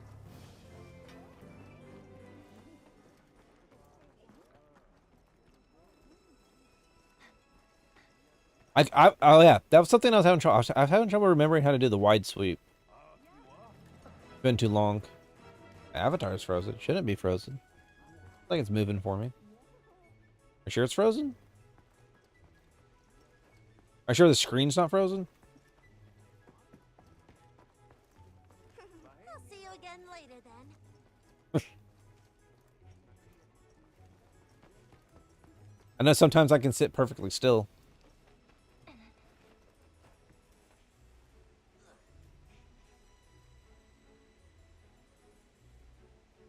And it might look like I'm not moving.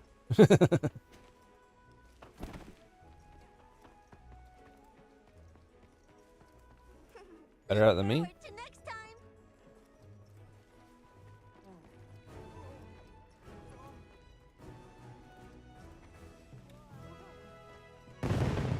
I mean, it's pretty easy when you're like laying back in your bed, like 24/7. I just want to sit still, just like.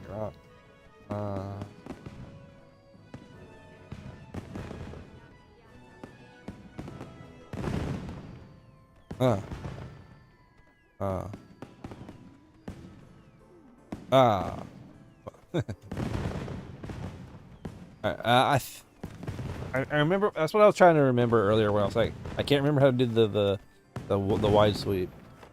For some reason my brain wasn't registering at the time. Plus I had a lot going on. I get overstimulated easily. 3 pokes, yeah. Because you can cancel into wide sweep, I remember.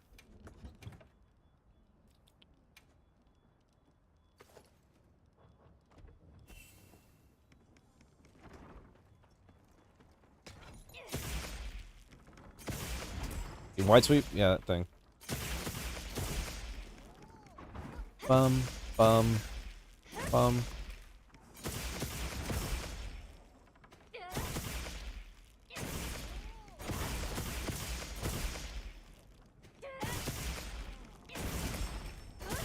Oh, you can just like do this as a combo.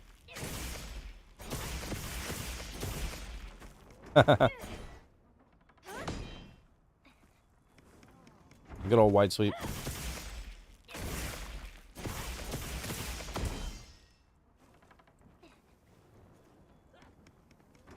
Alright, Glaive and Mike. Oh, what?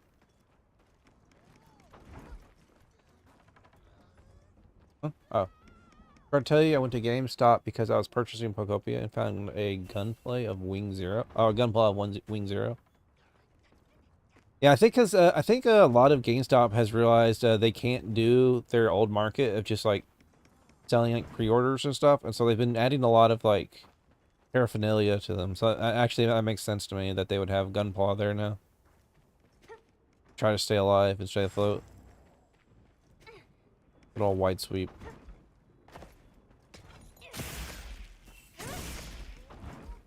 Oh, you bought it? It was... Oh, man. That's... I mean, yeah, it's expensive. What grade was it? Was it like real grade, master grade? Whatever. Master grade? Okay. So it's, not the super big ones, but one of the bigger ones. Happy to lend a paw with all your training needs.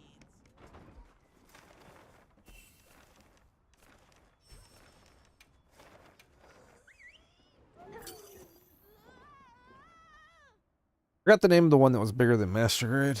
My brain. I'm not super versed on the Gundams. I did enjoy that Gundam Breaker game though. If GameStop would stop selling Funko Pops, they'll sell better figures.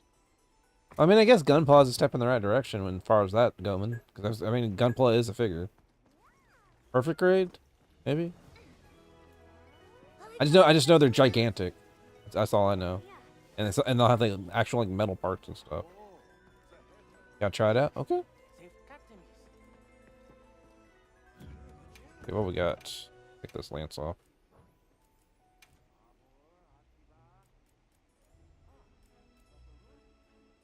Dragon. Another quest. We're beating up a gypsy. Alright, Gypseros. It's time. Oh, I just noticed the time limit's only 30 minutes. Okay. Whee!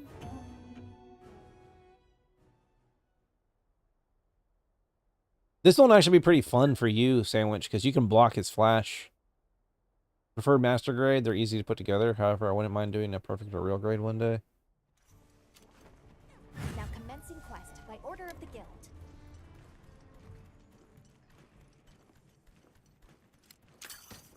I was always big on like posable figures when I was younger. I liked them to be posable.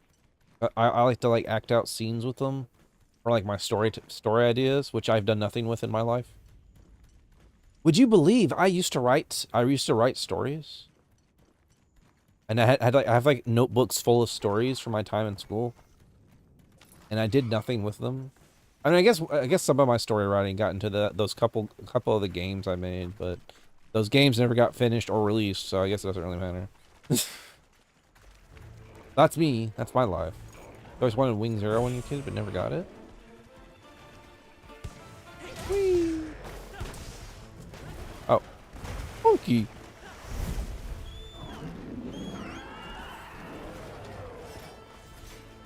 You gave a friend all your story ideas?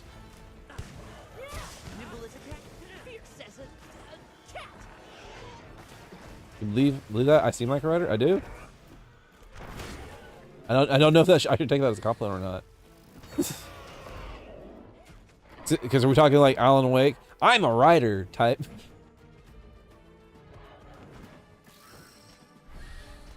I hope I'm not like that.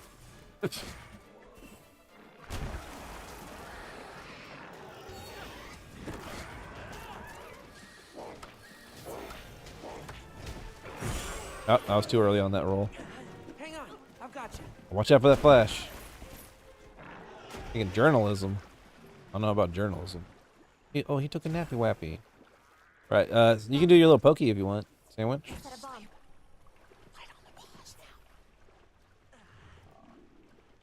I'll let you have the honors. Just do that charged poke. I think it's the best. Oh well, I mean, I guess that works too. Not as much damage, but it'll be fine.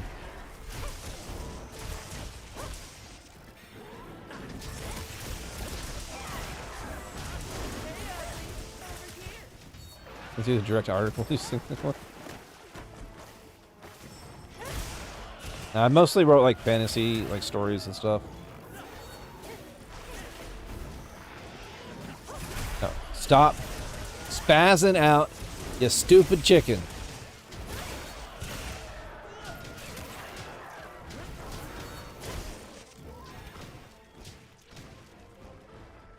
Strava, if you're gonna stay in, are there any quests you want to do?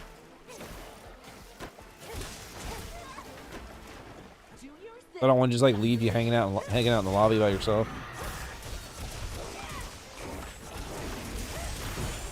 Damn, I almost got it. Just a little bit slow. Woo! Woo!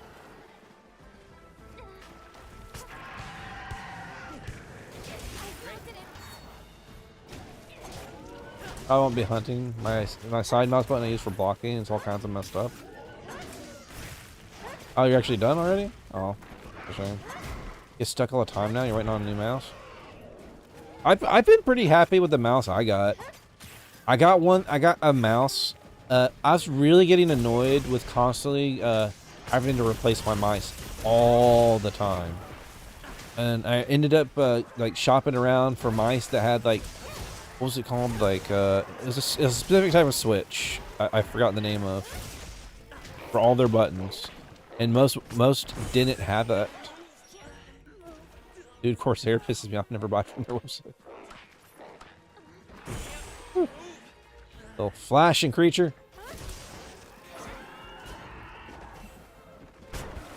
Flashing leather day. I'm trying to remember the term. Anyways, I got tired of longevity. I got it. And this mouse I've got has had such great longevity. It has lasted me years. Also, you can use it wireless or wired. And you know what's funny? I've had it so long that it's actually taken more damage from my finger sweat than any of the buttons. All the buttons work perfect. But it's some like I think it's a Chinese brand. It's called In-Game Gear, I think, yeah. But the XM2WE.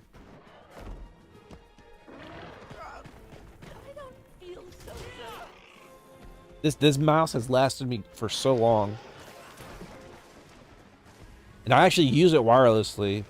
But I know you, as someone who might actually use your keyboard a lot more than me, keyboard and mouse a lot more than me, you probably want wired. But it also supports wired, that's why. I think it's worth at least looking at.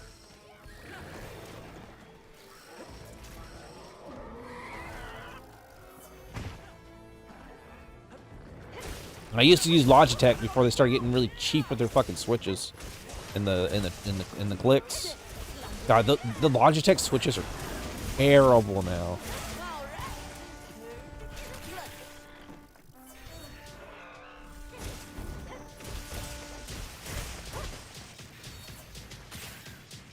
You could carve them.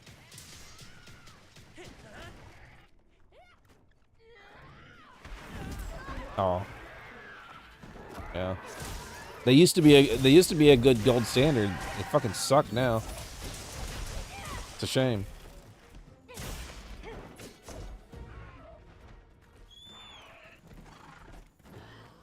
You go to the store, like half the mice are gonna be Logitech. I got so tired of it. Every time it was the same problem. The mouse would be like double clicking or not clicking when I click. It drove me drunk. Or the mouse wheel would give out. That was the other problem I kept having. Ugh.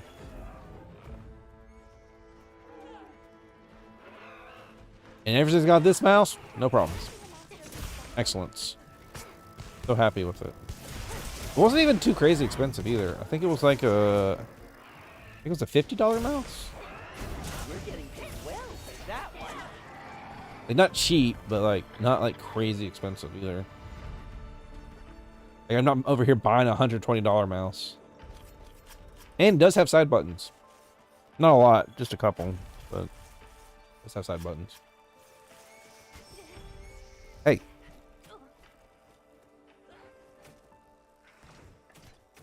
Get away from me, you stupid bugs. Die. I will now carve this bug.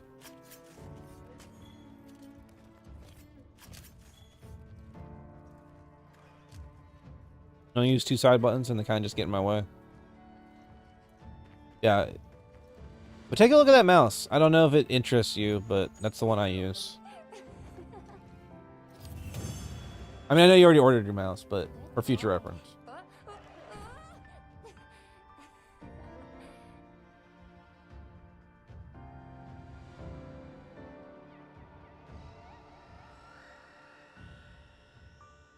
I've been fairly happy with it. Oh god, it's gone up in price. Holy shit. I guess that makes sense with all this stupid bullshit.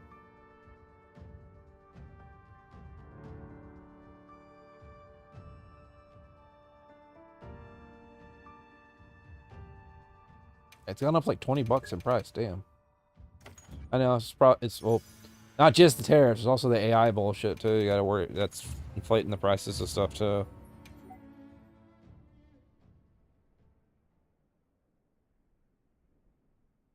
Unfortunately. Received an invitation.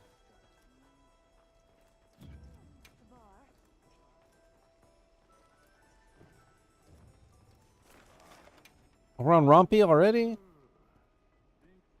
Good old inflation beast. All my homies love the inflation beast. So stop building data centers here.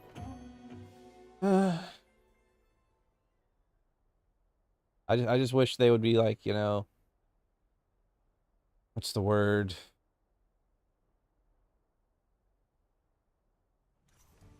I don't think. Oh. Oh yeah, because I had you open. I was like, why do I have two windows of me open? I was like, oh right, because I was watching Estrava earlier, and Estrava was nice enough to raid me. Thank you again, Estrava, for raiding me earlier.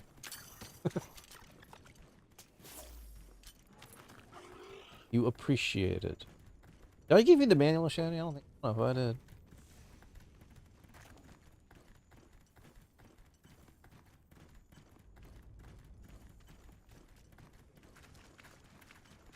Just in case I didn't do it earlier. I know I have my auto bang SO, but I like to do that one too. Where people just like click the button. Hey, what you doing? You inflatable turkey? Get over here.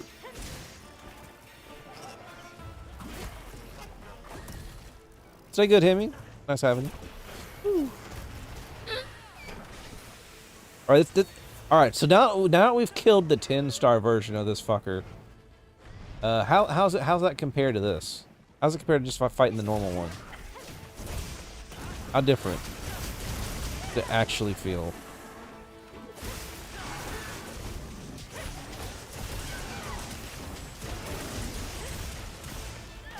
Hey! Rude. Very rude.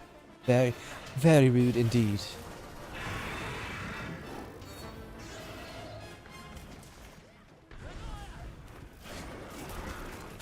Look at that.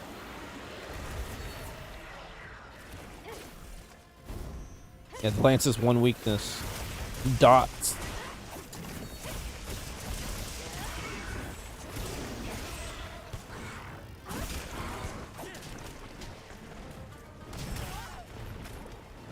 I'm back. I'm all muddy. Goopy.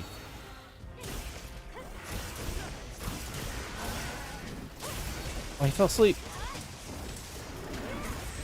Shit.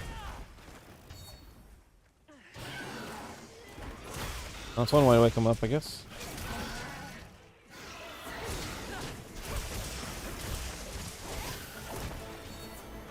Hey. Hey, hey. Oi.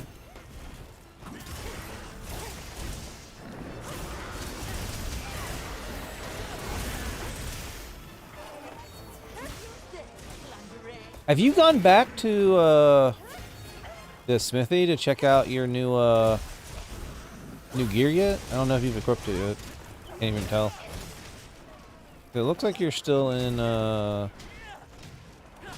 can make it out. And what lance is that?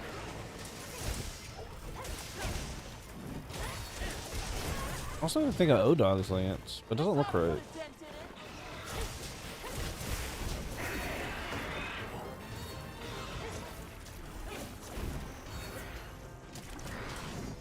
No, you don't. You stupid turkey! Come here.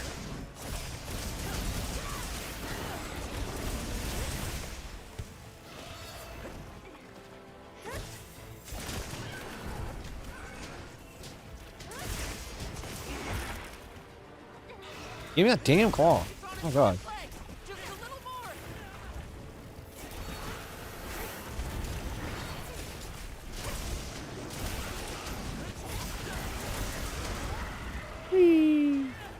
Okay. So, he's still hitting me about as much, but it's not doing anywhere near as much damage, of course.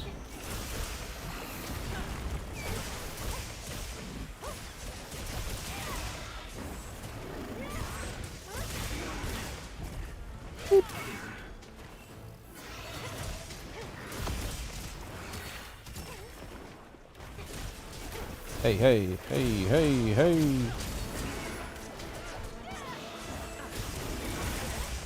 And you're down, you turkey. Yeah, deflate, shrivel up like you the little shitty balloon you are.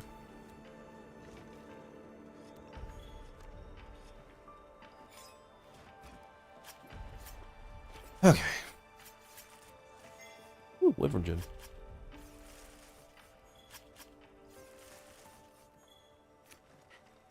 Yay.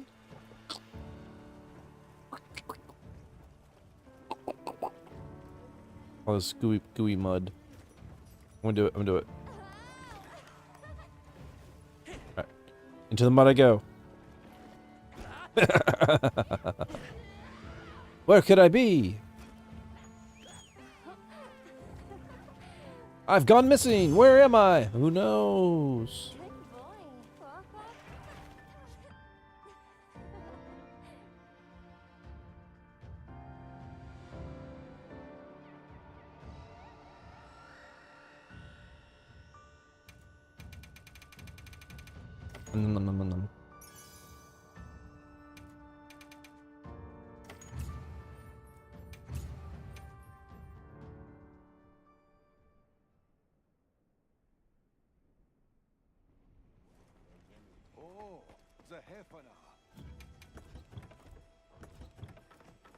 Oop.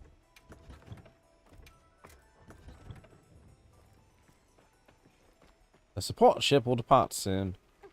Please purchase your items from the support ship right away, before the support ship leaves.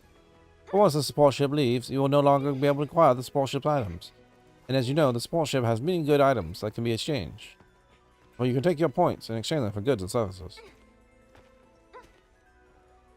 Yes, thank you. Support ship. Wonderful, wonderful deeds. At the support ship. All my homies love this support ship. What you got? One whole egg? Just one egg? That's all you got for me? Just one egg? Fine.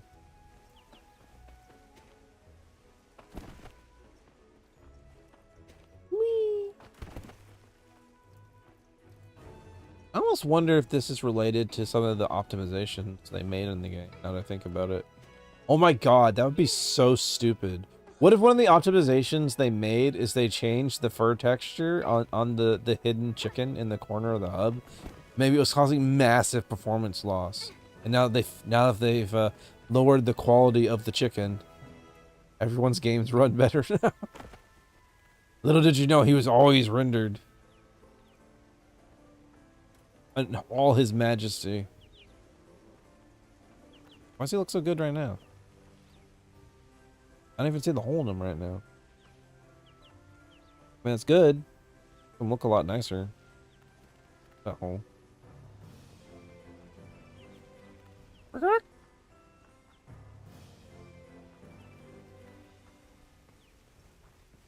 Good little guy. Who's your good little guy? Yes, you are. So much gear. So much farm. So long. So many times. A couple more hunts in me, I think.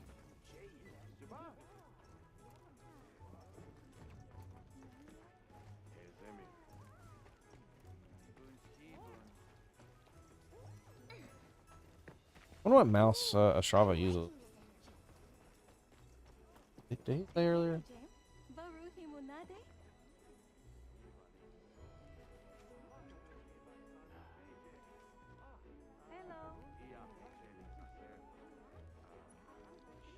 Oh, it didn't tell me. It's all good. I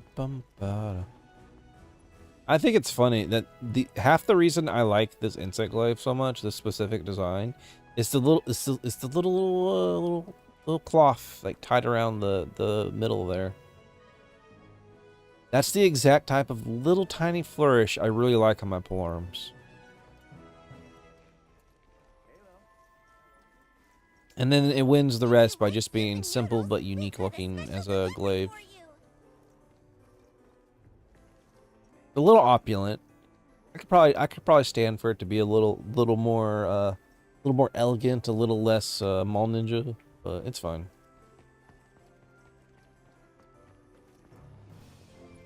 Dun, dun, dun. Yeah, da da da da ba da ba da ba ba.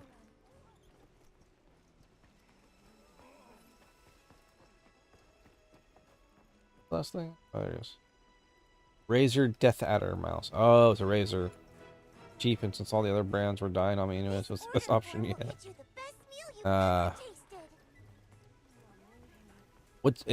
Did you just order another one of them? Or does it have like a good like support? Or did you pick a different mouse?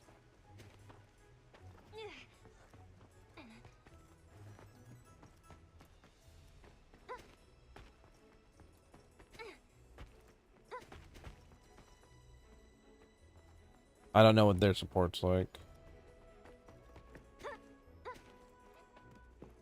I think this thing has like some sort of lifetime guarantee of some sort.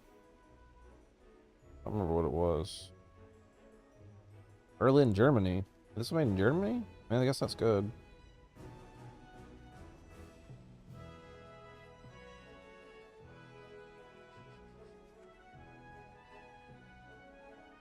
Just order another. You give enough looking for a good mouse. I spend more and they still die on me.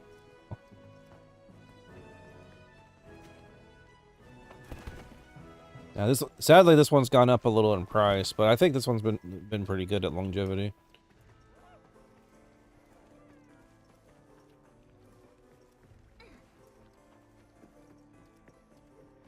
Optical switches. That was the word. It has optical switches instead of analog switches for all the buttons on it, so it lasts a lot longer. I finally remembered the term. It came to me eventually. It only took me about like 20 minutes, but I got there.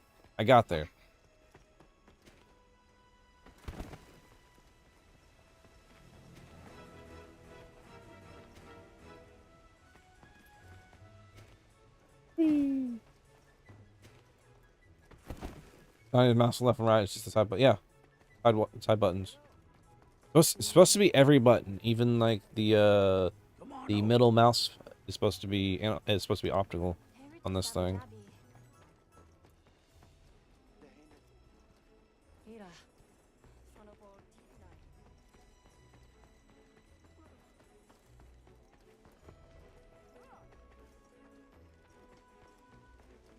Which is why it wasn't like 20 or 30, it was like 50 or 60, but it's like 80 now apparently. That's $79.99 for me. I wonder what does it convert for Canada? No, the old Canadian dollar likes to fuck you. Oh, companies like to fuck you on the Canadian dollar anyway.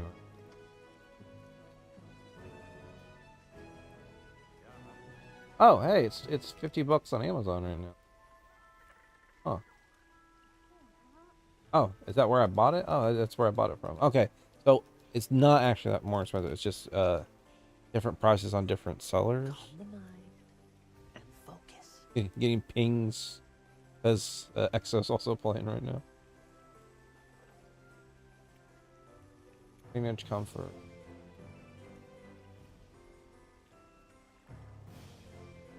Only 15 left in stock. Oh, that's great. Is there a way to change the pricing? Probably not. That's fine though. That's fine though.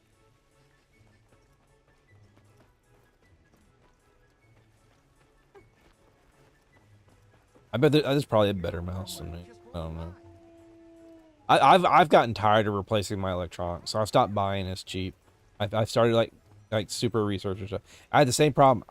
I was getting pissed off at the DualSense controllers because they were not fucking lasting. I was pissed off. I went through more DualSense controllers than PS3 and PS4 and PS2 controllers combined. That's insane. These are the modern controllers. They should not be dying like that. It was always mostly the sticks too. Another one? Didn't even move yet. Well, thank you, chicken. Appreciate you.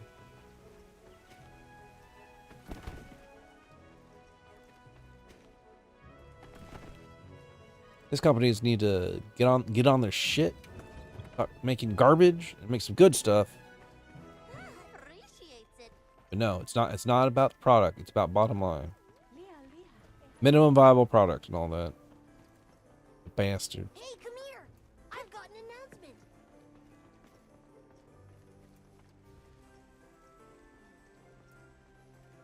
Well, I think I remember it was the Switch Pro controllers were supposed to be the Hall effect or whatever.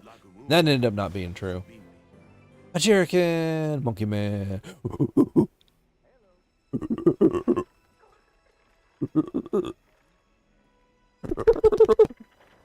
Sorry. I'm letting the monkey out a little bit. Return to monkey. Ooh, ooh, ah, ah. Ooh, ooh. Ah, ah, ooh.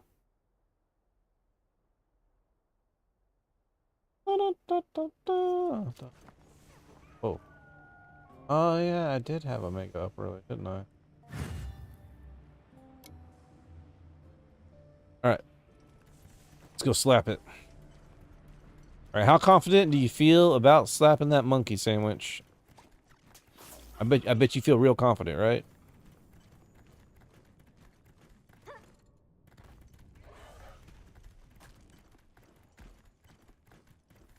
Look at you go. Look at you go. He's a lot of melee attacks. So he might be fun to parry. I don't know. I don't think I've actually fought him with Lance. I always fight him with Greatsword. His offset addiction. Come here. Oh, what the hell? Oh, you got yoinkled. No, you don't.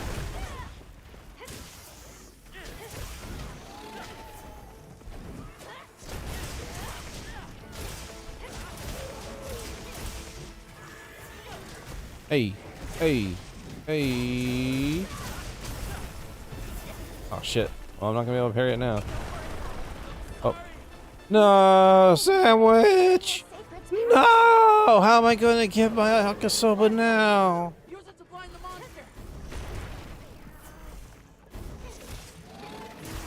You damn dirty ape!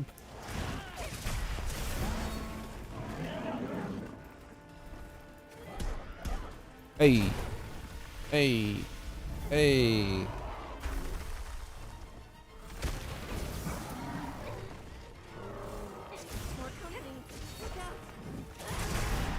Cease and desist your actions. I can't believe you. It's armed, dangerous.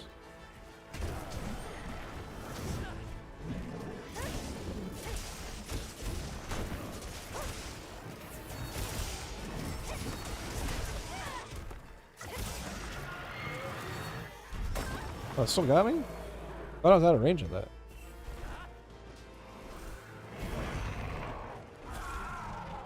Hey, hey, hey, hey, hey, hey, hey, hey, hey.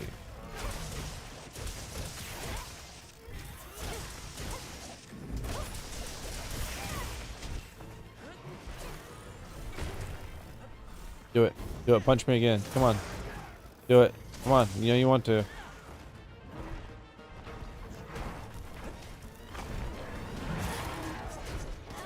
That's not.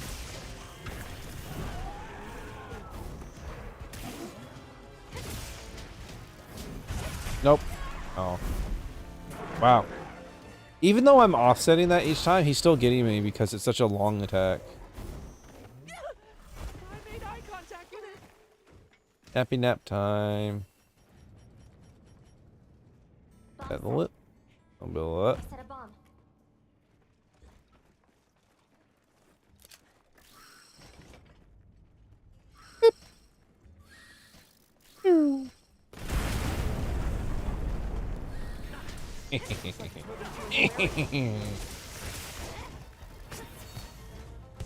Oh, bye. He's just like, no, you woke me up for my nap. That was a good nap. A really good nap. I was getting really excited, and I was like, I'm just gonna take a nap now. And then they just woke me up. So rude. Here we go. Oh, Riot Jerkin. How would anyone ever wake you up from a nap? It's so rude.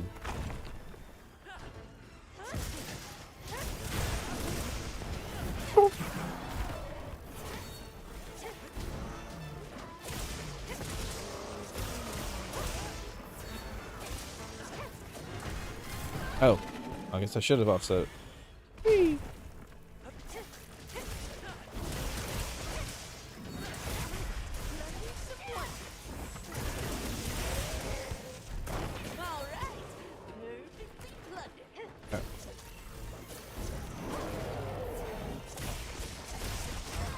Whee.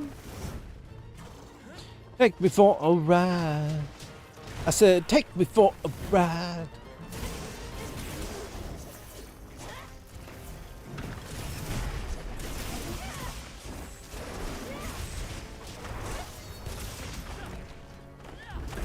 Hey.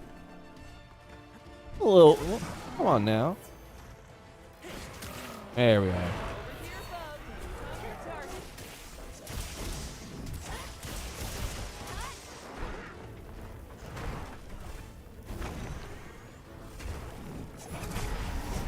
Why don't you back off? Leave Momo alone. Leave Momo alone.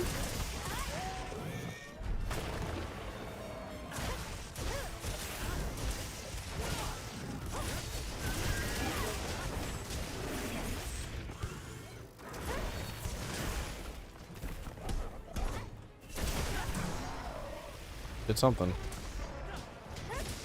Oh my god, stop turning around. You annoying ass monkey. Come on, stop it. Oh, my food buffer ran out.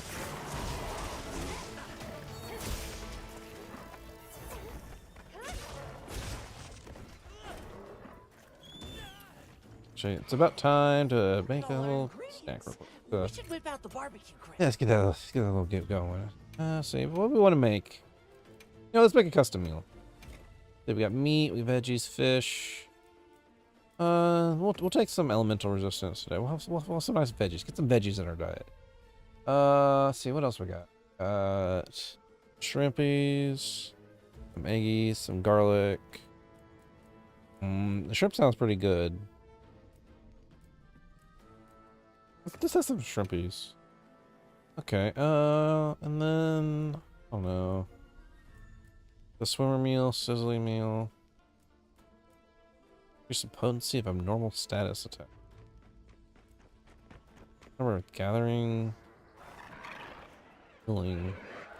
You know what? Let's have some sweet shrimp. You motherfucking.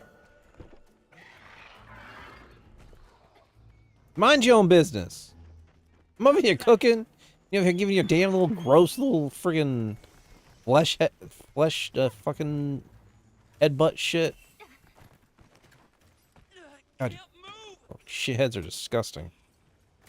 Anyways, where was I? We were going to do veggies, nice shrimpies, and we were putting honey on it. All right, here we go. Got that cabbage in there. Put a little shrimpy in there. A little shrimp action. Nice and sizzly. Drizzle that honey on top. Mmm, honey cabbage. Mmm, delicious. God, it does not sound that great. Alright, well, that's what we ate. We've eaten honey cabbage with some shrimp.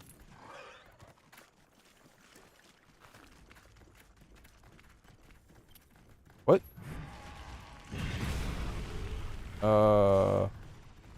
Sandwich? Uh-oh.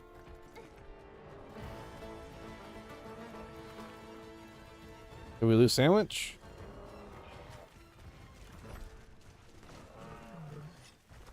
That's not good. I hope you're okay, sandwich.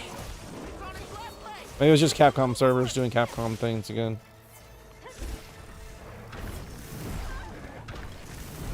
I'll beat this monkey up myself, no problem.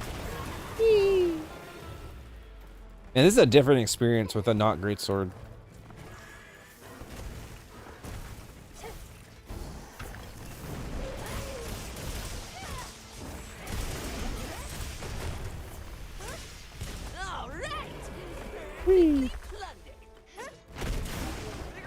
Bink.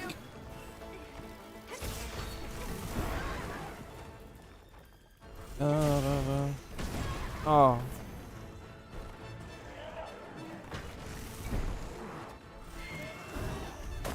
Hey. Hey, hey.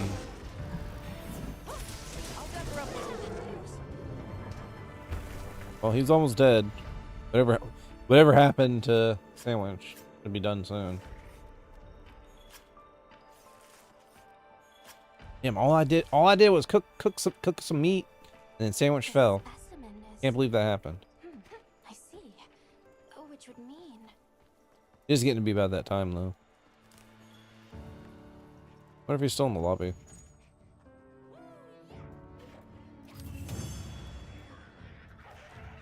I could see it being like he got like, kicked out of like the off the network or something. I hope you're okay, Sandwich. I believe in you. I believe in you.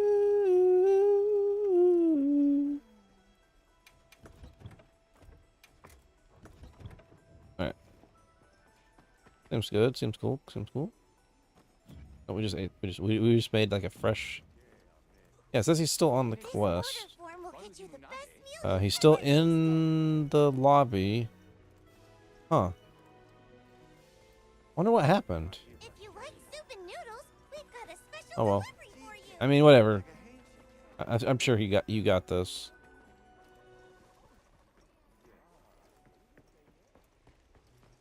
It looks like it was just Capcom servers, I assume. Can I even rejoin? Probably not. I did finish it. I'll go see.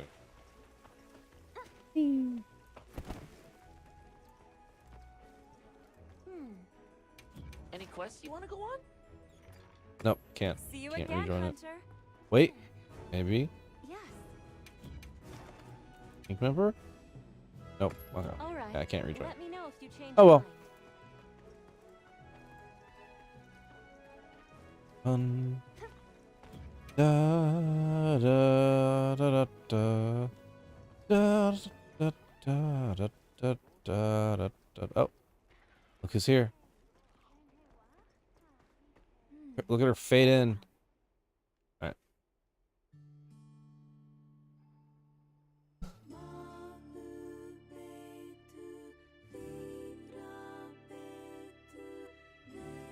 What? I wonder what hunter rank Sandwich needed to get to. I don't even know if Sandwich can even hear me, right? Oh, monkey found dead. Yeah, monkey dead. Woo!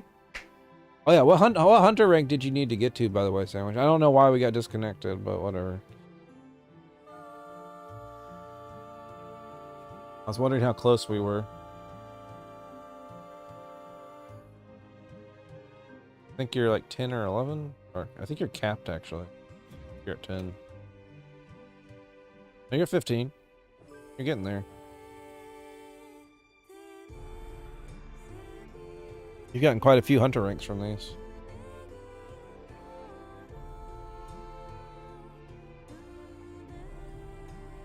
Step away for like 2 seconds.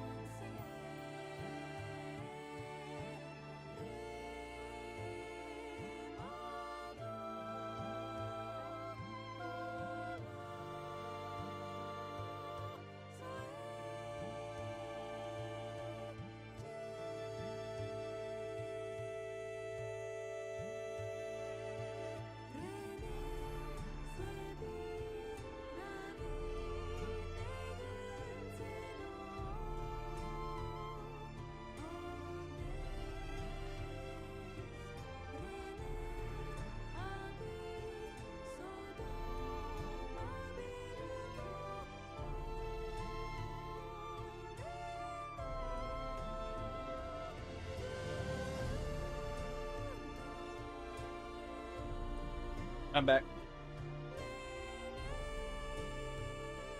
Are you done? You mad sleepy? Well, did you get the hunter rank you needed first? You kind of left me hanging on that one. I don't mind you getting. Oh, well, there he goes.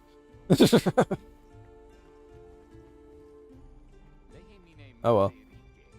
They were good hunties though. I did appreciate it. I was gonna try to do like one more. That's fine.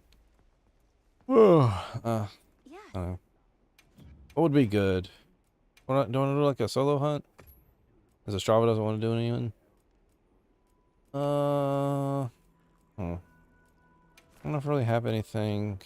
See you again, Hunter. Let me grab those. Yes. They're like an event quest I haven't done. I think so. Different ingredients. Hope of ye ancients. I should man, we've done that so many times. Maybe I'll do Razzle Dazzle Frazzle one more time. I don't know. I am kind of burnt at the wick myself. We could do the 10-star Rompo again. Slay the 15. Huh? Ooh, maybe I'll do that. Why not? We'll destroy the slimes. There's no one else gonna join. We'll do some slime slappies.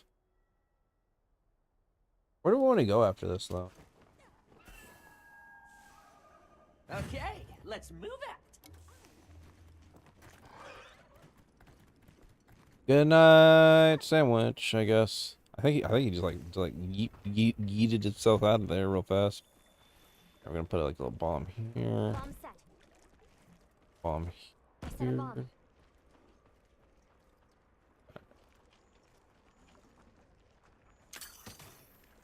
No, we don't need to do that. Let's go for it.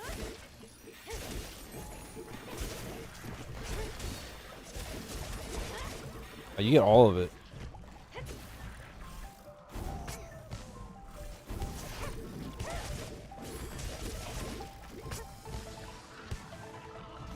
Dun, dun, dun, dun, dun. Wow. Oh my god, that's so sick looking.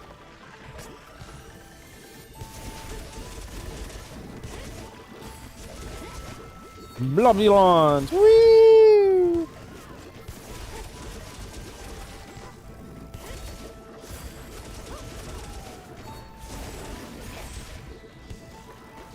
I didn't get any red. I mean, I'm still doing a hunt. Oh, I thought you said you didn't want to do it. I'll do one more hunt. I mean, I'm still in. Hey! Thought you were saying you couldn't do your little blocky blocks. I'm still in here. I'm having fun with this though.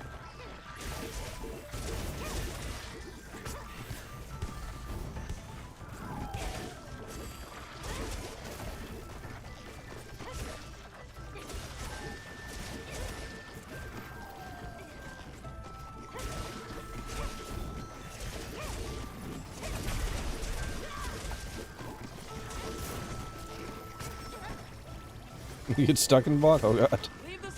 Sounds pretty rough, honestly.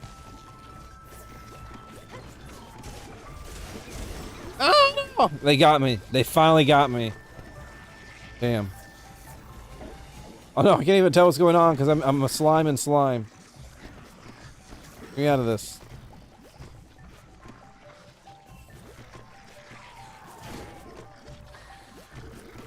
I might do the anniversary one again because I didn't get all the, I didn't do that one. All the anniversary I've done earlier is what Omen had earlier. Whew. Okay, let me just heal up real quick. I should start using my vitality mantle again.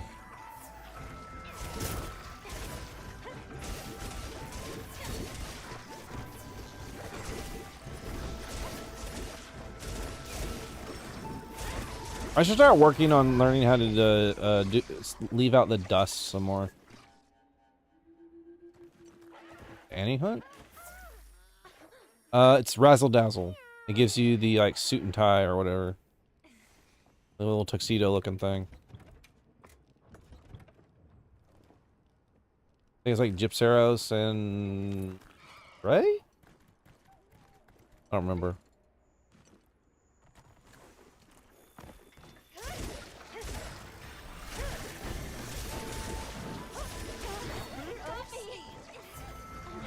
Wow. Wow, okay. You get fucked up by these slimes.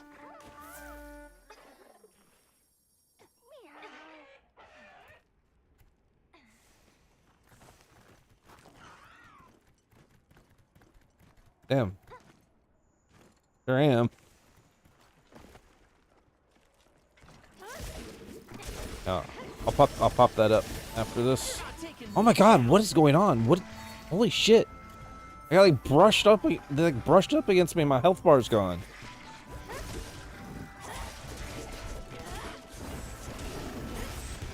Get away from me! Get away from me, you freaks of nature!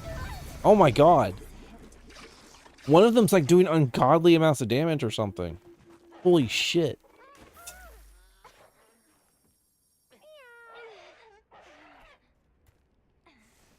I was fine taking stray hits until now.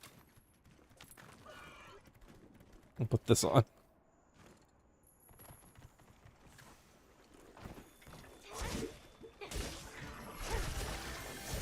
Protect me, young child. Your parents are hurting me very badly. Thank God you get the damage reduction from armor on when you're wearing this thing. Okay, there we go. Get away from these fucking slimes.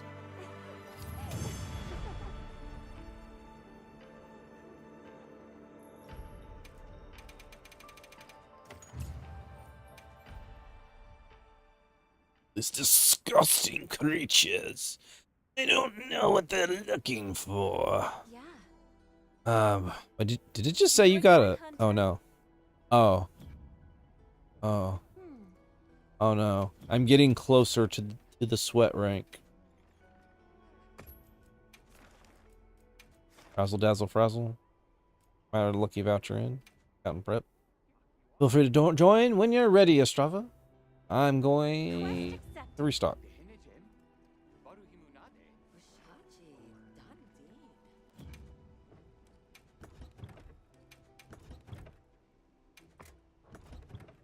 Alright. Good hunting starts with good eating. And is my food good? No, actually no, my food won't be good because I don't have the good shit on. Have a Kanafra meal. Good old Kanafra. I love you, Kanafra. I love potentially not dying from one hit. I know a lot of people seem to like Moxie for that. I just like the pure defense, personally.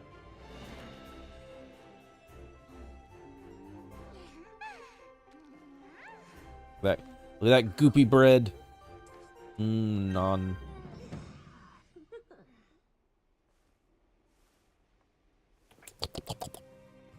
Alright. Your sticks at the ready? We're going in. The time has come again today. The ads are hitting us too as well. We're gonna go slappy the Ray and the Gypseros.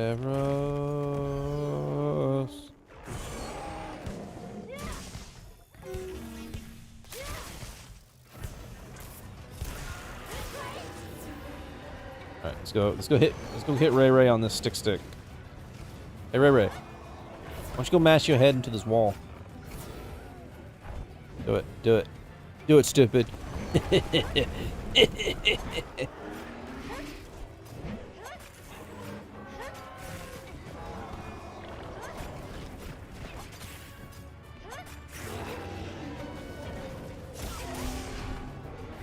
Yo.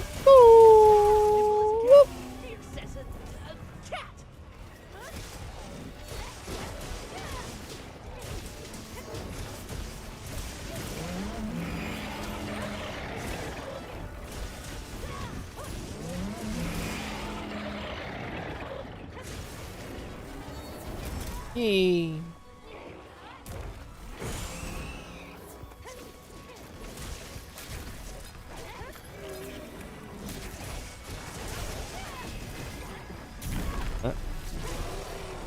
Right.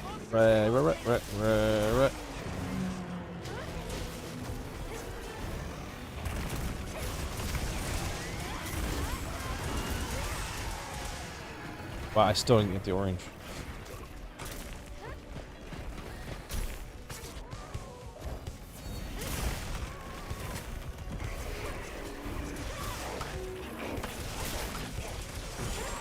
No.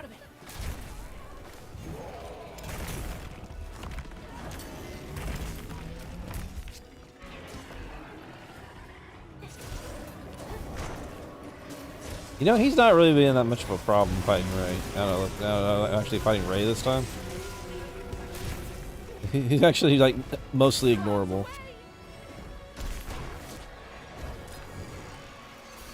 Whee. Wow, that... How did that hit that poor guy?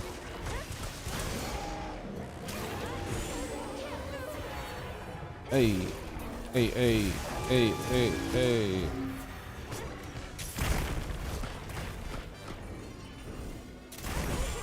Damn it!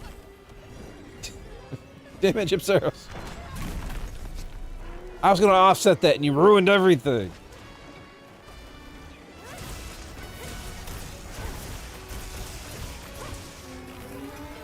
Hey.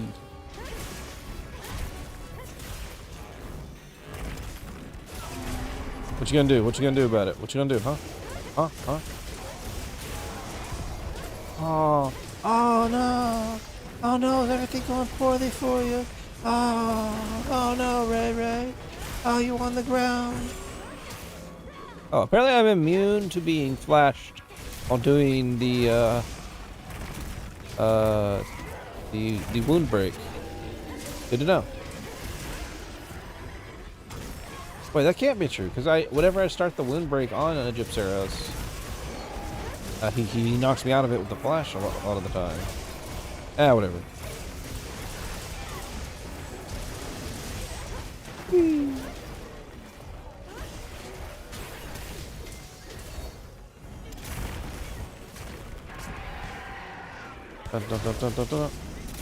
Oh, I got it! Oh, I finally got it! Okay, so you have to, like, do it, like, really early. Oh. Well, why not? Smash your head. Smash your head, stupid. I'm gonna make a few of these in you. Give me a second. This would be very useful to have. Like when I see little red spots. They make me happy. Very joyous. Oh.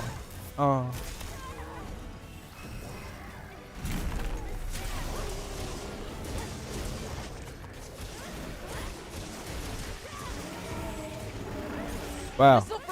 I whiffed the whole thing.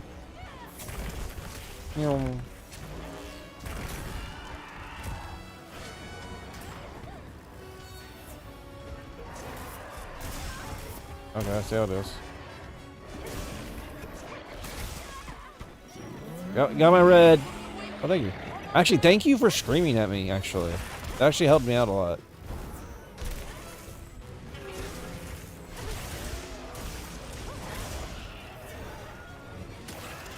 Pink.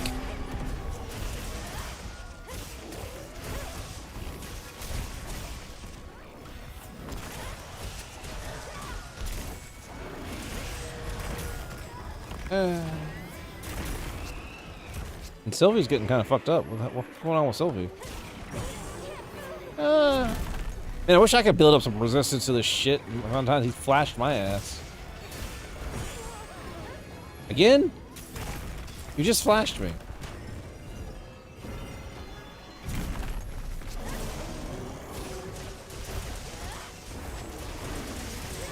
I wonder if this affects his actual flash resistance or just the Gypcero's flash resistance. Because I know most of the time the monsters don't actually affect your actual statuses you inflict. It's like their own infliction or some shit. Should test that in a second.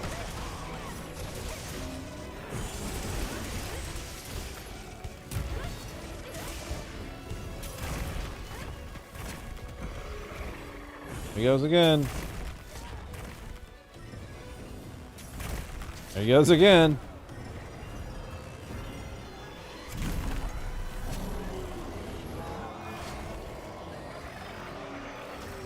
There we go. Alright, let's test this out. Yep, it still works perfectly normally for us.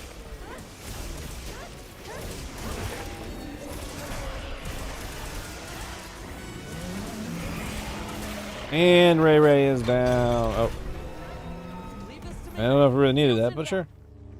I guess we'll carve in peace.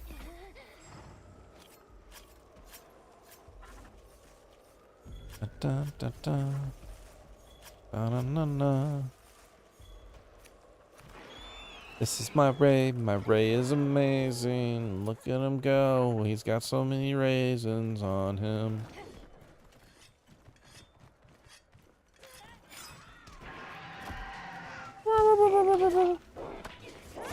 Stop. No flashing. Flashing is a criminal act. No criminals around here. Stop, criminal scum! You violated the law!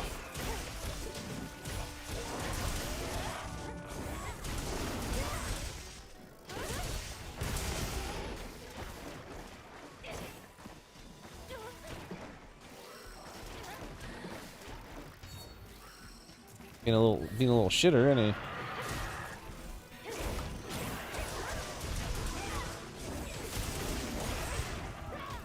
Do it.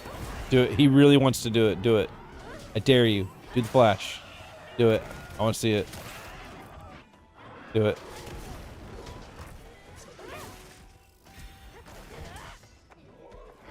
Ah, welcome back, Big Boss.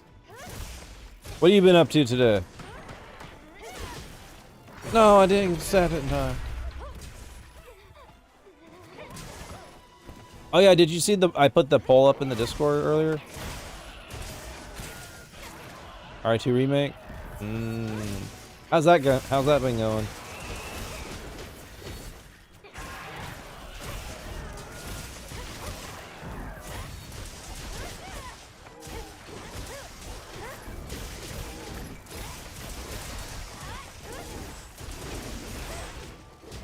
Oh, you haven't actually finished it before?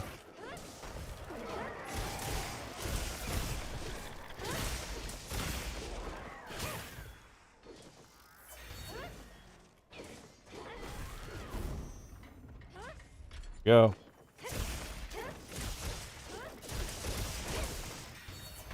Damn it. I was waiting for it too.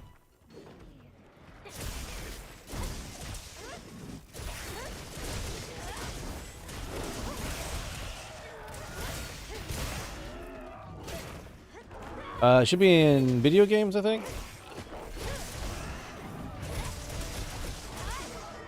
I'm choosing which video game to play or whatever. So I was like, I gotta put the gate up. Gotta protect myself from that Ray corpse.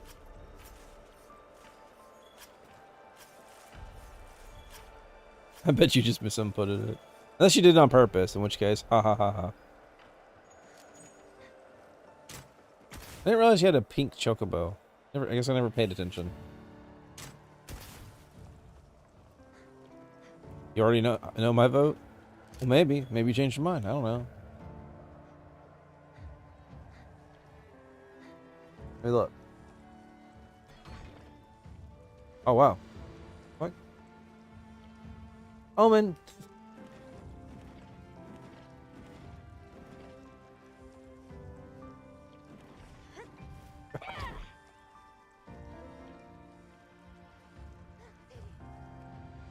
It's like I'll just vote for every single one.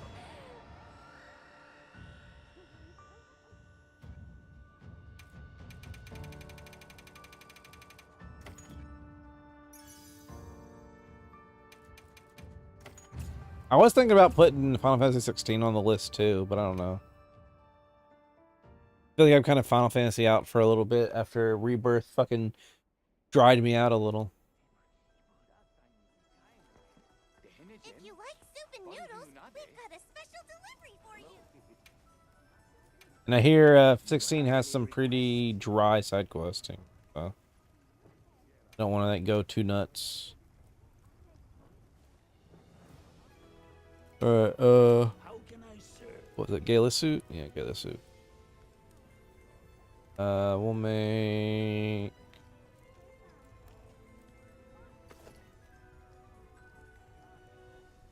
pants, I guess. Should I begin? Watch this. I cared a little bit more about the Gala suit way back in when they didn't have the both gender items available, and then you had to like had the option of pantsless or this one pantsuit. I'm like, sure, I'll take the fucking pantsuit. Hey, what's Special Spirit do? You carve an additional time. Oh. Okay. That's cool. Oh, make that piece.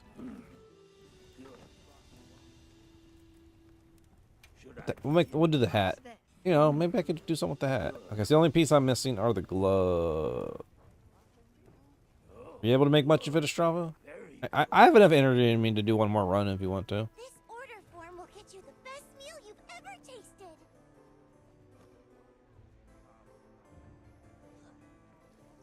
I don't know how much you care about the Gala suit.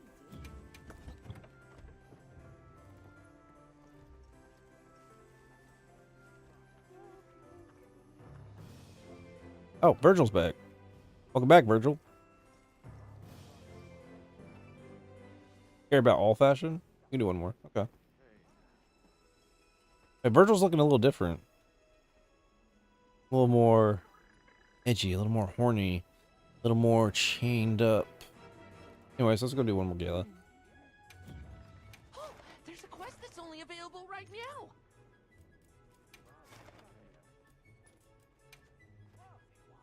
But why did I waste a lucky voucher? Yeah, that's fine. The lucky voucher's not gonna hurt anything. I'll get another one back tomorrow.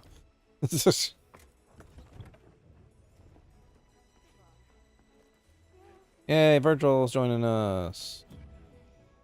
Plenty of time on that.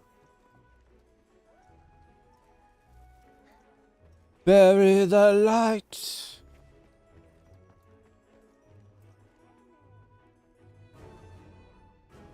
Dun, da, da, da, da. That's within me. Blah, da, ba, da, ba, ba, da.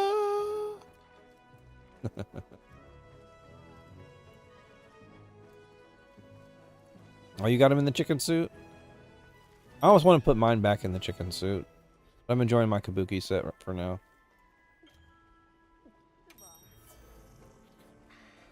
I guess I should drink. Oh, I can do it when we get in.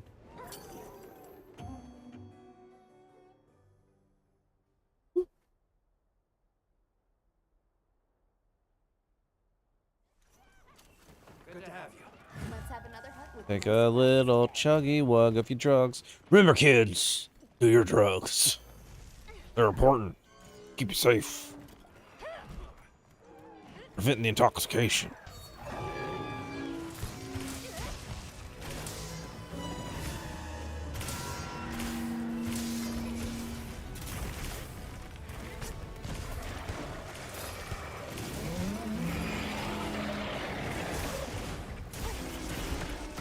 Whee!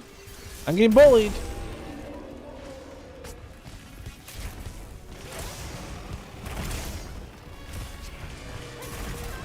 Damn. Are we gonna put this on for a second? There we go.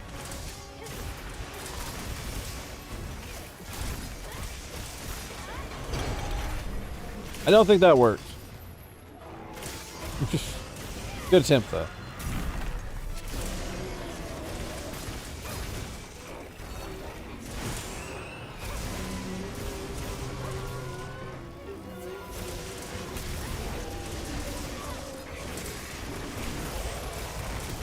Whee! I'm making use of this damn Rocksteady while it's active. It's no longer active. Damn. Alright, we're gonna...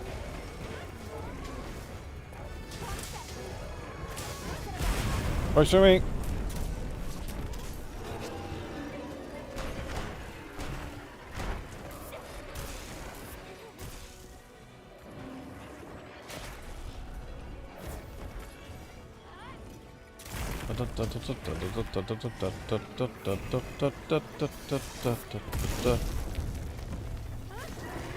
Alright, stock me up.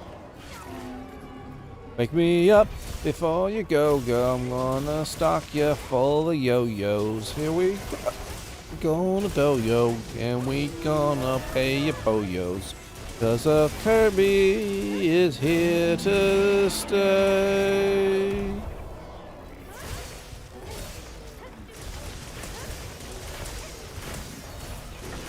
I don't know what song that was, but it came to me in a dream. Oh, we're on. Wow, he's... Oh, Ray's... tired? I have never been mounted on Ray while he's on the floor before. What is going on? Ooh. No! Oh. No! Everyone's over here with the damn shields. Super dodges and shit. Oh.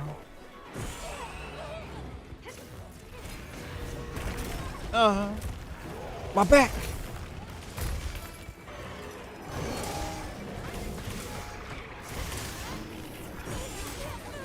I thought I was safe. I was not. I was gonna smash Ray into the wall, and I didn't get to it.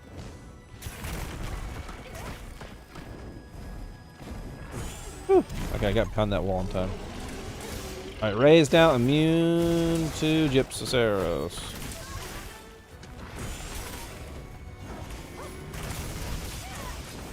Oh, he's dead. Holy shit. That was fast. Damn. Poor Ray. Here we go. I'm gonna carve you. I'm gonna take a few materials out of you. Here we go. I'm gonna... Oh, you're done. And back I go. We're gonna slap the leather daddy that likes the flasher. 'Cause he's gross and a little nasty. 'Cause he's also a little tricky with his poison dirty breath. Poison dirty breath.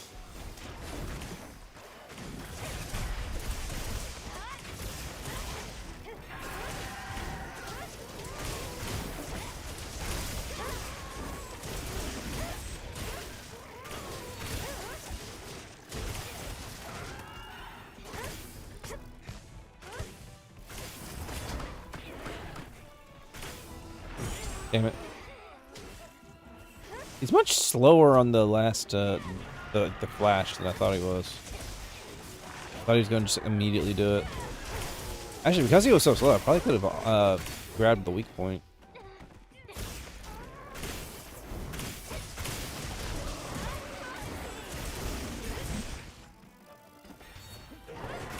Do it. Do it. Do it. Do it. I dare you. I dare you.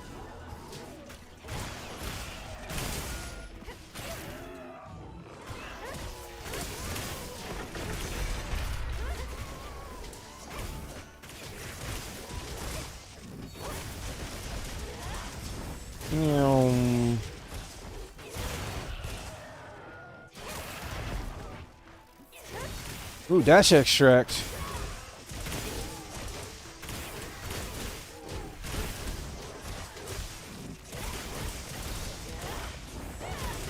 I do it. I do it. Oh, I did it. Fuck yeah. That was sick. No flashing around these parts.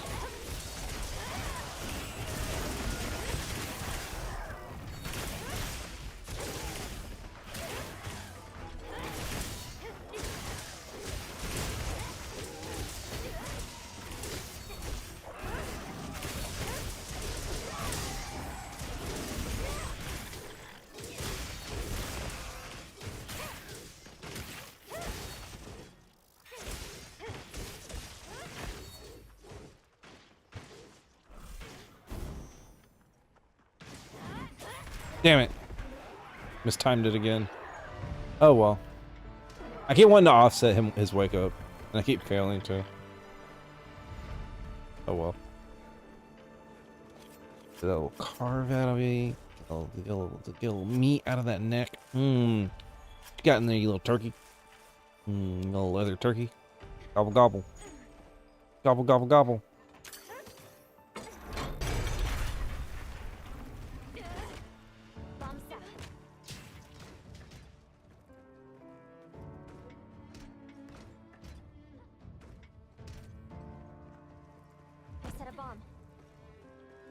Can Strava even make it? Can Strava make it? You did it, Strava. Congratulations.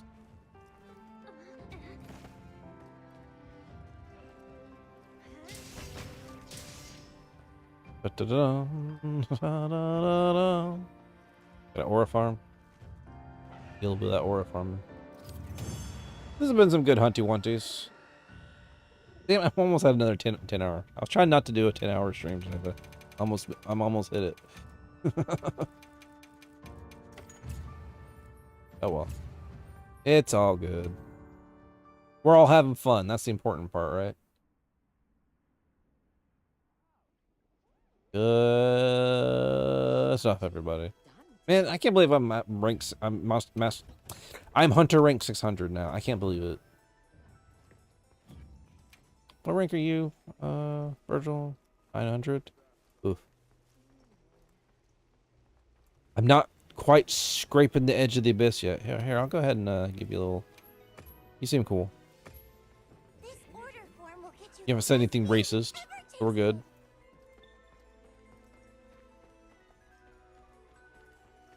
Go visit the chicken, but I think we might be done here for now. I should go make those gloves too. But the chicken though, chicken's so important. You might give me a whole egg.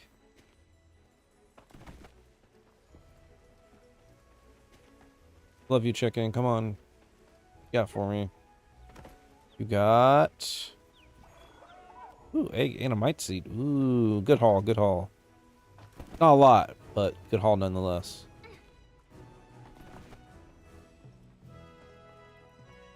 Dun, dun. Who we got to see today? Let's see. I am making the gala suit. We'll make the glove. And with that, we're good. Gala set created. I can now dress up in a suit and bow tie. My little bow on my butt. Actually, now that I look at it, this might Strava might be able to do some stuff with the stuff he likes to make.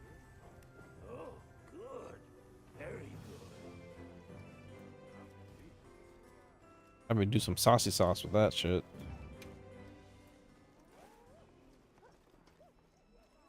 A3 DS55G. Okie dokie. I think we might call it there for the night, unless someone really wants something done. But I think we're good. I think of other stuff. Well, while I'm thinking about it, I'm gonna go ahead and pluggy wug my my Disky. If anyone doesn't know, I have my Discord. Monday, Tuesdays we do little watch parties. I don't do any streams on Monday or Tuesdays. I do stream Wednesday through Sunday currently 8 p.m. Central Standard Time. I keep saying this just as like a warning in case I ever decide to actually pull the trigger on this. I keep thinking about taking Sundays off the list just to have like a full-on rest day, but I'm not decided on that. But for now, see. We do that. We do watch party stuff over there Monday, Tuesday, mostly anime. We've been keeping track of the newest season on Monday, our daily rotation. And on Tuesday, we do a bunch of, what you would say, we'll do like a binge of something. Like something someone wants to see, something I want to share with people, etc., etc. I like to keep it. Get your fucking elbow ass out of the way. We're dancing here. Little asshole weirdo over here. He's coming over and just shoves his face in there. Oh, what's going on over here? Huh? Who are you guys? While I get ready to do that, see, so who's even on today? The EXO still going? Why is EXO? Wait, EXO's only been on for like 3 hours? Well, he got on at like 2 a.m. What the hell, EXO? He's also doing Monster Hunter. See, Peachy doing something. Yo, Cuphead. Is she closing? She might be ending. Can't tell what's going on over there. 6:30.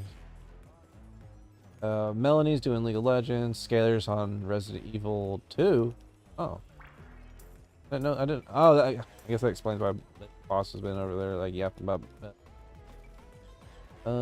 Omega's got Etrian Odyssey. Who's this? Who? What? Here. Oh, I see. I got that.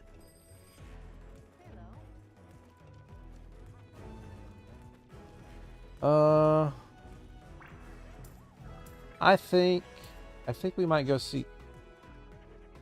We might go to EXO. I don't know how long Peachy's gonna go. I can't tell if she's closing out or not. Go say hi to EXO. He's a good friend. I go over there and hang out and do stuff with him. He also likes the Monster Honey, like the Hell Dippin', etc. He does open lobbies as well as. Okay, it looks like, yeah. Okay, it looks like she's closing out. Okay, for that, I think we'll go say hi to EXO. So, get that radio out. Thank you for hanging out a little bit, big boss. I'll go say hi to EXO today. Yeah, thank you for the tunes. And thank you for all the raids today, Femboy, Nyx Femboy, Strava, Dark Reaver, and thanks for everybody who showed up to say hello and hang out. It's always been a nice vibe to see everybody, do the things, do the stuff. I'll be back on Wednesday with whatever our new game is, which we're going to vote on in the Discord. Right now, it's looking like Ape Escape might be what we do. We'll see. I do want to do Dot Hack sometime, but. Maybe. We'll see how long Ape Escape lasts us. Anything else? Really? But feel free to come join us for a watch party tomorrow night. Schedule's usually around the same time as this. It's a little tentative though. But go ahead and get that raid going. And let's see. And we'll do a standard raid message. If you are free, that's the raid message. If you are subbed, that is the raid message. And we're going to go say hey over to EXO. We're going to carry on that monster hunting lineage, you know? Big hunting energy, you know? Alright. Eep time, much shut I. Slumber on that Nahad lumber. Thank ya. I hope y'all have a good and peace.